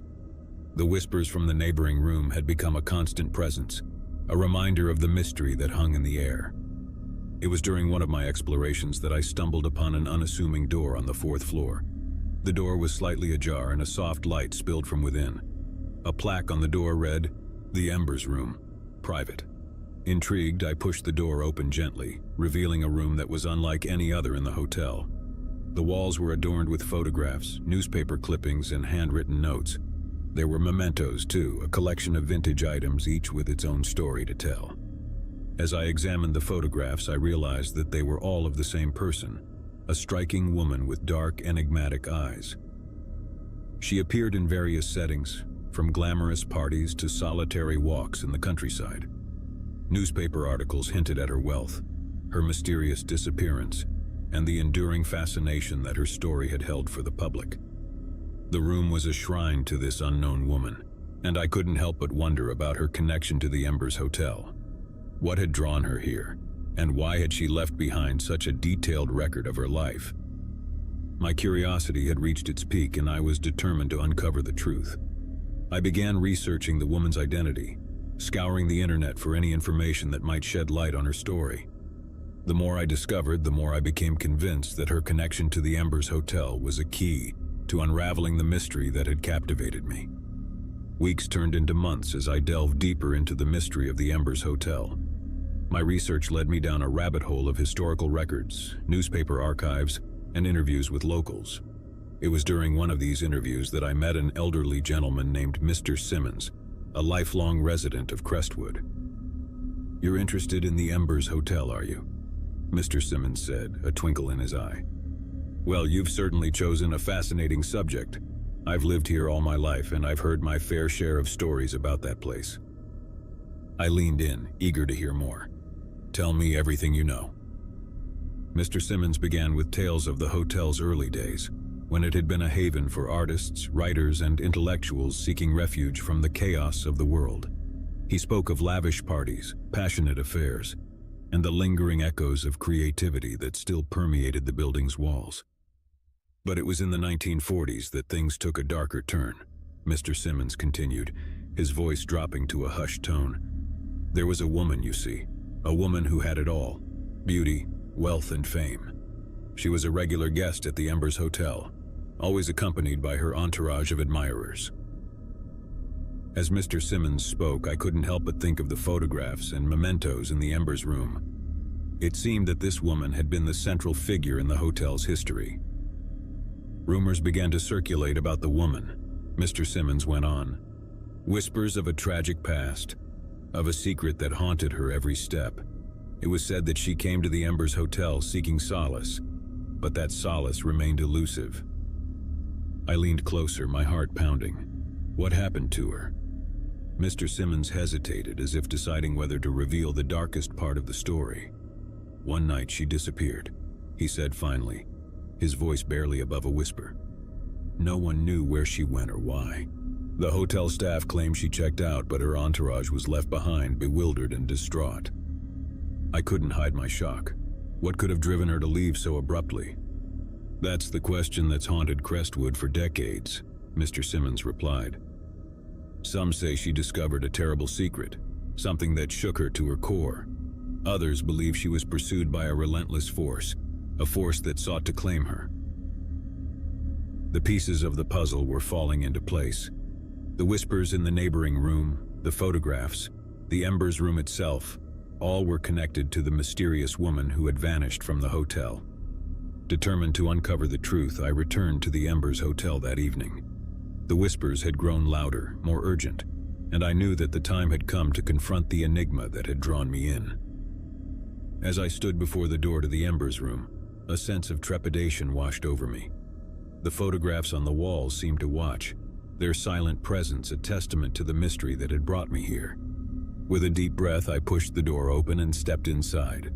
The soft lamplight cast a warm glow over the room, illuminating the photographs and mementos that adorned the walls. I approached the photographs, studying each one as if it held the key to the woman's story.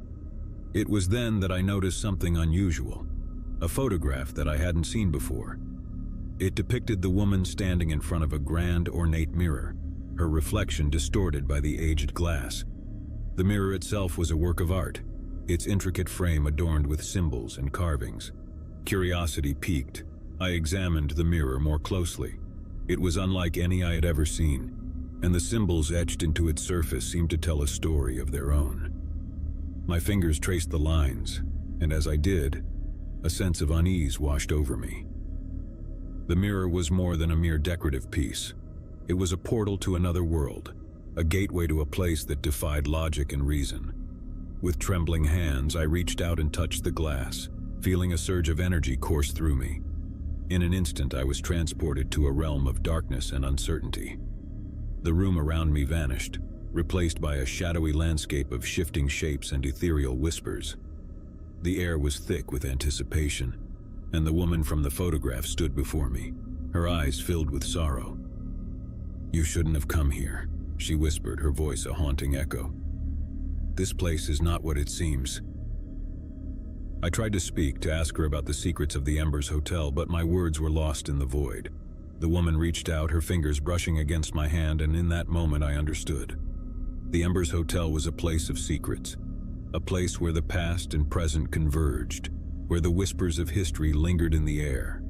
The woman had discovered the truth, a truth that defied explanation, a truth that had driven her to vanish from the world. With a sense of urgency, I stepped back from the mirror, the room around me returning to its former state. The photographs, the mementos, the enigma of the Embers Hotel. They were all pieces of a puzzle that I could never hope to solve. I left the Embers Hotel that night, my mind in turmoil. The whispers had faded, and the mysteries of the hotel remained unsolved.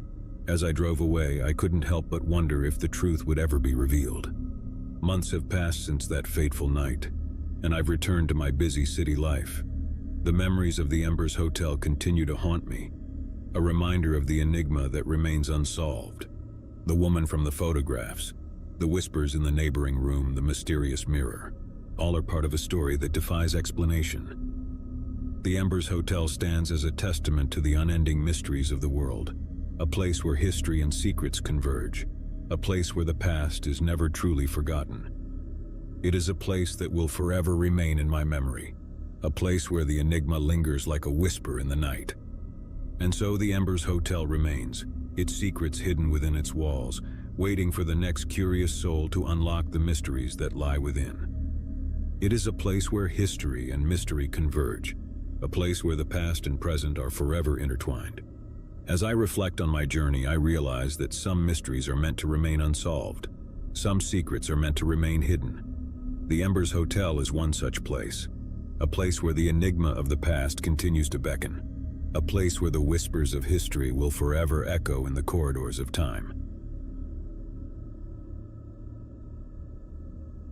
It was a crisp autumn day when I received the peculiar invitation. An ornate envelope adorned with an elegant wax seal arrived at my doorstep. Its contents revealed an invitation to an exclusive gathering at a remote hotel, an event shrouded in mystery and intrigue. The Hotel Arcane, as it was named, was nestled deep within the Appalachian Mountains. The invitation detailed its location, a winding road, a hidden path, and a place that seemed to exist only in whispers. There was no explanation of why I'd been chosen, no mention of who the other guests might be. The invitation bore only a date and time, October 31, St. 10 p.m. Curiosity got the better of me. I couldn't resist the allure of the unknown, and the idea of a secluded gathering in a mysterious hotel piqued my interest. The days passed and my anticipation grew. I packed my bags, drove to the nearby town, and from there, followed the directions into the heart of the Appalachian wilderness. As the sun dipped below the horizon, I found myself on a desolate road, the GPS guiding me further into the wilderness. The thick canopy of trees overhead blocked out the moonlight, creating an eerie darkness that surrounded me. I could feel the chill in the air, a foreboding sensation that seemed to whisper of the secrets hidden in the mountains. Finally, I reached the end of the road as per the instructions. There, barely visible in the darkness, was a narrow path leading into the woods. I parked my car and followed the path, my footsteps echoing in the silence of the forest. The path led to a clearing, and there, bathed in an ethereal glow, stood the Hotel Arcane. It was an imposing structure, its dark stone walls towering above me. The flickering candlelight in the windows created an otherworldly ambiance, casting long shadows that danced in the night. I approached the entrance, and the massive wooden doors swung open as if by their own volition. The warm light from within beckoned me inside, and I stepped into the lobby of the Hotel Arcane. The lobby was unlike any hotel I had ever seen. It was a blend of old-world charm and modern luxury, with plush velvet sofas, crystal chandeliers, and antique oil paintings adorning the walls. The room was bustling with guests, their hushed conversations and laughter creating an atmosphere of camaraderie. The hotel staff, dressed in impeccably tailored suits, greeted me with polite smiles as if they had been expecting me.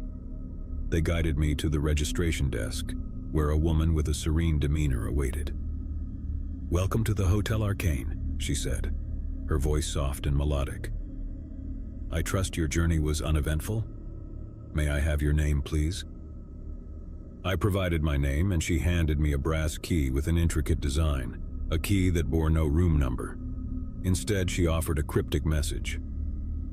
"Your room will be revealed to you in time," she said, her eyes holding a secret I could not decipher. "For now, please enjoy the gathering. It will commence shortly." With that, I was free to explore the lobby, where guests in elegant attire mingled, their conversations laced with curiosity about the mysterious event that had brought them here. The air was charged with an energy I couldn't quite comprehend. Among the guests, I encountered a diverse group of individuals: a reclusive novelist, a renowned archaeologist, a celebrated pianist, and a detective known for solving unsolvable mysteries. They were all in attendance. Their presence added an air of mystique to the gathering, leaving me both fascinated and slightly apprehensive. The clock on the wall struck 10 p.m., and as if on cue, the gathering hushed. The woman from the registration desk stood at the center of the lobby, her presence commanding attention. "Ladies and gentlemen," she began, her voice resonating through the room, "welcome to the Hotel Arcane. Tonight you are among those who share a thirst for the enigmatic, a passion for the unknown. We have gathered to embark on a journey, one that will challenge the boundaries of knowledge and perception." The guests leaned forward, their curiosity piqued. I found myself caught in the anticipation that hung in the air. The woman continued, "In the heart of this hotel lies a chamber that holds the answers to questions you have yet to ask. But this chamber is not easily found. It will test your wits, your intuition, and your courage. It will push you to the limits of your understanding." A hush fell over the gathering as her words sank in. The challenge that lay ahead was not what any of us had expected. She motioned to the grand staircase that led to the upper floors. "The chamber awaits, but you must earn your place within it. You have until midnight to uncover its location. Those who succeed will be granted access to its secrets. Those who fail..." Her voice trailed off, leaving the consequences unspoken. With that, the guests scattered, each one determined to be the first to unlock the mystery of the Hotel Arcane. I followed the detective, drawn by the aura of confidence that surrounded him. We began our search on the 3rd floor, exploring the dimly lit corridors and inspecting every room. It became evident that the hotel itself was a labyrinth, its architecture designed to confuse and disorient. Hidden doors, concealed passages, and rooms that seemed to shift their locations. Each step took us deeper into the puzzle. As the minutes ticked away, frustration began to mount. The detective and I were not alone in our quest. The reclusive novelist, the celebrated pianist, and the archaeologist all were engaged in their own search, each one just as determined as the next. Time seemed to blur as we scoured the hotel. Midnight was fast approaching and desperation took hold. The Hotel Arcane revealed itself to be a place of maddening complexity, where the boundaries between reality and illusion blurred. It was then that I noticed something peculiar, a series of symbols etched into the doorframes of certain rooms. The symbols were cryptic, a language of their own. With a sense of intuition, I traced the symbols with my fingers, and the door to one particular room swung open. Inside, I found a chamber unlike any other in the hotel. It was an opulent library, its walls lined with ancient tomes and arcane artifacts. In the center of the room stood an ornate pedestal, upon which rested an ancient tome, its pages filled with inscrutable text. The detective and I approached the tome, our excitement building. Could this be the key to unraveling the mystery of the Hotel Arcane? We began to decipher the text, piecing together a narrative that defied comprehension. As the last stroke of midnight resounded through the hotel, a strange sensation washed over us. The air grew thick and the room seemed to shift. The walls closed in, the ceiling descended, and the symbols on the doorframe began to glow. Panic set in as we realized we were trapped. The room had transformed into a nightmarish puzzle, a challenge that defied logic. Desperate, we tried to decipher the symbols, to unlock the room's secrets, but time was running out. As the room continued to shift and contract, I caught a glimpse of the detective's determined expression, his mind racing to find a solution. It was then that a voice echoed in my mind, a whisper, a hint of a solution hidden within the text. With renewed determination, I began to rearrange the symbols, aligning them in a sequence that matched the text of the ancient tome. The room responded, the walls retracting, the ceiling rising. We had unlocked the chamber's secrets, but the ordeal had left us shaken. We emerged from the room to find the other guests in a state of confusion. Some had succeeded in their quests, while others had failed. The woman from the registration desk awaited us in the lobby, her expression inscrutable.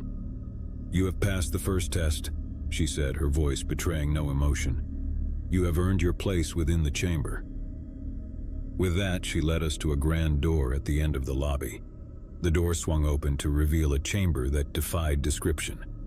The chamber was filled with ancient artifacts, each one imbued with a strange energy. Arcane symbols covered the walls, and the air was thick with an otherworldly presence. At the center of the room stood a massive tome, its pages filled with secrets of the cosmos. The woman motioned to the tome. "This is the Codex Arcana, a repository of knowledge beyond human comprehension. It holds the answers to questions you have yet to ask, the mysteries of the universe, and the enigma of the Hotel Arcane." We were given the opportunity to peruse the tome, to delve into its secrets. The knowledge it contained was vast and profound, a testament to the complexity of the universe. It was a revelation, a glimpse into the mysteries that had drawn us here. As we pored over the pages, a sense of awe washed over us. The Hotel Arcane had not been a mere gathering place. It was a repository of knowledge, a gateway to the unknown. The woman's words echoed in my mind. The hotel challenged our understanding, pushed us to the limits of our perception, and rewarded us with enlightenment. Days turned into weeks as I immersed myself in the knowledge of the Codex Arcana. The revelations it offered were both profound and unsettling, expanding my understanding of the cosmos and the mysteries that lay beyond. As the time came for my departure from the Hotel Arcane, I couldn't help but wonder about the other guests. What had drawn them to this place, and what had they discovered in their quests? The enigma of the hotel remained, a puzzle that defied explanation. As I left the hotel and returned to the world beyond, I knew that the Hotel Arcane would forever remain in my memory. It was a place of mystery and revelation, a place where the boundaries of reality and illusion blurred, a place where the unknown beckoned. The enigma of the Hotel Arcane would continue to haunt me, a reminder of the limitless possibilities that lay beyond our understanding. It was a place that defied explanation, a place where the secrets of the universe were revealed to those willing to embark on a journey into the unknown. And so I left the Hotel Arcane behind, knowing that its mysteries would remain with me. A testament to the allure of the enigmatic, a reminder that there are truths beyond our comprehension, waiting to be discovered by those who dare to seek them.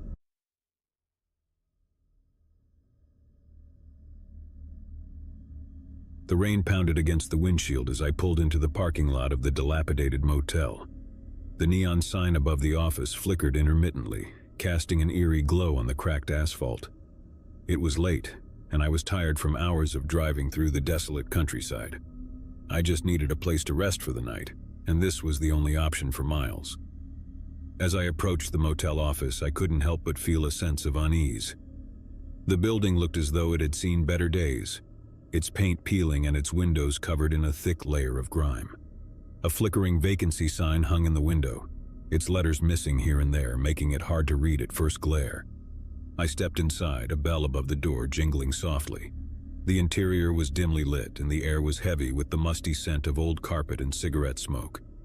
A bored-looking clerk sat behind the counter, her eyes glued to a small television that played a rerun of some late-night talk show. "Can I help you?" she mumbled without looking up. "I need a room for the night," I replied, trying to sound more confident than I felt. She finally looked up, her eyes cold and distant. "We got rooms," she said, her voice devoid of enthusiasm. "How many nights?" "Just one," I said quickly, eager to be out of there. She handed me a tarnished key attached to a plastic fob with a faded room number, 13. "That'll be $50, she said, her tone as dull as ever. I handed her the cash and she counted it slowly, her long, nicotine-stained fingers moving methodically. Finally satisfied, she handed me a worn-out receipt and a rusty key. "Room 13 is at the end of the building," she said, her gaze returning to the television. I grabbed the key and made my way down a dimly lit corridor, the carpet underfoot squishing with each step. The corridor seemed to stretch on forever, and I couldn't help but feel a growing sense of unease. The motel was eerily quiet, save for the distant hum of the rain outside and the low drone of the television from the office. When I reached room 13, I hesitated for a moment before inserting the key into the lock. The door creaked open, revealing a small, dimly lit room. The air inside was stifling, and I quickly opened a window to let in some fresh air. The room was sparsely furnished with a sagging double bed, a rickety nightstand, and a flickering overhead light that cast eerie shadows on the walls. As I settled in for the night, I couldn't shake the feeling of being watched. I tried to dismiss it as my imagination playing tricks on me, but the sensation persisted. I glanced out the window and saw nothing but darkness and rain. It was just my tired mind, I told myself, playing tricks on me after a long day on the road. I decided to take a shower to relax and wash away the grime of the day. The bathroom was equally dismal, with cracked tiles and a shower head that sputtered water sporadically. As I stepped under the lukewarm water, I couldn't help but feel a creeping sense of unease. It was as though the shadows in the corners of the bathroom were moving, shifting ever so slightly. I quickly finished my shower and stepped out, wrapping a towel around myself. I tried to push the eerie feeling from my mind as I got dressed and climbed into bed. The rain outside had intensified, the drumming on the roof like a steady heartbeat. I pulled the scratchy motel blanket up to my chin and tried to relax, but sleep eluded me.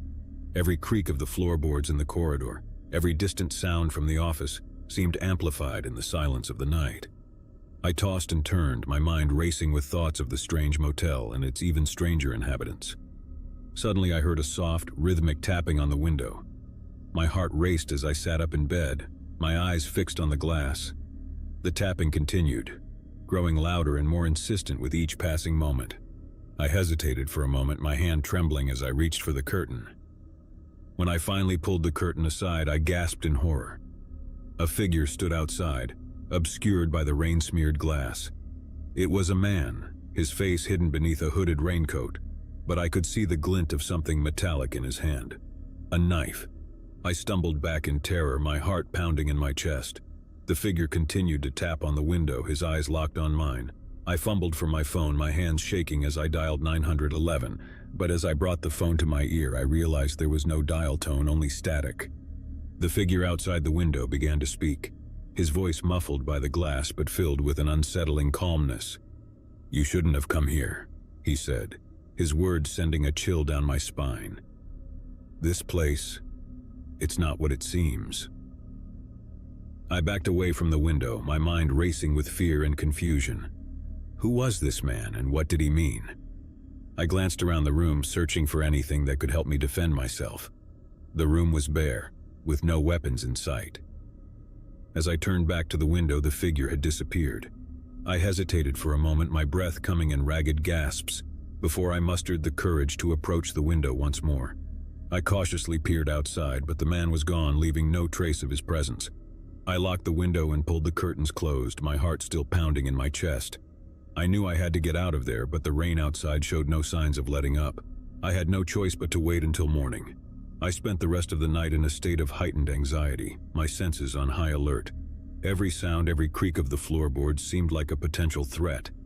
I couldn't shake the feeling that I was being watched, that something sinister lurked in the shadows of the motel. When morning finally came, I wasted no time packing my things and checking out of the motel.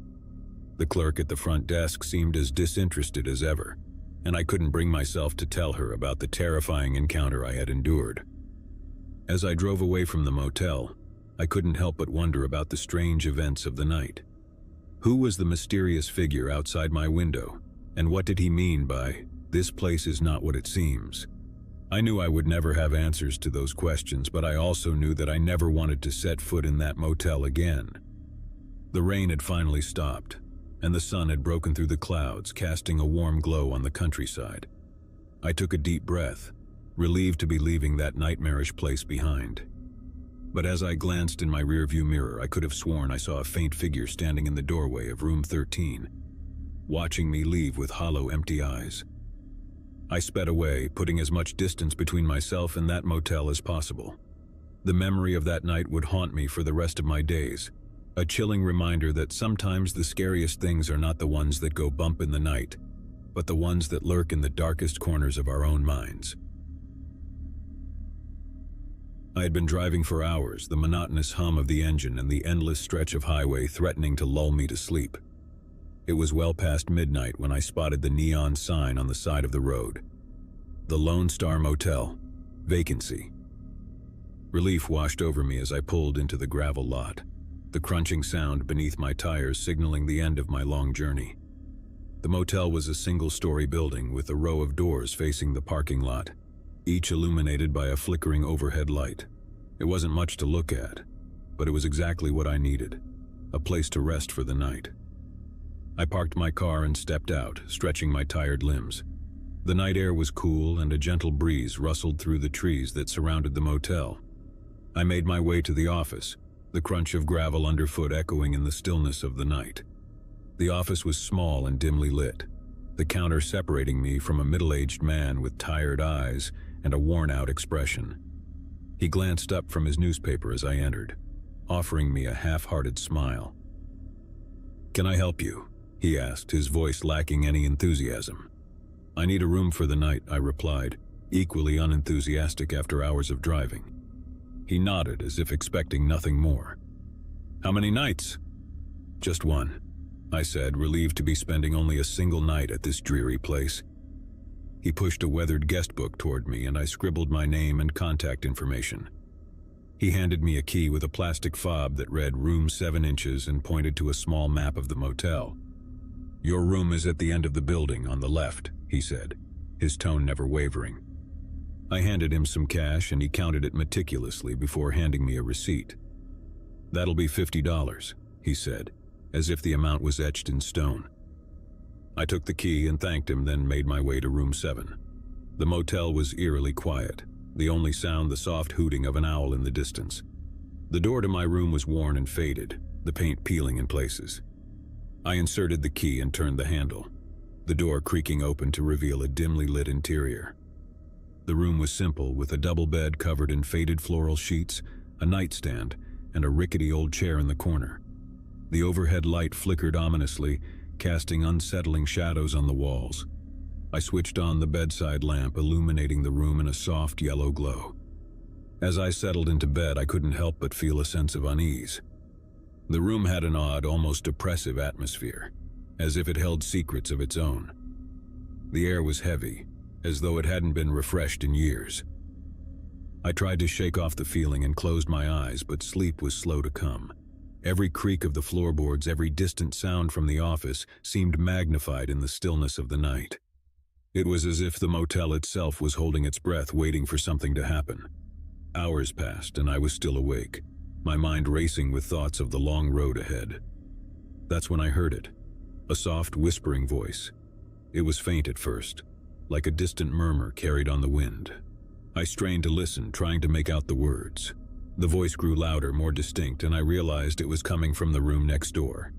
I couldn't make out the words, but the tone was urgent, panicked. I sat up in bed, my heart pounding, and pressed my ear to the wall. "Please, no," a woman's voice pleaded, followed by the sound of muffled sobs.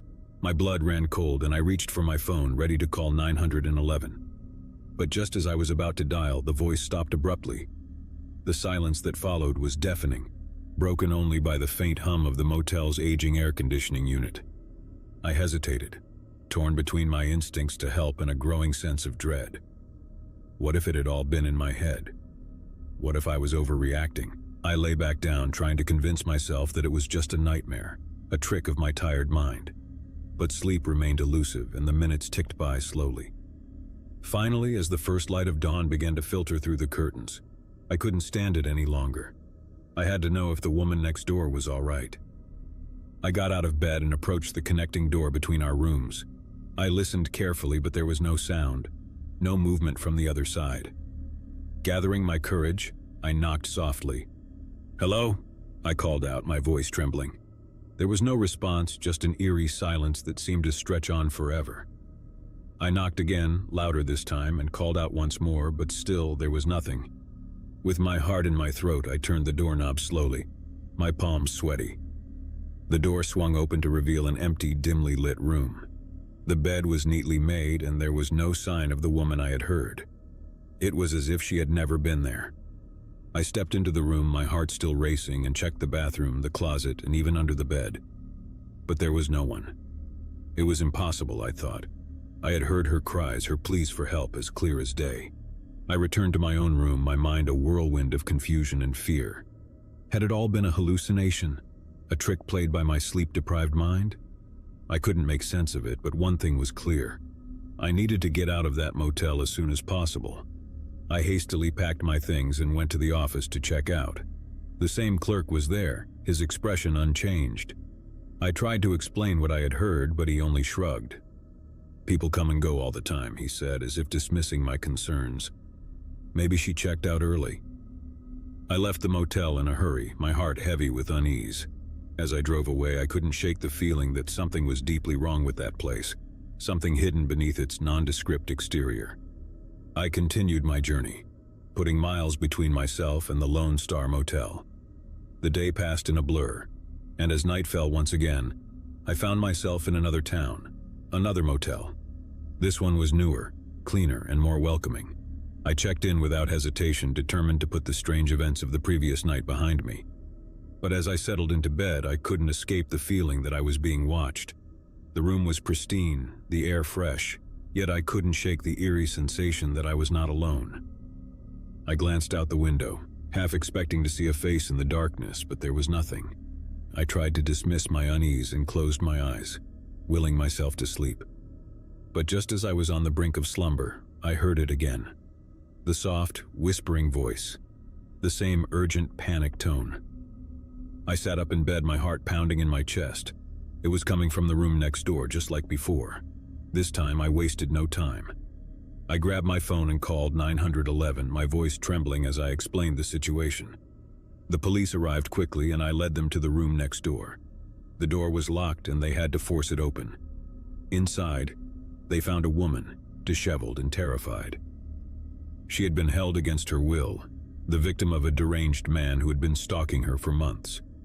As they arrested the man and led him away in handcuffs, the woman thanked me, tears in her eyes. She had been sure that no one would hear her cries, that no one would come to her aid. She had almost given up hope. I couldn't help but think back to the Lone Star Motel, to the woman I had heard but had never seen. Had she been a victim too? Had I missed my chance to help her? I never found out the answer, but one thing was certain. The events of that night had changed me forever. I couldn't erase the memory of those whispered pleas for help, the feeling of unease that had followed me from that motel. As I continued my journey, I couldn't help but wonder about the darkness that could hide behind the most ordinary facades, the secrets that could be buried beneath the surface. The world was a vast and unpredictable place, and I had learned that even in the most unlikely of places, heroes could emerge, and villains could be unmasked. I drove on, my headlights cutting through the darkness, my mind forever haunted by the night I had spent at the Lone Star Motel, a place where the line between reality and the unknown had blurred, and where the true nature of fear had been revealed.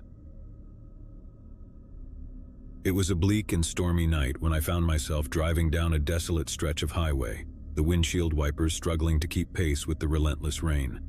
The gloomy landscape outside offered no solace, and I knew I had to find shelter soon. That's when I saw the neon sign flickering weakly in the downpour, like a lighthouse beckoning a lost sailor. "The Midnight Haven Motel," it read. The sign was old and worn, but it promised warmth and a respite from the raging storm. With a sense of relief, I pulled into the gravel lot and parked my car under the dimly lit canopy. As I stepped out of my vehicle, I was immediately greeted by the harsh wind and rain, which seemed to intensify in this desolate part of the country. I hurried to the office, my soaked clothes clinging to my body, my shoes squishing with every step. The motel office was a small, dimly lit room that smelled of stale cigarette smoke and old wood. Behind the counter sat a middle-aged man with a gruff demeanor. He barely looked up from his newspaper when I entered, acknowledging me with a simple nod. "Need a room?" he grumbled as if I were inconveniencing him. "Yes, please," I replied, my voice quivering from the cold. "How many nights?" he asked, his eyes fixed on the sports section of his newspaper. "Just one," I answered, eager to be on my way in the morning. He handed me a tarnished key with a plastic fob that read Room 9. "That'll be $50, he said without a hint of a smile. I handed him the cash and he counted it meticulously, as if suspecting me of trying to cheat him out of a few dollars. Finally, he handed me a receipt and I took the key and headed out into the storm once more. Room 9 was at the end of a long, dimly lit corridor. The hallway was narrow and lined with peeling wallpaper, the carpet underfoot damp and musty. The place had clearly seen better days. I fumbled with the key in the lock, and when I finally entered the room, I was greeted by a stark and dimly lit space. The room was small, containing only the essentials: a lumpy double bed with faded sheets, a rickety nightstand with a flickering lamp, and a small dusty television mounted on the wall. The air was thick with the scent of mildew, and the walls seemed to close in around me. I quickly stripped off my wet clothes and turned on the lukewarm shower. The bathroom was equally unimpressive, with cracked tiles and a showerhead that sputtered water intermittently. As I stood under the tepid stream, I couldn't shake the feeling that I was being watched. It was an irrational fear, I told myself, a product of my exhaustion and the eerie atmosphere of the motel. After the shower, I dried off and dressed in the spare clean clothes I had packed. I climbed into bed, hoping to find solace in sleep, but the uneasy feeling lingered. The rain outside showed no signs of letting up, and the incessant tapping on the window pane only added to my discomfort. I tried to shake off my unease and closed my eyes, but sleep remained elusive. Every creak of the floorboards in the corridor, every distant sound from the office, seemed magnified in the stillness of the night. The storm outside raged on, the wind howling like a restless spirit. Just as I was beginning to drift off, I heard it, a soft, eerie whispering. It was barely audible at first, like a faint rustling of leaves in the wind. I strained to listen, trying to make out the words, but they were just beyond my grasp. The whispering grew louder, more distinct, and I realized it was coming from the room next door. It was a woman's voice, and she sounded panicked, her words tumbling out in a desperate stream. I sat up in bed, my heart pounding as I tried to make sense of what I was hearing. "Please, you have to let me go," she pleaded, her voice trembling with fear. I strained to hear more, but the words became unintelligible, as if she were speaking in a language I couldn't understand. It was as though she were caught in the grip of some terrible nightmare. Fear gripped me, and I considered calling the police, but I had no way of knowing if the woman next door was in real danger or if she was suffering from some kind of delusion. I sat in my room, paralyzed by uncertainty as the woman's pleas grew louder and more frantic. The minutes stretched on, and I couldn't take it any longer. I had to do something. I grabbed my phone and dialed 911, explaining the situation to the operator. She assured me that help was on the way and urged me to stay in my room. I waited anxiously, the minutes feeling like hours, until I heard the sound of sirens approaching.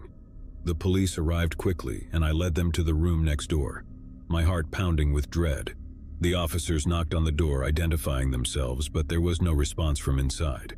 With a sense of urgency, they forced the door open, and I watched as they entered the room, their flashlights cutting through the darkness. I could see nothing from my vantage point in the hallway, but I strained to listen, hoping to hear some sign that the woman was safe. Then there was a scream, a bone-chilling, blood-curdling scream that sent shivers down my spine. It was followed by the sound of a struggle, of furniture being overturned, of desperate cries for help. I wanted to rush into the room to assist the officers, but fear kept me rooted to the spot. The struggle seemed to go on forever, the woman's screams echoing through the corridor until finally there was silence, a silence that was even more unsettling than the chaos that had preceded it. The officers emerged from the room, their faces pale and grim. They told me that the woman had been alone in the room, her frantic screams and pleas for help seemingly directed at an invisible assailant. There was no sign of forced entry, no evidence of an intruder. I was left in a state of shock and confusion. Had I imagined the woman's cries for help, or had she been the victim of some unseen supernatural force? The officers assured me that she was now in their care and would receive the help she needed. But the mystery of what had transpired in that room haunted me. I couldn't stay at the Midnight Haven Motel any longer.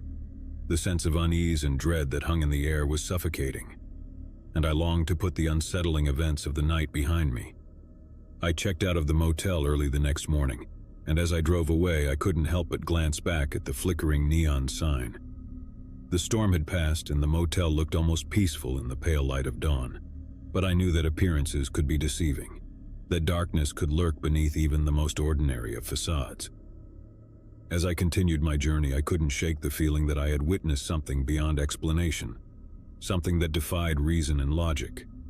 The memory of that night would stay with me, a chilling reminder that the line between reality and the unknown is thinner than we dare to imagine, and that the scariest things can often be found in the most unexpected places.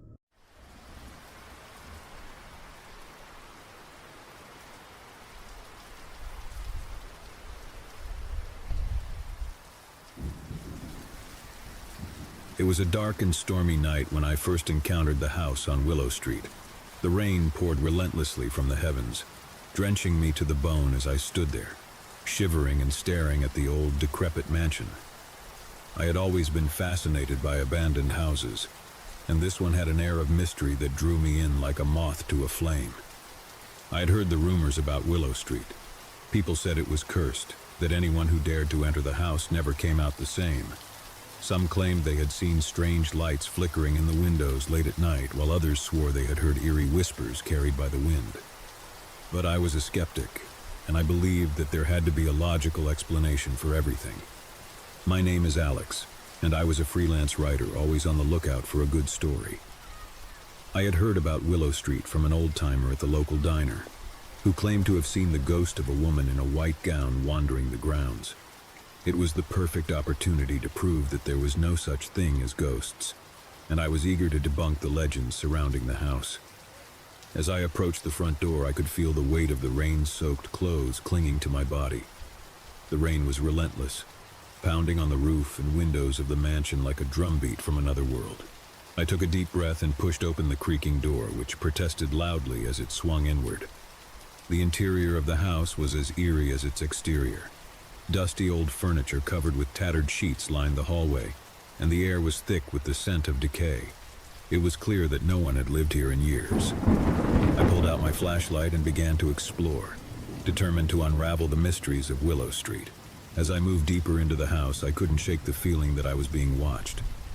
Every creak of the floorboards and rustle of the wind seemed to echo with a sinister presence, but I brushed it off as my imagination playing tricks on me. There had to be a rational explanation for everything. I entered what appeared to be the living room, and my flashlight illuminated an old, cracked portrait hanging on the wall. It was a painting of a woman in a white gown, her eyes seeming to follow me as I moved around the room. I couldn't help but shiver as I stared at the eerie likeness. I continued my exploration, making my way to the second floor. The rain outside intensified, creating an eerie symphony of howling winds and drumming raindrops. It was as if the storm itself was trying to warn me to leave this place. Upstairs, I found a series of bedrooms, each more dilapidated than the last. But one room stood out, a master bedroom at the end of the hallway. The door was partially ajar, and a faint light flickered from within. I cautiously pushed it open. Inside, I was met with a sight that sent a chill down my spine. The room was furnished as though someone had just stepped out for a moment. A bed with disheveled sheets, a vanity covered in old cosmetics, and a writing desk with yellowed papers. But what caught my eye was the photograph on the nightstand. It was the same woman from the portrait downstairs, the one in the white gown. She was smiling in the photograph, a stark contrast to the stories of her haunting the house. I picked up the photograph and examined it closely. There was something about her eyes, something hauntingly familiar. As I studied the photograph, I heard a sound coming from the closet, a soft, mournful sobbing. My heart raced as I approached the closet door. my flashlight trembling in my hand. I slowly opened the door, and there, huddled in the corner, was a woman in a torn and tattered white gown. She looked up at me with tear-filled eyes, and for a moment I saw a glimmer of recognition in her gaze. "You came back," she whispered, her voice trembling. I was taken aback. "Do I know you?" I asked, my voice quivering. She nodded slowly, her expression filled with a mixture of sadness and relief. "I've been waiting for you to return for so long." I helped her out of the closet, my mind racing with questions. Who was this woman, and why did she seem to know me? As she spoke, the pieces of the puzzle began to fall into place. Her name was Emily, and she had lived in this house decades ago. She had been a recluse, rarely leaving the mansion, and she had a fascination with the rain. It was during a torrential downpour that she had disappeared, leaving behind a trail of unanswered questions. As Emily recounted her story, I couldn't help but feel a deep sense of unease. She spoke of a darkness that had consumed her, a darkness that had driven her to seek solace in the rain. She had become trapped in a time loop, reliving the same rainy night over and over again. I listened in horror as she described the torment she had endured, the isolation and despair that had slowly eroded her sanity. She had tried to leave the house countless times, but each time she stepped outside, she found herself back in the mansion, as if the world beyond its walls no longer existed. It was then that I realized the truth. Willow Street was not cursed by supernatural forces, but by the darkness that had consumed Emily's soul. She had become a prisoner in her own memories, trapped in a never-ending cycle of rain and despair. Determined to help Emily, I searched the house for any clues that might break the curse. I found a journal in the study, filled with Emily's writings and musings. It was a chronicle of her descent into madness, a desperate plea for someone to free her from her eternal torment. As I read through the journal, I began to understand the key to breaking the cycle. Forgiveness. Emily had been consumed by guilt and regret, and it was only by forgiving herself for her past actions that she could find peace. I returned to Emily, who had been sitting by the window watching the rain. I gently told her what I had discovered and encouraged her to forgive herself for whatever had led her to this point. Tears welled up in her eyes as she slowly began to let go of the pain and guilt that had bound her for so long. As the rain continued to pour outside, something remarkable happened. The room seemed to brighten, and the storm outside began to subside. Emily's smile grew brighter, and for the first time in years, she felt a sense of peace. With each passing moment, the house on Willow Street transformed. The decay and darkness that had shrouded it began to fade away, replaced by a sense of warmth and hope. It was as if the very soul of the house was healing. As the rain finally ceased, Emily and I stepped outside, hand in hand. The world beyond Willow Street had changed, and Emily was finally free to explore it. We walked away from the house, leaving behind the memories of its haunting past. In the end, the scariest thing about Willow Street was not the supernatural, but the darkness that can consume a person's soul. It was a reminder that sometimes, the most terrifying horrors are the ones that exist within us, waiting to be confronted and forgiven. And as I looked back at the house one last time, I couldn't help but wonder how many other stories of darkness and redemption were hidden behind the doors of abandoned houses, waiting for someone to uncover them in the rain.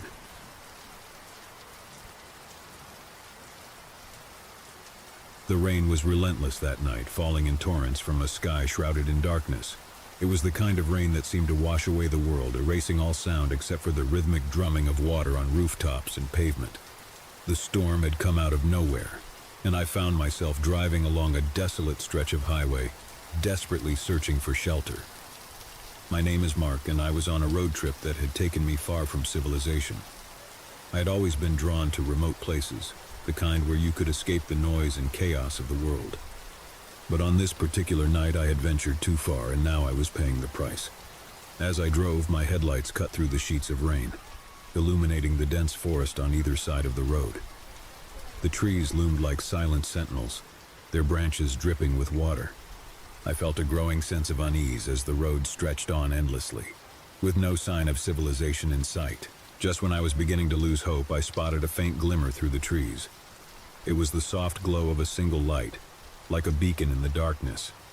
I slowed down and turned onto a narrow, winding path that led me deeper into the woods. The path ended at a small cabin nestled among the trees. It was a rustic structure, its wooden walls weathered and worn by time. A battered sign next to the cabin's entrance read, "Rustic Rain Retreat." It seemed like the perfect place to seek refuge from the storm. I parked my car and made my way to the cabin's front door. The rain had soaked me to the bone, and I was shivering as I knocked on the door. It swung open slowly, revealing an elderly man with kind eyes and a welcoming smile. Come in," he said, gesturing for me to enter. "You must be freezing out there." I stepped inside, feeling an immediate sense of warmth and comfort. The cabin's interior was cozy, with a crackling fire in the fireplace and soft, inviting furnishings. The room was adorned with various oddities, antique clocks, vintage photographs, and an assortment of curiosities that hinted at a rich and storied past. "I'm George," the man said, extending a hand. "And you are?" "Mark," I replied, shaking his hand. "I can't thank you enough for letting me in. I got caught in the storm, and I wasn't sure I'd make it out of there." George waved off my gratitude. "No need to thank me. We don't get many visitors out here, especially not on a night like this. You're welcome to stay as long as you like." As the rain continued to pour outside, George and I sat by the fire, sipping on hot tea and sharing stories. He told me about the cabin, how it had been in his family for generations, and how he had turned it into a retreat for weary travelers like myself. There was something captivating about his tales, and I found myself hanging on his every word. As the night wore on, George offered me a spare bedroom to spend the night. I gladly accepted, grateful for the warmth and shelter. The rain showed no signs of letting up, and the thought of venturing back out into the storm was unappealing. I settled into the cozy bedroom, and as I lay in bed, the sound of rain against the cabin's roof became a soothing lullaby. I drifted off into a deep, dreamless sleep, feeling safe and secure in the heart of the forest. The following morning, I awoke to the gentle patter of rain against the window. I stretched and yawned, feeling well rested and refreshed. As I made my way downstairs, I could smell the enticing aroma of breakfast cooking. George was in the kitchen, preparing a hearty meal of scrambled eggs, bacon, and toast. He greeted me with a smile as I entered. "Good morning, Mark," he said. "I hope you slept well." "I did, thank you," I replied, taking a seat at the kitchen table. "This place is like a hidden oasis." George chuckled. "It can feel that way sometimes. Away from the noise and distractions of the world, it's easy to find peace and solitude here." Over breakfast, we talked some more. George shared more stories about the cabin's history and the generations of his family who had called it home. He told me about his late wife, Sarah, who had loved the rain more than anything. Her memory was woven into every corner of the cabin, from the vintage raincoats hanging by the door to the old records of rainy day songs on the shelf. As we chatted, I couldn't help but notice that there was something peculiar about the rain. It seemed to fall with a rhythm, almost like a pattern. I mentioned it to George, and he gave me a knowing smile. "Ah, you've noticed it too," he said. "The rain here has a way of speaking to you if you listen closely enough." I raised an eyebrow. "Speaking to me? How so?" George's eyes twinkled with a hint of mischief. "Well, you see, every drop of rain has a story to tell. It carries with it the memories of those who have passed through here. It's like a chorus of whispers in the rain." I laughed, thinking he was simply indulging in a bit of poetic license. But as I continued to listen to the rain, I began to notice something strange. It was as though I could hear faint voices in the distance, like the murmur of a crowd gathered far away. Curiosity got the better of me, and I asked George about it. He nodded, as if he had been waiting for the question. "The rain here has a way of bringing back memories," he explained. "It's said that the whispers you hear are echoes of the past, fragments of conversations and moments frozen in time." I leaned in, intrigued by the idea. "So you're saying that the rain carries the memories of everyone who's been here?" George nodded. "That's one way to look at it. Some say that when you listen to the rain, you can hear the stories of those who came before us. It's a reminder that we're all connected in some way by the places we've been and the people we've met." As the day wore on, I found myself captivated by the rain's symphony of whispers. It was as though I could hear snippets of conversations, laughter, and moments of joy and sorrow. It was a haunting and beautiful experience, one that made me feel more connected to the world around me. Days turned into weeks, and I found myself settling into a routine at the Rustic Rain retreat. George and I became fast friends, and I spent my time exploring the surrounding forest and listening to the rain's whispers. Each drop of rain seemed to carry a story, and I couldn't get enough of it. One rainy afternoon, George handed me an old leather-bound journal. "I thought you might find this interesting," he said. "It belonged to Sarah, my late wife. She was quite the writer." I opened the journal and began to read. It was filled with Sarah's musings, observations, and reflections on life in the cabin. Her words painted a vivid picture of her love for the rain, her deep connection to nature, and her enduring love for George. As I read through the journal, I couldn't help but feel a pang of sadness. Sarah's words were filled with a sense of longing, as though she had left something unfinished. I mentioned this to George, and his expression grew somber. "Yes," he said softly. "Sarah loved this place more than anything, but she always felt like there was something missing. She used to say that the rain held the key to the cabin's true purpose, but she never quite figured out what that meant." I couldn't help but wonder if Sarah's words were somehow connected to the whispers in the rain. It seemed like there was a deeper mystery to unravel, one that had been hidden in plain sight all along. As the weeks turned into months, my bond with George deepened, and the cabin truly began to feel like a second home. But there was a growing sense of restlessness in me, a nagging feeling that I had a role to play in unraveling the mystery of the rain. One stormy night, as I lay in bed listening to the rain's whispers, I had a revelation. It was as though a puzzle piece had fallen into place in my mind. I realized that the rain was trying to tell me something, to reveal a truth that had remained hidden for far too long. The following morning, I approached George with my newfound insight. "I think Sarah's right," I said. "I think the rain does hold the key to the cabin's true purpose." George's eyes lit up with excitement. "You think so? But what could it be?" I explained my theory that the rain was not just a source of comfort and nostalgia, but a living record of the cabin's history. If we could decipher the whispers in the rain, we might uncover the cabin's hidden purpose and fulfill Sarah's unspoken wish. George was eager to try, and together we embarked on a journey to unravel the mystery.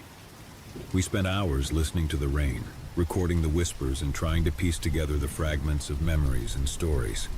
It was a painstaking process, but we were determined to uncover the truth. As days turned into weeks, our efforts began to bear fruit. We discovered that the rain carried memories of all those who had stayed at the cabin, their stories intermingling with the whispers of the forest. It was as though the rain had become a living tapestry, weaving together the threads of countless lives.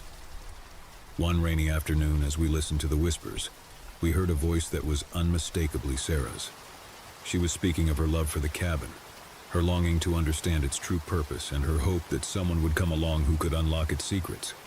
Tears welled up in George's eyes as he listened to his late wife's voice. "She was right," he said. "The rain was trying to tell us something all along." We continued to listen, and the pieces of the puzzle began to fall into place. The whispers revealed that the cabin was meant to be a place of refuge, a sanctuary for those seeking solace and connection with nature. It was a place where the stories of the past could be preserved and shared, where the rain could carry the memories of all who had passed through its doors. With each passing day, the cabin seemed to come alive with newfound purpose. We opened it to travelers from all walks of life, inviting them to listen to the rain and share their stories. The whispers in the rain became a bridge, connecting people from different backgrounds and cultures, and the cabin became a place of healing and transformation. Years went by, and the Rustic Rain retreat flourished. People came from far and wide to experience the magic of the cabin, to listen to the rain's whispers, and to share their own stories.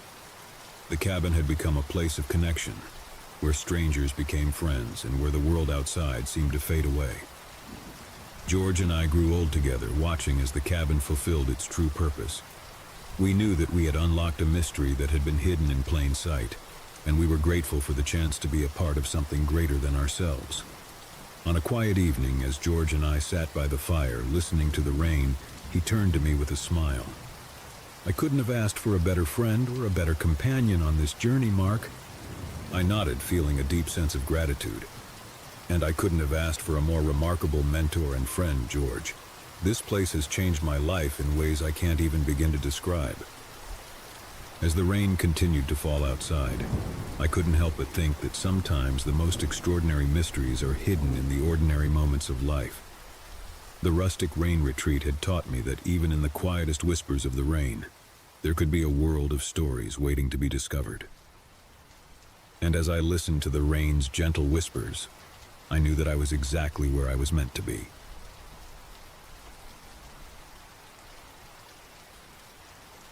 It was a stormy evening in the small town of Willowbrook. Rain lashed against the windows and thunder rumbled ominously in the distance. The townsfolk had long grown accustomed to such weather, but this night was different. This night would be forever etched in their memories as the night the Rainfall murders began. My name is Detective Sarah Mitchell, and I had been assigned to Willowbrook's police department for the past 5 years. Despite the town's reputation for being peaceful and quiet, my job had never lacked excitement. But nothing could have prepared me for the series of gruesome murders that would soon send shockwaves through our community. It all started with a phone call late one rainy night. The dispatcher's voice crackled through the receiver. "Sarah, we've got a situation. There's been a murder down on Elm Street." I groaned inwardly, already dreading the sight that awaited me. Elm Street was a quiet neighborhood, home to many elderly residents who had lived there for decades.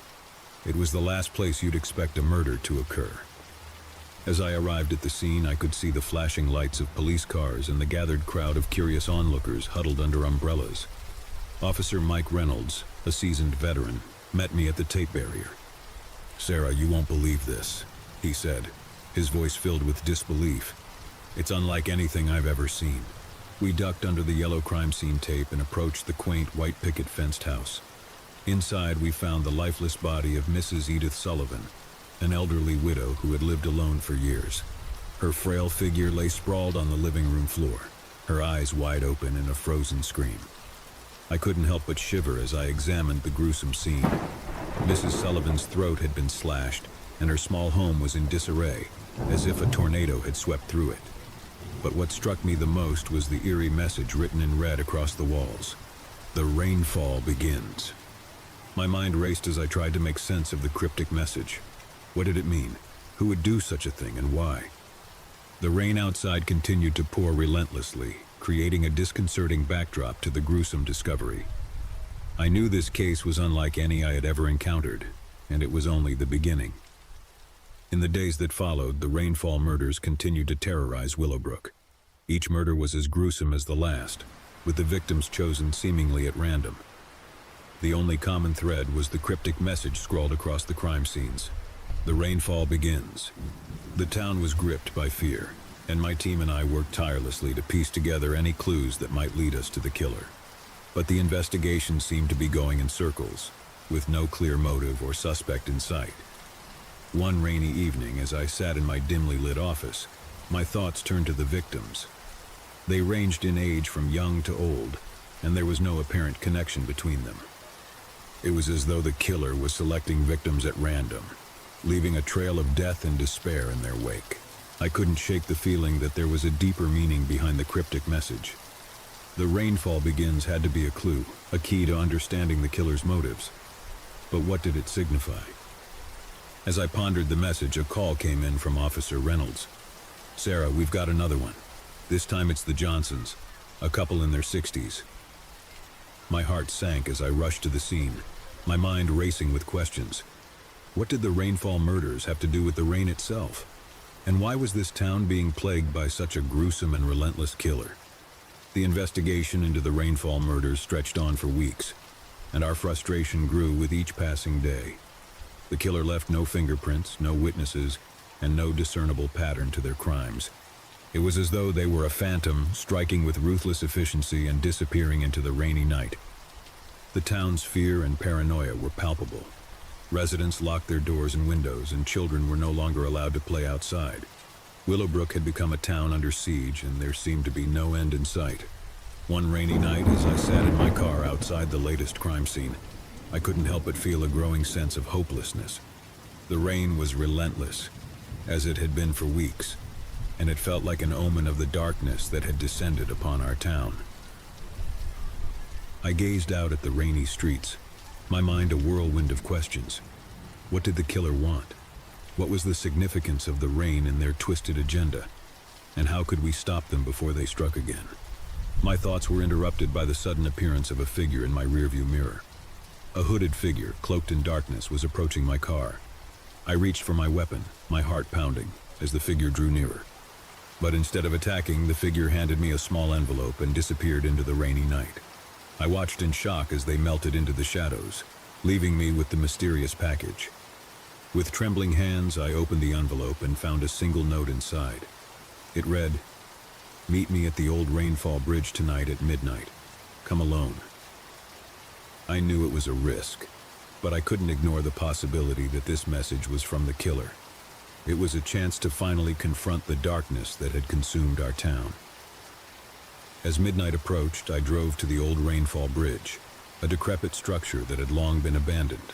The rain was still falling, a steady downpour that seemed to intensify as I reached my destination. I parked my car and stepped out into the darkness, clutching my weapon tightly.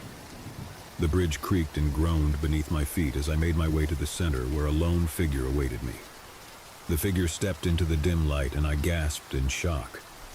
It was Emily, a woman I had known for years, who had recently moved to Willowbrook. She had always been quiet and reserved, but I had never suspected her of being involved in the Rainfall murders. "Emily," I said, my voice trembling. "What is this? Are you involved in the murders?" She shook her head, her eyes filled with fear and desperation. "No, Detective Mitchell, I'm not the killer. I've been trying to stop them." I was taken aback by her words. "Stop them? What do you mean?" Emily explained that she had moved to Willowbrook to escape a troubled past, one that had haunted her for years. She had been plagued by nightmares and visions of the Rainfall murders, and she believed that the rain itself held the key to stopping the killer. "It's like a curse," she said, her voice quivering. "The rain speaks to me, Detective Mitchell. It shows me things I can't explain. I've been trying to decipher its messages and stop the killer before they strike again." I listened in disbelief as Emily described her eerie connection to the rain. She claimed that the rain had revealed to her the identity of the killer and the location of their next victim. It was a bizarre and unbelievable story, but there was something in her eyes that made me believe she was telling the truth. As we spoke, the rain continued to fall, its relentless rhythm serving as a backdrop to our conversation. Emily begged me to help her stop the killer, to put an end to the Rainfall murders once and for all. With no other leads or suspects, I had no choice but to follow Emily's guidance. She led me to a secluded spot in the woods where we waited in the darkness, listening to the rain and watching for any signs of the killer's approach. Hours passed and I began to doubt the validity of Emily's claims. But just as I was about to suggest we leave, I heard a faint noise in the distance, the sound of footsteps approaching through the rain-soaked leaves. I tightened my grip on my weapon as the figure drew nearer. And then, through the darkness and rain, I saw them. The hooded figure responsible for the Rainfall murders. Emily gasped in recognition, her eyes wide with fear. "That's them, Detective Mitchell. That's the killer." As the figure came closer, I could see the glint of a blade in their hand, ready to strike.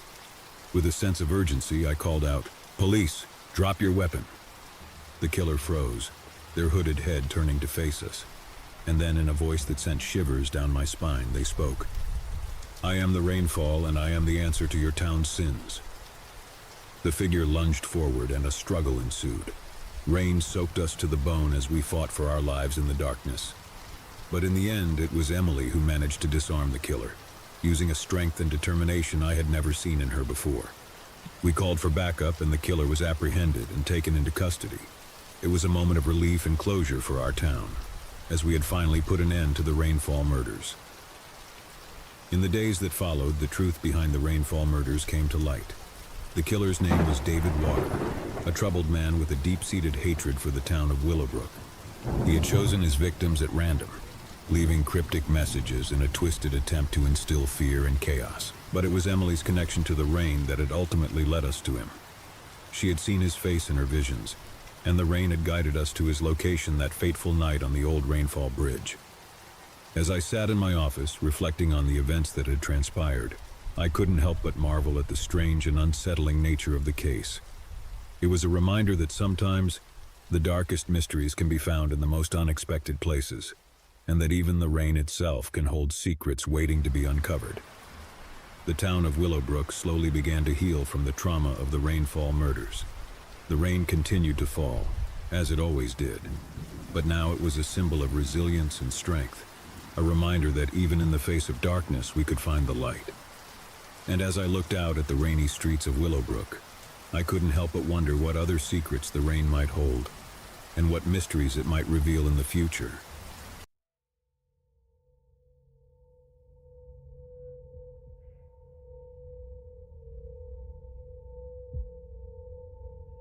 Working the night shift at Walmart was never the highlight of my week. The sterile fluorescent lights seemed to drain the life out of everything, casting harsh shadows that danced eerily on the linoleum floor. But the pay was decent, and it was a job, so I couldn't complain too much. One particular night, as the clock ticked closer to midnight, I found myself manning the customer service desk. It wasn't a particularly exciting job. I spent most of my time handling returns and dealing with the occasional irate customer. But that night was different, as I would soon discover. I had just finished processing a return when I saw him. He stood at the entrance, lingering in the faint-lit vestibule. His silhouette was framed by the automatic sliding doors, and something about him immediately sent a shiver down my spine. The man was tall and gaunt, his features obscured by the hood of his tattered coat.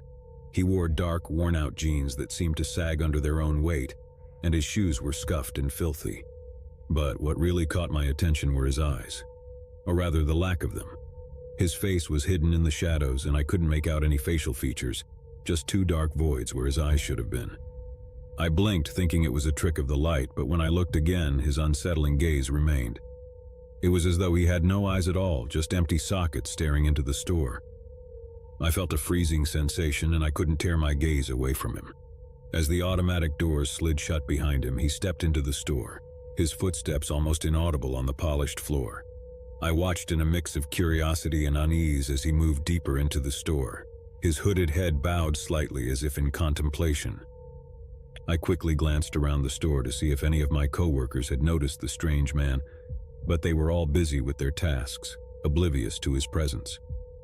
Part of me wanted to alert someone, call security, or at least keep an eye on him, but another part of me hesitated, unsure of what to make of the situation. After all, he was just a customer, albeit a peculiar one. I decided to keep an eye on him from the customer service desk, rationalizing that it was my job to monitor the store. As I watched, he wandered aimlessly through the aisles, occasionally picking up an item, only to put it back haphazardly. His movements were jerky, almost mechanical, and there was an unsettling air of purposelessness about him. Time seemed to stretch as I observed him, and I couldn't shake the feeling that something was profoundly wrong. It was as though he didn't belong here, as if he were a glitch in the system, an anomaly in the orderly world of Walmart. As the minutes turned into hours, the store grew quieter, and the few remaining customers hurried through their shopping, eager to leave. The man, however, remained, seemingly unfazed by the late hour. It was almost as if he were waiting for something or someone. I watched him for what felt like an eternity, my unease growing with each passing moment. Then, to my surprise, he abruptly stopped in front of the customer service desk, his empty gaze fixed on me. My heart pounded in my chest as I met his eyeless stare, and a cold sweat formed on my brow. "Can I help you with something?" I asked, my voice quivering slightly. He didn't respond. Instead, he extended a bony hand, the fingers unnaturally long and thin, and placed a crumpled piece of paper on the counter. I cautiously picked it up and unfolded it, my eyes widening in shock as I read the scrawled message. "They're coming for you." My heart raced, and I looked up at the man, my mind racing with fear and confusion. "Who's coming for me?" I demanded, my voice trembling. The man remained silent, his hooded head still bowed. I felt a growing sense of dread, as though I had stumbled into a nightmare from which there was no escape. I decided to call for help. I picked up the store phone and dialed the security extension, but there was no answer, just static on the line. Panic welled up inside me as I realized I was on my own. with this mysterious man who seemed to defy reason. I glanced around, hoping to catch the attention of one of my coworkers, but they were all preoccupied with their tasks, oblivious to the tension that had gripped the store. It was as if I were trapped in a parallel reality, isolated with this enigmatic stranger. I turned my attention back to the man who had now stepped closer to the desk, his hood concealing his face even more. "Who are you?" I asked, my voice quivering. He finally spoke, his voice low and raspy, sending a shiver down my spine. "I am a harbinger of the inevitable," he said cryptically. I didn't know what to make of his words, but they filled me with a sense of foreboding. "What do you want from me?" I asked, my voice barely above a whisper. He reached into the pocket of his coat and pulled out a small, worn-out photograph. He slid it across the counter toward me, and my hands trembled as I picked it up. The photograph was old and faded, depicting a group of people standing in front of a dilapidated house. It looked like it had been taken decades ago. Among the people in the photo, one figure stood out, the man himself, his face whole, his eyes filled with life. I looked up at him, my confusion deepening. "Is this you?" He nodded slowly. It was once. I couldn't make sense of it. The man in the photograph bore no resemblance to the eyeless, hooded figure before me. "What happened to you?" I asked, my curiosity overcoming my fear. He didn't answer directly, instead choosing to speak in riddles. "I have seen the depths of the abyss, tasted the darkness that lies beyond the veil of reality. I have glimpsed the true nature of existence, and it has taken everything from me." I didn't know what to say. His words were both cryptic and unsettling, and I couldn't shake the feeling that I had stumbled upon something beyond my understanding. Suddenly, the store's intercom crackled to life, the sound echoing through the empty aisles. "Attention Walmart associates," a voice announced. "We have received a report of a suspicious individual in the store. Please be on the lookout and report any unusual activity to security." My heart sank as I realized the announcement was about the man standing before me. I had to act quickly. I grabbed the phone and dialed the security extension again, hoping someone would pick up this time. To my relief, a voice answered on the other end. "Security, what's your emergency?" I quickly explained the situation, the strange man, the cryptic message, and the unsettling photograph. The security officer assured me they would dispatch someone immediately. As I hung up the phone, I turned to the man who had remained strangely calm throughout the ordeal. "Security is on their way," I said, my voice trembling. "You need to stay here until they arrive." He nodded, seemingly unfazed by the impending arrival of security. "I will wait," he said softly. Minutes felt like hours as I stood behind the customer service desk, the man standing before me, his hooded head bowed in contemplation. The store remained eerily quiet, the harsh fluorescent lights casting long shadows that seemed to dance in rhythm with my racing heart. Finally, the sound of approaching footsteps broke the silence.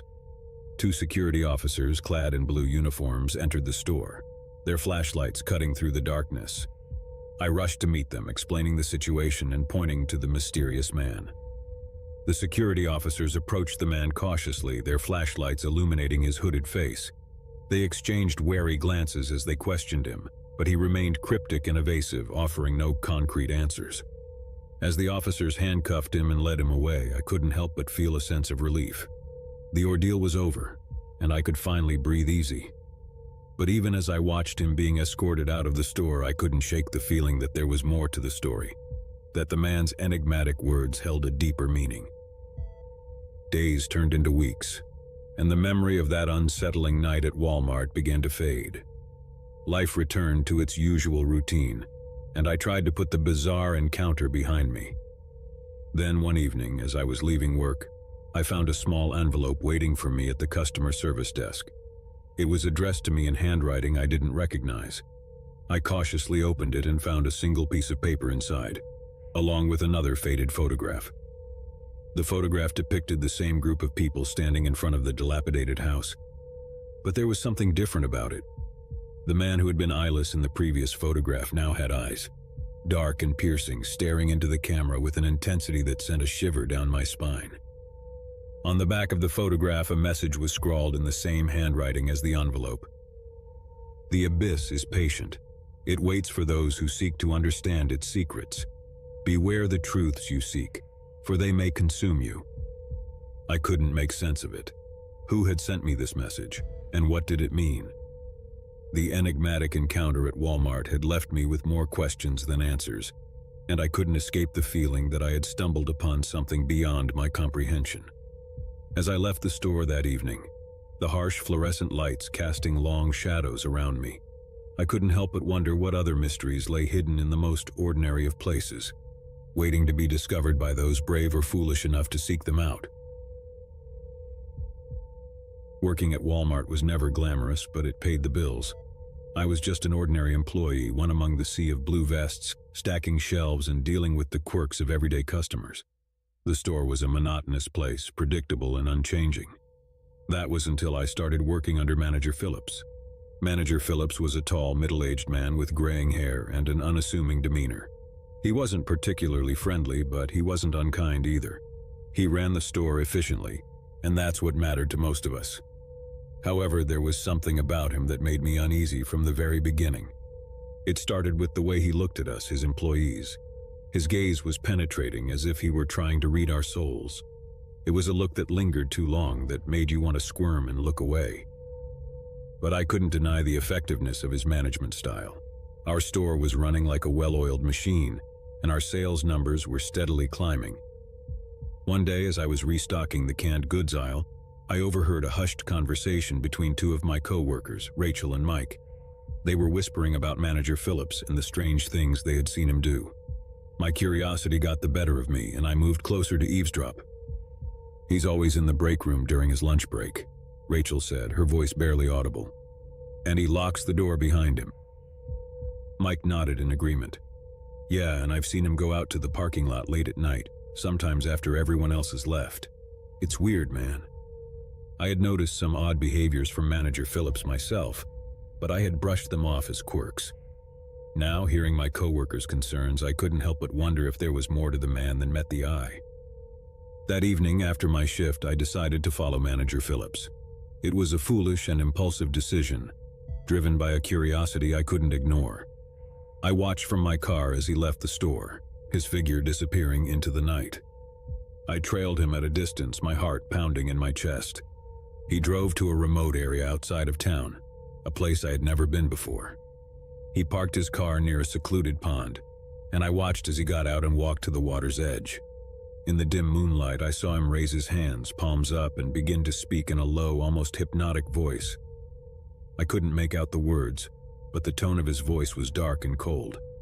It was as though he were engaged in some kind of ritual. I watched in stunned silence as Manager Phillips continued his strange behavior. He stayed by the pond for what felt like hours, his movements deliberate and purposeful. It was clear that whatever he was doing was deeply important to him. Finally, he returned to his car and drove back to the store, seemingly unaware that he had been observed. I waited a few minutes before I followed him back, my mind racing with questions and suspicions. Over the next few weeks, I couldn't shake the feeling that something was seriously wrong with Manager Phillips. I kept a close eye on his actions, documenting the strange occurrences I witnessed. It became an obsession, something I couldn't let go of. One day, I decided to confide in Rachel and Mike, the co-workers I had overheard earlier. I told them about what I had seen at the pond, and they shared their own observations. It was clear that we all had a growing sense of unease about our manager. Rachel had noticed that Manager Phillips seemed to have an uncanny ability to predict when the store would be busy or when a major sale would occur. It was as though he had insider information that the rest of us didn't. Mike, on the other hand, had discovered that Manager Phillips had access to a room in the back of the store that no one else did. It was a small, windowless space, and the door was always locked.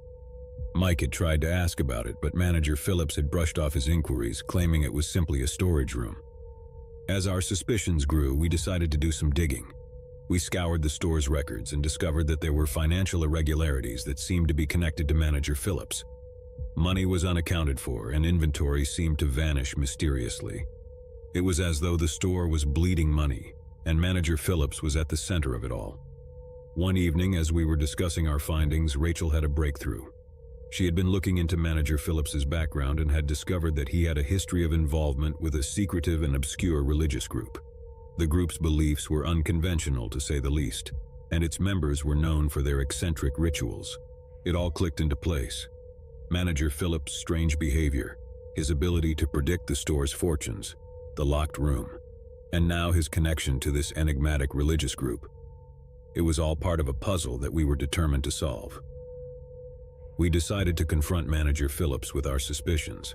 We confronted him in his office one evening, armed with our evidence and the determination to uncover the truth.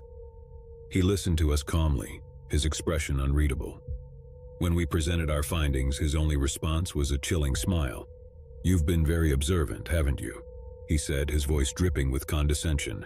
"But you have no idea what you're getting into." We demanded answers, but Manager Phillips refused to divulge anything more. Instead, he warned us to drop our investigation and forget everything we had discovered. It was a veiled threat, and we knew we were treading on dangerous ground. Undeterred, we decided to take our concerns to higher-ups in the company. We believed that they needed to know about Manager Phillips's behavior and its impact on the store's finances. We gathered our evidence and prepared to make our case. But before we could take our concerns any further, things took a sinister turn. Rachel disappeared one night after her shift. She had been conducting her own investigation into Manager Phillips, and we feared that she had crossed a line that put her in danger. We reported her disappearance to the police, but there was no sign of her. It was as though she had vanished without a trace, leaving us with a growing sense of dread and helplessness. Mike and I were now the only ones left to unravel the mystery of Manager Phillips. We knew that we were risking our own safety, but we couldn't turn back. We had to uncover the truth, not only for Rachel's sake, but for our own as well.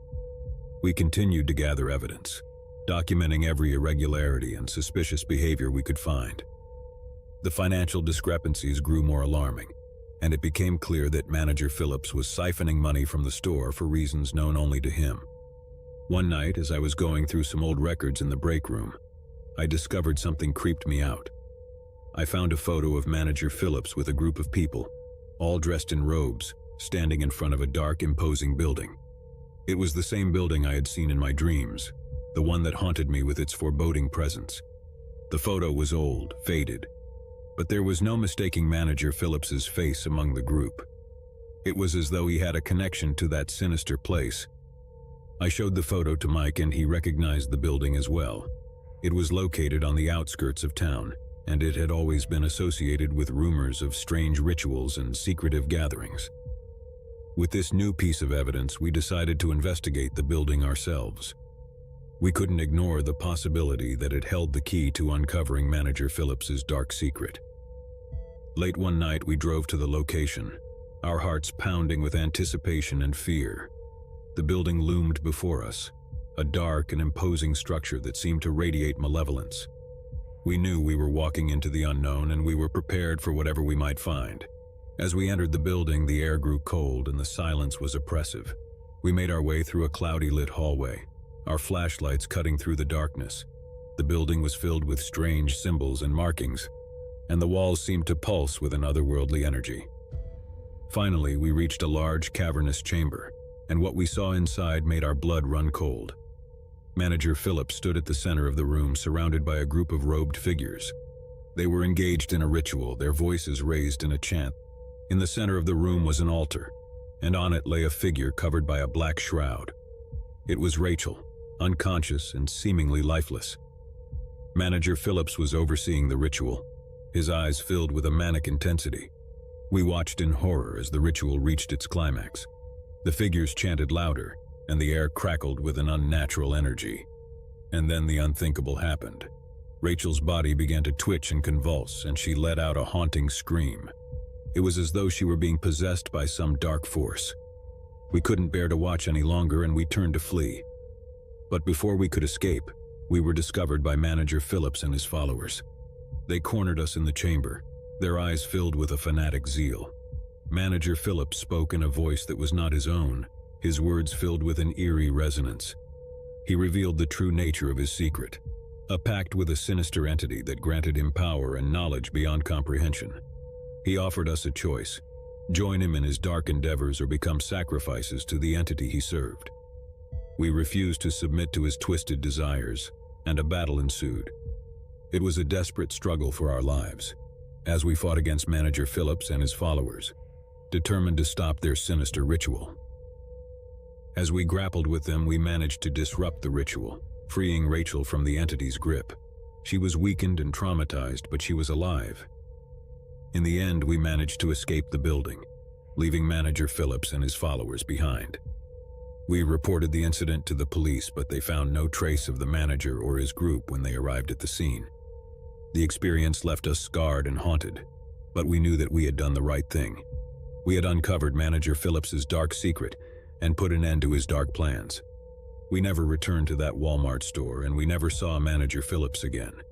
But the memory of that night, of the sinister rituals and dark entity, would haunt us for the rest of our lives. As we moved on, we couldn't help but wonder how many other secrets were hidden in the most ordinary of places, waiting to be discovered by those brave or foolish enough to seek them out. The world was full of mysteries, some more terrifying than we could ever imagine, and we had come face to face with one of them. It was an ordinary Tuesday evening when I decided to make a quick trip to Walmart. The sun had already dipped below the horizon, casting the sprawling parking lot into darkness. A flickering streetlight hummed above me as I exited my car. I shook it off as a result of the chilly autumn air, reminding myself that Walmart was just a stone's throw away, and I'd be inside the well-lit store in no time. I strolled through the automatic sliding doors, greeted by the familiar overhead hum of fluorescent lights and the sight of endless aisles filled with products of every kind. There's something oddly comforting about the predictability of Walmart even at night. Rows of neatly stacked shelves, the faint smell of plastic and cleaning supplies, the muffled chatter of employees and late-night shoppers. It was all so ordinary. I had come for a few essentials, so I grabbed a shopping cart and began to browse. The soft squeaking of wheels echoed around me as I navigated through the labyrinthine aisles. My footsteps seemed unusually loud against the linoleum floor, but I shrugged it off as my imagination playing tricks on me. I picked up a box of cereal, some milk, and a few other items, steadily making my way toward the checkout lanes. As I turned into the snack aisle, something caught my eye. A man in a faded green hoodie. He was standing near the potato chips, his head buried in a bag as if he were genuinely shopping. At first, there was nothing remarkable about him, just another shopper in a Walmart hoodie. But then, something about his posture struck me as odd. He seemed tense, like a predator sizing up its prey. He didn't glance my way, but I couldn't shake the feeling that he was watching me, studying me. It made my blood freeze, making me hesitate. I continued down the aisle, glancing over my shoulder to find him still there, pretending to examine bags of chips. I quickened my pace, now acutely aware of my surroundings. Every aisle I turned into, he was there, never too close but always within my line of sight. Panic started to creep in, and I told myself I was being paranoid. Maybe he was just doing his shopping and I was reading too much into it. But deep down, I knew something wasn't right. When I reached the personal care aisle, I decided to test my theory. I grabbed a random item off the shelf, a bottle of shampoo I didn't even need, and headed for the electronics section. If he was following me, he'd have to reveal his true intentions. Sure enough, as I entered the electronics section, he followed. I tried to act nonchalant, glancing at the TVs and browsing the video games, but my heart raced. There was no doubt now he was following me. Fear constricted my chest as I considered my options. I couldn't confront him directly. I needed help. I reached for my phone, but a quick glance told me I had no signal. Walmart's notorious dead spots, I thought. Panic set in as I realized I was on my own. I decided to make a beeline for the front of the store, where there were always employees at the registers. The man could be a harmless coincidence, but my gut told me otherwise. I picked up the pace, my cart squeaking loudly in protest. I passed through the clothing section, then the home goods aisle, but he stayed with me, never more than a few aisles away. I could feel his eyes on me, and I knew he was closing in. Finally, I reached the main thoroughfare of the store, lined with registers and manned by Walmart employees. I hurriedly pushed my cart toward the closest checkout lane, relief washing over me. The cashier, a young woman with a friendly smile, scanned my items and made small talk as she worked. But just as I was starting to calm down, I saw him. The man in the green hoodie was standing a few lanes away, pretending to examine a display of candy bars. He wasn't shopping.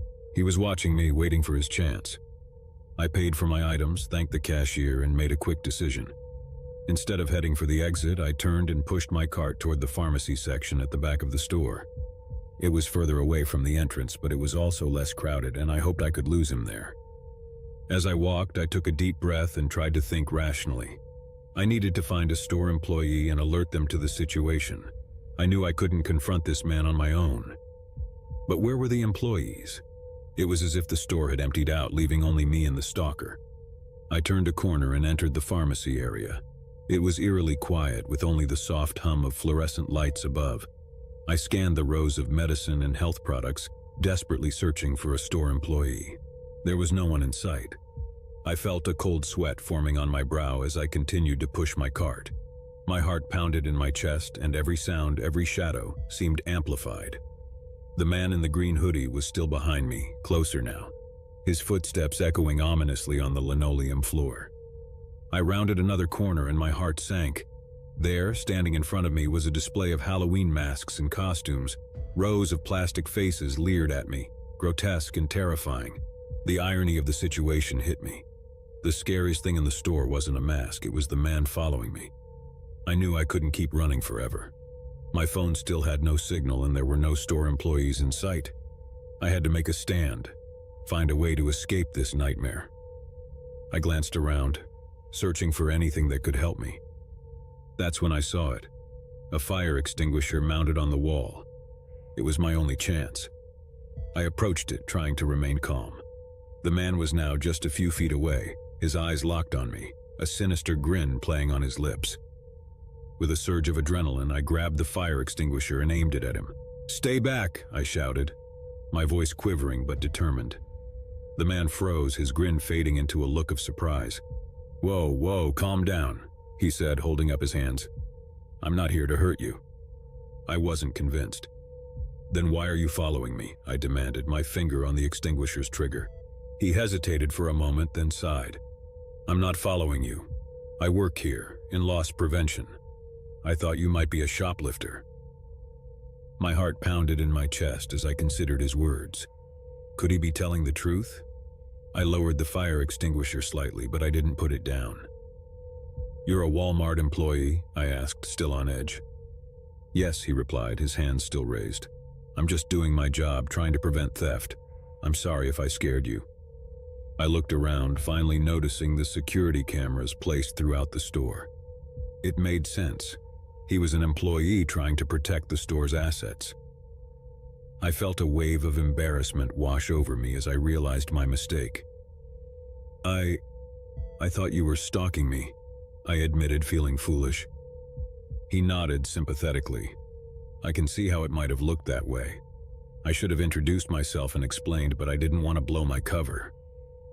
Relief flooded through me as I lowered the fire extinguisher completely and handed it back to him. "I'm sorry for overreacting," I said, my voice shaky. "It's just that, well, it's been a really strange night." He offered a friendly smile. "No worries. I'm Chris, by the way. I promise I won't be following you anymore." We both chuckled nervously, and I finally started to relax. Chris walked me to the front of the store, where other employees were now visible at the registers. He explained the situation to a manager, who assured me they would review the security footage to confirm everything was okay. As I left the store, I couldn't help but laugh at the absurdity of it all. What had started as a routine trip to Walmart had turned into a terrifying ordeal, all because of a misunderstanding. I realized that sometimes fear can distort our perceptions and lead us to make rash decisions. From that night on, I never looked at Walmart the same way. It was no longer just a place to shop. It was a reminder that even the most ordinary settings can become the backdrop for a terrifying encounter. And as I drove away, I couldn't shake the feeling that the man in the green hoodie had given me a glimpse into the darker side of the ordinary world. A world where shadows lurked in every aisle, and fear could turn even the most mundane moments into a nightmare.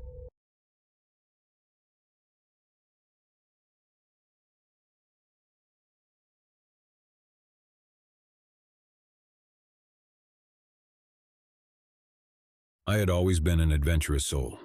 The thrill of the unknown and the call of the wild had guided me through countless trails and uncharted paths.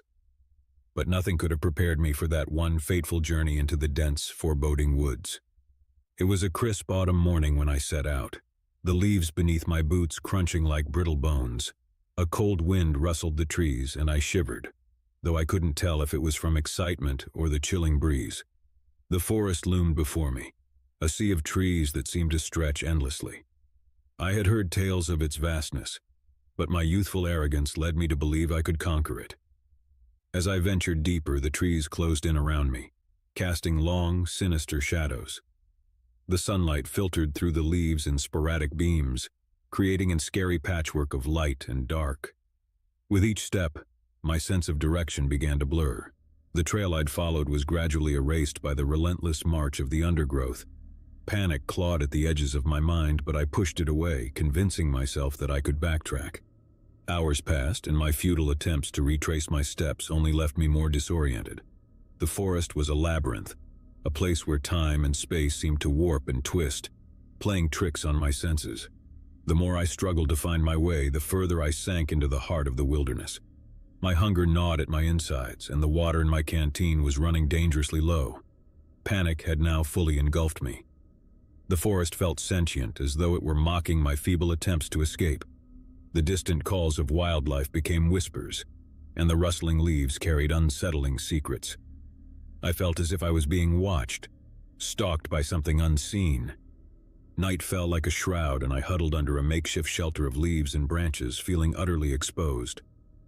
The chilling symphony of the forest at night enveloped me, the howls of distant animals and the rustling of unseen creatures. Sleep was elusive, as every rustle or distant sound sent me into a state of high alert. Morning brought no solace. The woods seemed to have transformed overnight, the once familiar path now a maze of confusion. I decided to walk in a straight line, desperate to escape this haunting place. But the forest had other plans.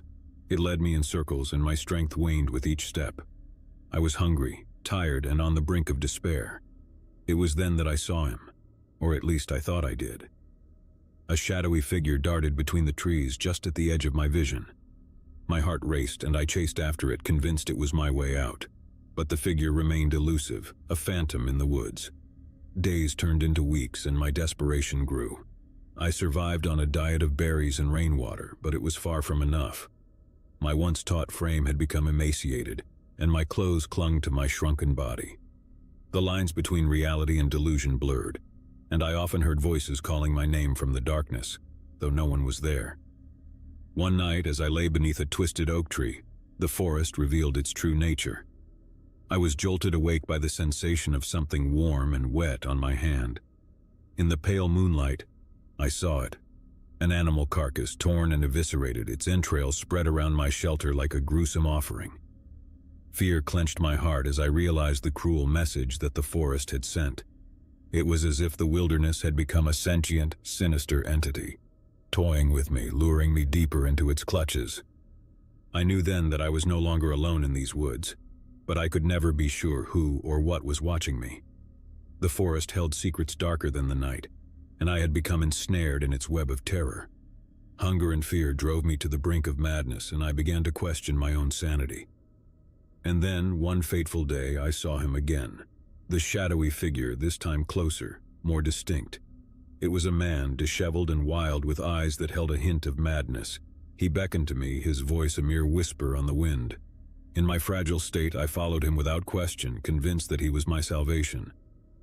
He led me to a small clearing in the heart of the forest, where a ramshackle cabin stood. It was a crude structure, cobbled together from rotting wood and tattered cloth. Inside, a fire crackled in a makeshift hearth, casting mystic shadows on the walls. The man, whose name was Elijah, explained that he had been lost in the woods for years, just like me. He had learned to survive in this unforgiving wilderness, and he offered me food and shelter. Desperation clouded my judgment, and I accepted his hospitality, though a nagging voice in my mind warned me that there was something deeply unsettling about him. Days turned into weeks as I lived in the cabin with Elijah, my only companion in this forsaken place. He spoke of the forest as if it were a living, breathing entity, a dark force that demanded sacrifices. He claimed that he had made a pact with the forest, offering it sustenance in return for his own survival. As the weeks passed, I began to notice the gruesome trophies that adorned the cabin's walls, skulls of animals and even a few human bones. It was then that the horrifying truth began to dawn on me. Elijah was not merely a survivor, he was a part of the very darkness that had consumed the forest. He was a cannibal. The realization struck me like a lightning bolt, and I knew I had to escape. But the forest, now even more sinister, seemed to tighten its grip on me. Every attempt to leave was thwarted, as if the trees themselves conspired to keep me there. Elijah's sanity unraveled further, and he spoke of the forest's insatiable hunger, of the countless lost souls who had met their end within its depths. I knew that my only chance lay in outwitting Elijah, and so I bided my time, pretending to embrace his twisted worldview. I learned his routines and waited for the right moment. One fateful night, as he lay in a feverish sleep, I made my move. The forest, it seemed, had grown tired of its plaything. I crept out of the cabin, my heart pounding like a drum, and plunged deeper into the woods, my every step a prayer to the forces of nature for salvation. The forest seemed to part before me, as if it had grown weary of the game, and I stumbled upon a trail. With a newfound burst of energy, I followed it, guided by the distant glow of moonlight. But I was free, and I would never forget the horrors I had witnessed within the heart of the unforgiving forest. The tale of my ordeal became a cautionary legend among those who dared to enter the woods, a reminder of the darkness that could consume even the most adventurous souls. I've always had a deep love for the outdoors, so it wasn't unusual for me to spend weekends exploring new hiking trails in the wilderness of upstate New York. This particular weekend, I decided to venture into the vast Catskill Mountains, an area renowned for its beauty and serenity. The crisp morning air greeted me as I embarked on my hike, following a well-marked trail into the dense forest. The path was clear and the sun filtered through the leaves, casting a dappled light on the forest floor. The sounds of nature surrounded me, from the chirping of birds to the gentle rustling of leaves in the breeze. As I hiked deeper into the woods, I became increasingly aware of the sheer solitude that enveloped me. There was a tranquil and a dead silence that settled over the forest. Although I was alone, I couldn't help but feel as if unseen eyes were watching my every step. The feeling was unnerving, but I shrugged it off as a product of the profound quiet. Hours passed as I ventured further into the forest. The trail had become narrower and the dense underbrush encroached on both sides. I felt a sense of vulnerability, a realization that I was in a remote area where help was far from reach. My goal for the day had been to reach a pristine mountain lake I had read about, nestled deep within the Catskills. It was rumored to be a hidden gem, a place of breathtaking beauty. But as the day wore on, I began to worry that I had veered off the path. I took out my map and compass to assess my location, but to my shock, I couldn't find them. Panic surged through me as I realized that I must have left them behind at my last rest stop. I cursed my carelessness, but told myself that I could rely on my intuition and make my way back. I turned to retrace my steps, but to my surprise, the trail I had been following seemed to have disappeared. The once clear path had become an overgrown tangle of branches and underbrush. I fought back the rising fear and decided to push forward, confident that I could eventually find my way back to the main trail. The hours passed and my sense of unease deepened as I continued to walk deeper into the woods. The forest around me had grown unfamiliar, and I couldn't shake the feeling that I was lost. The towering trees seemed to loom over me, their branches blocking out the sunlight. The stillness of the woods was broken only by the occasional call of a distant bird. As the day turned into evening, I made the difficult decision to set up camp. I gathered wood for a fire and constructed a makeshift shelter using branches and leaves. The night was quiet and dark, save for the soft rustling of leaves in the wind. The following morning, I was determined to find my way back to civilization. I scoured the area for any signs of the trail, but it was as if the path had vanished entirely. I couldn't understand how I had managed to get so disoriented in what should have been a straightforward hike. I continued to walk, driven by a growing sense of desperation. The forest felt like a labyrinth, with no clear direction or landmarks to guide me. The solitude of the wilderness, which had once been so serene, now felt oppressive and isolating. Each step I took seemed to lead me further into the depths of the forest, away from the familiar world I had known. The shadows of the trees cast long shapes on the ground, and the silence was punctuated only by the sounds of my own footsteps. I searched for any signs of human activity, a path, or a clearing that might lead me to safety, but the forest held no answers. I couldn't help but feel as if I had stepped into a different world, a place where the rules of reality no longer applied. Desperate to find my way back. My supplies were running low, and I had no means of communication with the outside world. I was well and truly alone, a lost soul in the heart of the Catskills. The forest offered no relief from the oppressive silence, and the solitude weighed heavily on my shoulders. The feeling of being watched never left me, and I couldn't escape the sensation that I was not alone.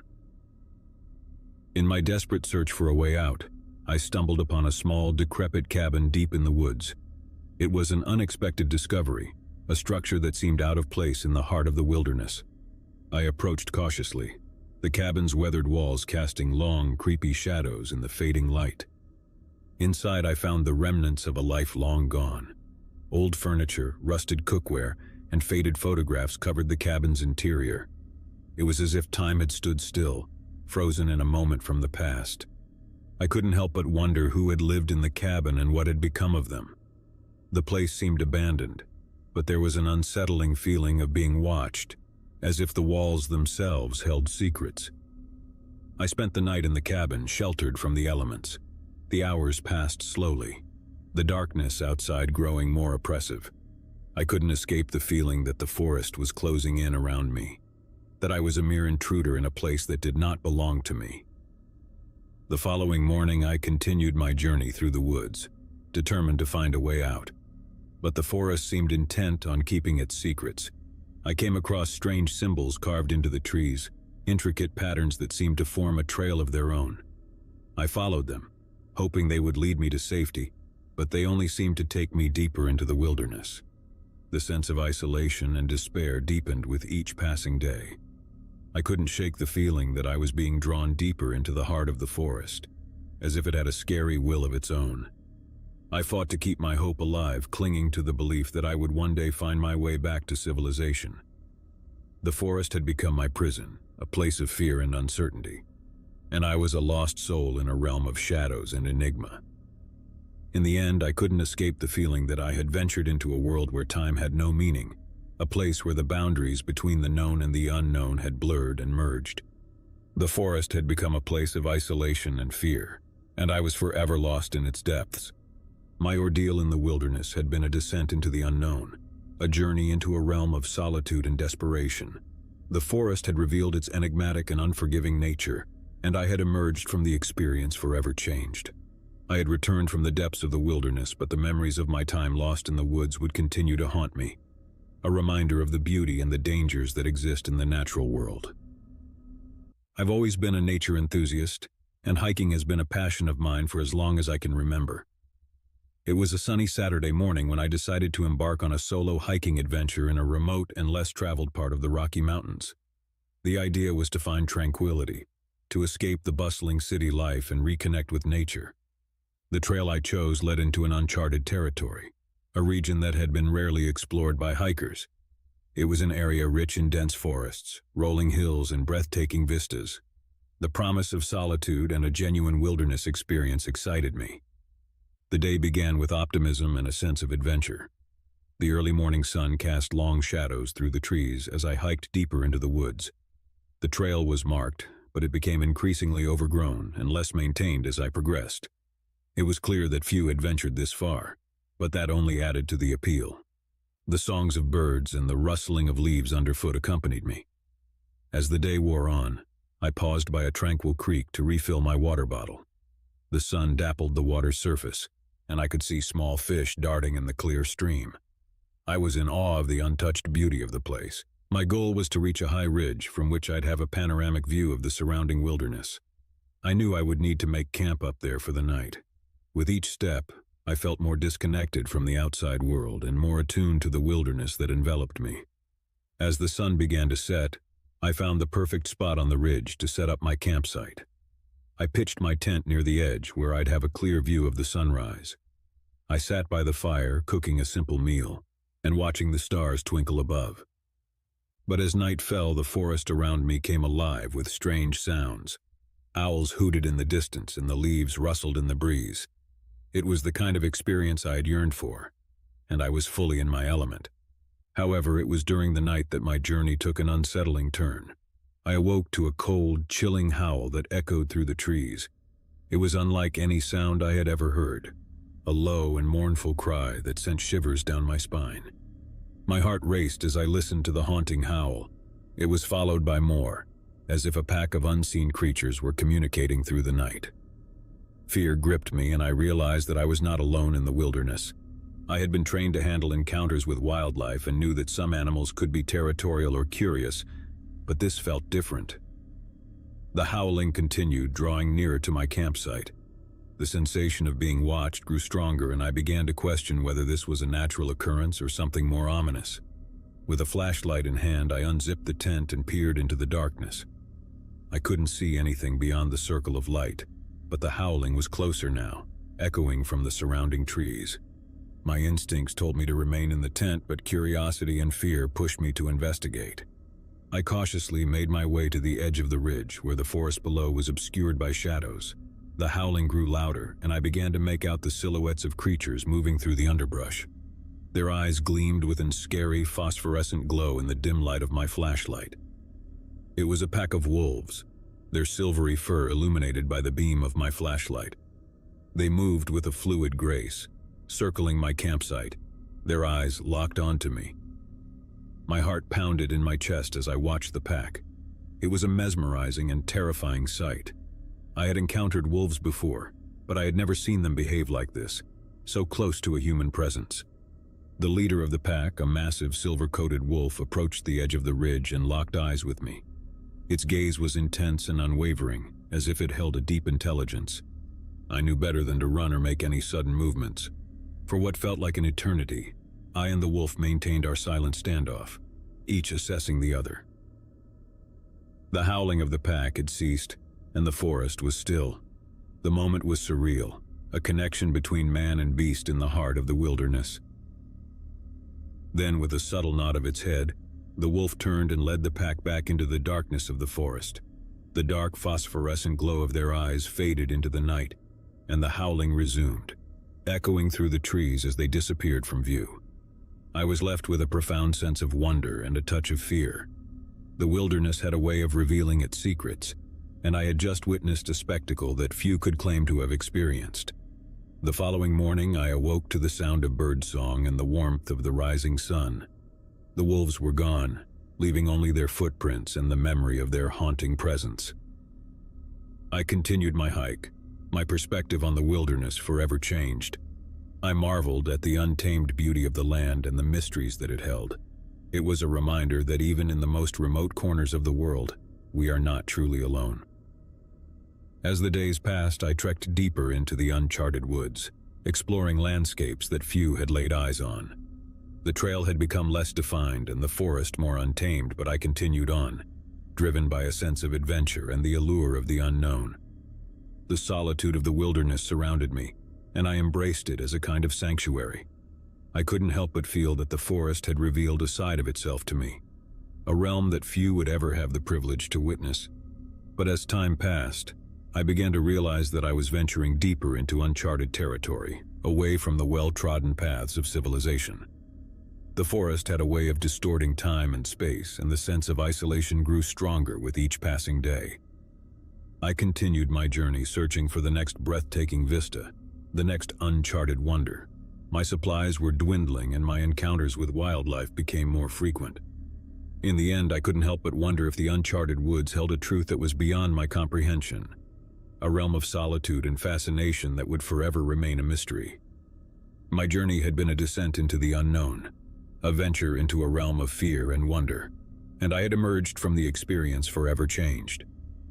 I had returned from the depths of the wilderness, but the memories of my time in the uncharted woods would continue to haunt me, a reminder of the beauty and the uncertainty that exist in the natural world.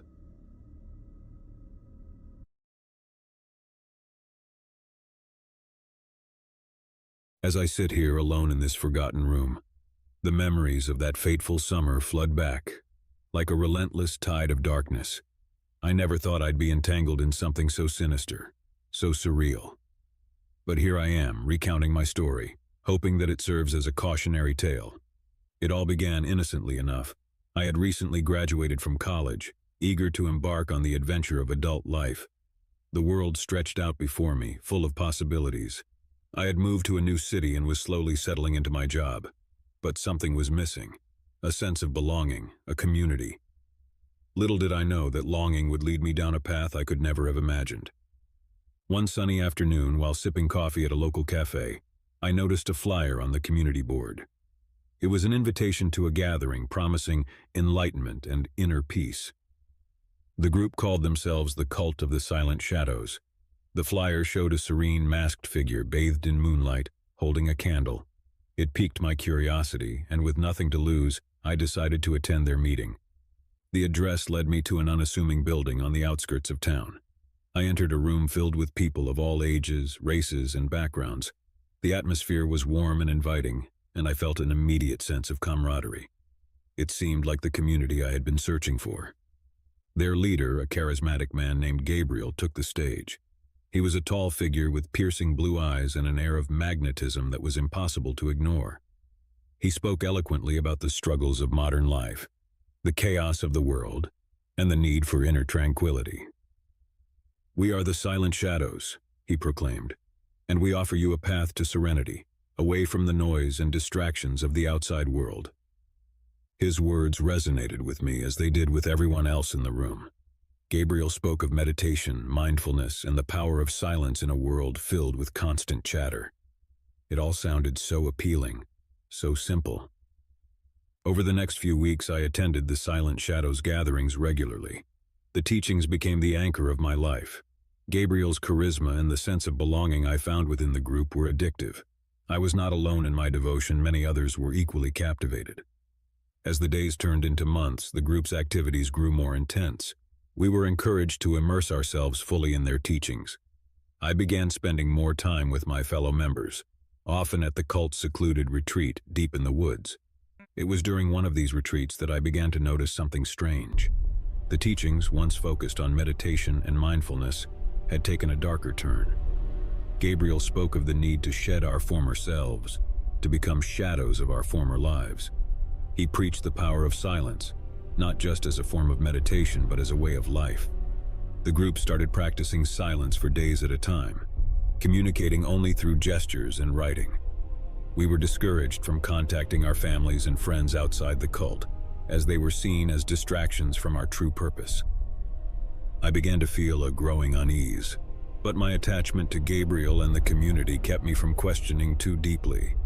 I was not alone in my hesitation, but no one dared to speak out against the charismatic leader. One evening, as the sun set behind the trees, Gabriel gathered us around a roaring bonfire. The atmosphere was charged with anticipation. Gabriel announced that to become true Silent Shadows, we must undergo a ritual of purification. The ritual involved fasting for 3 days, spending all our waking hours in complete silence and meditating by the fire. It was meant to cleanse our minds and souls, to make us more receptive to the cult's teachings. I felt a knot of dread in my stomach but couldn't bring myself to refuse. As the days of fasting passed, I became increasingly weak. My body ached, and my mind felt like a stormy sea. The silence, once soothing, now pressed down on me like a heavy weight. It was as if we were all sinking into a darkness, a collective silence that threatened to swallow us whole. On the third night of the ritual, something changed. As we meditated around the fire, the flames seemed to dance with an eerie, unnatural intensity. Gabriel stood at the center, his eyes closed in deep concentration. Then, with a sudden and unsettling calmness, he began to chant in a language I didn't recognize. The chant grew louder and more fervent, and the flames leaped higher, casting bizarre, flickering shadows on the faces of the cult members. I watched in growing horror as the atmosphere shifted from one of serenity to something altogether different. It was at that moment that I realized the true nature of the Silent Shadows. We were not a community seeking enlightenment and inner peace. We were pawns in Gabriel's grand delusion. He had manipulated us into a cult of silence, using our vulnerability and desire for belonging against us. I knew I had to escape. With trembling hands, I rose from my meditation spot and slowly backed away from the fire. The cult members were so engrossed in the ritual that they didn't notice my departure. I slipped into the darkness of the woods, my heart pounding like a drum. As I made my way back to civilization, I couldn't help but wonder about the fate of my fellow cult members. Had they truly become the silent shadows Gabriel had envisioned? Or had they fallen victim to a madness born of silence and isolation? I reported the cult to the authorities, but by the time they arrived at the retreat, it was empty. Gabriel and his followers had vanished, leaving behind only the lingering echoes of their chilling silence. In the years that followed, I rebuilt my life, forever haunted by the memory of the silent shadows. I learned the hard way that the quest for belonging and purpose can sometimes lead us down the darkest of paths, and I vowed to never let the shadows of silence consume me again. But even now, as I sit here alone, I can't shake the feeling that Gabriel and his cult are still out there, lurking in the shadows, waiting for their next unsuspecting victim. The darkness of that summer still clings to me, a constant reminder of the horrors that can hide behind a mask of serenity. Months had passed since my escape from the cult of the silent shadows. I had rebuilt my life, but the memories of that nightmarish experience continued to haunt my every waking moment. I couldn't help but wonder what had become of my fellow cult members, and whether Gabriel and his twisted teachings still held them in their grip. I kept a low profile, fearing that the cult might somehow track me down. My days were spent in constant vigilance, always watching my back, always on edge. But I couldn't shake the feeling that Gabriel and his followers were out there, lurking in the shadows, waiting for the right moment to strike. One day, as I was going through my mail, I came across a letter. It was an anonymous message, a simple piece of paper with a single word written in bold letters: silence. My heart raced as I realized that the cult had found me, or at least someone who knew about my past involvement with them. I had to find out who sent the letter, and more importantly, whether the cult was still active. I began to dig deeper, retracing my steps and reaching out to former cult members who had managed to break free like me. It wasn't easy. Many were still too frightened to talk, but gradually I pieced together a picture of what had transpired after my escape. It seemed that in the wake of my departure, the cult had become even more secretive and reclusive. They had changed their meeting locations frequently, always staying one step ahead of anyone who might be looking for them. Gabriel's hold on his followers had grown stronger, and his teachings had taken a more extreme turn. Rumors circulated that the cult had become involved in criminal activities, using their collective silence as a cover for illegal operations. But these were only whispers, and concrete information was hard to come by. Determined to expose the cult and bring an end to their reign of silence, I reached out to a journalist friend who had a reputation for investigating secretive organizations. With the evidence I had gathered, we began to dig deeper into the activities of the cult of the silent shadows. Our investigation led us down a twisted and treacherous path. We followed leads, interviewed former cult members, and even managed to infiltrate some of their gatherings undercover. What we discovered was chilling. The cult had evolved into a tightly knit, secretive society with Gabriel as its unquestioned leader. His charisma and manipulative tactics had only grown more potent over time. The members had become fanatical in their devotion, believing that silence was the key to ultimate enlightenment. But behind the facade of serenity and inner peace lay a darker truth. The cult had indeed become involved in criminal activities, ranging from money laundering to extortion. Their network stretched far and wide, with members in positions of power and influence across various industries. As we delved deeper into our investigation, we realized that exposing the cult would not be easy. They had eyes and ears everywhere, and anyone who tried to speak out against them faced threats, intimidation, and even violence. But we were determined to unmask the shadows and bring an end to their reign of terror.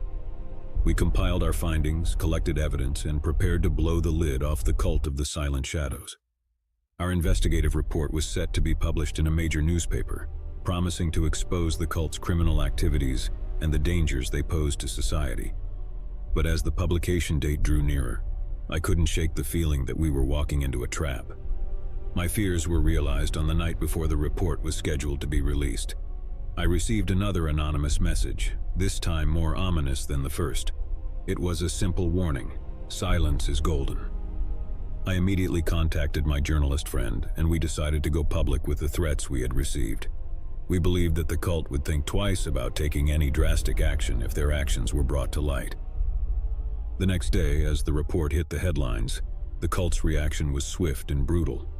They released a statement denying all allegations and accusing us of spreading lies and slander. Gabriel, in a chilling video message, warned that those who sought to expose the cult's secrets would face dire consequences. Despite our fears, we pressed on, believing that the power of truth and justice would prevail. But the cult was not to be underestimated. They launched a campaign of harassment and intimidation against us, trying to discredit our investigation and silence us through any means necessary. As the pressure mounted, my journalist friend and I received a tip that Gabriel and his inner circle would be holding a secret gathering in an isolated location. It was an opportunity we couldn't pass up. We contacted law enforcement and provided them with the information we had gathered. On the night of the raid, we accompanied the police to the remote location where the cult's gathering was taking place. The tension was palpable as we approached the compound. We knew that this would be the moment of reckoning, the final showdown with the cult of the Silent Shadows. As we stormed the compound, a fierce battle ensued. Gabriel and his followers, armed with unwavering devotion and a willingness to protect their secrets at all costs, put up a formidable resistance. But the combined efforts of law enforcement and the evidence we had gathered proved to be their undoing. Gabriel was arrested, and his mask of charisma finally shattered. The cult members were taken into custody, their reign of silence broken.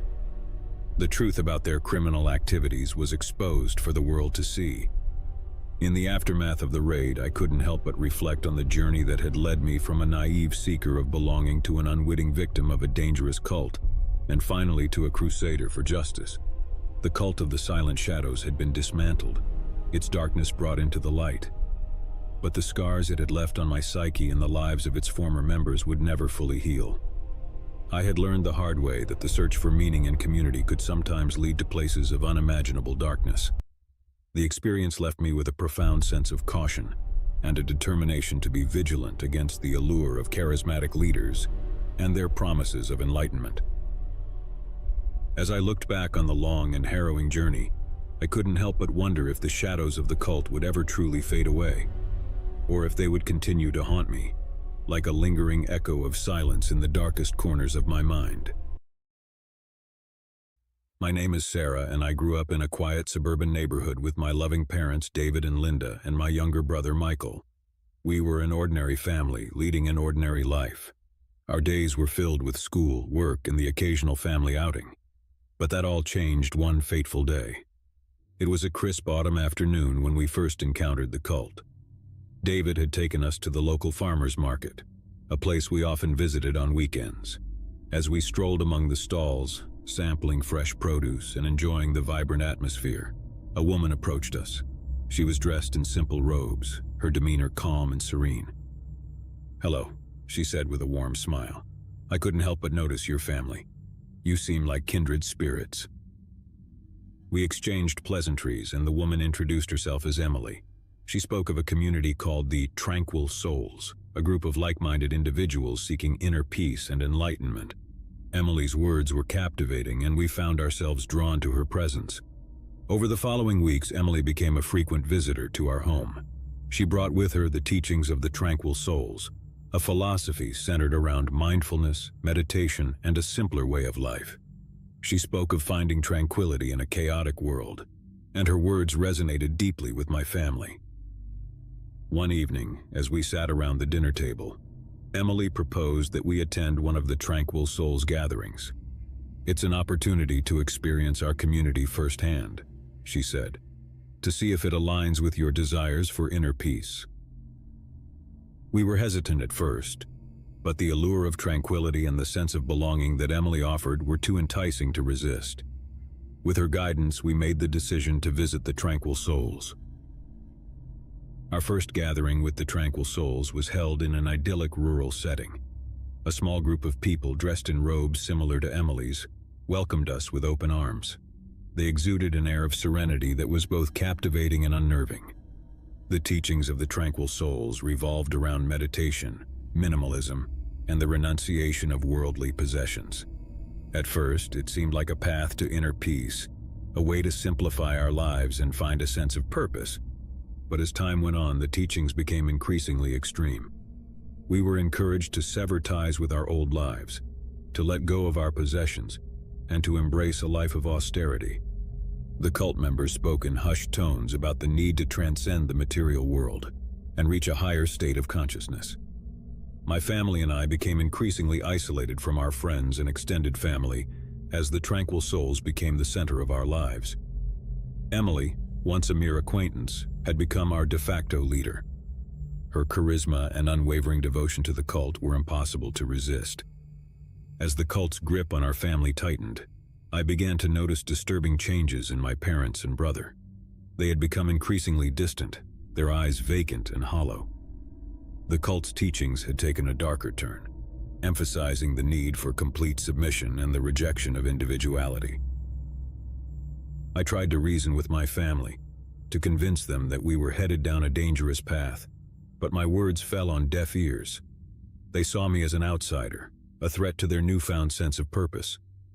One evening, I overheard a chilling conversation between my parents and Emily. They spoke of a final ceremony that would allow them to transcend the material world and achieve true enlightenment. The details were shrouded in secrecy, but the sense of foreboding in the air was palpable. Terrified for my family's safety, I reached out to a childhood friend, Rebecca, who had been concerned about our sudden withdrawal from society. I confided in her about the tranquil souls and their increasingly sinister teachings.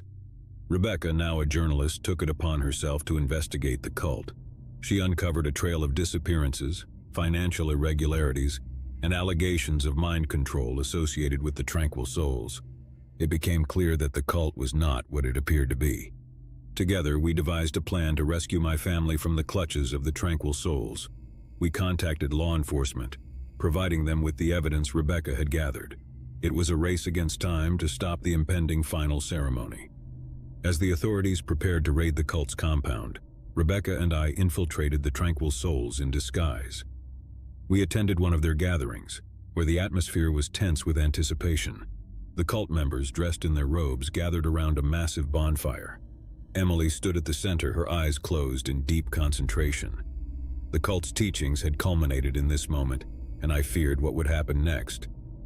As the authorities closed in on the compound, Rebecca and I sprang into action. We distracted the cult members, urging them to reconsider their choices, while law enforcement moved in to apprehend Emily and the cult leaders. A tense standoff ensued, but ultimately the cult members, my family included, were freed from the clutches of the tranquil souls. Emily and the cult leaders were arrested, their twisted beliefs exposed for all to see. In the aftermath of the rescue operation, my family and I faced a long and difficult journey of recovery. The hold of the tranquil souls had left deep scars, both physical and psychological. But with the support of therapy and the love of our extended family and friends, we began the process of healing. Rebecca's investigative reporting on the cult led to a nationwide expose, shedding light on the dangers of cults and the tactics they use to manipulate and control their members. The tranquil souls were disbanded and their leaders faced justice for their crimes. As I look back on that harrowing chapter of our lives, I can't help but reflect on the thin line between seeking inner peace and falling prey to the allure of a charismatic leader and a dangerous ideology.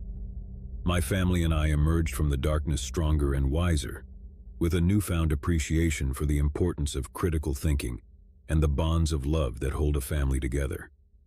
The tranquil souls may have left their mark on us, but we refused to let their darkness define us. We were survivors, and we were determined to live our lives with newfound strength, resilience, and a commitment to never let the shadows of a cult engulf us again. My name is Mark, and I've always considered myself a rational and level-headed individual. I was in a loving relationship with my girlfriend, Emily, who shared my passion for adventure and self-improvement. We enjoyed exploring new places, seeking out unique experiences, and pushing the boundaries of our comfort zones. Life was a grand adventure with Emily by my side. One sunny afternoon, as Emily and I were sipping coffee at our favorite local cafe, she excitedly showed me a beautifully designed invitation. It was embossed with intricate symbols and read, "The Benevolent Cult of the Hidden Truth." Emily explained that she had stumbled upon this group online and had been following their teachings for a while. She believed that they held the key to enlightenment and personal growth. The idea of joining a group called a cult made me uneasy, but Emily insisted that it was different. She claimed that they were focused on self-improvement, kindness, and uncovering hidden truths about oneself and the world. With her enthusiasm and persuasive arguments, I reluctantly agreed to attend their introductory meeting. The introductory meeting took place in a cozy yet elegant room in an inconspicuous building. We were greeted by friendly and seemingly ordinary individuals who welcomed us warmly. Emily introduced me to the group's leader, a charismatic woman named Sophia, who exuded an air of calm and wisdom. Sophia began by explaining the group's philosophy centered around kindness, self-discovery, and the pursuit of hidden truths. She emphasized that they were not a typical cult, but rather a community of like-minded individuals seeking to improve themselves and make the world a better place. Emily and I attended several more meetings, each one focusing on personal development, mindfulness, and the cultivation of empathy. The group's teachings were captivating, and I started to believe that perhaps I had misunderstood the word cult. As the months went by, Emily became increasingly involved in the benevolent cult of the hidden truth. She attended their gatherings more frequently, sometimes staying overnight at their retreats. She spoke passionately about the positive changes she was experiencing and urged me to become more involved. But something didn't sit right with me. I noticed that Emily was becoming more distant from our friends and family, and her devotion to the group was bordering on obsession. She began to spend less time with me, and I couldn't help but feel like I was losing her to the cult. One evening, I decided to investigate the group further. I attended one of their gatherings without Emily's knowledge, hoping to uncover the truth behind their seemingly benevolent facade. As I arrived at the retreat, I noticed a serene atmosphere, with participants engaged in meditation and deep philosophical discussions. Sophia, the charismatic leader, led a session focused on the concept of inner purity and the need to shed one's past to embrace a brighter future. But then, as the night wore on, I witnessed something terrifying. The group's teachings took a darker turn. Sophia began speaking about the ultimate truth that could only be achieved through sacrifice. She spoke of letting go of one's attachments, even to loved ones, to attain a higher state of consciousness. I knew I had to act quickly. The group's teachings had taken a disturbing turn, and I feared for Emily's safety. I reached out to a friend, Alex, who had experience in investigating cults and the tactics they used to manipulate their members. Together, we delved deeper into the benevolent cult of the hidden truth, uncovering a trail of disappearances, financial irregularities, and allegations of psychological manipulation. It became clear that this cult was far more sinister than it appeared. We also discovered that Sophia, the cult's leader, had a history of leading similar groups that had all ended in tragedy. She had a talent for drawing in vulnerable individuals and using her charisma to exploit them. With the evidence we had gathered, Alex and I contacted law enforcement and shared our findings. It was clear that Emily was in grave danger, along with the other members of the cult. We knew that we had to act swiftly to rescue them from Sophia's grip. We devised a plan to infiltrate the cult's compound during one of their retreats. With the help of law enforcement, we would apprehend Sophia and her followers and put an end to their reign of darkness. The night of the rescue mission was tense with anticipation. Alex and I disguised ourselves as cult members, armed with the evidence we had collected, and a determination to free Emily and the others from the clutches of the benevolent cult of the hidden truth. As we infiltrated the cult's compound, we witnessed Emily and the other members gathered around a massive bonfire. Sophia, in her charismatic and persuasive manner, was preparing them for the ultimate truth, which involved a ritualistic act of sacrifice.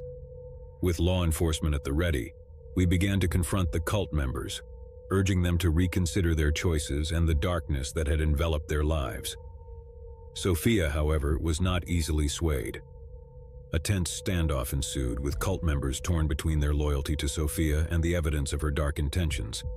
As the authorities closed in, Sophia's grip began to weaken, and some members started to question their devotion. In the end, Emily and the other cult members were freed from the clutches of the benevolent cult of the hidden truth. Sophia was arrested, her charismatic facade shattered. The truth about the cult's sinister activities was exposed for the world to see. As Emily and I emerged from the darkness of the cult's influence, We faced a long and challenging road to recovery. The scars ran deep, both physically and emotionally. But with the support of therapy and the love of our friends and family, we began the process of healing. The benevolent cult of the hidden truth may have left its mark on us, but we were determined to emerge stronger and wiser, with a newfound appreciation for the importance of critical thinking and the bonds of love that held us together. Looking back on that harrowing chapter of our lives, I can't help but reflect on the fine line between seeking personal growth and falling prey to the manipulative tactics of a charismatic leader.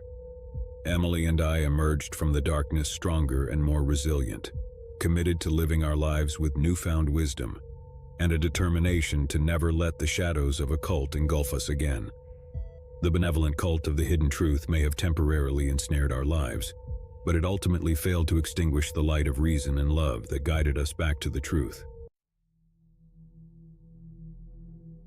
In a quiet, unassuming town nestled deep within the heart of the countryside, secrets festered like mold in the damp corners of forgotten basements. The town was a place where people whispered of mysterious happenings and unsettling tales that kept them awake at night. None of these tales, however, could match the scary legend of the grave robber. The townsfolk had always known something wasn't right about the old cemetery on the outskirts of town. The cemetery had existed for generations, but it was more than just a final resting place for the deceased. It was a place of ominous stories and ominous sightings.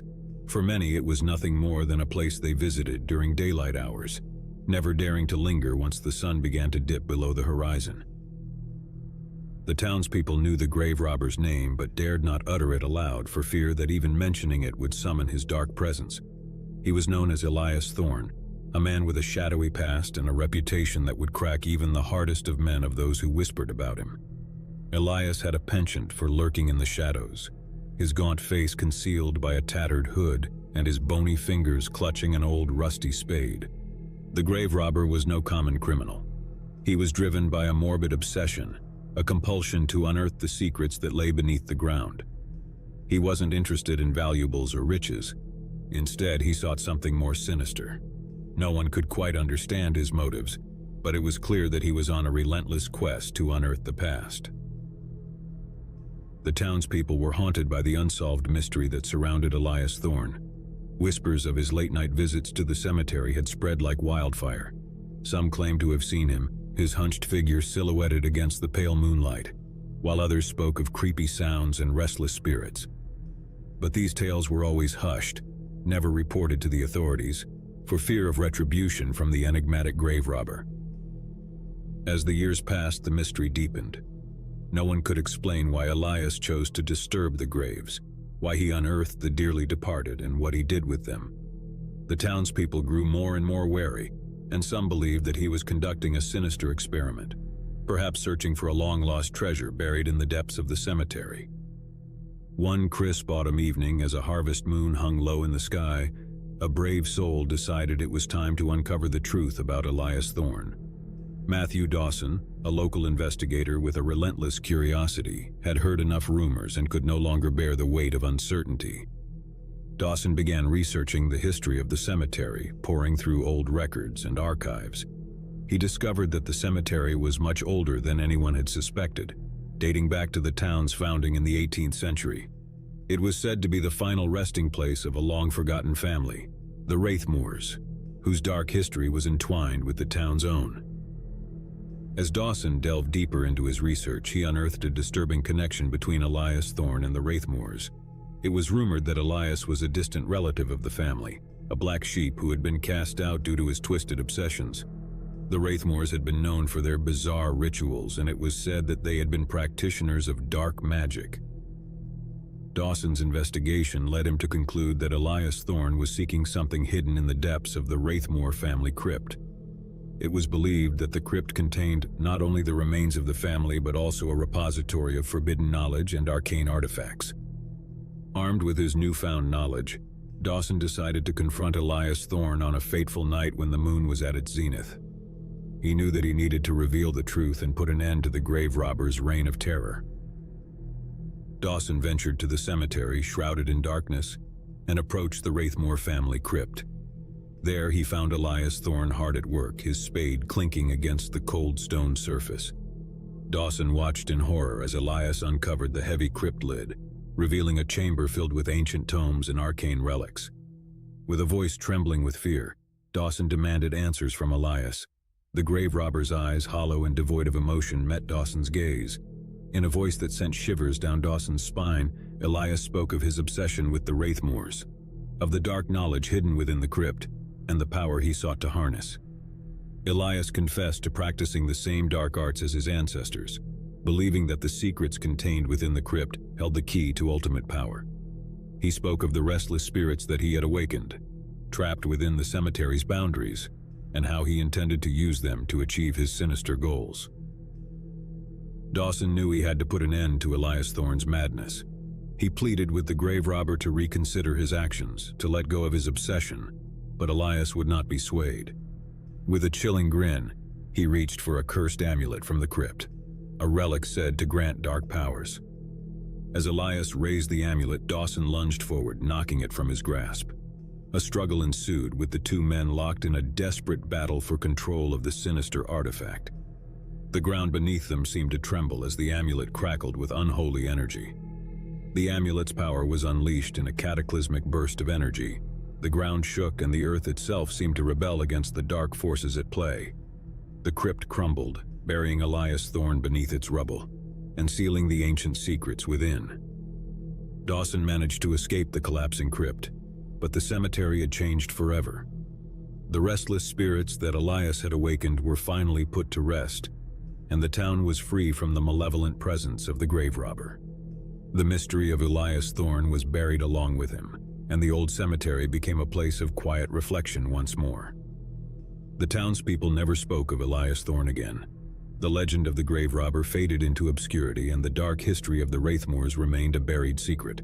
But one question lingered in the minds of the townspeople. What had Elias Thorne truly sought in the depths of the cemetery, and had he found it in the end? As the years passed, the memory of the grave robber became a distant echo, a chilling tale told around campfires on dark, moonless nights. The town moved on, but the shadow of Elias Thorne continued to haunt their dreams, a reminder of the darkness that could lurk in even the most unassuming of places. And so the mystery of the grave robber remained, a story that would never be forgotten, a tale of obsession, darkness, and the unearthing of secrets that should have remained buried for all eternity. Years passed, and the town's legend of Elias Thorne began to fade from memory. The once dreaded cemetery was now a tranquil place, its overgrown paths and time-worn headstones standing as silent witnesses to the past. But some residents couldn't shake the feeling that there were still secrets buried beneath the ground, waiting to be unearthed. One such resident was Sarah Whitman, a young historian with a keen interest in the town's history. Sarah had grown up listening to the stories of Elias Thorne and the Wraithmoor family, and she had always been intrigued by the mystery that surrounded them. She was determined to pick up where Matthew Dawson had left off and delve deeper into the enigma that shrouded the cemetery. Sarah began her investigation by poring over the old records, letters, and diaries of the town's founding families. She spent countless hours in the town's dusty archives, uncovering long-forgotten documents that shed light on the Wraithmoor family's dark past. She also studied Elias Thorne's genealogy, tracing his bloodline back to its origin. As Sarah delved deeper into her research, she uncovered a startling revelation. The Wraithmoor family had indeed practiced dark arts, but it wasn't just dark magic they were involved in. They had been pioneers in the study of alchemy and the transmutation of elements, seeking the elixir of life itself. The family had believed that immortality was within their grasp, and their experiments led to mysterious disappearances and unsettling legends.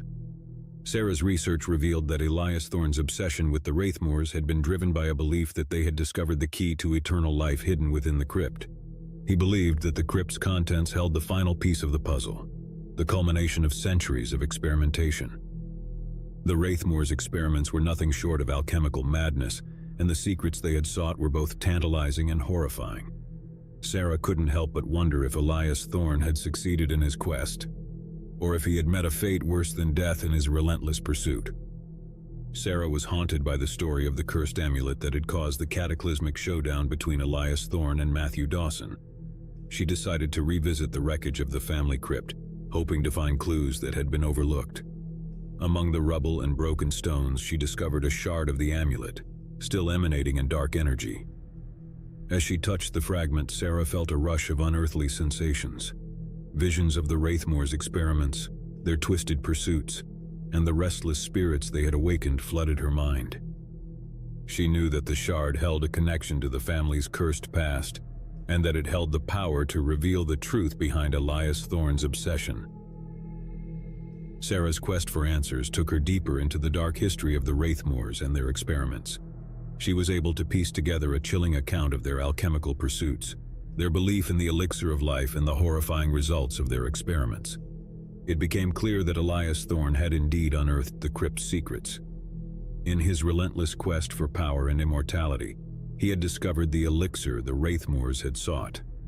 He had taken their research to its final terrifying conclusion, and he had achieved a form of eternal existence. However, the price for such a dark triumph had been high. The restless spirits he had awakened, the cataclysmic power of the amulet, and the burden of the Wraithmoor's dark legacy had all taken their toll. Elias Thorne had become a prisoner of the very immortality he had sought, a tormented soul bound to the cemetery for all time. Armed with the knowledge of the crypt's secrets, Sarah realized that the only way to free Elias Thorne and the tormented spirits was to reverse the dark alchemical rituals of the Wraithmoors. She embarked on a journey to gather the necessary components to create a counter-ritual, one that would restore balance to the cemetery and release the trapped souls. As Sarah worked tirelessly to break the curse, she faced challenges and obstacles that tested her determination and courage. She enlisted the help of local experts in alchemy and ancient rituals, studying forgotten texts and seeking guidance from those who had knowledge of the arcane. After months of research and preparation, the day of the counter-ritual arrived. Sarah, accompanied by a small group of trusted individuals, returned to the cemetery and entered the ruined crypt. They performed the ritual with precision, invoking the power of light and restoration to counteract the darkness that had plagued the Wraithmoors for centuries. As the ritual reached its climax, a surge of energy enveloped the crypt, and the restless spirits, including Elias Thorne, were released from their torment. The ground ceased to shake, and the crypt began to repair itself, restoring the tranquility that the cemetery had long lost. With the curse lifted and the spirits at rest, the cemetery was reborn as a place of peace and reflection. The dark chapter in the town's history was finally closed, and the legend of Elias Thorne took on a new significance. Sarah's tireless efforts had not only unveiled the truth behind the grave robber's obsession, but it also brought closure to a long-forgotten story of alchemical folly and the pursuit of immortality. The townspeople, once haunted by their own history, now found solace in the newfound peace that Sarah had brought to the cemetery. The town's residents came to view Elias Thorne in a different light. No longer a malevolent grave robber, he became a figure shrouded in tragedy. His relentless pursuit of immortality had led him down a path of darkness, but in the end it was his quest that had ultimately restored peace to the cemetery. The memory of Elias Thorne, the grave robber, lived on as a cautionary tale, a reminder of the dangers of obsession and the consequences of tampering with the unknown. The town would never forget the legend, but they would remember it with a newfound understanding and respect for the mysteries of life and death. In the end, the cemetery stood as a testament to the enduring power of history and the complexity of human nature. The town's past was filled with tales of darkness, but it was also marked by the resilience of those like Sarah Whitman who sought to uncover the truth.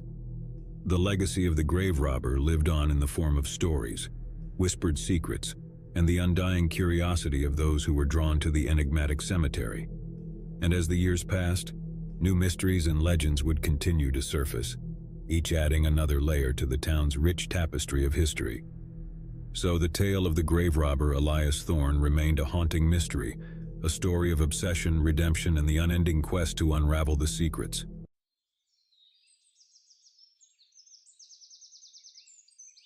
As the sun dipped below the horizon, its final rays painted the sky in shades of crimson and violet. The dense forest surrounding us whispered secrets of the unknown, and the cabin, a remote sanctuary hidden deep within the woods, seemed to beckon with an otherworldly allure. Our group of friends, Sarah, Alex, Mark, Lisa, and Eric, had chosen this cabin for a weekend retreat, ignorant of the eerie tale it held. Sarah, the intrepid explorer of our group, had stumbled upon the listing while seeking an escape from our daily lives. The cabin was a two-story structure, its weathered facade hinting at the stories etched into its very wood. Little did we know this weekend would etch its own chapter into the cabin's history. The first night passed relatively uneventfully. We arrived with excitement, unpacked, and settled into the cozy interior of the cabin. The fireplace crackled with warmth, dispelling the chill that clung to the air. We enjoyed a hearty meal, shared laughter, and played card games long into the night. The cabin embraced us with its charm, and the unsettling feeling that had loomed on our arrival seemed to ebb away. The following day, we decided to explore the forest, its dense trees looming like ancient sentinels. The air was cool. The leaves rustled in the breeze, and the beauty of nature surrounded us. It felt like an ideal escape from the urban chaos we left behind. As we ventured deeper into the forest, a feeling of unease settled upon us. The silence was profound, and the trees with their gnarled branches seemed to close in around us. Lisa, usually the calm and collected one, leaned over to Mark and whispered, "Do you feel that? It's like the forest is watching us." Mark, typically the skeptic of the group, couldn't shake the eerie atmosphere either. The woods seemed to have a life of their own, secrets that they guarded with an ironclad silence. That evening, as we gathered around the dining table, we heard it for the first time. A faint, ghostly whisper that seemed to emanate from the very walls of the cabin. It was as if the very wood and stone were infused with ancient tales. An uneasy shiver rippled through us, and we exchanged concerned glances. Eric, the one with an insatiable curiosity, couldn't resist the urge to investigate the source of the sound. The whisper seemed to guide him to a small locked room within the cabin. Layers of dust veiled the forgotten chamber, and as he swung open the door, he discovered an old journal amidst the relics of the past. The journal had aged, its pages yellowed and brittle. It belonged to a previous inhabitant of the cabin, and the entries told a chilling story. The author wrote of strange occurrences, of whispers in the night, shadows that moved of their own volition, and a final entry, a desperate plea for help. We gathered around as Eric read the journal aloud, and though we tried to dismiss it as the ramblings of a tormented mind, the cabin's unsettling atmosphere clung to us like a second skin. That night, as we retired to our beds, strange occurrences commenced once again. The whispers grew louder, and eerie shadows danced upon the walls. I was the first to see it. A shadowy figure, human-like but not quite, moved slowly and menacingly across the room. I gasped, awakening the others. Terrified, we huddled together in the living room, and our fear escalated with each chilling sound and movement. It was then we decided that this place was no longer safe, and we needed to leave at first light. Morning came, but the cabin had other plans. The front door, which had welcomed us so willingly, refused to open. Panic set in as anguished cries emanated from the cabin's very walls. We were trapped, our fate seemingly sealed. Desperation led us to the attic, where we discovered an old dusty Ouija board. It was a relic of the past, a forgotten game, and its presence heightened the eerie atmosphere. It felt like our last hope, our final attempt to communicate with whatever entity had ensnared us. Placing our hands on the planchette, it began to move on its own, spelling out words in response to our questions. The spirit identified itself as the restless soul of the man who had penned the journal. He had been consumed by a dark force within the cabin and needed our help to escape. We hesitated, but ultimately agreed to assist the spirit, hoping that by doing so we could free ourselves from the cabin's sinister grip. We followed the spirit's guidance, which led us to the cellar. There, he claimed, was the source of the sinister, an old locked chest containing the key to our release. As we found the chest and returned to the attic, the cabin's grasp intensified. Objects moved on their own, doors slammed shut, and the whispers evolved into a cacophony of haunting voices. We were undeterred, determined to complete the ritual that would release us from this nightmare. Finally, the oppressive force was expelled, and the cabin descended into an eerie silence. The front door swung open as if granting us passage to freedom. We fled without looking back, leaving behind the haunted cabin, its darkness expelled at last. As we drove away, we couldn't help but cast one final anxious look back at the cabin. It stood serene and innocent in the warm sunlight, its history hidden beneath the wooden facade, as if the evil had never taken root. We returned to the city, forever marked by our weekend in the woods.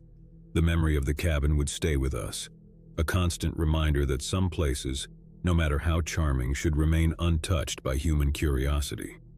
We left the cabin to the mysteries of the forest, hoping that it would remain dormant, at least for another generation. The forest of whispering shadows remained an enigmatic guardian of the cabin's history, and the whispering shadows whispered secrets to those who dared to listen.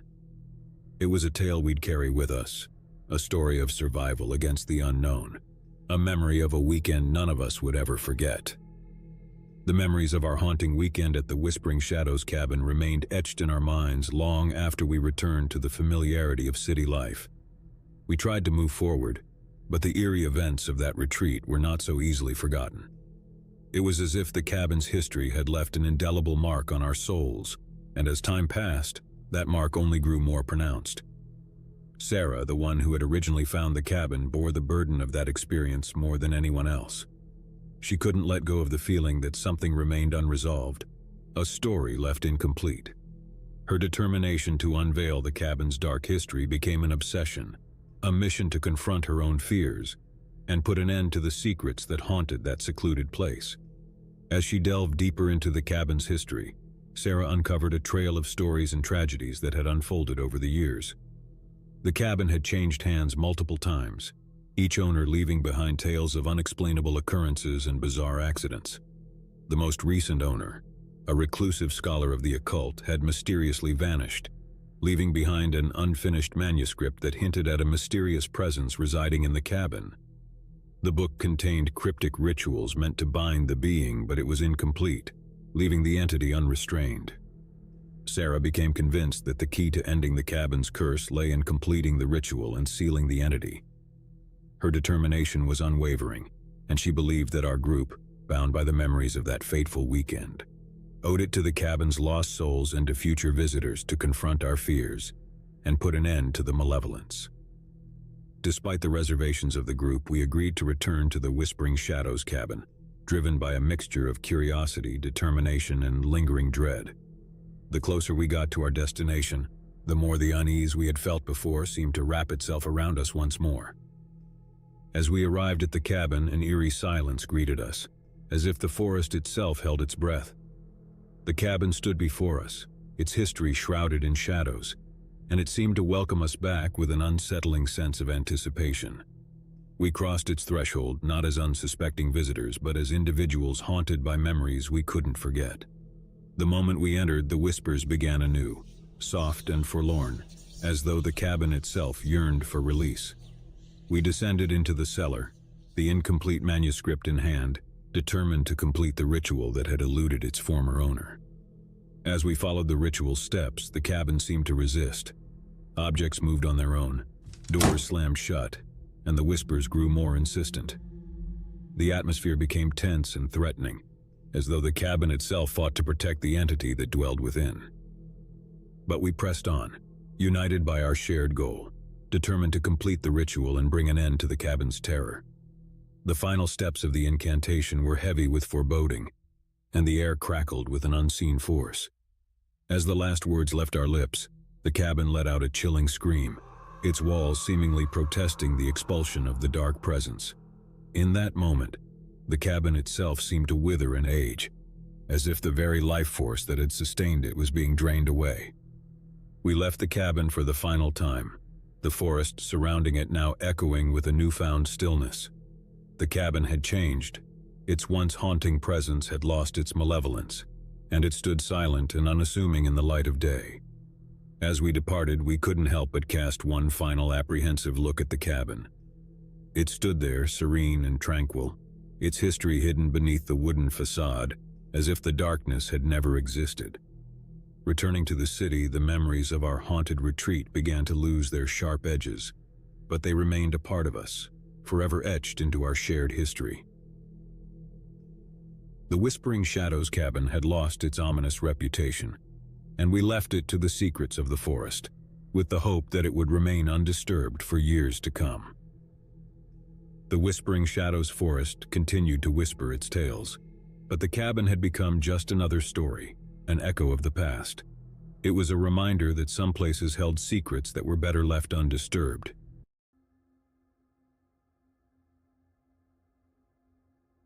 The night shift was always my least favorite part of the job. The empty hallways of St. Martin's retirement home seemed to echo with the ghostly memories of its inhabitants. The corridors played tricks on my tired eyes, and the creaks and groans of the old building were unnerving. But it was a paycheck and I had bills to pay. As the new night nurse on duty, I was responsible for the well-being of the elderly residents during the darkest hours. Most of them slept through the night, but a few would occasionally need my assistance. The isolation of the night shift only heightened my unease. It was as if the building itself was haunted by the shadows of the past. The first few weeks were relatively uneventful, except for the occasional patient needing assistance to the bathroom or a glass of water. But as the nights passed, I began to notice peculiar things. The residents, particularly the ones with dementia, would sometimes speak in hushed tones to no one in particular. They'd claim to see figures standing at the foot of their beds or hear distant whispers. I tried to reassure them, chalking it up to their old age and fragile mental states.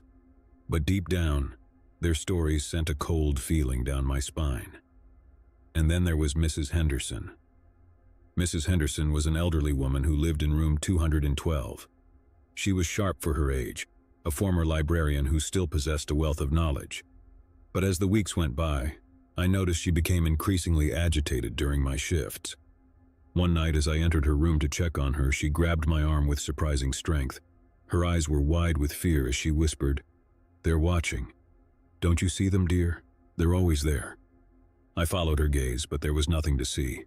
The room was empty, save for the soft glow of the nightlight. I tried to soothe her, telling her it was just her imagination. But deep down, I couldn't shake the feeling that something was amiss. As days turned into weeks, I noticed a pattern. The residents' restlessness seemed to increase with each passing night. They would talk of shadowy figures, distant voices, and faces in the windows. I began to doubt my own sanity, wondering if the isolation and dark atmosphere of the retirement home were playing tricks on my mind. One night, as I made my rounds, I heard a faint sound coming from the basement. It was a soft, melodic hum that made my blood freeze. I decided to investigate, my curiosity getting the best of me.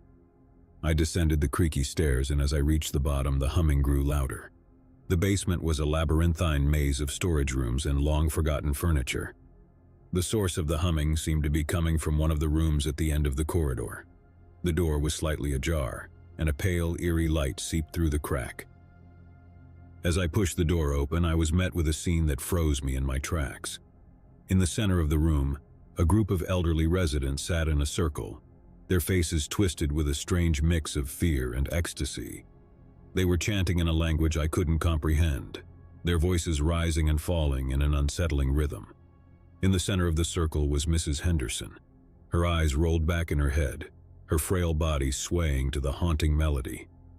My heart raced as I watched the bizarre spectacle unfold before me. I had no idea what I was witnessing, but it felt like something out of a nightmare.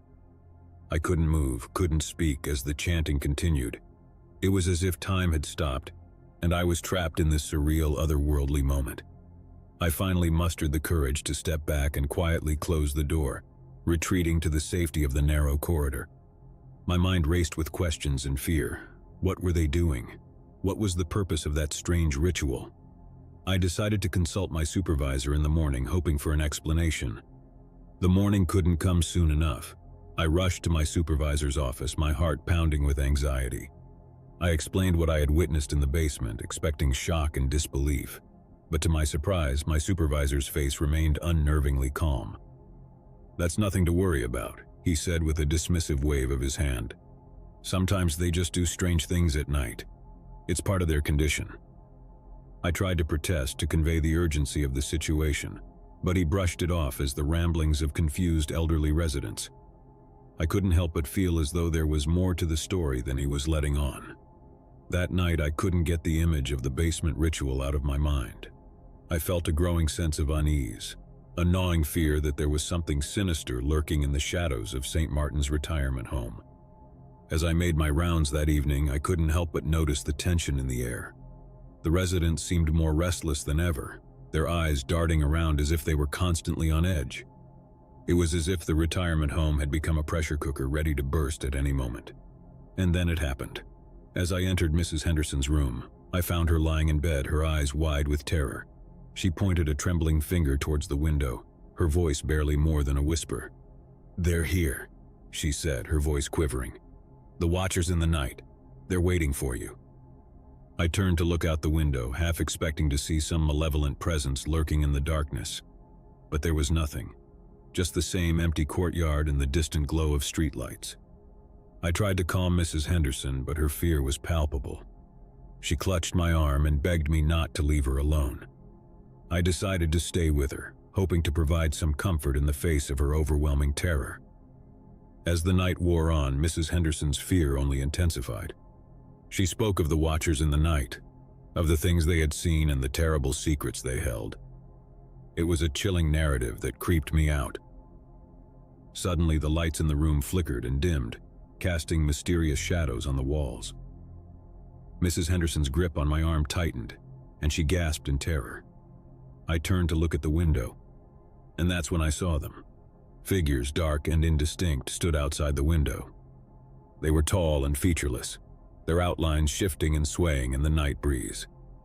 Mrs. Henderson's eyes were locked onto them, her face a mask of pure horror. I tried to pull the curtains shut to block out the nightmarish figures, but they seemed to flicker in and out of existence, as if they were ethereal and insubstantial. I was overcome with a sense of dread, a feeling that we were being watched by something vicious and beyond our understanding. Mrs. Henderson's frail voice broke the silence, her words laced with terror. "They're the watchers in the night. They've been waiting for you, waiting for your turn." I couldn't bear to look at those shadowy figures any longer. I grabbed Mrs. Henderson, her trembling body in my arms, and rushed out of the room. As I made my way down the hallway, I noticed that the other residents were also in a state of fear and agitation. They spoke of the watchers in the night, of their long-awaited arrival. The retirement home had descended into chaos. Residents roamed the corridors in a daze, their voices filled with terror and confusion. It was as if a sinister force had descended upon the building, and there was no escape from its grasp. I desperately tried to call for help, but the phone lines were dead, and the lights continued to flicker, casting weird, dancing shadows on the walls. The building seemed to groan and creak, as if it were a living, breathing entity. As I led Mrs. Henderson down the stairwell, I couldn't shake the feeling that we were being pursued. The air was thick with an oppressive sense of dread, and the dark figures seemed to be closing in on us. Finally, we reached the ground floor, but the entrance seemed impossibly far away. The retirement home had become a nightmarish labyrinth, and we were trapped in its web of fear and uncertainty. Just as we reached the entrance, I heard a soft, melodic hum, the same creepy tune that I had heard in the basement. I turned to look behind us, and the figures were there, their shadowy forms looming in the darkness. They were closing in, their presence suffocating and malicious. I pushed the heavy double doors open, the night air rushing in to greet us. As I stepped out into the courtyard, I felt a strange sensation, as if the ground beneath me was shifting and undulating. I turned to look back at the retirement home, and what I saw will haunt me for the rest of my days. The building seemed to contort and twist, its windows transforming into gaping, hollow eyes that stared out at me with an otherworldly malevolence. The retirement home had become a nightmarish entity, a living, breathing abomination that defied all reason and logic. Mrs. Henderson's voice broke through my shock, her trembling words a haunting lament. "They've been waiting for you, waiting for your turn." I turned and fled into the night, leaving the retirement home and its horrors behind. The night air was cold and unforgiving, and the darkness seemed to stretch on into eternity. As I stumbled through the streets, I couldn't help but wonder what had become of the residents and the sinister figures that had pursued us. I was haunted by the memory of the retirement home, a place where the boundaries between reality and nightmare had blurred and twisted. The night shift had turned into a night of terror, a night that would forever haunt my dreams. The retirement home and its dark secrets were now a part of me, an unending nightmare that I could never escape.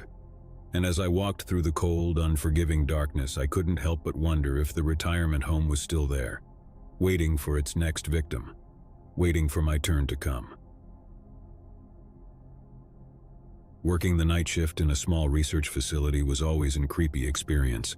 The building was situated on the outskirts of town, surrounded by dense forest and far from the comforting glow of the city lights. As a laboratory assistant, I had grown used to the solitude of the night, but one particular night would forever change the way I viewed the facility.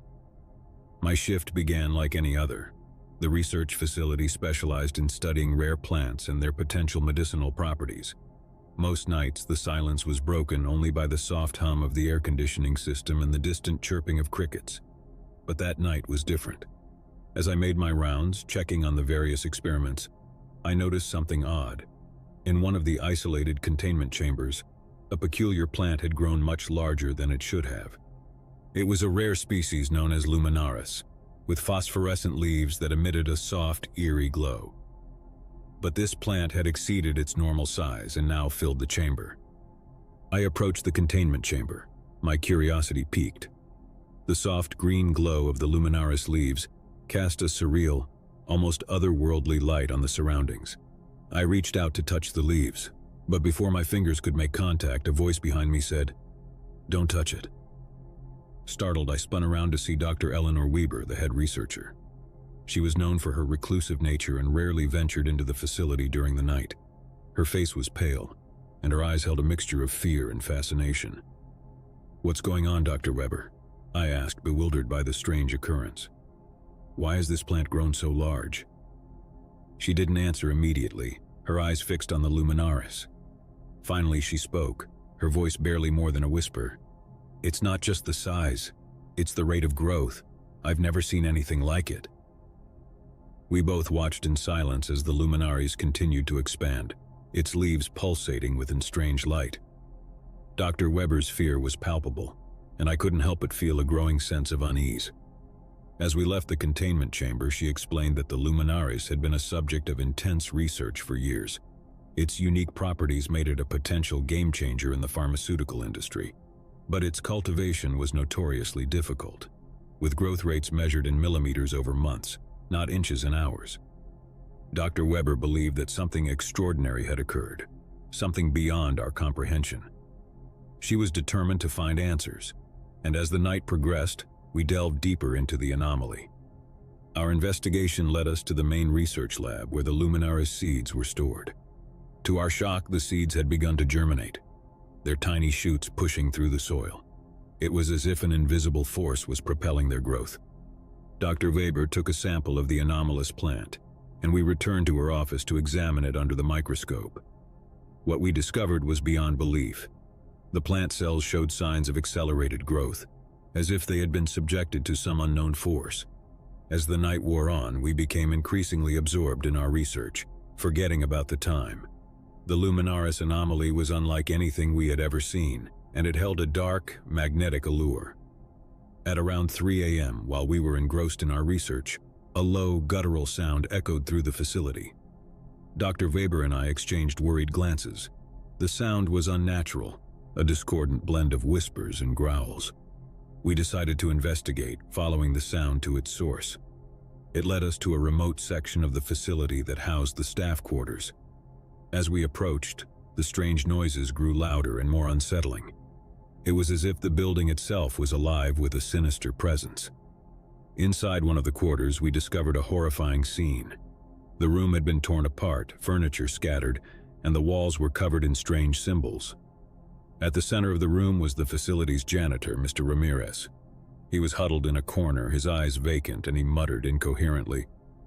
Dr. Weber tried to speak to him, to understand what had happened, but Mr. Ramirez's words were a nonsensical jumble. He kept repeating the word growth over and over. We called for security and Mr. Ramirez was escorted from the facility. But the sense of dread remained. The mysterious anomaly of the luminaris and the strange events of the night had left us all deeply unnerved. We returned to the main lab, determined to find answers. As we examined the luminaris sample, Dr. Weber made a chilling discovery. The plant cells were mutating, merging with other organisms in ways that defied the laws of nature. The more we delved into the research, the more we realized that we were dealing with something far beyond our understanding. Dr. Weber's fascination had given way to fear. and I couldn't help but feel that we had stumbled upon something malevolent. We worked through the night, our research becoming increasingly frantic as the luminaries continued to grow and mutate. Those sounds that had plagued us earlier had returned, filling the facility with a sense of foreboding. At around 4 a.m., as we reached a breakthrough in our research, a blinding flash of light filled the lab. We shielded our eyes, stumbling back in shock. When the light subsided, we were met with an astonishing sight. The luminaris had grown to an enormous size, its leaves stretching out like dark, outstretched hands. It pulsed with a green light, filling the lab with an otherworldly glow. Dr. Weber and I exchanged horrified glances. The luminaris had become a monstrous, mutated entity, its presence dominating the room. It was as if it had absorbed the very essence of the facility. We tried to retreat to escape the nightmarish scene, but the door to the lab had become sealed shut. Panic set in as we realized we were trapped with the abomination. The luminaris leaves seemed to reach out, as if they had a mind of their own. We fought to break free, our desperate struggles doing little against the overwhelming power of the luminaris. The plant seemed to pulse with malevolence, its unnatural growth spiraling out of control. As the luminaris closed in, the facility itself seemed to come alive, the walls shifting and contorting as if they were part of some grotesque living organism. The guttural sounds grew louder, filling the air with a cacophony of whispers and growls. Dr. Weber and I clung to each other, our fear mounting as the monstrous plant closed in. It was as if we had become part of a grotesque experiment, one that defied all logic and reason. The luminaris leaves enveloped us, their scary light casting us into a surreal, nightmarish world. It was a place where the boundaries between reality and nightmare had blurred, a place where the laws of nature were bent and twisted. And as the luminaries consumed us, I couldn't help but wonder if the plant had become a doorway to a world beyond our comprehension, a world of darkness and malevolence. It was a world that had claimed us, a world that we would never escape. The night shift had become a night of horror, a night that would forever haunt my dreams. Working the night shift at an old small-town museum had always been a strange and solitary experience. The hallways were lined with dusty exhibits, their silhouettes casting long, unsettling shadows. On most nights, the silence of the museum was broken only by the occasional creak of the wooden floors and the distant hum of a malfunctioning air conditioning system.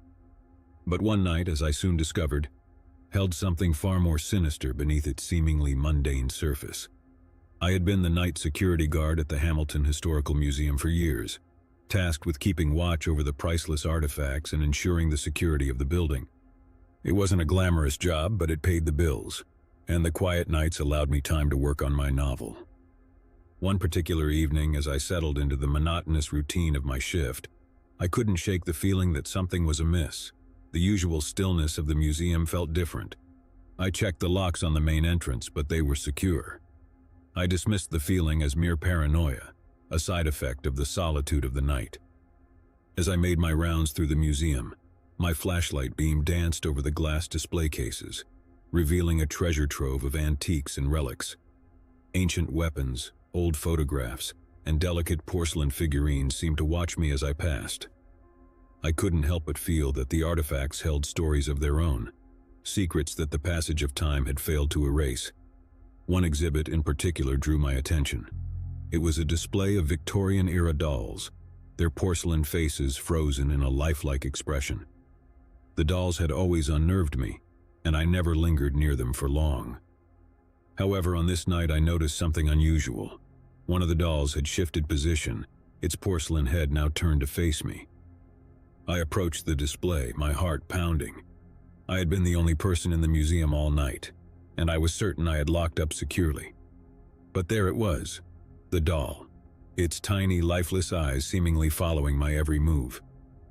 I reached out to examine the doll, my fingers trembling. As my hand brushed against the cold porcelain, I noticed a faint scratching sound coming from within the exhibit. I swung my flashlight around, but there was nothing to explain the noise. My unease grew as I continued my rounds, the sensation of being watched lingering at the edge of my consciousness. The more I investigated, the more unsettling discoveries I made. In the natural history section, the stuffed animals seemed to have shifted position, their glassy eyes appearing more animated than usual. I dismissed it as a trick of the light and a result of my imagination. However, the creeping feeling of being watched never left me. I couldn't help but glance over my shoulder, half expecting to see something lurking in the shadows. The museum, once a place of quiet solace, had become a source of unrelenting paranoia. The night wore on and I returned to my desk in the security office to catch up on some writing. I had always been an aspiring novelist, and the quiet nights at the museum provided the perfect backdrop for inspiration. But that night the words eluded me. I couldn't focus, my attention continually drawn to the ambience of the museum. At around 2 a.m., as I sat staring at a blank page, the museum's old grandfather clock chimed loudly from the adjacent hallway. The sudden, unexpected sound startled me. I got up and approached the clock, wondering how it could have possibly chimed on its own. It was a mechanical clock, not connected to any electrical system. As I examined the clock's intricate gears, the scratching sound from earlier returned. It was now louder, more insistent. I followed the noise down the hallway, my heart pounding in my chest. The source of the scratching was coming from a small, nondescript door that led to the basement. The door, typically locked at night, was now slightly ajar. I couldn't explain how the door had come open, but my sense of unease deepened. With cautious trepidation, I pushed the door open and descended the creaky stairs into the dark basement. The overhead light was dim, casting long, mystic shadows on the walls. The scratching sound grew louder as I descended further into the basement. It was coming from behind an old, dusty curtain that separated a storage area from the rest of the basement. I approached the curtain and cautiously pulled it aside. What I saw made me grasp for air. Huddled in a corner was a homeless man, his eyes wide with fear, his clothes tattered and filthy. He clutched a small, worn-out notebook and scribbled furiously in it with a shaky hand. The room smelled of decay and desperation. I took a step back, my mind racing with questions. How had he entered the basement, and why was he here in the museum at this hour? The homeless man appeared to be incoherent, muttering to himself as he continued to write in his notebook. "Are you okay?" I asked, my voice trembling. The man's head snapped up and his eyes locked onto mine with an intensity that made my blood turn cold. "They're coming," he whispered, his voice hoarse. "They're always coming, and I have to document it. You mustn't let them in." I couldn't make sense of his words, and the feeling of unease deepened. I took a step closer, trying to offer help, but the man recoiled, his eyes filled with terror. "They're watching," he said, his voice growing louder. "You can't trust anyone, not even yourself." Before I could respond, he bolted from the corner and disappeared into the darkness of the basement. I called out to him, but he was gone, leaving behind his notebook, open on the ground. Curiosity got the better of me, and I picked up the notebook, my hands trembling. The pages were filled with rambling, cryptic notes, sketches of strange symbols, and frantic scribbles about being watched and the need to document everything. It was a chaotic, nightmarish diary of someone who had lost touch with reality. I had a million questions, but no answers. Who was this man? And what had brought him to the museum? What had he meant by, "they're coming"? As the night dragged on, I couldn't shake the feeling of being watched. The homeless man's ominous warning echoed in my mind, and I couldn't help but wonder if there was more to the museum than met the eye. The sense of unease had escalated into a full-blown paranoia. Around 3 a.m., I made my way back to the security office, intending to call the authorities about the intruder. But the moment I picked up the phone, a chilling sound filled the room. A soft, melodic hum that seemed to emanate from the museum itself. I turned to look out into the hallway, and there, standing in the dim light, was a group of people. They were dressed in black, their faces obscured by masks. They moved silently, in perfect unison, as if they were part of some ritual. My heart raced as I watched the bizarre spectacle unfold. The group of masked figures moved in a circular formation, their movements fluid and graceful. It was a surreal, otherworldly performance. I couldn't explain what I was witnessing, and I couldn't tear my eyes away from the haunting scene. The humming sound grew louder, filling the air with a hypnotic melody. And then, with a sudden jerky movement, the group of figures raised their arms in unison and pointed toward me. The sight sent a jolt of terror through my body, and I stumbled back, my pulse racing. I dropped the phone and fumbled for the door to the security office, desperate to escape the nightmarish scene. but the door was stuck and I couldn't get it open. The humming sound grew louder and the masked figures continued to point in my direction. I was trapped, surrounded by the enigmatic performance. The sense of dread deepened as I realized that the homeless man's warning had come true. I was being watched, and I had no way to escape.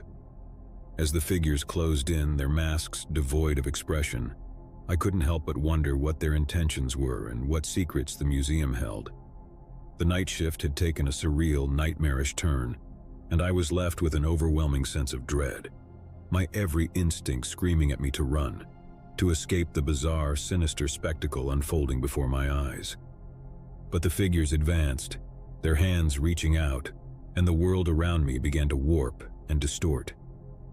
It was as if reality itself had become unhinged, and I was trapped in a waking nightmare, a place where the boundaries between the mundane and the inexplicable had blurred and twisted.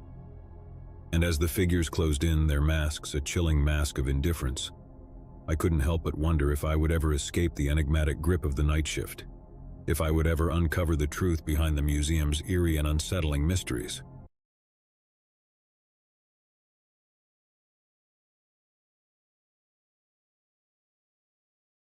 The chill of autumn had settled into our small college town, and with it came the promise of new beginnings.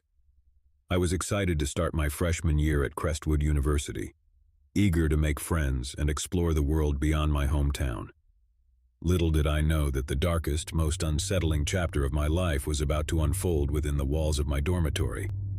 My roommate Mark seemed like an ordinary guy at first. He was friendly, always willing to help with my heavy bags during move-in day, and he even offered to share his stash of snacks. We hit it off quickly, bonding over our shared love of horror movies and late-night gaming sessions. Everything was perfect, or so I thought. As the weeks passed, I began to notice odd things about Mark. He was a night owl, staying up until the early hours of the morning. I'd often wake to find him hunched over his desk, staring at his computer screen with an intensity that creeped me out. I tried not to think too much of it, chalking it up to his eccentric study habits. One evening, curiosity got the better of me. Mark had left his laptop open and I couldn't resist taking a peek. What I saw made my blood run cold. His screen was filled with newspaper articles and photographs of missing persons, each one carefully cataloged with notes. My heart raced as I realized the extent of his obsession. "Mark, what is all of this?" I asked, my voice trembling as I confronted him about the disturbing discovery. He turned to face me, his eyes devoid of emotion. "Just a hobby," he replied casually, as if discussing the weather. "I'm interested in unsolved mysteries, that's all." But it wasn't just the obsession with missing persons that unnerved me. Mark's behavior grew increasingly erratic. He would disappear for days on end, claiming he was visiting his family or taking impromptu trips. Whenever he returned, he'd bring back strange, unmarked packages that he stashed in the depths of our closet. I tried to distance myself from Mark, spending more time with my new friends on campus, but he always managed to pull me back into his world. He'd invite me to movie nights or offer me his snacks, and I'd find myself unable to refuse.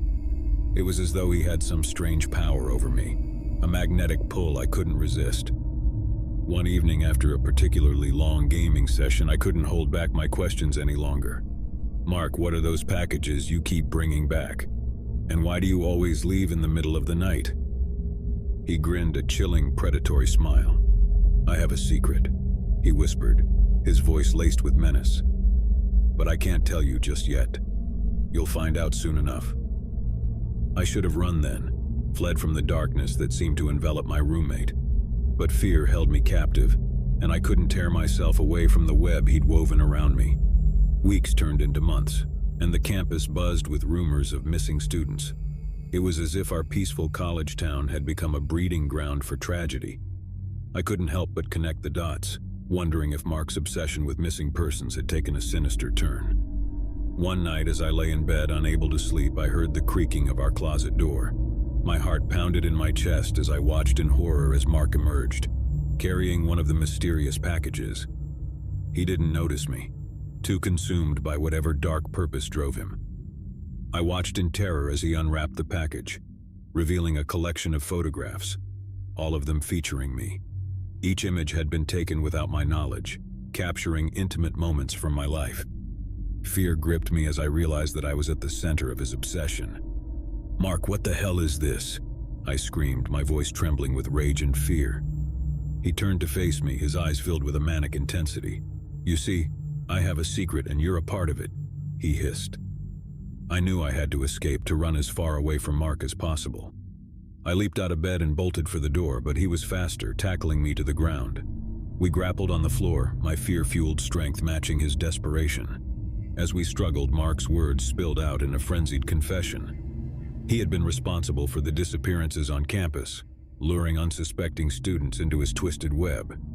He had been studying me, preparing for the day when I would become his next victim.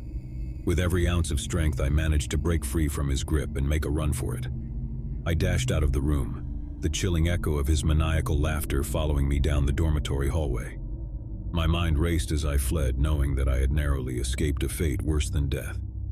I reached the campus security office, breathless and covered in bruises. They took my statement and launched an immediate search for Mark. As they combed through his room, they discovered a chilling array of evidence, including photographs and personal items belonging to his victims. Mark was apprehended, and the truth of his dark secret was laid bare for all to see. He had been living a double life, posing as an ordinary college student while hiding a sinister obsession with abducting and tormenting his fellow classmates. In the aftermath, I couldn't shake the feeling of dread that had taken hold of me. The scars, both physical and emotional, ran deep, a constant reminder of the horrors I had narrowly escaped. Crestwood University would never be the same, and neither would I. As the seasons changed and the years passed, I found solace in therapy and the support of my friends and family. Mark was locked away, never to harm another soul, but the nightmares of that fateful year would haunt me forever. The darkness that had once resided within my own dormitory had been exposed, but the true nature of Mark's secret would forever remain a chilling mystery, one that I hoped would fade into obscurity, never to be unearthed again. But the story didn't end with Mark's capture. As the investigation deepened, the authorities discovered a network of hidden chambers beneath our dormitory, each one containing evidence of Mark's depraved activities. The underground lair was a chilling maze of photographs, journals, and mementos, each one linked to a different victim. It became clear that Mark had been operating in secret for years, selecting his victims with disturbing precision. He had meticulously documented their lives, collecting information and mementos that allowed him to assume their identities. It was a nightmare beyond comprehension, a secret so dark and twisted that it defied explanation. The campus was in shock, and the media descended upon Crestwood University, hungry for every detail of the horrifying discovery. Students and their families demanded answers, and the university was forced to confront the unthinkable truth that had festered beneath their very noses. As the investigation continued, more victims were identified, and the full scope of Mark's crimes became clear. Families were reunited with their missing loved ones, but the scars of their ordeals ran deep. Crestwood University would never fully recover from the stain of Mark's actions, and the dormitory where the nightmare had unfolded was forever tainted. In the years that followed, I tried to move on with my life, but the memories of that fateful year continued to haunt me. I couldn't escape the feeling of being watched, of a darkness that lingered in the corners of my mind. The nightmares persisted, a relentless reminder of the horror I had endured. As I walked the halls of Crestwood University, I couldn't help but wonder how many other secrets lay hidden beneath the surface, how many other nightmares were waiting to be uncovered. The campus had been forever changed by the darkness that had taken root within its walls, a darkness that had nearly claimed me as its victim. The legacy of Mark's dark secret would cast a long shadow over Crestwood University, a chilling reminder that even in the most ordinary of places, the most sinister of secrets could be lurking, waiting to be revealed. And so, as I looked out at the campus that had once been a place of promise and hope, I couldn't help but wonder if the darkness that had consumed Mark might one day resurface, casting its sinister shadow once again. I had always thought of myself as someone who could handle life's twists and turns with ease. After all, I had weathered my fair share of ups and downs over the years. But nothing could have prepared me for the peculiar turn my life would take when I moved in with my new roommate, Alex. It was a sweltering summer day when I first met Alex. I'd been searching for a roommate to share the rent of my small two-bedroom apartment, and he had responded to my online ad. We met at a nearby cafe, and our initial conversation was pleasant enough. Alex was a tall, wiry man in his early 30s, with a mop of unruly brown hair and an awkward but endearing smile. We quickly agreed to become roommates. His rent payment would be a lifesaver for me, and Alex assured me that he was quiet and kept to himself, which sounded like a dream come true for a roommate. Little did I know that his reserved demeanor would soon unravel into a series of bizarre and unsettling behaviors. The first sign that something was amiss came in the form of late-night noises. At first, I chalked it up to the usual settling sounds of an old apartment building. But as the weeks went by, the noises became more distinct and scary. I would hear faint whispers and soft thumps in the middle of the night, as if Alex were engaged in some mysterious nocturnal activity. One night, unable to ignore it any longer, I ventured out of my room to investigate. I found Alex sitting cross-legged in the living room, surrounded by an array of candles. He was hunched over a worn, leather-bound book, muttering incantations in a language I couldn't recognize. His eyes were wide, unblinking, and filled with an intensity that made my blood freeze. "Alex, what are you doing?" I stammered, my voice trembling with a mix of fear and confusion. He looked up at me, his eyes momentarily vacant, before a twisted smile crept across his face. "Just some late-night reading," he replied cryptically before closing the book and extinguishing the candles. I returned to my room, my heart pounding in my chest. The encounter had left me deeply unsettled, but I convinced myself that it was nothing more than an eccentric habit, a quirk that I could tolerate in a roommate. As the weeks turned into months, Alex's behavior grew increasingly erratic. He would spend hours locked in his room, and when he emerged, he would be carrying strange items, a taxidermy crow, an antique dagger, and even a collection of unmarked vials filled with murky liquids. I had no idea what he was doing with these items, but it was clear that he was immersed in some bizarre and unsettling hobby. One evening, I returned home from work to find our living room transformed into a makeshift altar. Candles, incense, and strange symbols were scattered across the floor. Alex was kneeling at the center, his eyes closed in what appeared to be deep meditation. "Alex, what is all of this?" I demanded, my frustration and anxiety boiling over. He opened his eyes slowly, gazing at me with a scary calmness. "I'm pursuing a higher purpose," he replied, his voice carrying an otherworldly quality. "I've found a path to enlightenment, and I must follow it." I couldn't make sense of his cryptic words, and a sense of dread settled over me. It was as if Alex had ventured into a world of his own, one that was steeped in mysticism and darkness. I couldn't fathom what had led him down this path or how it had taken hold of him so completely. As the days turned into weeks, I became increasingly isolated in my own home. Alex's presence loomed over me like a dark cloud, and I couldn't escape the feeling that he was hiding something far more sinister than his eccentric hobbies. It was as though a wall had been erected between us, and I was left on the outside, trying to peer in and make sense of the madness that had consumed my roommate. One night, unable to sleep, I decided to investigate further. I carefully picked the lock to Alex's room and ventured inside. What I discovered would haunt me for the rest of my days. The walls of his room were covered in intricate symbols, drawn in what appeared to be blood. Shelves were lined with ancient-looking books, each one filled with cryptic texts and illustrations of grotesque creatures. The air was heavy with the scent of incense, and in the center of the room I found a circle etched into the floor, surrounded by candles and adorned with disturbing symbols. As I inspected the room, I stumbled upon a hidden compartment beneath the floorboards. Inside, I found a collection of journals, each one filled with Alex's ramblings and accounts of his bizarre experiences. He wrote of visions of encounters with entities from other realms, and of a growing obsession with the occult. My heart raced as I realized the depth of Alex's descent into madness. It was clear that he had become entangled in a world of dark magic and forbidden knowledge, and there was no telling where it would lead him, or what it might mean for me. Terrified and unsure of what to do, I confronted Alex about what I had discovered. His reaction was unlike anything I could have anticipated. He laughed, a chilling, mirthless laugh. "You've stumbled upon the truth, my friend," he said, his eyes gleaming with a manic intensity. "I've unlocked the secrets of the universe, and there's no turning back." I knew then that I had to escape. to flee from the madness that had consumed my roommate.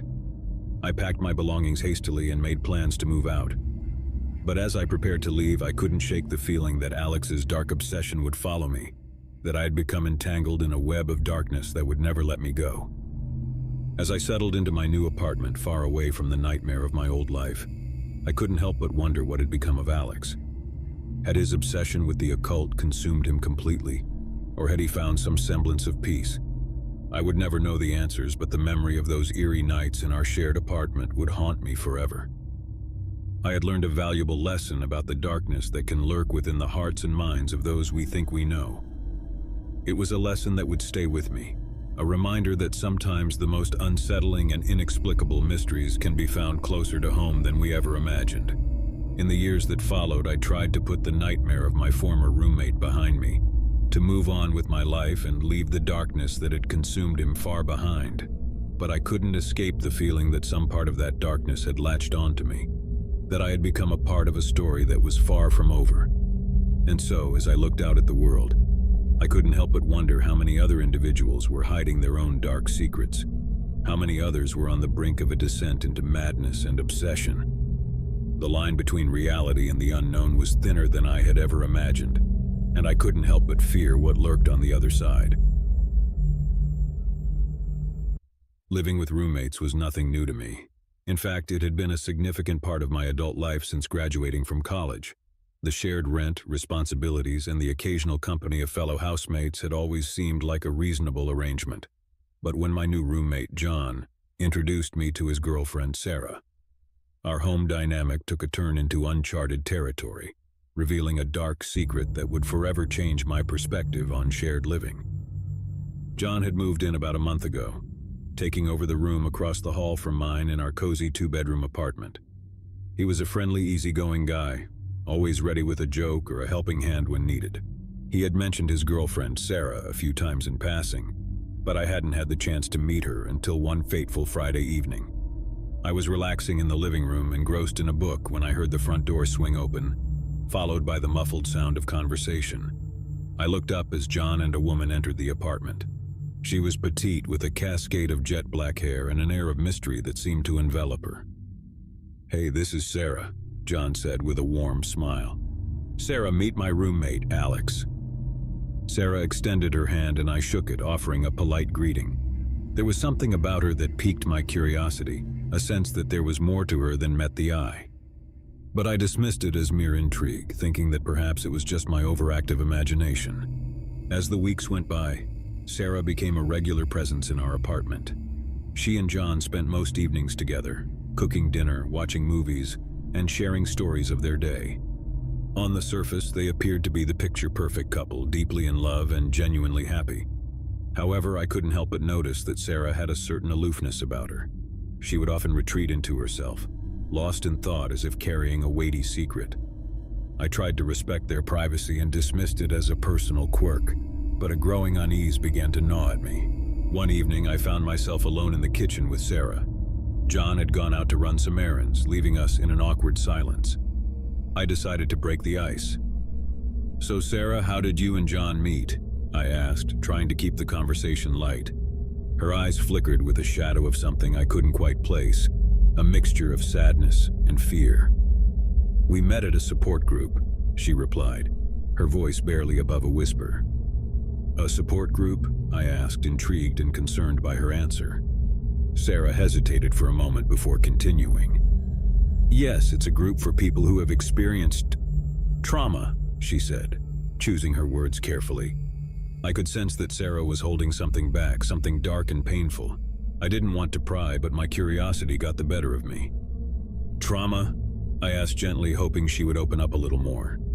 She took a deep breath, her eyes welling with tears. "I can't go into details, but let's just say that we've both been through some really difficult times," she replied, her voice trembling. I didn't press her for more information, but her words left a lingering sense of unease. I couldn't help but wonder what kind of trauma had brought Sarah and John together, and what dark secret she was hiding beneath her quiet demeanor. Over the following weeks, I began to notice subtle changes in Sarah's behavior. She would often startle easily, her eyes darting around the room as if expecting danger to strike at any moment. Her cheerful moments with John grew fewer, replaced by long periods of brooding silence. One evening, as I was in my room working on a project, I overheard a heated argument between Sarah and John in the living room. Their voices were raised and I couldn't make out the words, but the tension in the air was palpable. It was the first time I had witnessed such a dispute between them, and it left me with a growing sense of concern. The following morning, I ran into John in the kitchen. He looked exhausted, his eyes bloodshot from what appeared to be a sleepless night. "Is everything okay with you and Sarah?" I asked cautiously. John sighed, running a hand through his disheveled hair. "We've been going through a rough patch lately," he admitted. "Sarah's been dealing with some personal demons, and it's been taking a toll on both of us." I wanted to offer my support, to reach out to Sarah and let her know that she wasn't alone, but I didn't know how to breach the subject without intruding on their privacy. Instead, I decided to keep a watchful eye on the situation, hoping that things would eventually improve. As the days turned into weeks, I couldn't shake the feeling that something was seriously wrong with Sarah. She had become increasingly withdrawn, rarely leaving the apartment except for her support group meetings. I had tried to strike up casual conversations with her, but she would respond with one-word answers, her eyes haunted by a deep sadness. One evening, as I was returning from work, I found Sarah sitting alone her eyes fixed on the flickering television screen. Her gaze was distant, and she appeared lost in a world of her own. "Sarah, are you okay?" I asked, genuinely concerned. She turned to look at me, her eyes welling with tears. "I can't do this anymore, Alex," she whispered, her voice filled with anguish. I sat down next to her, offering a comforting presence. "Do what, Sarah? You can talk to me." She hesitated for a moment, as if wrestling with her thoughts. Then, in a trembling voice, she began to reveal her dark secret. "I've been living in fear for years," she confessed, her words heavy with pain. "There's someone from my past, a dangerous person who's been haunting me. I thought I could escape, start a new life with John, but he's found me. And now he's threatening to destroy everything I hold dear." I listened in shock as Sarah recounted a harrowing tale of abuse, manipulation, and a relentless pursuit by a figure from her past. She had been forced to change her identity, move to a different city, and join the support group to escape the tormentor who had haunted her for so long. Tears streamed down her face as she spoke, and I could see the terror in her eyes. It was a story of unimaginable suffering, and I couldn't help but feel a deep sympathy for her. "Why haven't you gone to the police?" I asked, my concern growing. Sarah's expression turned to one of sheer terror. "I can't," she whispered, her voice barely audible. "He's always been one step ahead of me. If he finds out that I've gone to the police, he'll stop at nothing to find me. I can't put John or anyone else in danger." I realized that Sarah was trapped in a living nightmare, unable to escape the dark shadow of her past. It was a chilling revelation, and I knew that I had to do everything in my power to help her. Over the next few days, I worked with Sarah to develop a plan to ensure her safety. We installed security measures in our apartment, changed her routines, and she began attending therapy sessions to address the trauma she had endured. It was a small glimmer of hope in an otherwise bleak situation. But as we delved deeper into the intricacies of Sarah's past, it became clear that her tormentor was growing increasingly relentless. Strange and threatening messages would appear on our doorstep, and we would occasionally spot a shadowy figure lurking in the shadows near our building. The situation reached a breaking point one fateful night. John had gone out to run an errand, leaving Sarah and me alone in the apartment. As we sat in the living room, the light suddenly went out, plunging us into darkness. Fear clenched at my chest as I fumbled for my phone to use as a flashlight. I could hear Sarah's rapid breathing, and I knew that we were not alone in the apartment. The sound of shuffling footsteps echoed through the darkness, drawing nearer with each passing moment. Suddenly, a figure emerged from the shadows, bathed in the dim glow of my phone's flashlight. It was a man, tall and menacing, with a look of malevolence in his eyes. He advanced toward us, a chilling smile on his lips. "Sarah, you can't hide from me," he hissed, his voice dripping with malice. I sprang into action, doing my best to shield Sarah from the intruder. With a surge of adrenaline, I managed to push him back and slam the door shut, locking it securely. "Call the police," I told Sarah urgently as I braced the door with all my strength. Sarah dialed 911, and I could hear her shaky voice as she relayed our terrifying situation to the dispatcher. Meanwhile, the intruder pounded on the door, his threats growing more unhinged by the second. Minutes felt like hours as we waited for the police to arrive. The intruder continued his relentless assault on the door, and I could feel my strength waning. Just when it seemed like he might break through, the sound of sirens filled the air and the intruder fled into the night. The police arrived, taking our statements and promising to investigate the incident. It was a small victory, but it came at a great cost. Sarah was traumatized by the encounter, and the fear that had consumed her for so long had now become a horrifying reality. In the days that followed, Sarah and John decided to relocate to a different city, hoping to escape the relentless tormentor who had haunted their lives. I helped them pack their belongings and wished them well, hoping that the distance would finally provide them with the safety and peace they deserved. As I watched them drive away, I couldn't help but reflect on the darkness that can lurk beneath the surface of seemingly ordinary lives. Sarah's ordeal had been a stark reminder that the past can cast a long shadow, one that can engulf even the most promising futures. I returned to my apartment, grateful that Sarah and John were safe, but haunted by the knowledge that their tormentor was still out there, lurking in the shadows. It was a chilling reminder that sometimes, the darkest secrets are the ones that threaten to consume us whole, and that even in the face of unimaginable fear, there is always a glimmer of hope. And so as I settled back into my quiet, unassuming life, I couldn't help but wonder how many other individuals were living with their own dark secrets, how many others were grappling with the shadows of their pasts. It was a sobering thought, a reminder that we never truly know the demons that may be lurking just beneath the surface. The day we moved into Sterling House was like any other. The sun cast long shadows on the lawn as we carried our boxes through the creaking front door. My husband David and I had always dreamed of owning an old Victorian house, and Sterling House was the embodiment of that dream. It was a stately 3-story structure with a wraparound porch, intricate woodwork, and a history that whispered through its weathered walls. Our 2 children, Emily and Daniel, were thrilled at the idea of living in such a grand house, though there was one peculiar aspect that gave them pause. The townsfolk had whispered about the house, calling it haunted and cursed. They claimed it was a place of restless spirits and unexplained events. But we dismissed these stories as mere superstition, eager to start our new life. The first night in Sterling House was quiet and uneventful. We gathered in the cozy, old-fashioned living room to celebrate our new beginning. The fireplace crackled with life, and Emily and Daniel played with their toys. The only thing that seemed odd was the faint odor of roses that lingered in the air, but we attributed it to some old potpourri left behind by the previous owners. That night, as we settled into our respective rooms, I couldn't help but marvel at the house's character. The rooms were spacious, and the moonlight filtered through the lace curtains, casting intricate patterns on the hardwood floors. I fell asleep to the soothing sound of the wind rustling through the leaves outside. But then, in the dead of night, I was jolted awake by a soft, distant whisper. It was so faint that I couldn't make out the words. I lay in bed, straining my ears, but the voice disappeared as quickly as it had come.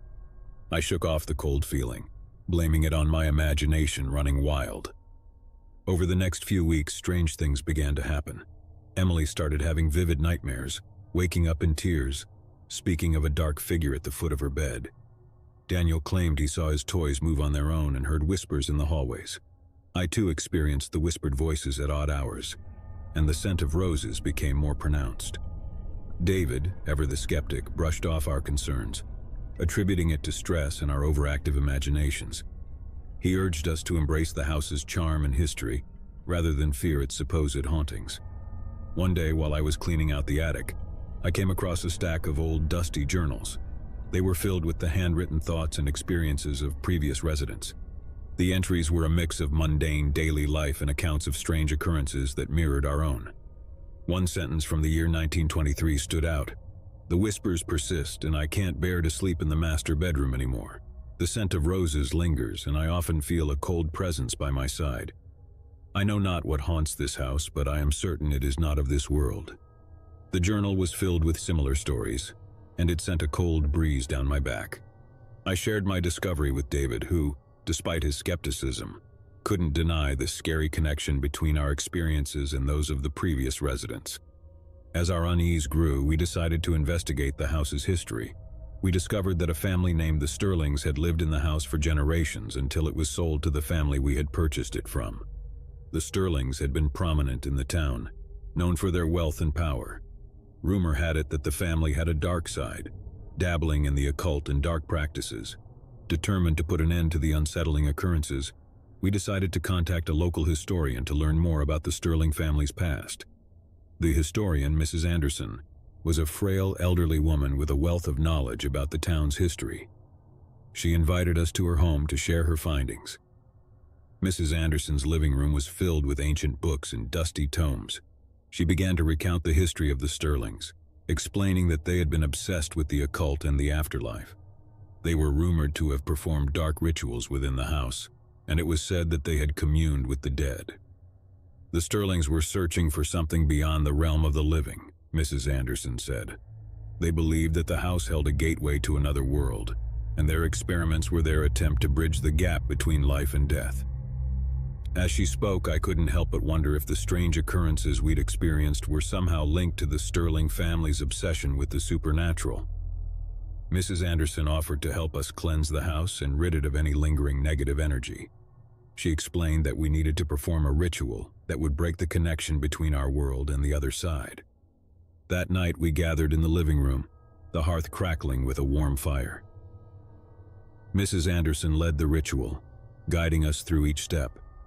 We lit candles, burned sage, and recited incantations to banish any lingering spirits. As we chanted, the air grew heavy and the scent of roses became overpowering. A soft wind rustled through the curtains. Suddenly, the temperature in the room dropped and a shadowy figure materialized before us. It was a woman, her eyes hollow and sorrowful. She seemed to be from another time, dressed in a gown reminiscent of the early 1900s. Her presence made my blood freeze. The figure spoke in a soft, mournful voice. "You have awakened me from my slumber. I am Isabella Sterling, and I have been trapped in this house for eternity. The experiments of my family tethered me to this realm, and I have longed for release." Tears welled up in her eyes as she told us her story. Isabella explained that she had been an innocent victim of her family's dark pursuits. They had used her as a vessel to communicate with the dead, and her spirit had been bound to the house ever since. We felt a deep sympathy for Isabella, trapped in a liminal state between life and death.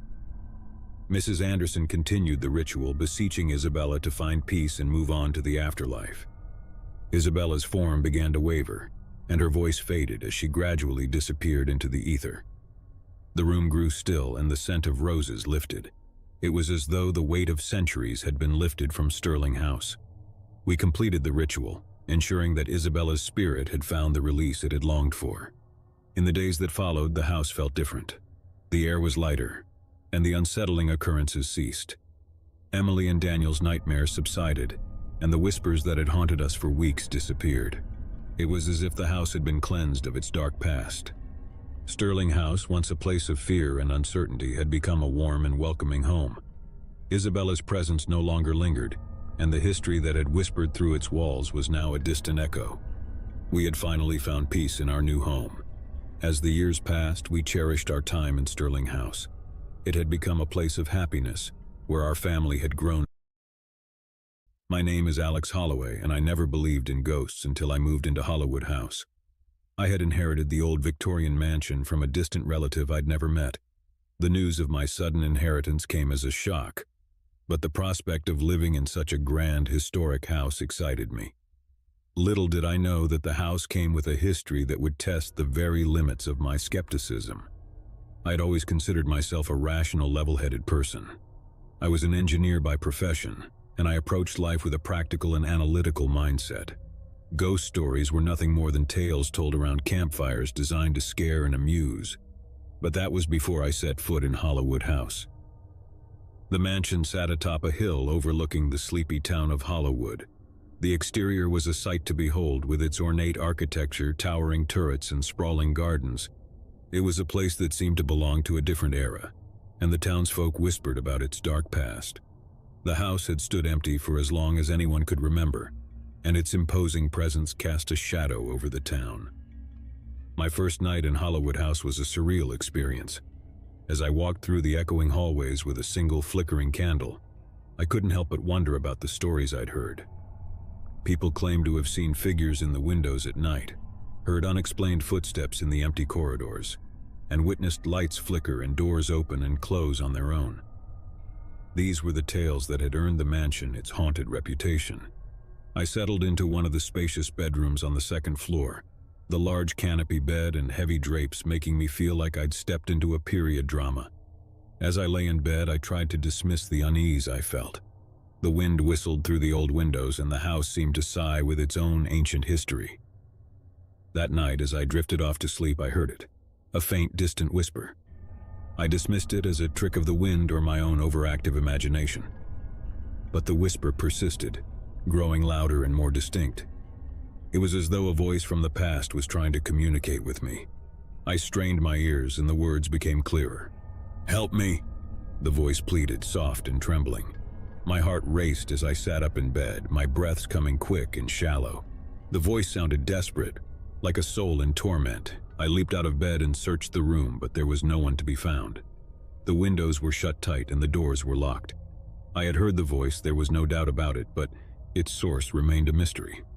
In the following days, I tried to put the incident out of my mind, convincing myself that it had been a vivid dream. I was determined not to let such irrational thoughts take hold of me. I delved into my work, focusing on renovations to make the house livable. However, the feeling of being watched and the whispers persisted. It was as though the house itself was trying to communicate with me, to tell me something I couldn't yet comprehend. One evening, as I was exploring the dusty attic, I came across a trove of old letters and journals. They were written by the previous inhabitants of Hollywood House, the Eldridges, who had lived there in the late 19th century. The journals were filled with accounts of strange occurrences that mirrored my own experiences. One of them caught my eye. The house is not what it seems. It harbors a presence that defies explanation. We hear the whispers at night, voices from another world, and the shadows move with a purpose we cannot comprehend. The house is cursed, and it hungers for something we cannot fathom. The journals were filled with similar stories, of doors that opened on their own, of apparitions in the hallways, and of voices that pleaded for help. The Eldridges had lived in constant fear, and they eventually abandoned the house, leaving it to decay. I couldn't ignore the striking similarities between their experiences and my own. The house was not just haunted, it was cursed, as if an insatiable darkness clung to its very foundations. As I continued my research, I learned that the house had been built on the site of a tragic event, a fire that had claimed the lives of several townspeople. It was said that the souls of those who had perished in the fire were never at rest, and their restless spirits haunted the mansion. My skepticism wavered as the evidence piled up. The history of Hollywood House was filled with inexplicable events and unexplained phenomena. It was clear that the house held secrets that defied logic and reason. One night, as I sat in the library, the whispers grew louder. They seemed to surround me, as if the walls themselves were trying to communicate. I strained to listen, and the voice became distinct, a woman's voice filled with anguish. "Help me," she implored, her words resonating with sorrow. I followed the voice to the grand staircase, where a shadowy figure materialized before me. It was a woman, her eyes filled with despair. She was dressed in a gown from a bygone era, and her form flickered in and out of existence. "My name is Eleanor," she said, her voice trembling. "I died in the fire, and my spirit has been trapped here ever since. You are our only hope." Eleanor's story was one of tragedy. She had been a resident of Hollywood, a young woman with dreams and aspirations, until the fateful night of the fire. She had perished along with others, and their spirits had been bound to the house, unable to find peace. I couldn't turn my back on Eleanor's plea for help. I reached out to a local historian, Mr. Thompson, who had spent years researching the history of Hollywood House. He explained that the house was a focal point for paranormal activity, a place where the veil between the living and the dead was thin. With Mr. Thompson's guidance, we decided to conduct a ritual to free the trapped souls and cleanse the house of its dark history. We gathered in the living room, surrounded by candles and incense, and recited incantations passed down through generations. As we chanted, the atmosphere grew heavy, and the air seemed to vibrate with energy. The whispers in the walls intensified, as if the spirits were aware of our intentions. I felt a presence in the room, a gathering of souls seeking release. Suddenly the room grew icy cold and the shadowy figures of the trapped souls materialized before us. Eleanor, along with others, stood in a solemn assembly, their eyes filled with gratitude and longing. The atmosphere was charged with emotion as we completed the ritual. The spirits began to fade, their forms dissolving into the ether. Eleanor's voice, filled with relief, echoed through the room. "Thank you," she whispered, and then she was gone. The house fell silent, and the weight of its cursed history seemed to lift. The whispers were gone, and the oppressive atmosphere had dissipated. I had not only inherited a haunted house, but had played a part in setting its restless souls free.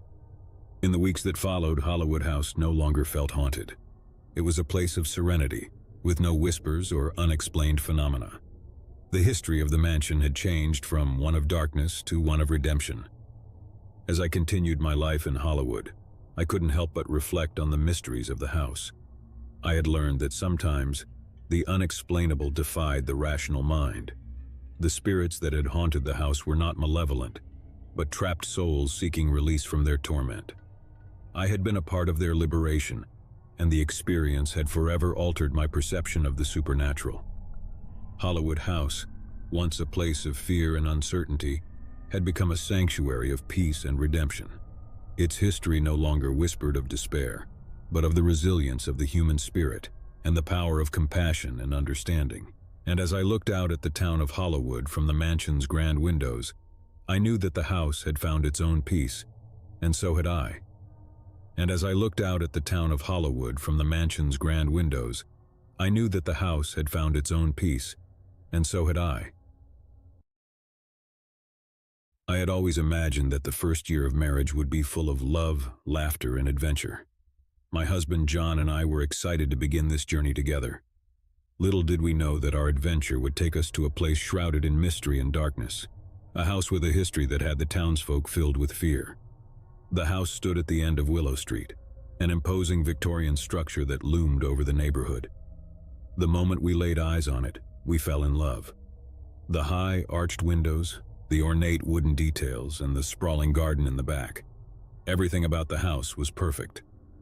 We were told that it had been empty for years, but no one seemed eager to share the reason. As we moved in, I couldn't help but feel a sense of trepidation. The house had an air of antiquity, with creaking floorboards and long, dark hallways. The previous owner had left behind old, dusty furniture that seemed to belong to another era. The entire place was a throwback to the 19th century. We spent our first few days unpacking and exploring our new home. The living room was adorned with a grand fireplace, and a beautiful chandelier hung from the ceiling. It was the perfect place for cozy evenings together.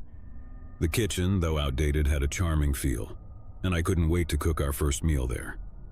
The bedroom, with its heavy drapes and old-fashioned wardrobe, was both enchanting and slightly eerie. It wasn't long before strange occurrences began. At first, it was the soft whispers that seemed to emanate from the walls. John and I exchanged nervous glances as we tried to make out the words. The whispers were unintelligible, but they sounded like voices from another time. One evening, as we sat in the living room, we heard the whispers again. This time, I was certain that the voice said, "Help me." I shivered and looked at John, who had a concerned expression. He dismissed it as a draft or our imagination, but the unease lingered. As the weeks went by, the whispers grew more frequent. I decided to confide in our neighbor, Mrs. Davis, who had lived in the neighborhood for decades. She was known as the local historian and a keeper of town secrets. Mrs. Davis listened to my story with a knowing look. "That house, dear," she began. "It has a history, and not a pleasant one. It was built by a wealthy family in the late 1800s, the Chattertons. They were reclusive, strange people, and the townsfolk had always whispered about their dark practices." She paused for effect. "The Chattertons dabbled in the occult, trying to communicate with the dead. They believed the house had a connection to the spirit world, and they performed rituals in the hopes of unlocking its secrets. My heart raced as I realized that the whispers we heard might be connected to the Chatterton's experiments. Mrs. Davis went on, "It said that they summoned a presence they couldn't control, and it cursed the house. After that, no one dared to live there, and the Chatterton family vanished without a trace." I couldn't believe what I was hearing. The house we had so eagerly moved into had a dark and chilling history. But what could we do? We had just started our life together, and leaving wasn't an option. We decided to research the house's history and learn more about the Chatterton family. Our research led us to old newspaper clippings and journal entries from the late 1800s. The more we discovered, the more we realized the depth of the Chatterton family's obsession with the supernatural. They believed that the house was a portal to the afterlife and that they could communicate with the dead through seances and dark rituals. One journal in particular made my pulse rise. The whispers grow louder, and I fear we have awakened something dark. Shadows move through the house at night, and I've seen apparitions in the hallways. We must find a way to undo what we've done before it's too late. It was evident that the Chattertons had unleashed something beyond their control, and it had plagued the house ever since. As we delved deeper into the history, we couldn't ignore the increasing occurrences in the house. Doors would open and close on their own, and we heard footsteps in empty rooms. The whispers continued, and I couldn't help but feel that they were trying to tell us something. One night we awoke to the sound of a child crying. John rushed out of bed and followed the sound to the nursery. There he saw a faint, ghostly figure, a little girl in a white dress. She turned to him with tearful eyes, her voice trembling as she said, "Help me, please." As he reached out to touch her, she disappeared into thin air. John returned to our room, his face pale. "I saw her," he said, his voice shaking. "A little girl, just like the one from the old photographs we found in the attic. She was asking for help." We couldn't ignore the plea of the ghostly child any longer. We reached out to Mrs. Davis once more, hoping she could shed light on the mysterious girl. She listened intently and revealed that the Chattertons had a daughter, Emily, who had gone missing and was never found. It was believed that the entity they had summoned had taken her, and her spirit was trapped in the house. We realized that Emily's spirit was trying to communicate with us, asking for the help she never received in life. We couldn't turn our backs on her, and we decided to try and find a way to release her from the house's curse. Mrs. Davis suggested that we perform a ritual to free Emily's spirit.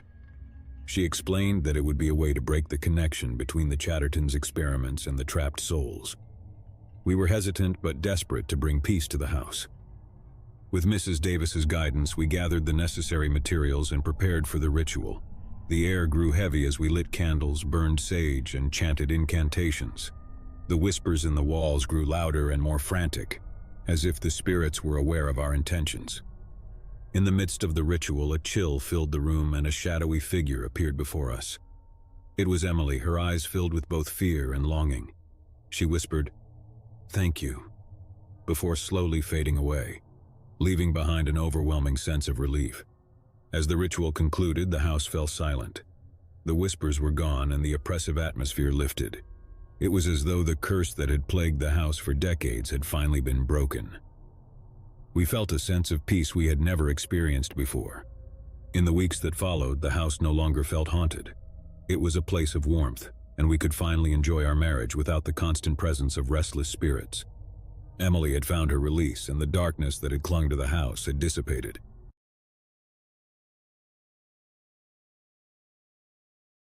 As I watched my family's car disappear into the distance, I couldn't help but feel a growing sense of unease. My parents were heading out of town for the weekend, leaving me alone in our old creaky house. I was no stranger to solitude, but this time felt different. A heavy feeling settled in my chest, and an unshakable feeling of dread began to creep into my thoughts. The house itself was a relic of the past, a grand structure with imposing pillars and a sprawling, overgrown garden. It was beautiful in its own way, but as the sun dipped below the horizon and shadows stretched across the property, it transformed into something foreboding. I reluctantly closed the front door and locked it, the click echoing through the empty hallway. The house felt too big, too silent, and suddenly, I felt too small. The first night alone in a house could be daunting, but as time wore on, I had imagined myself growing into the role. I could make my own meals, watch my favorite movies, and revel in the freedom of being the master of my own domain. Yet as I moved from room to room, something about the darkness outside felt oppressive, as if it were closing in on me. I made my way to the kitchen, trying to shake off the feeling of unease. The familiar space, with its warm wooden cabinets and cozy ambience, was meant to be comforting. However, the faintest hint of a draft seemed to whisper through the room. I tightened the shawl around my shoulders and decided to prepare a simple meal to distract myself. As I stood at the stove, the low hum of the refrigerator and the ticking of the kitchen clock were the only sounds that reached my ears. The house was eerily silent, and with each creak and groan, I couldn't help but feel as though it had a life of its own. I had always known it was old, but that night, it felt ancient, bearing secrets from generations long past. I finished my meal and tried to find solace in the glow of the television. I put on a comedy, but even the laugh track couldn't drown out the unsettling sense of isolation. The show's canned laughter sounded more like mocking than mirth, and I switched it off, casting the room into silence once more. Reluctantly, I made my way upstairs to my bedroom. The old wooden steps creaked beneath my weight, creating a symphony of unsettling sounds. I couldn't help but look over my shoulder, half expecting to see something lurking in the shadows behind me. Of course, there was nothing there, but that didn't stop the creeping feeling that I was not alone. My bedroom, with its soft muted colors and familiar scent, should have been a sanctuary, but that night, it was just another chamber in the house of unease. The window offered a view of the moonlit garden, its unkempt hedges and statues shrouded in a cold glow. I closed the curtains and turned off the lights, plunging the room into darkness. Lying in bed, I couldn't help but listen to the strange sounds of the old house. It was as if it were alive, breathing in the night, exhaling soft sighs and whispers. I closed my eyes and tried to remind myself that it was just an old house, that my unease was nothing more than my imagination running wild. Yet, despite my rationalizations, I couldn't shake the feeling that I was being watched. Hours passed, and the darkness seemed to press down on me, heavy and suffocating. I tossed and turned in bed, unable to find comfort. The gentle, rhythmic ticking of the clock in the hallway only served to remind me of the relentless passage of time. Just as I felt myself drifting into sleep, a noise from downstairs jolted me awake. It was a soft but distinct thud, followed by the sound of something scraping against the floor. My heart began to race, and I strained to listen. Silence settled in the room once more. I debated whether to investigate the source of the noise, but fear kept me frozen in place. The darkness outside my window seemed impenetrable, and the shadows in the room appeared to twist and contort. My imagination was running wild, but I couldn't shake the feeling that something sinister lurked in the house. Another noise, this one louder and more distinct, broke the silence. It was the unmistakable sound of footsteps, slow and deliberate, coming up the stairs. My heart pounded in my chest as the footsteps drew nearer, the creaking of the old wooden steps growing louder. I clutched the blanket tightly, unsure of what to do. My first instinct was to call the police, but the feeling of vulnerability kept me rooted in place. The footsteps reached the top of the staircase and drew closer to my bedroom. Panic surged through me, and I scrambled out of bed, searching for a place to hide. The closet seemed like the safest option, and I squeezed into it, pulling the door closed as quietly as I could. I left a slight crack to peer through, my eyes fixed on the dimly lit room beyond. The footsteps grew louder, and the door to my bedroom slowly creaked open. A figure emerged from the darkness, barely visible in the moonlight. It was a man, tall and slender, dressed in tattered clothing. His face was obscured, hidden by the shadows. He moved with a deliberate, almost predatory grace, as if he knew the house intimately. The intruder's presence sent a cold feeling down my spine. He moved through the room, his eyes scanning every corner. The moonlight revealed a gaunt face with hollow cheeks and a scruffy beard. In his hand, he held a knife, its blade gleaming in the dim light. I held my breath as the intruder approached the closet. His steps were slow and deliberate, and I prayed that he wouldn't discover me. The closet door seemed like paper, too flimsy to protect me from the danger lurking just outside. My heart pounded in my chest, drowning out all other sounds. The man's hand reached for the closet door, and I braced myself for the inevitable. But then, just as his fingers brushed the wood, he hesitated. A low growl echoed through the room, causing the intruder to freeze. The sound was not human. It was primal and filled with menace. I strained to see what had caused it, and my eyes widened in terror. From the darkness of the room, a pair of glowing eyes emerged. They were feral, belonging to a creature that shouldn't exist within the confines of the house. The growl grew louder, more menacing, and the intruder backed away from the closet. In that moment, fear gave way to curiosity. I couldn't see the creature clearly, but I had the distinct feeling that it was not a typical household pet. It was something wild and untamed, a guardian of the darkness. The intruder, sensing that he was outmatched, fled from the room, leaving the closet door ajar. I waited, my heart still racing as the growling receded into the distance. I had narrowly escaped a terrifying encounter, and the feeling of dread had shifted to one of profound gratitude. Hours passed, and the first light of dawn began to filter through the curtains. With trembling hands, I emerged from the closet, still cautious and unsure of what I might find. The house was silent once more, and the intruder was gone. But the encounter had left an indelible mark on me. As I watched the sunrise, I couldn't help but feel a sense of awe for the mysterious guardian that had protected me. The old house had revealed a hidden secret, a protector of the night that had stood between me and danger. The rest of the weekend passed without incident, and when my parents returned, I shared my harrowing experience with them.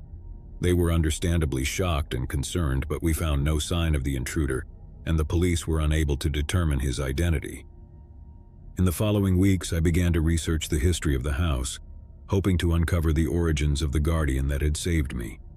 It was then that I stumbled upon an old, faded photograph, hidden in a dusty corner of the attic.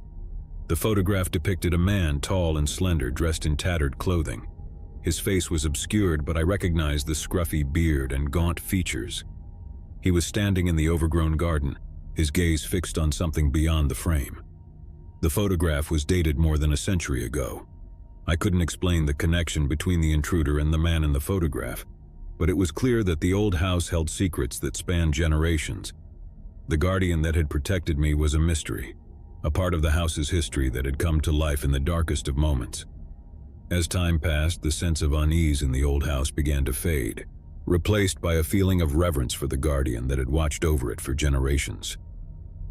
The creak of the front door echoed through the empty house as my parents departed for a weekend getaway, leaving my sister, Emily, and me alone.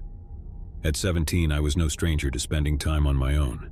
I turned to Emily, who was 12, and tried to muster a reassuring smile. "It's just the two of us this weekend, Em. We've got the whole house to ourselves." She nodded, her eyes wide with a mix of excitement and trepidation. "Yeah, but it's kind of creepy when it's so quiet." I couldn't argue with her. The silence in the house was overwhelming, a heavy presence that seemed to settle in every corner. I told myself it was the absence of our parents that made the house seem so much larger and emptier than usual. We had our dinner in the cozy kitchen, chatting about school and life, doing our best to chase away the unease. But no matter how much we talked, the silence of the house lingered in the background, like a watchful spirit. After dinner, I suggested we watch a movie to distract ourselves from the disconcerting atmosphere. We settled on a comedy, and Emily's laughter filled the room as the characters on the screen stumbled through their ridiculous antics. It was a welcome distraction, but even as we laughed, I couldn't shake the feeling that we were not alone. The movie ended and Emily stifled a yawn. "I'm heading to bed, you coming?" I shook my head. "I'll join you later. Just going to check things out downstairs first." She gave me a worried look but didn't protest. With a quick goodnight, she headed upstairs, leaving me alone in the dimly lit living room. The house seemed to creak and groan as I moved through it, its age and weight pressing down on me. The silence was so profound that it felt as though it was closing in, squeezing the very air from the room. I took a deep breath and tried to shake off the feeling of dread. As I passed the hallway leading to the basement, I heard a faint sound, like a whisper carried on the wind. I paused, my heart racing, straining to hear more. But the house remained still, as though it had swallowed the sound. Chalking it up to my imagination, I continued my exploration of the house. I made my way to the large, darkened living room, where heavy drapes blocked out the moonlight. I switched on the overhead light, dispelling some of the darkness that clung to the room. The furniture was old, relics from a different time, and the room held a sense of history that was both fascinating and unsettling. I'd heard stories of past occupants, tales of love and loss, of joy and sorrow, and sometimes it felt as though those stories were imprinted on the very walls. I moved to the bookshelves that lined one wall, running my fingers over the spines of old books and photo albums. As I leafed through one album, I came across a series of faded photographs. They depicted a family, a couple with 2 children, in a house that looked strikingly similar to the one I now lived in. There was something haunting about those photographs, a sense of familiarity and yet a gnawing discomfort. The faces in the photographs were unfamiliar, but I couldn't shake the feeling that they were somehow connected to the house, as though the past had reached out to touch the present. With a shiver, I closed the album and returned it to the shelf. The room had grown colder, and I could feel the presence of the past, lingering like a shadow in the corners. I decided it was time to head upstairs and join Emily. The heavy silence of the house had grown oppressive, and the stories of the past were pressing in on me. As I climbed the stairs, I could have sworn I heard a faint whisper behind me, a voice carried on the wind, but when I turned, there was nothing there. I joined Emily in our shared bedroom, the dim glow of her nightlight casting dark shadows on the walls. She was already asleep, her breathing soft and steady. I climbed into my own bed, trying to put the unsettling feeling of the house behind me. But the night brought no solace. As I lay in the darkness, I couldn't escape the feeling of being watched. The room seemed to pulse with an unsettling energy, and I could hear the soft rustling of fabric and the gentle creak of floorboards, as if someone were moving through the house. Hours passed, and I couldn't shake the feeling that I was not alone in the room. I turned to look at Emily, half expecting to see a figure lurking in the shadows, but there was nothing there, and my unease only deepened. I decided to check on the source of the sounds, telling myself that it was probably just the old house settling. I climbed out of bed and made my way to the hallway. The darkness was thick, like a shroud, and I moved cautiously, guided only by the faint moonlight filtering through the windows. As I descended the stairs, the sounds grew louder, more distinct. It was as though the house had come to life, its walls murmuring secrets that had been long buried. I followed the sounds to the living room, where the overhead light flickered to life, casting a creepy glow on the room. And there, in the center of the room, I saw her, a young girl, no older than Emily, with long dark hair and eyes that held a haunting sadness. She was dressed in an old-fashioned nightgown, her feet bare and dirty. She looked at me with a mixture of fear and longing, as though she had been waiting for someone to finally see her. My heart raced as I took in the sight of the ghostly figure before me.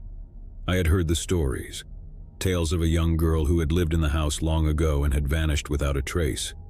It was said that she had never left the house, that her spirit still lingered in the dark corners, searching for something lost. I couldn't move, couldn't breathe, as the young girl reached out a hand toward me, her fingers trembling. And then, with a soft, plaintive whisper, she spoke. "Help me."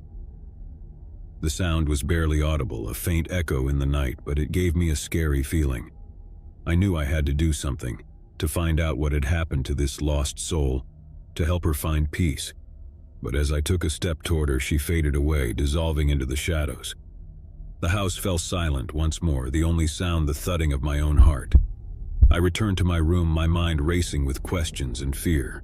The young girl's presence had shaken me to my core, and I couldn't escape the feeling that her story was entwined with the history of the house. Morning came, and I told Emily about the ghostly encounter. She listened with wide eyes, her fear mirrored in my own. We decided to investigate the history of the house, hoping to uncover the mystery of the young girl and the stories that had been passed down through generations. Our research revealed a tragic tale. The young girl, named Isabella, had lived in the house with her family in the late 1800s. She had vanished one fateful night, leaving her family in despair. Despite extensive searches, she was never found, and her disappearance had remained a haunting mystery. As we delved deeper into the history, we learned that the house had passed through various owners over the years, and each had their own stories of unexplained phenomena and ghostly encounters. It seemed that Isabella's spirit had remained in the house, searching for answers and perhaps someone who could finally help her find peace. Determined to uncover the truth, we embarked on a quest to find out what had happened to Isabella. We scoured old records, visited local archives, and even interviewed descendants of past owners. Slowly, we pieced together a narrative of a family torn apart by tragedy, a series of secrets and the mystery of a lost girl who had never found her way home. As we delved deeper into the past, we began to experience more encounters with Isabella's ghost. She appeared to us at night, her presence both scary and heart-wrenching. She would speak in soft, mournful whispers, imploring us to help her, to uncover the truth of what had happened on that fateful night so long ago. We couldn't deny her plea, and our determination to unravel the mystery only grew stronger. Together, we combed through the old attic, searching for clues that had remained hidden for generations. And then, as we sifted through dusty boxes and tattered letters, we made a discovery that sent creeped me out. Hidden beneath a pile of old photographs, we found a letter, its pages yellowed with age. It was a letter from Isabella to her parents, written on the night of her disappearance. In it, she revealed a secret, a forbidden love that had torn her family apart. As we read the letter, it became clear that Isabella had run away from home, unable to bear the pain of her family's disapproval. She had hoped to find her true love and start a new life, but fate had other plans. The letter ended abruptly, with no indication of what had happened to her. Armed with this new information, we continued our investigation, determined to uncover the full story of Isabella's disappearance. We tracked down old family records and discovered that she had indeed run away, eloping with her love, a poor artist from a neighboring town.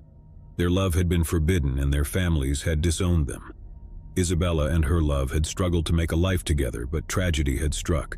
They had been separated, and Isabella had vanished without a trace.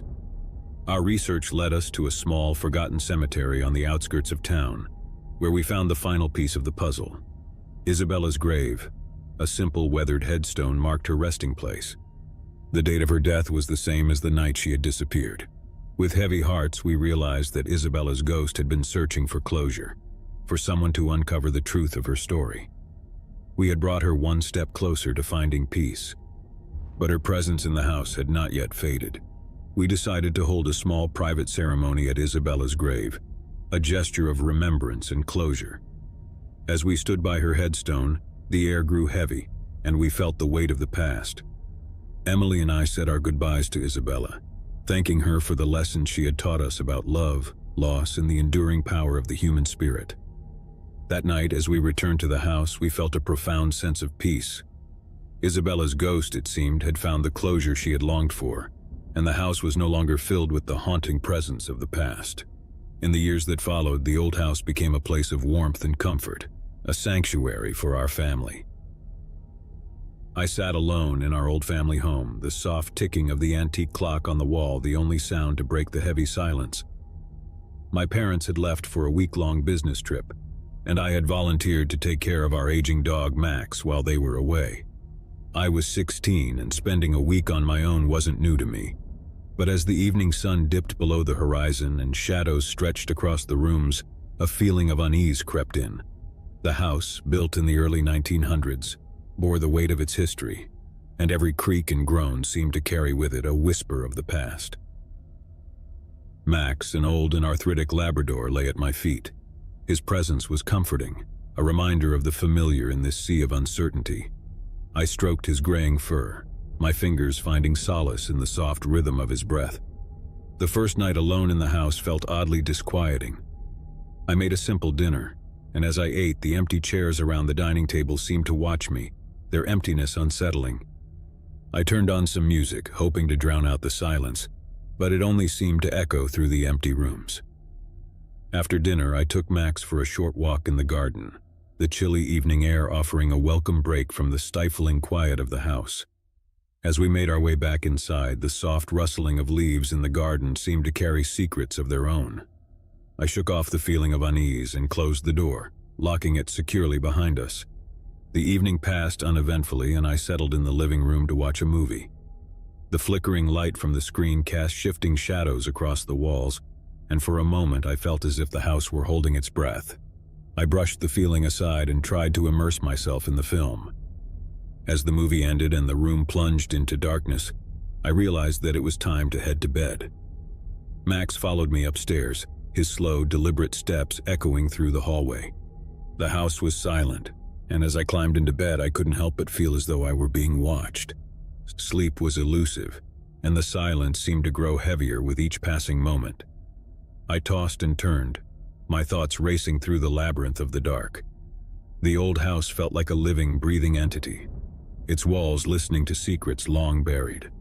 Then, in the stillness of the night, a sound broke through, a soft, rhythmic tapping, like a finger gently rapping on a window pane. I listened intently, straining to locate the source of the sound. It was persistent, almost like a distant melody, and it seemed to be coming from somewhere within the house. As I slipped out of bed, Max's eyes followed me, his gaze filled with a mixture of curiosity and apprehension. The tapping grew louder and I moved through the hallway, trying to pinpoint its origin. It was as if the very walls were murmuring, carrying with them a haunting melody. I reached the top of the stairs and followed the sound down to the living room. The tapping led me to the large bay window that overlooked the garden. I gazed outside, my breath catching in my throat as I saw what had been making the sound. A gnarled tree branch swaying in the wind and brushing against the glass. Relief washed over me and I laughed at my own jittery nerves. It was just a tree branch, a trick of the wind, but in the stillness of the house it had taken on an eerie presence.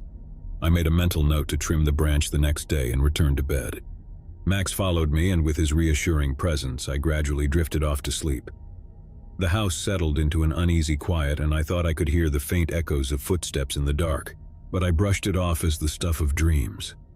The following day, I busied myself with chores around the house. I cleaned the rooms, trimmed the overgrown hedges in the garden, and even tackled the chore of trimming the troublesome tree branch outside the living room window. The sunlight cast long, comforting shadows across the property, and for a moment, the unease of the night before seemed like a distant memory. As the day turned into evening, I settled in the living room with Max, watching TV. The laughter of the characters on the screen was a comforting contrast to the silence of the house. I had almost forgotten the strange events of the previous night when the tapping sound returned. It was just as rhythmic and insistent as before, and this time I couldn't deny the feeling that it was coming from within the house. I muted the television and listened carefully, trying to locate the source of the sound. Max, too, lifted his head, his ears perked in the direction of the living room window.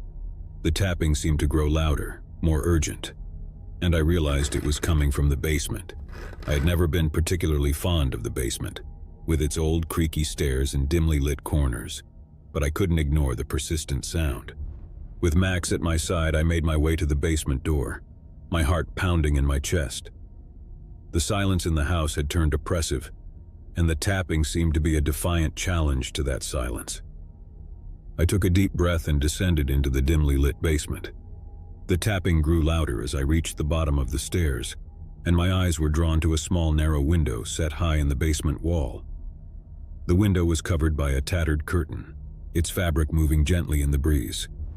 And as I approached, I realized that the tapping sound was the curtain brushing against the window frame.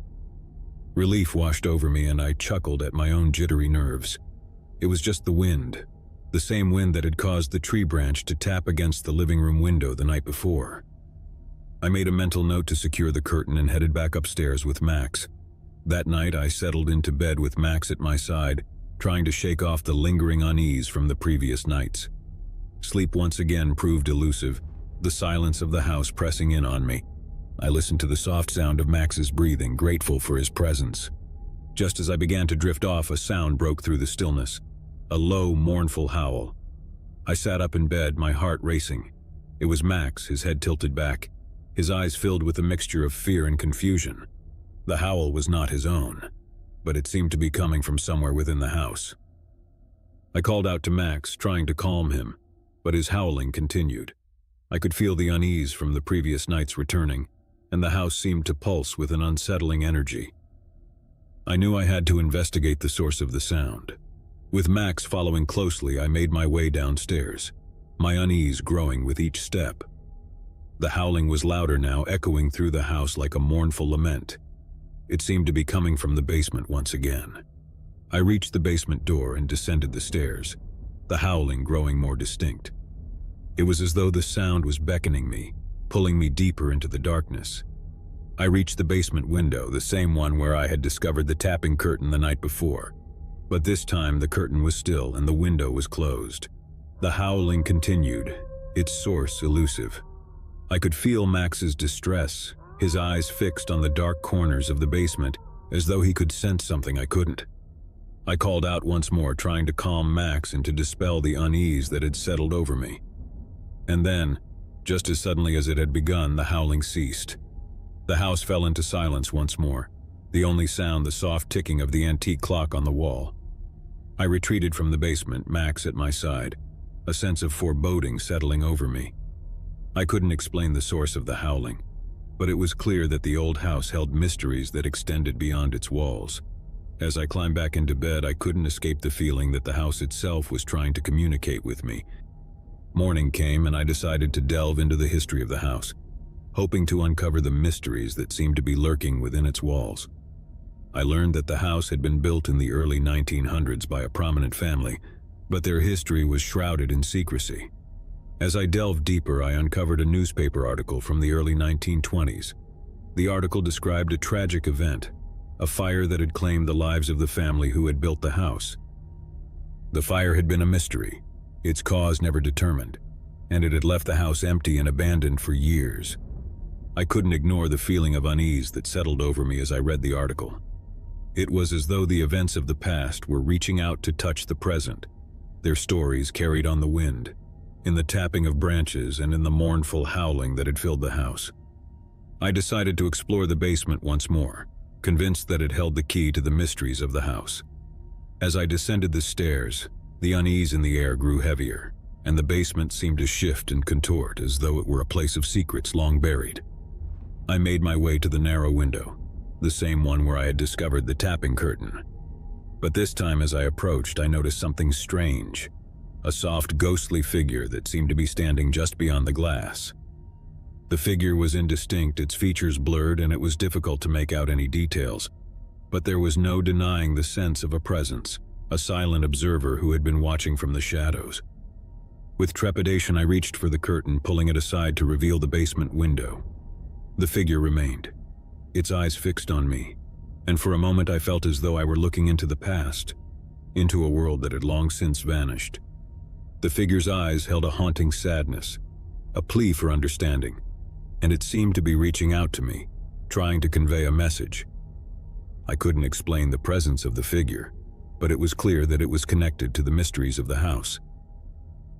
As I watched, the figure slowly faded away, dissipating into the darkness. The house seemed to breathe a sigh of relief, and the unease that had settled over it began to lift. I returned to my room, my mind racing with questions and fear. The figure in the basement had shown me that the house held secrets that extended beyond its walls, that its history was a tapestry of tragedy and loss. And as I watched the sunrise from my bedroom window, I couldn't help but feel that the house was not just a structure, but a living entity, a repository of stories that were waiting to be uncovered. In the days that followed, I continued my research into the history of the house, determined to uncover the secrets that had long been buried. The figure in the basement had been a messenger, a reminder that the past could not be forgotten, that the stories of those who had lived in the house were still waiting to be told. As I uncovered more of the house's history, I realized that it was a place of both darkness and light, a sanctuary for the lost and a repository of the past. The mysteries of the house had become a part of my own story, a testament to the enduring power of history and the importance of uncovering the truth. The Royal Crescent Hotel was a beacon of luxury and charm in the heart of the city, a place where history and opulence intertwined to create an experience like no other. As I entered the lobby of the Grand Hotel, I felt a sense of privilege wash over me. I was about to embark on a weekend getaway, a respite from the daily grind, and I had chosen the Royal Crescent for its reputation of being a sanctuary in the bustling metropolis. The concierge, a gentleman by the name of Robert, greeted me with a warm smile. He had the air of someone who had served the hotel for decades, and I had no doubt that his knowledge of the Royal Crescent's history rivaled any historian's. My room, room 417, was a masterpiece of classic elegance. The decor was a seamless blend of traditional and contemporary, and a large window framed a breathtaking view of the city. The city lights spread out like a sparkling tapestry, and I was eager to immerse myself in the luxurious comfort that the Royal Crescent promised. That first evening, I decided to explore the city. The streets were alive with energy, the cacophony of traffic and the hum of conversations filling the air. I roamed the city's bustling markets, indulging in street food and reveling in the vibrant life that surrounded me. The night was filled with laughter, the harmonious blend of languages, and the sweet melodies of street musicians. It was well past midnight when I returned to the Royal Crescent, and the hotel's lobby had transformed into a haven of tranquility. The creepy space exuded an air of timeless elegance, and the concierge, a gentleman named Mr. Lawrence, greeted me with a polite nod. The fourth floor, where room 417 was located, was quiet as I made my way down the corridor. The plush carpeting muffled my footsteps, and the sconces that lined the walls cast elongated shadows. It was as if the corridor had slipped into another era, one where time moved at a slower pace. As I approached the door to room 417, I noticed something unusual. The brass plaque, which typically displayed the room number, was blank. It was as if the room didn't exist, or it was intentionally concealed. The sight sent a cold feeling down my back, but I attributed it to a quirky detail of an old hotel. Turning the handle, I entered the room, ready to unwind and savor the comforts of the Royal Crescent. However, the atmosphere within the room was unnaturally cold. I checked the thermostat, which was set at a moderate temperature. Yet the chill persisted. I couldn't help but wonder if the old building had heating issues. I decided to draw the heavy curtains to take in the city's magnificent view, but they refused to budge. It was as if they were frozen in place, resisting my efforts to reveal the world outside. I tugged at them with increasing frustration, but they remained immovable. The room's atmosphere was growing increasingly oppressive, and I made my way to the bathroom, hoping to freshen up and shake off the discomfort. However, when I turned on the faucet, icy water rushed out, sending an electric shock through my fingers. I quickly turned it off, bewildered by the unexpected frigidity. I began to wonder if there was an issue with the hotel's plumbing. My discomfort was deepening, and I contemplated calling the front desk for assistance. However, when I picked up the phone on the bedside table, there was no dial tone. It was as if the room existed in a state of isolation, disconnected from the rest of the hotel. I decided to leave room 417 and speak with the concierge about the peculiarities I had encountered. As I approached the door, however, I hesitated. The brass plaque, previously blank, now bore an inscription, Room 417. The sight was bewildering, as if the room's identity had been in a state of flux, its existence uncertain. With a trembling hand, I opened the door, only to be met with a sight that would haunt my dreams for years to come. The room had transformed into a creepy chamber that bore no resemblance to the luxurious quarters I had entered. The wallpaper, once adorned with classic patterns, was now faded and peeling. The ornate furniture was replaced by drab, threadbare pieces, and the grand window that had framed the city's beauty was now veiled by heavy, moth-eaten curtains. I couldn't comprehend the change that had overcome room 417. It was as if I had been transported to a different era, a shadowy reflection of the Royal Crescent's past. My confusion gave way to a growing sense of dread, and I had the overwhelming urge to flee the room. Yet as I turned to leave, the door swung shut with a resounding thud. I was trapped, my heart racing as I struggled to open the door once more. It refused to yield, as if it were sealed against any attempt at escape. The room's temperature plummeted further, and a frigid breath seemed to emanate from the walls. I was engulfed by a sensation of suffocation, as if the very air had thickened with an otherworldly chill. The mirror in the bathroom, once a reflection of my own self, now bore a sinister visage. My reflection was marred by a grotesque distortion, the face in the glass twisted into a rictus of agony. As I stared at the contorted image, a voice, faint and distant, began to emanate from the walls. It was a chorus of whispers, indistinct yet unmistakably sinister. The words were garbled.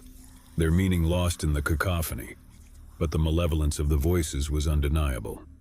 My fear reached a crescendo and I pounded on the door, desperate to escape the nightmarish confines of room 417. The air itself seemed to constrict around me, squeezing the breath from my lungs. And then, as suddenly as it had all begun, it ceased. The door swung open, the room returned to its previous state of elegance, and the frigid atmosphere dissolved. I stumbled out of the room, my pulse still racing, and made my way to the lobby. The night concierge, Mr. Lawrence, looked at me with concern as I recounted my ordeal. He listened patiently, his expression tinged with a mixture of sympathy and disbelief. When I asked about room 417, he hesitated before providing a response. He explained that the room had a notorious history within the hotel, one that had confounded guests and staff for generations. No one had ever been able to explain the enigma of room 417, a place where reality and illusion seemed to intermingle. As I left the Royal Crescent Hotel, I couldn't help but wonder about the countless others who had fallen victim to the room's sinister grasp.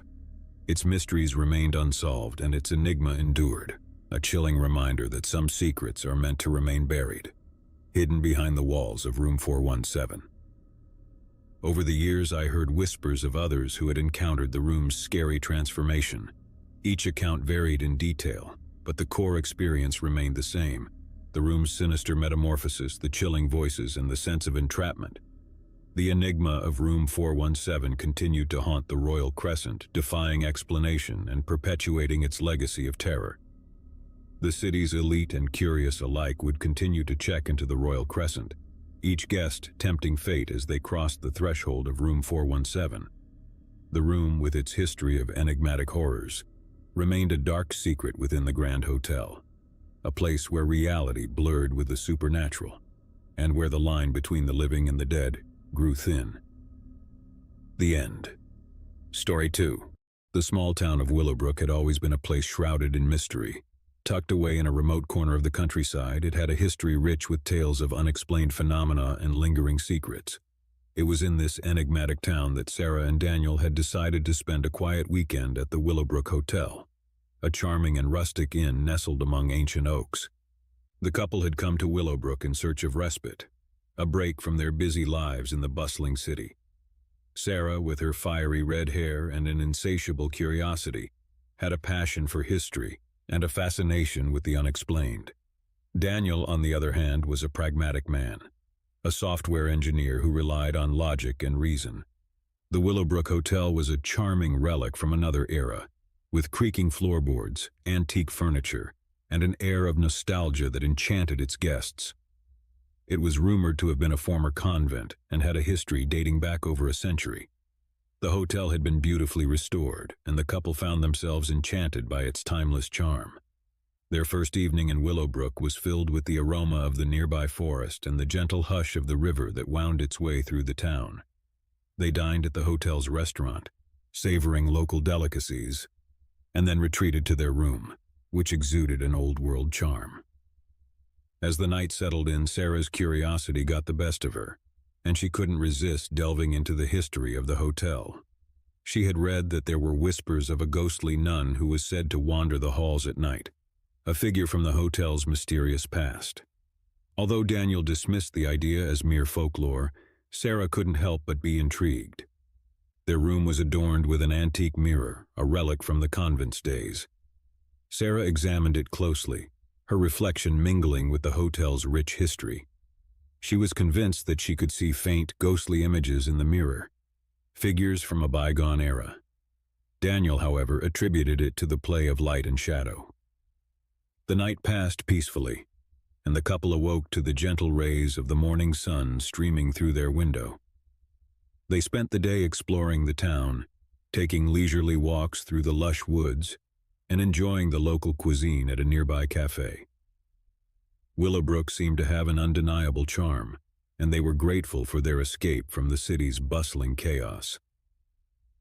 As the day turned into evening, the couple returned to the hotel, their footsteps echoing in the empty hallway.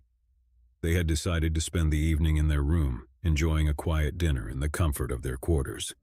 The sun dipped below the horizon, casting long shadows in the dimming light. It was while they were dining that the first unusual occurrence took place.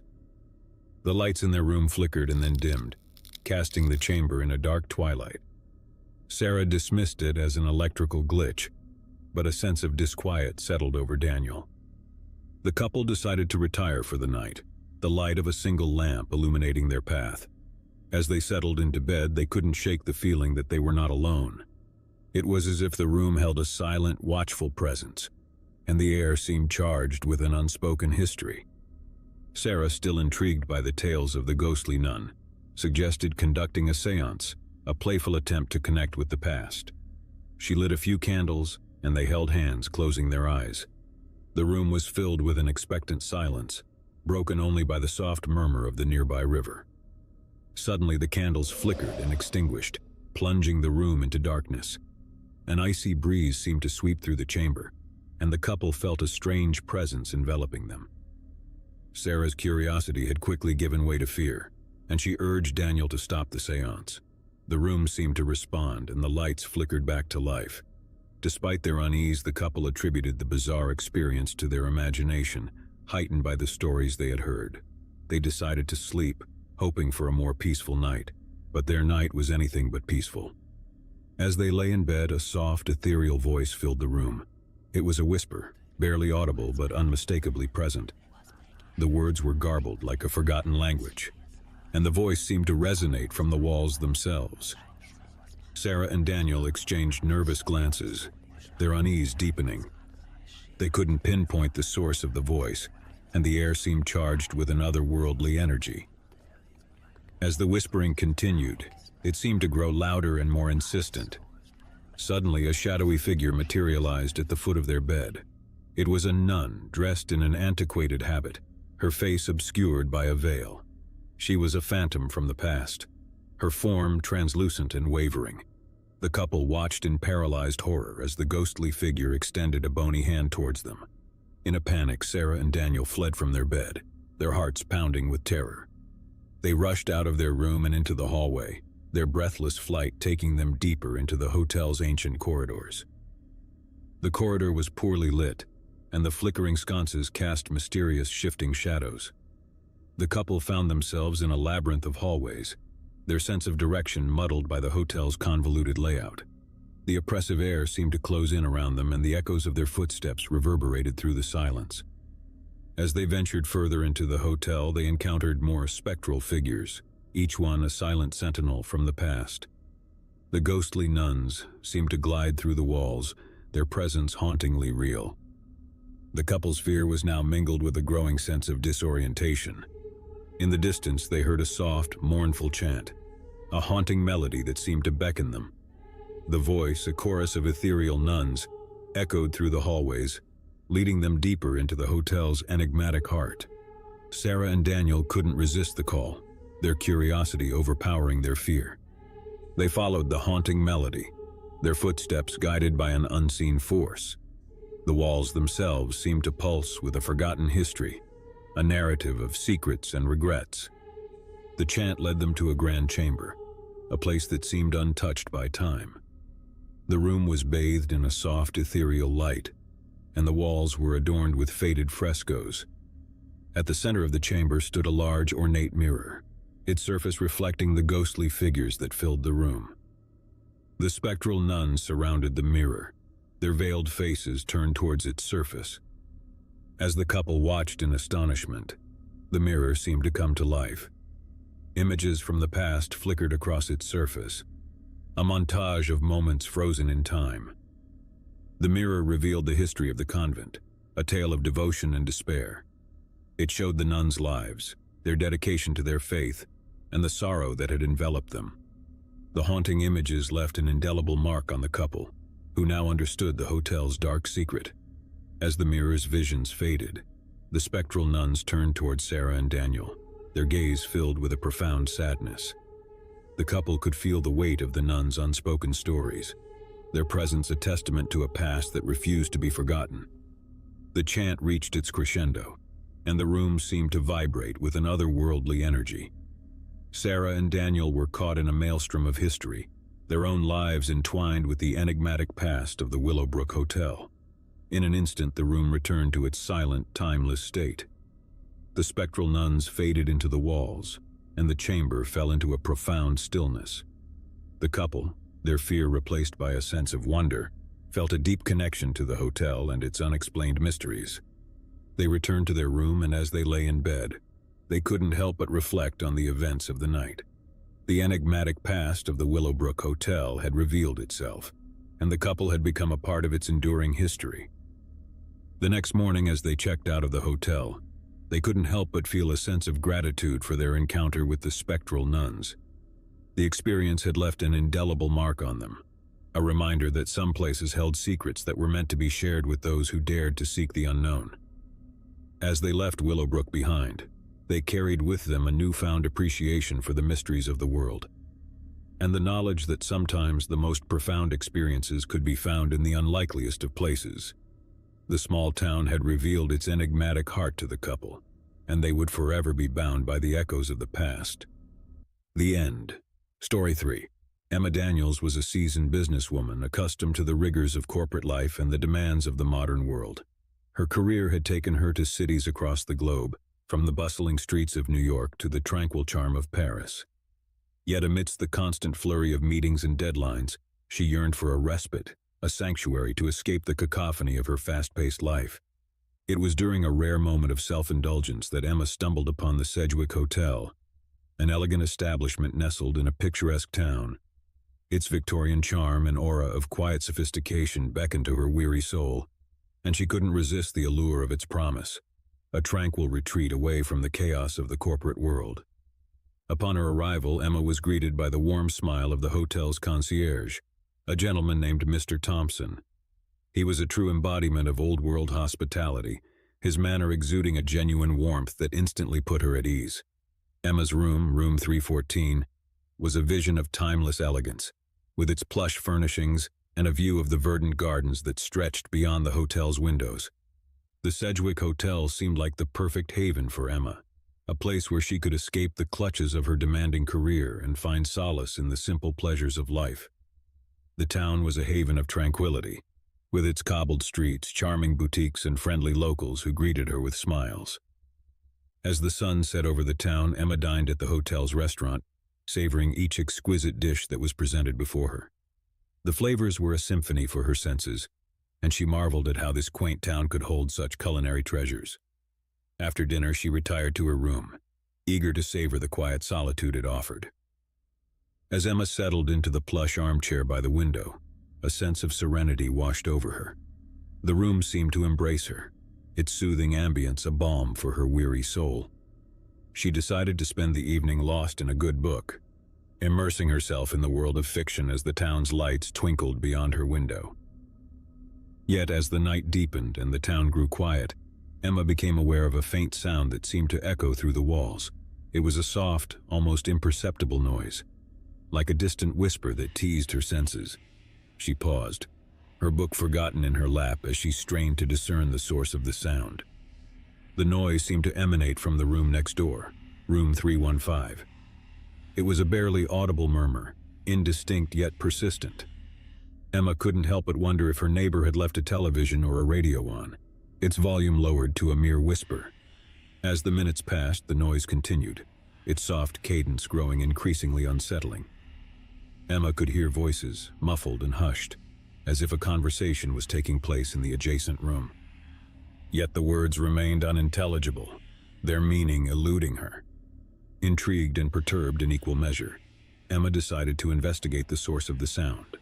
She rose from her chair and crossed to the door that connected her room to room 315.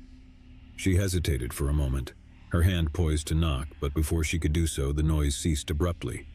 Confused and disconcerted, Emma returned to her room, unsure of what to make of the strange occurrence. She had barely settled back into her armchair when the noise resumed, as if in response to her departure. The whispered voices continued, their tone growing increasingly agitated. Determined to unravel the mystery, Emma decided to knock on the door of room 315. She could no longer ignore the enigmatic sounds that had captured her attention. With a sense of trepidation, she crossed to the adjoining door and rapped her knuckles against its surface. The noise inside room 315 ceased once more, and there was a moment of silence. Then the door creaked open slowly, revealing the interior of the neighboring room. Emma peered inside, her heart pounding, but there was no one to be seen. The room appeared empty, its furnishings untouched. There was no sign of a television or a radio, and the whispered voices had fallen silent. Emma's sense of disquiet deepened, and she couldn't help but wonder if she had imagined the entire episode. Feeling both bewildered and embarrassed, she withdrew from room 315, allowing the door to swing shut behind her. She returned to her room, determined to put the strange occurrence behind her and resume her evening of relaxation. But the whispered voices refused to be forgotten. They seemed to echo in her mind, haunting her thoughts and refusing to release their hold. As Emma lay in her bed, the sound of the hushed conversation filled her ears once more, as if it emanated from the very walls themselves. Unable to ignore the enigmatic voices any longer, Emma called the front desk and spoke with Mr. Thompson, the concierge. She explained the strange sounds coming from room 315 and requested that someone investigate the matter. Mr. Thompson assured her that he would look into the situation, and a short while later he arrived at Emma's door. He wore a concerned expression as he listened to the noises coming from room 315, confirming that there was indeed something amiss. Together they approached the door of room 315 and once again Emma knocked. This time there was no response, and Mr. Thompson used a master key to unlock the door and enter the room. The chamber was bathed in an half-light, its curtains drawn to create a dim, almost oppressive ambience. As they stepped into the room, they found it to be as empty as it had appeared before. There were no signs of guests, and the whispered voices had once again fallen silent. As Mr. Thompson searched the room, Emma couldn't shake the sense of disquiet that filled her. She felt a compulsion to investigate further. With Mr. Thompson's permission, she decided to search the room herself, drawn by an inexplicable need to uncover the source of the enigmatic voices. As she combed through room 315, Emma couldn't find any clues that would explain the strange noises. The furniture was impeccably arranged, and the chamber was devoid of any electronic devices. The window offered a view of the night-shrouded town, its serenity in stark contrast to the unsettling events within. As Emma reached the bathroom, she noticed that the door was ajar. She pushed it open, revealing a scene that she could not believe. The bathroom was empty, but a faint, ghostly whisper seemed to emanate from within, its source concealed from view. Emma stepped into the bathroom, drawn by the ethereal sound. She searched for the origin of the noise, her gaze fixated on the ceiling. It was there that she noticed an air vent, its metal grill partially dislodged. With a sense of trepidation, Emma removed the grill and peered inside. To her astonishment, she discovered a hidden chamber within the walls of the hotel. The space was cramped, its walls lined with ancient decaying manuscripts and journals. As Emma retrieved the writings, she realized that they were diaries, accounts of long-forgotten guests who had stayed in the room. The pages were filled with cryptic entries, describing the same whispered voices that she had heard, the same conversations that had haunted her. It became clear that the voices were not a figment of her imagination. The diaries revealed that countless guests had reported similar experiences, and the room itself had gained a sinister reputation. The writings spoke of an inexplicable presence, of voices that seemed to transcend time and space. Emma couldn't help but be captivated by the diaries, their words drawing her deeper into the enigma of room 315. As she continued to read, she discovered that the room had been the site of unexplained phenomena for decades, with guests reporting whispered voices, shadowy apparitions, and a sense of being watched. Intrigued and unnerved, Emma returned to her room, the diaries in hand, and shared her discoveries with Mr. Thompson. The hotel staff had been unaware of the hidden chamber within the walls, and the revelation left them with a sense of unease. Together, Emma and Mr. Thompson decided to conduct a thorough investigation into the history of room 315. They sought out local archives, delving into the town's past in search of answers. What they uncovered was a chilling tale of tragedy and unexplained occurrences. Room 315 had once been part of a grand mansion that had stood on the hotel's grounds. The mansion had been the residence of a wealthy family, the Howards, who had lived there in the late 19th century. The family had been known for their reclusive nature and had rarely been seen in the town. As Emma and Mr. Thompson delved deeper into the history of the Howards, they discovered that the family's isolation had been shrouded in mystery. Rumors abounded that they had been involved in arcane practices and had been consumed by a sense of foreboding. The diaries penned by various guests who had stayed in room 315 over the years revealed a recurring theme. They spoke of whispered voices and the sensation of being watched, as if the room itself held a dark presence. The enigma of room 315 had endured for generations, a haunting legacy that continued to bewilder and terrify those who entered its walls. It was as if the room had become a repository of the past, a place where the voices of the Howards and their unexplained secrets continued to echo. The hotel staff decided to seal off room 315, no longer allowing guests to stay there. Emma returned to her room, the diaries a testament to the enigmatic history of the Sedgwick Hotel. As she lay in her bed, she couldn't help but wonder about the countless guests who had been lured by the whispered voices of room 315, and the secrets that continued to elude understanding.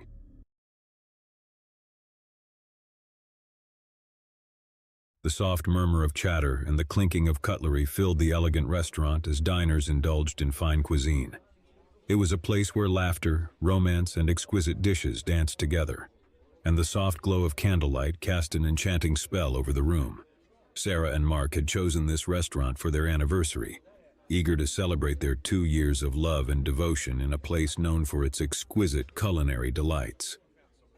As the couple sat at their table, exchanging smiles and holding hands across the polished mahogany, a subtle unease began to creep over them. Sarah had noticed a man sitting alone at the bar, his gaze fixated on their table.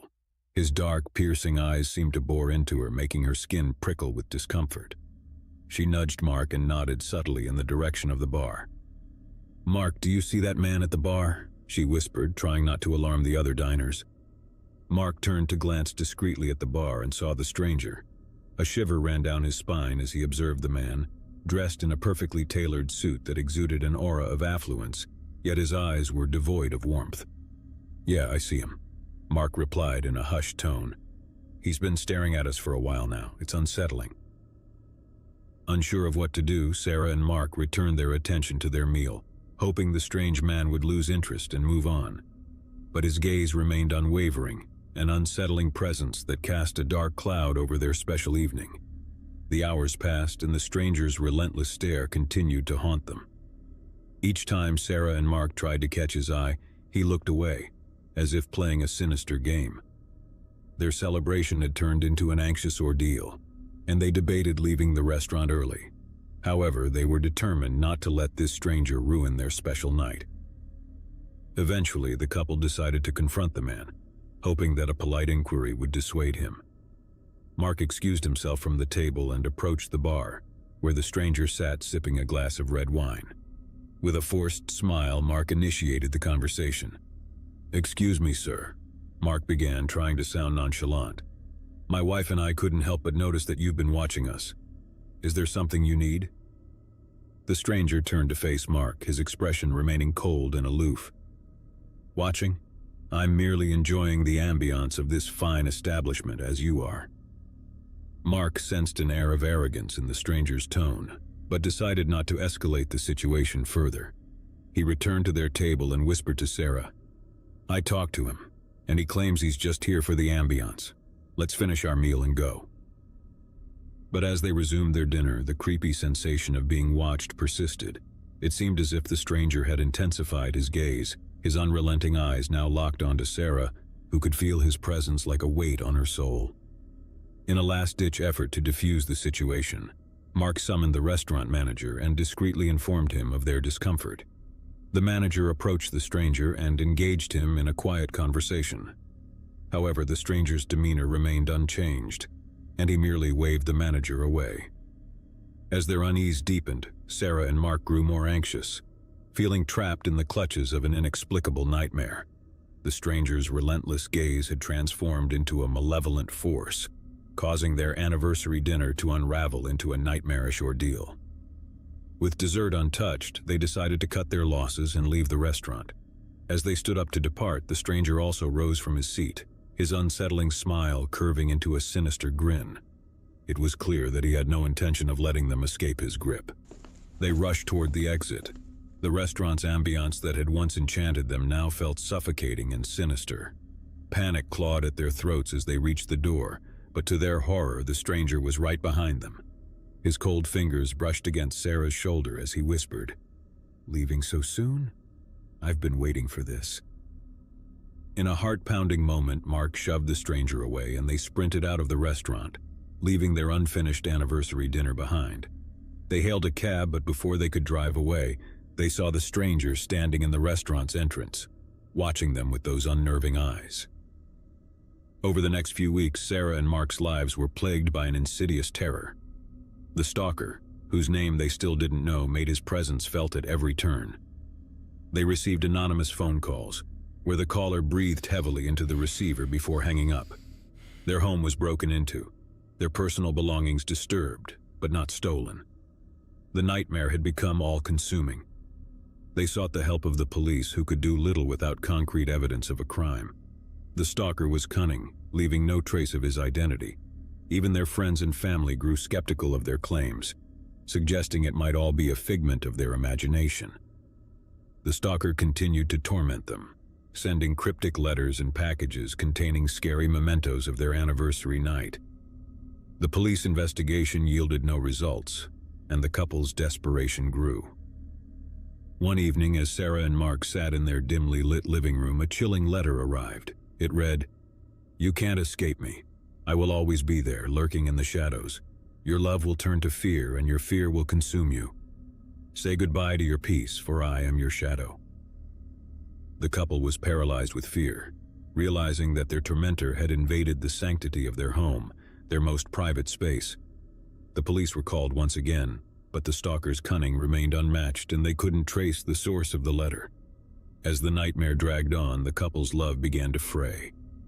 The strain of constant fear wore them down, sapping their joy and replacing it with dread. They started to drift apart, their once strong bond weakening under the weight of their unending terror. One fateful night, as Sarah lay alone in her bed, she heard a creaking sound from the hallway.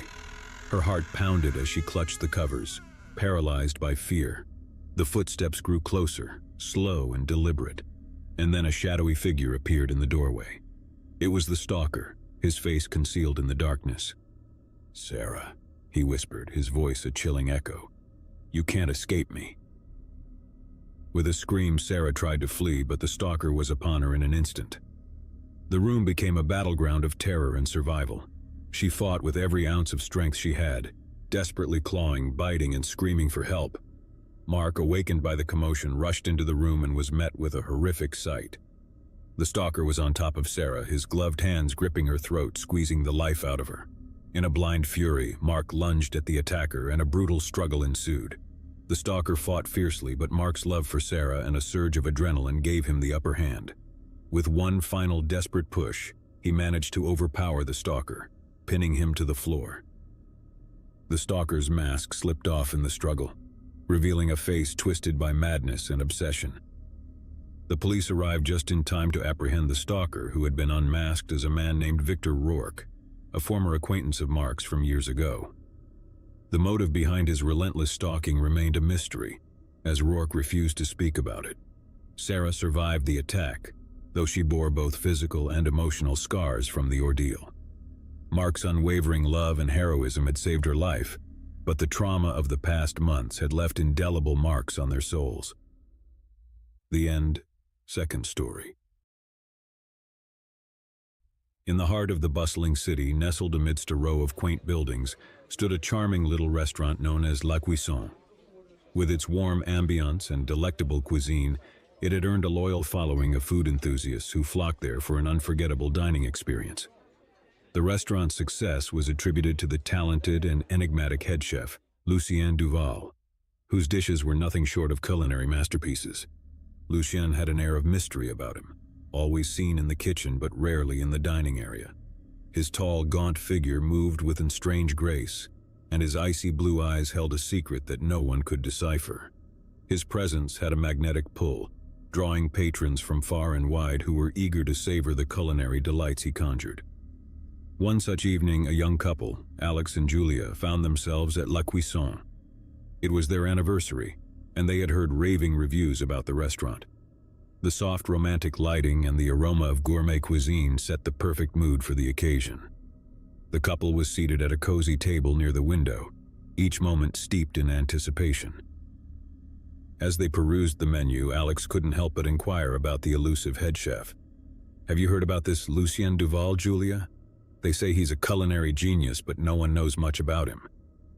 Julia nodded, her hazel eyes shining with excitement. "Yes, I read an article about him. They call him the Chef of Shadows. He's like a culinary ghost, known for creating dishes that are out of this world. I can't wait to taste his creations." Their meal arrived, and the first bite of the exquisite dishes was like a revelation. Each course was a masterpiece, a symphony of flavors that transcended their wildest culinary dreams. Their taste buds danced with delight as they indulged in the culinary artistry of Lucien Duval. After the meal, the couple asked the waiter if they could meet the head chef and express their gratitude in person. The waiter hesitated for a moment before agreeing to arrange a meeting.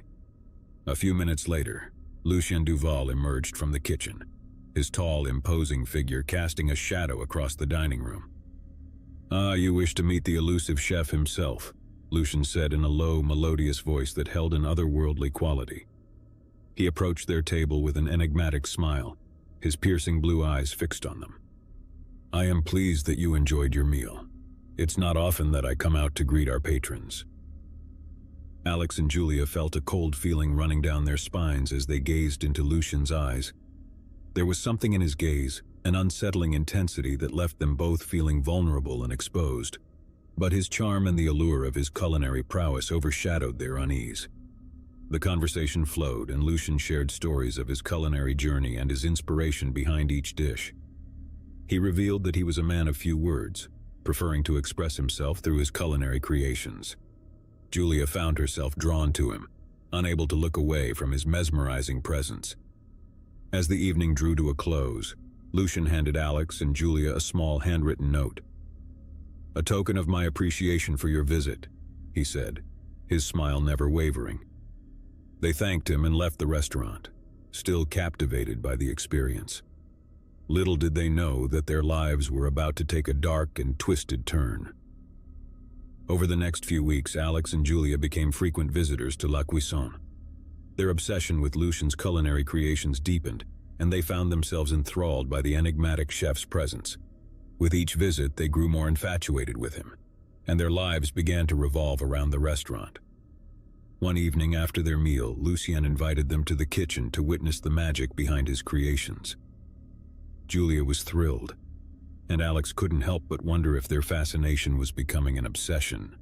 In the kitchen, they watched as Lucien worked his culinary wizardry, his hands moving with a grace that seemed almost supernatural. As they left the kitchen, Lucien handed Julia another note.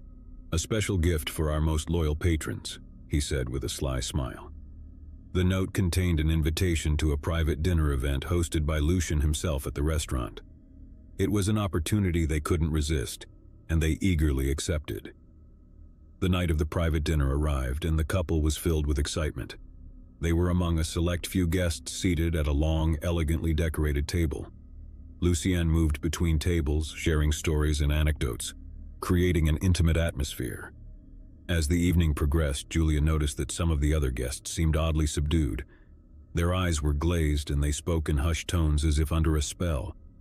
She mentioned her observations to Alex, who dismissed her concerns, attributing the odd behavior to the enchantment of the evening.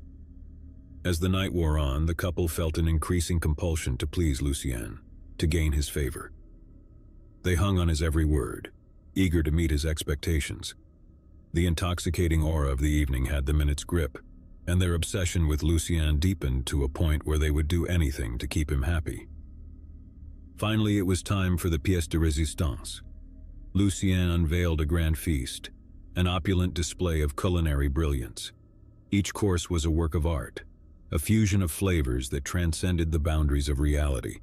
It was a meal like no other, and the guests indulged with fervor, unaware of the sinister undercurrent that ran through the evening. As the final course was served, Lucien made a chilling announcement. "Tonight we shall partake in a tradition that has been passed down through generations," he said, his voice carrying an eerie resonance. "A tradition that binds us together forever." He raised a glass filled with a deep red liquid, and the other guests followed suit, their eyes glazed and vacant. Alex and Julia were caught in the hypnotic spell of the evening, unable to resist. They raised their glasses and drank, the liquid burning like fire as it coursed down their throats. Within moments, they felt an excruciating pain searing through their bodies, as if their very souls were being torn apart. Their vision blurred, and they gasped for breath, unable to comprehend the horror unfolding around them. As their consciousness slipped away, they saw the other guests convulsing and writhing in agony, their faces contorted in a silent scream. Lucien's smile remained intact, a sinister glint in his eyes. The next morning, the police received an anonymous tip about a series of gruesome murders at La Cuisson. When they arrived, they found a scene of unimaginable horror. The restaurant was drenched in blood, and the lifeless bodies of the guests were scattered throughout, their faces frozen in a grotesque rictus of agony. Lucien Duval, the enigmatic head chef, was nowhere to be found. He had vanished into the shadows, leaving behind a trail of terror and death. The investigation that followed would reveal the true extent of his malevolent obsession with culinary perfection, and the twisted rituals he had used to bind his victims to him.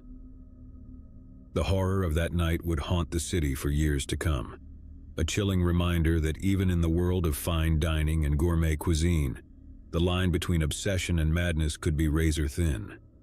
I rented an Airbnb for a short vacation, eager for a break from the hustle and bustle of my city life. The listing boasted a cozy cottage in the woods, promising tranquility and a chance to reconnect with nature. It seemed like the perfect escape, and I was excited to leave the city behind for a while. The drive to the cottage was long and winding, the road becoming progressively narrower as I ventured deeper into the woods. The lush greenery and towering trees enveloped me, and a sense of isolation began to set in. I couldn't help but feel a little apprehensive as the world I knew faded away, and the forest closed in around me. After what felt like hours, I arrived at the address provided. The cottage was a charming sight, nestled amidst the trees with a small, meandering stream nearby. It looked like something out of a fairy tale, and I couldn't help but smile at the idyllic setting. My host, a middle-aged man named Richard, greeted me warmly. He was polite and seemed genuinely concerned about ensuring my stay was comfortable. The cottage was cozy, with all the amenities I needed for a peaceful getaway. Richard had prepared a basket of fresh fruits and a handwritten note, welcoming me to his slice of paradise. As I settled in, I couldn't help but feel a sense of relief wash over me. The solitude and beauty of the place were exactly what I had been looking for. The days were spent hiking in the woods, reading by the stream, and watching the fireflies dance in the evening light. It was blissful, a world away from my city life. But as the days turned into nights, a subtle undercurrent of unease began to surface. The silence of the woods was oppressive, and the shadows that lurked in the trees seemed to carry secrets of their own. I told myself it was just my imagination running wild, that I was simply not used to the quiet of the forest. One evening, as I was sitting on the porch, I noticed a path leading deeper into the woods. I hadn't explored that direction yet, and curiosity got the better of me. I decided to follow the trail, hoping to discover a hidden gem in the woods. The path led me to a small clearing where I found an old, overgrown garden. It was a beautiful spot, but it had been neglected for some time. Wildflowers had taken over, and the remnants of what must have once been a vibrant garden were now barely visible. It was both enchanting and eerie, and I couldn't help but feel a sense of melancholy in the air. As I wandered through the garden, I discovered a weathered gravestone hidden among the wildflowers. The inscription was barely legible, but I could make out the name Eleanor.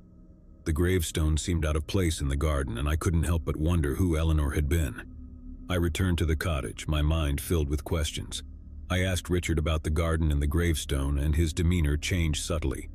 He seemed uncomfortable and avoided giving me a direct answer. Instead, he mumbled something about the garden being a remnant of the previous owner's passion, and urged me not to worry about it. Despite his reassurance, the unease that had been growing within me intensified. There was something about the garden, about Richard's reaction, that felt off. I couldn't shake the feeling that there was more to this place than met the eye. As the days passed, I became more attuned to the subtle details of the cottage. The rooms were filled with old furniture and knickknacks, each piece seeming to carry a story of its own. I had a growing suspicion that Richard was not the only one who had lived in this cottage. One afternoon, while searching for a spare blanket in the attic, I stumbled upon a box of old photographs. They depicted a family, a couple with 2 children, and a small cottage in the woods. The photographs were dated from decades ago, and I couldn't help but feel a connection between the images and the cottage I now inhabited. I decided to dig deeper into the history of the cottage, hoping to uncover the secrets that seemed to be lurking within its walls. I reached out to the local library and conducted research into the area. It was then that I stumbled upon a news article from the 1960s, a headline that made my blood turn cold. The article described a tragedy that had taken place in the very cottage I was staying in. A family of 4 had lived there, but their lives had been cut short in a horrific accident. The cause of the accident was never determined, and the cottage had been left abandoned ever since. As I read the details of the story, my mind raced with questions.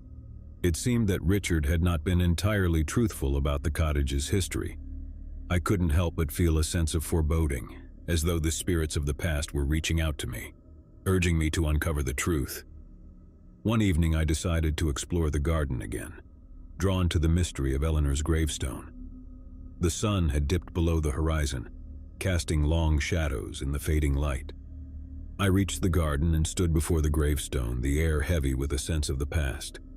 As I gazed at the gravestone, I heard a soft whisper in the wind, a voice that seemed to come from the depths of the forest. It was a name, Eleanor, carried on the breeze. The sound was so faint, so distant, that I couldn't be sure if I had truly heard it, or if it was a figment of my imagination.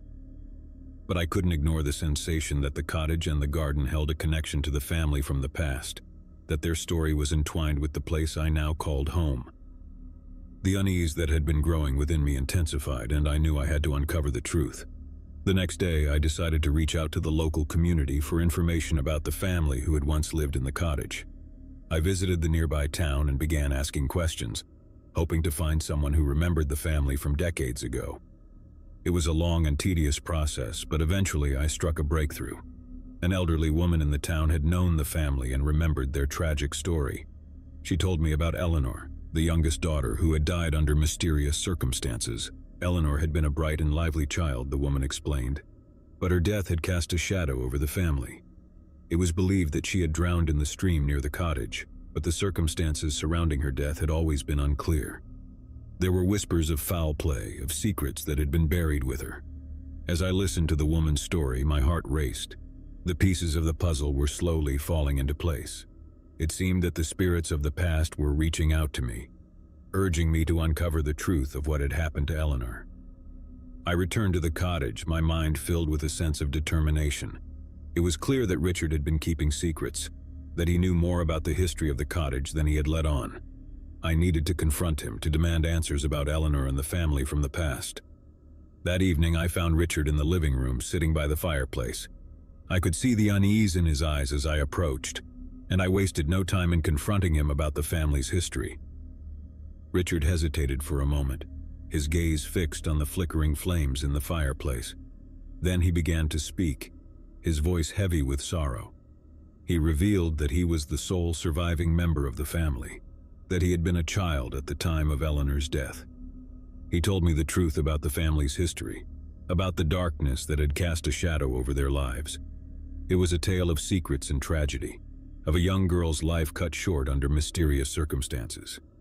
He explained that Eleanor's death had torn the family apart, that her memory still haunted him to this day. As he spoke, I could see the pain in his eyes, the weight of guilt that he had carried for decades.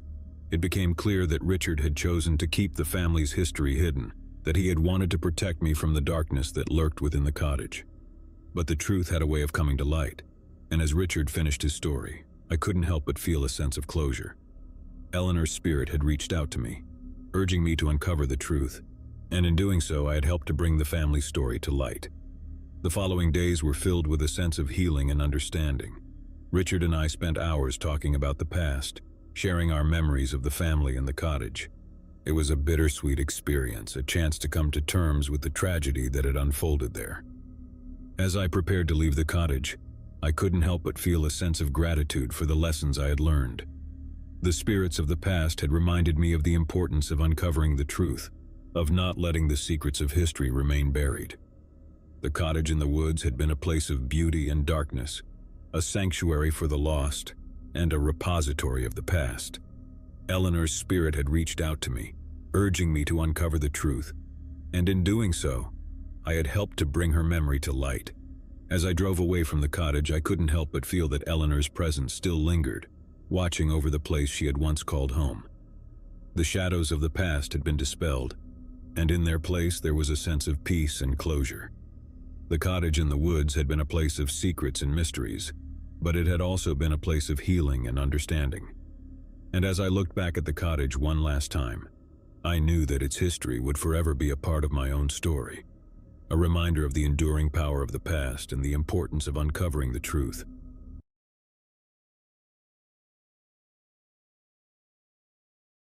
In the heart of summer, 4 friends, Lisa, Jake, Sarah, and Mike, decided to embark on a road trip that would take them through the picturesque landscapes of the American Southwest. With a packed car, they set out on a journey filled with laughter, adventure, and the promise of unforgettable memories. Their chosen route would lead them through desolate stretches of highway that wound through vast, arid deserts, isolated and remote. As they drove, the scenery transformed from bustling cities to barren wilderness, and the open road seemed to stretch on forever. Lisa, the driver, navigated with precision as Jake, her partner, manned the stereo. Their laughter filled the car, and they sang along to their favorite tunes, their spirits high as they embraced the freedom of the open road. Sarah and Mike in the back seat shared jokes and snacks, their faces illuminated by the ever-present glow of their smartphones. Hours passed, and the group marveled at the stunning vistas that unfolded before them. The landscape was simultaneously awe-inspiring and desolate, a stark reminder of the vastness of nature. But as the sun dipped below the horizon, the realization dawned that they were venturing deeper into the isolated desert, with no signs of civilization in sight. "We should probably find a gas station soon," Lisa remarked, her eyes scanning the barren landscape. Jake consulted the map and his smartphone, trying to determine the nearest gas station. There should be one a bit further ahead, but it's hard to tell exactly how far. With growing concern, they continued driving, hoping to reach the elusive gas station before their fuel gauge reached empty. But the hours passed and their situation grew more precarious. The landscape became increasingly desolate with no signs of life or infrastructure. The fuel gauge continued its relentless descent, and anxiety filled the car. Jake's phone lost signal, leaving them without GPS or a means to contact anyone for help. The group exchanged worried glances, realizing they were in a dire predicament. "It's been hours since we saw a gas station," Lisa said, her voice tinged with panic. Mike, trying to stay positive, tried to reassure the group. "There's got to be something up ahead, we'll make it." As the last dregs of fuel were siphoned from the tank, the engine sputtered and died. The car coasted to a halt on the side of the highway, surrounded by an endless expanse of desert under the moonlight. Desperation hung heavy in the air as they stepped out of the car and looked around. The silence was dark, broken only by the howling of the wind through the barren landscape. "We can't stay out here," Sarah said, her voice trembling. Mike's face was grim as he surveyed the empty highway. "We'll have to start walking and look for help. Maybe we'll find a gas station or a passing vehicle." With no other option, they set off on foot, clutching their flashlights and whatever supplies they had in the car. The desert night was unforgiving, the temperature dropping rapidly, and the haunting emptiness of the landscape added to their growing fear. Hours turned into a seemingly endless trek, and their energy waned. Sarah and Lisa shivered in the cold desert air, their feet aching from the miles they'd walked. Their hope began to fade, replaced by a gnawing dread that they might never find help in this desolation. Suddenly, Mike spotted a distant glow on the horizon. "Look, there's a light. It could be a gas station or a building. Let's go." Renewed with hope, they quickened their pace, heading toward the distant light. But as they approached, they realized it was not a gas station, but a solitary, dilapidated building that seemed abandoned for years. The flickering neon sign that once declared Oasis Diner hung precariously, its letters missing or askew. Reluctantly, they entered the diner, their flashlights revealing a scene frozen in time. Dust-covered tables and chairs, shattered glass, and tattered menus were strewn about the interior. It was a haunting sight that left them with a sense of foreboding. Mike called out, but there was no response. The place seemed deserted, and its silence was scary. With no other options, they decided to search for any supplies that might help them get back on the road. As they explored the diner, they discovered an old cash register, empty except for a few decaying dollar bills. In the kitchen, they found a pantry with canned goods and bottled water, which would sustain them for a short while. The group debated whether to spend the night in the abandoned diner or continue their journey on foot. The decision was fraught with uncertainty, but the chilling isolation of the desert night outside made the choice clear. They decided to stay and rest before resuming their quest for help at first light. In the diner's back room, they huddled together, trying to find comfort and warmth. They shared stories and jokes to lighten the mood, but the strange surroundings and their dire situation hung heavily over them. Sleep proved elusive, as the hours crept by in torturous silence.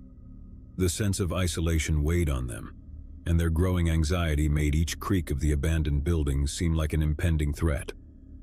Just as they were beginning to doze off, a haunting sound echoed through the diner, a sound that sent a cold feeling down their backs. It was a faint, creepy melody, like an old music box playing a twisted lullaby. The group's eyes met, their faces pale with fear. "Did you hear that?" Jake whispered, his voice trembling. Sarah nodded, her eyes wide with terror. "It's coming from the kitchen." Mike, with a flashlight in hand, ventured into the dark kitchen. The others followed, their hearts pounding as the haunting melody grew louder. As they entered the kitchen, they discovered the source of the sound. An old music box on the counter, its cracked lid slightly ajar. The music box played its haunting tune with a life of its own, its winding key untouched. The melody had an ethereal quality, as if it were beckoning them to some dark, mysterious place.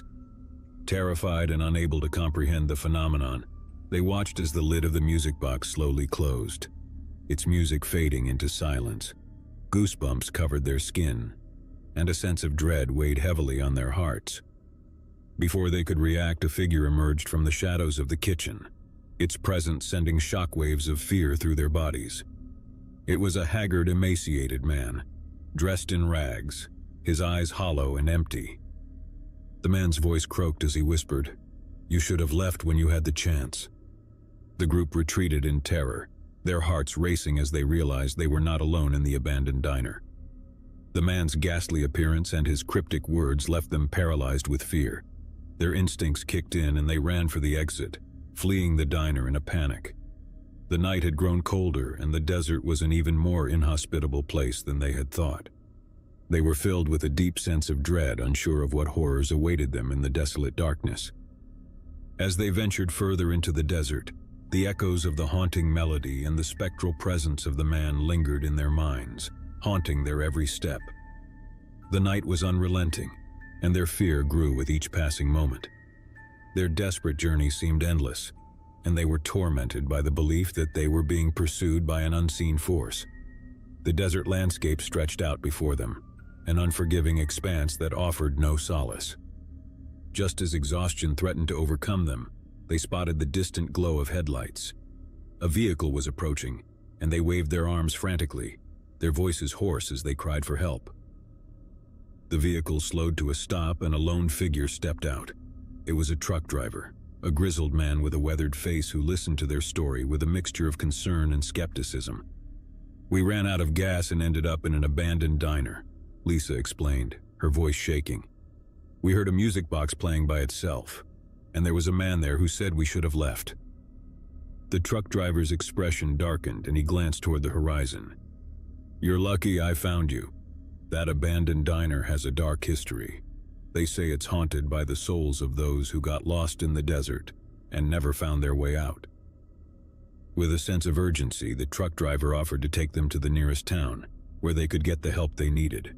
As they piled into the truck, their relief was palpable, and they couldn't escape the feeling that they had narrowly escaped a horrific fate. Story 2. In the heart of summer, Mark set out on a cross-country journey to visit his family. The open road stretched before him, inviting him to embark on an adventure filled with excitement and the promise of reunions with loved ones. Armed with a map, a trusty old car, and a sense of adventure, he headed out, leaving behind the bustling city for the wide expanse of the countryside. As Mark drove through picturesque landscapes and quiet towns, he marveled at the diversity of the country. The journey was marked by changing scenery, from lush forests to rolling hills and dusty highways. Along the way, he exchanged pleasantries with friendly strangers, visited quaint diners, and admired roadside attractions. The trip was proving to be everything he had hoped for. One evening, as the sun dipped below the horizon, Mark found himself in a remote stretch of the highway, far from any signs of civilization.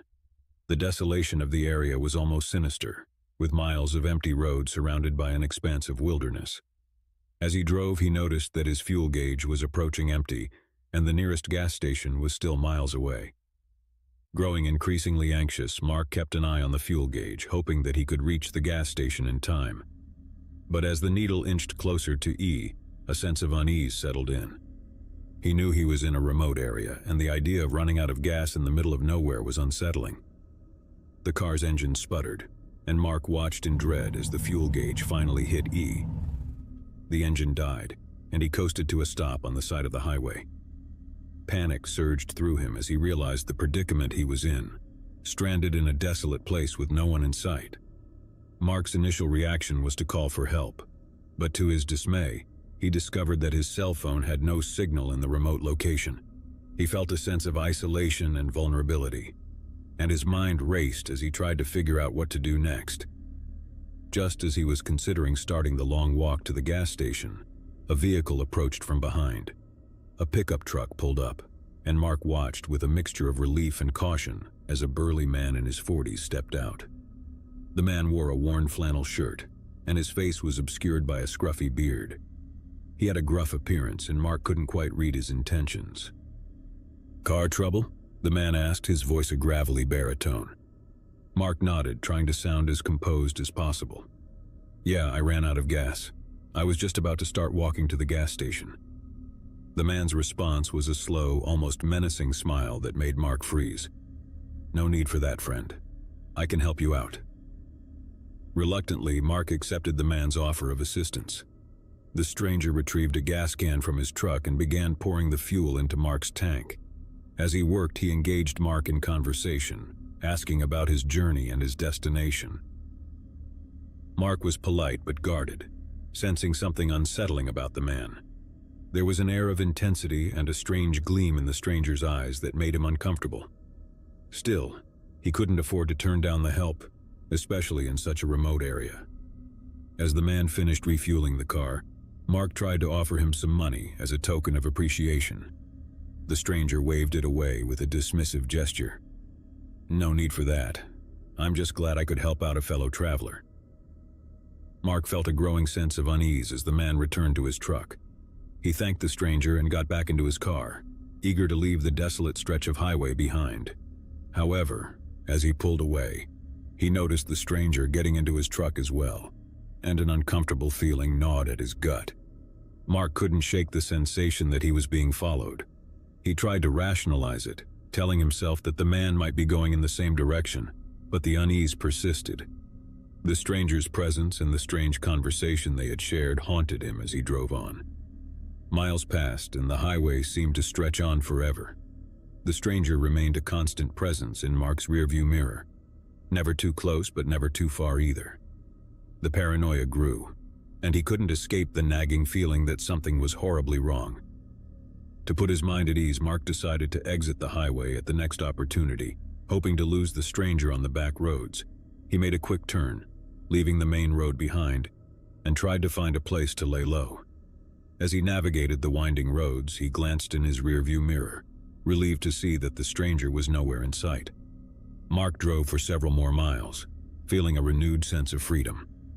It seemed that he had successfully eluded his unwanted companion. He decided to stop at a nearby rest area to gather his thoughts and plan his next move. But just as he pulled into the empty rest area and parked his car, a sense of dread washed over him. The stranger's pickup truck had pulled in behind him, and the man emerged from the vehicle, wearing the same scary smile as before. Mark's heart raced as he realized the stranger had been following him all along. He considered his options, but the isolation of the rest area left him with few choices. The stranger approached his car, and Mark locked the doors, his hand trembling as he reached for his cell phone, still hoping for a signal. The stranger tapped on the window, his grin growing wider and more unsettling. "You tried to lose me back there, didn't you? That's not very nice." Fear coursed through Mark's veins, and he had no doubt that the stranger's intentions were far from benign. Desperation gripped him, and he reached for the car's ignition, preparing to make a hasty escape. But before he could react, the stranger produced a knife from his pocket, its blade glinting in the dim light. He began to slash at the tires of Mark's car, rendering it immobile. Panic and terror consumed Mark as he realized the dire situation he was in. With his car incapacitated, Mark had no choice but to open the window and face the menacing stranger. The man's smile had transformed into a sadistic grin, and he leaned in closer, the glint of the knife blade dancing in his eyes. "You shouldn't have tried to run, friend," the stranger whispered, his voice dripping with malice. Just as Mark feared the worst, the rest area's silence was shattered by the distant wail of sirens. The approaching police cars' flashing lights painted the scene with a sense of hope. The stranger, realizing the imminent danger, retreated and fled to his pickup truck. The police car skidded to a stop, and officers apprehended the stranger, who struggled violently but was eventually subdued. Mark's heart pounded with a mixture of relief and gratitude. The police explained that the man was a known criminal with a history of violence and assault. They had been tracking him for some time, and Mark's call for help had led them to the rest area just in the nick of time. Story 3. David and Sarah, a married couple, set out on a romantic getaway to celebrate their anniversary. They decided to explore the less-traveled back roads of the countryside, hoping to discover hidden gems and make memories together. The open road stretched before them, and they were filled with anticipation and excitement. The journey was punctuated by laughter, heartfelt conversations, and moments of pure happiness. They cherished the serenity of the open road, taking turns behind the wheel, and stopping at quaint roadside diners and antique shops. One evening they found themselves on a winding, desolate road, far from the bustling towns they had grown accustomed to. The remoteness of the area was almost creepy, with dense forests on either side of the road and no other vehicles in sight. As the day waned and the sun dipped below the horizon, David noticed that their fuel gauge was nearing empty. Sarah glanced at the gauge and said, "We should look for a gas station soon. The nearest town should have one." With growing concern, they continued driving, their eyes scanning the forested landscape for any signs of civilization. But as the fuel gauge inched closer to E, a sense of unease began to settle in. David muttered, "We're running low on gas. I hope we find a station soon." Just when their anxiety was reaching its peak, they spotted a small road sign that pointed to a nearby gas station. Their relief was palpable as they followed the signs to the station, anticipating a chance to refuel and continue their journey. However, when they reached the gas station, their optimism turned to dismay.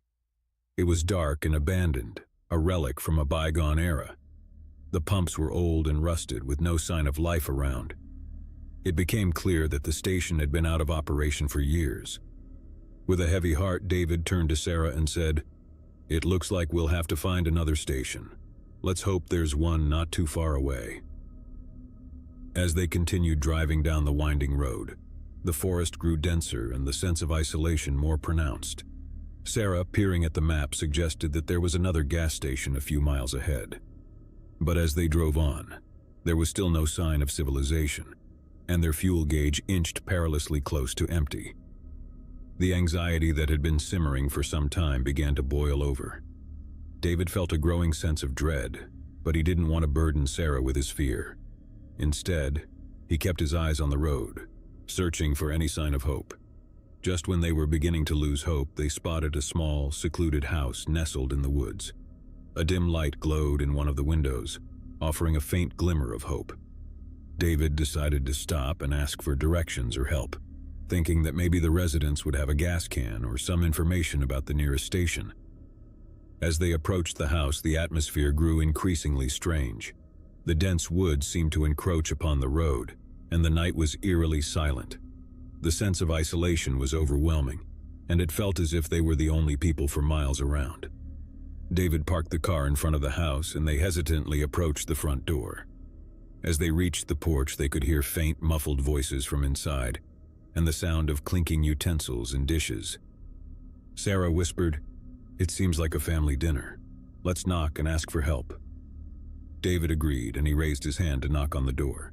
But before he could do so, the door swung open with a creak, revealing a tall, imposing man in his 50s. He had a scruffy beard and intense, unblinking eyes that seemed to pierce through David and Sarah. "Can I help you?" the man asked, his voice steady but devoid of warmth. David stammered, "We're out of gas and we were wondering if you could point us to the nearest gas station. We saw your lights on and thought maybe you could help." The man's smile was strained and his gaze never left them. "I'm sorry, but we're quite far from the nearest gas station. You're welcome to come inside and wait for morning, but we can't offer any gas." As they entered the house, the weird atmosphere only intensified. The interior was strange, and the dining room was filled with people, their faces blank and devoid of emotion. It was as if the entire family had been frozen in time, trapped in a strange tableau. The man introduced David and Sarah to his family, but there was something deeply unsettling about the encounter. The family members barely acknowledged their presence, and their dinner table was laid out with strange, unappetizing dishes. The air was heavy with silence, punctuated only by the sound of utensils scraping against plates. As David and Sarah sat at the table, the man's demeanor grew more unnerving. He continued to stare at them, his gaze unyielding. "You must be hungry after your journey. Please help yourselves to dinner." David and Sarah glanced at the peculiar dishes before them, unable to hide their discomfort. The food appeared to be a mix of unidentifiable ingredients, and an odd odor permeated the room. They politely declined the offer, but the man insisted, his insistence growing increasingly unsettling. Hours passed, and the couple found themselves trapped in a strange, unsettling limbo. The family remained unresponsive, their strange tableau unchanged. David and Sarah felt like unwelcome guests, and the fear that had been simmering beneath the surface grew more pronounced. Finally, as the clock approached midnight, the man rose from the table and approached David and Sarah, his eyes fixed on them with an unsettling intensity. "You can't leave. You must stay the night." Sarah's heart raced as she asked, "Why can't we leave?" "We just need to find a gas station." The man's response was chilling. "You can't leave because you've seen too much. You know our secret, and we can't allow you to leave." In an instant, the situation escalated from strange to horrifying. The man's demeanor turned menacing, and his family members rose from the table, their blank faces now contorted with malevolence. David and Sarah realized that they were in grave danger. With adrenaline surging through their veins, they made a desperate attempt to escape. They bolted for the front door, but the man and his family pursued them with a chilling determination. As they raced back to their car, the night seemed to close in on them, the forest swallowing them whole. The pursuit was relentless, and the man's sinister laughter echoed through the woods. Desperation drove David and Sarah to their limits as they tried to outrun their pursuers. They sprinted through the thick woods, their breaths ragged and their hearts pounding. But the family's knowledge of the terrain gave them an advantage, and the pursuit showed no signs of relenting. Just when it seemed that David and Sarah were doomed, they stumbled upon a small cabin in the woods. The door was unlocked and they burst inside, barricading themselves in. The family members arrived moments later, their hands pounding on the door with a terrifying, relentless rhythm. David and Sarah huddled together, their hearts racing as they realized the direness of their situation. The cabin's interior was shrouded in darkness, and they knew that they had no means of escape. The scary sounds of the family members outside, their footsteps and taunts, filled the cabin with dread. As the night wore on, the couple's hope began to fade. The sinister family showed no signs of giving up, and the relentless pursuit had become a nightmare that refused to end. The darkness was their only ally, but it couldn't shield them from the malevolent presence lurking just outside the cabin. In the darkness, David and Sarah clung to each other, their fear and desperation consuming them. The horrifying realization that they were trapped in a remote cabin with no hope of escape, at the mercy of a sinister family, was a nightmare come to life. I had been out with friends one Saturday night and the time had slipped away from me. By the time I realized I needed to head home, it was already past midnight, and the city was shrouded in a scary stillness. I knew taking an Uber was the safest option at this hour, so I requested a ride and watched as the app matched me with a driver named Mark. Mark's car arrived within minutes and I hurriedly climbed into the back seat, eager to get home. He greeted me with a friendly smile and asked for my destination. I mumbled my address and he pulled away from the curb. The ride started like any other. We exchanged pleasantries, talking about the weather, our weekends, and other small talk. Mark seemed polite and unassuming, a middle-aged man with a calm demeanor. I relaxed into the ride, letting the soft hum of the engine lull me into a sense of security. As we drove through the streets, my thoughts wandered. I couldn't help but feel a tinge of unease.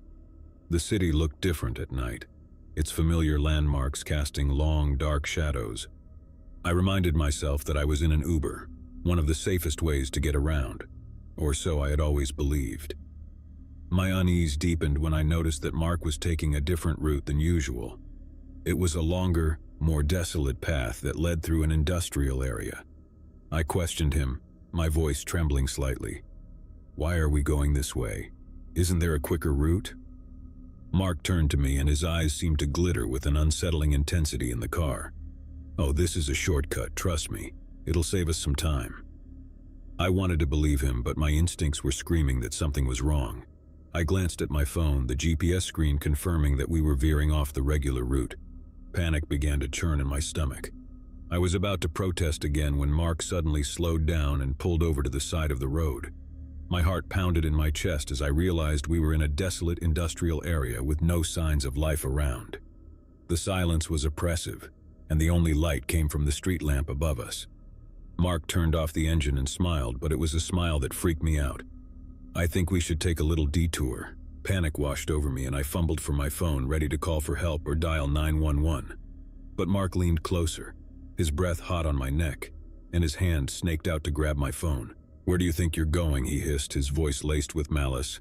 "You're not calling anyone." The realization hit me like a freight train. This wasn't a mere detour, it was a nightmare unfolding before my eyes. I was alone in a car with a sinister man, miles away from help, and I had no way to defend myself. I knew I had to act quickly. With adrenaline surging through my veins, I opened the car door and bolted out onto the dark street. My heart was pounding, and I could hear Mark's enraged shouts as he chased after me. The industrial area was a maze of shadows and silence, and I had no idea where I was or where I could find help. My legs carried me through the deserted streets, and I finally stumbled upon a small convenience store with its lights still on. I burst inside, gasping for breath, my eyes wild with fear. The store clerk, an elderly man, looked at me with concern and asked what had happened. I quickly explained the terrifying encounter with the Uber driver, and the clerk called the police. Within minutes they arrived, and I provided them with a description of the man who had been driving the car. They assured me they would do everything in their power to find him. I was taken to the police station to give a formal statement, my hands trembling as I recounted the horror of the past hour. I learned that the car I had been in was reported stolen, and Mark was nowhere to be found. It was clear he had intended to harm me, and I had narrowly escaped a horrific fate.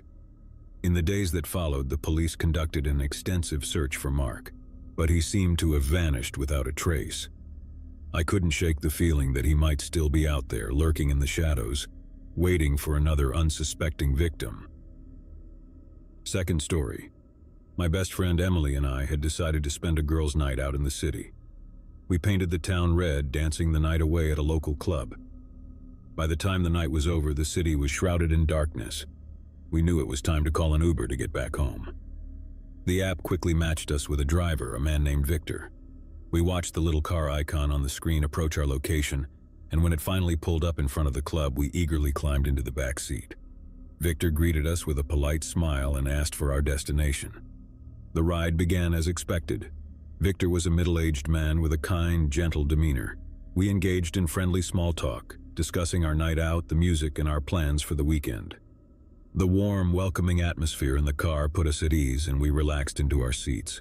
The city had a different charm in the quiet hours of the night, and I couldn't help but gaze out of the window, taking in the serene beauty of the darkened streets.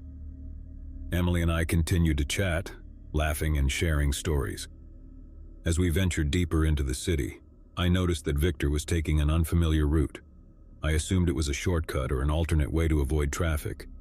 I glanced at my phone's GPS, but it was difficult to discern our location. The city looked different at night and I didn't recognize the streets. I asked Victor about the route, my voice tinged with curiosity.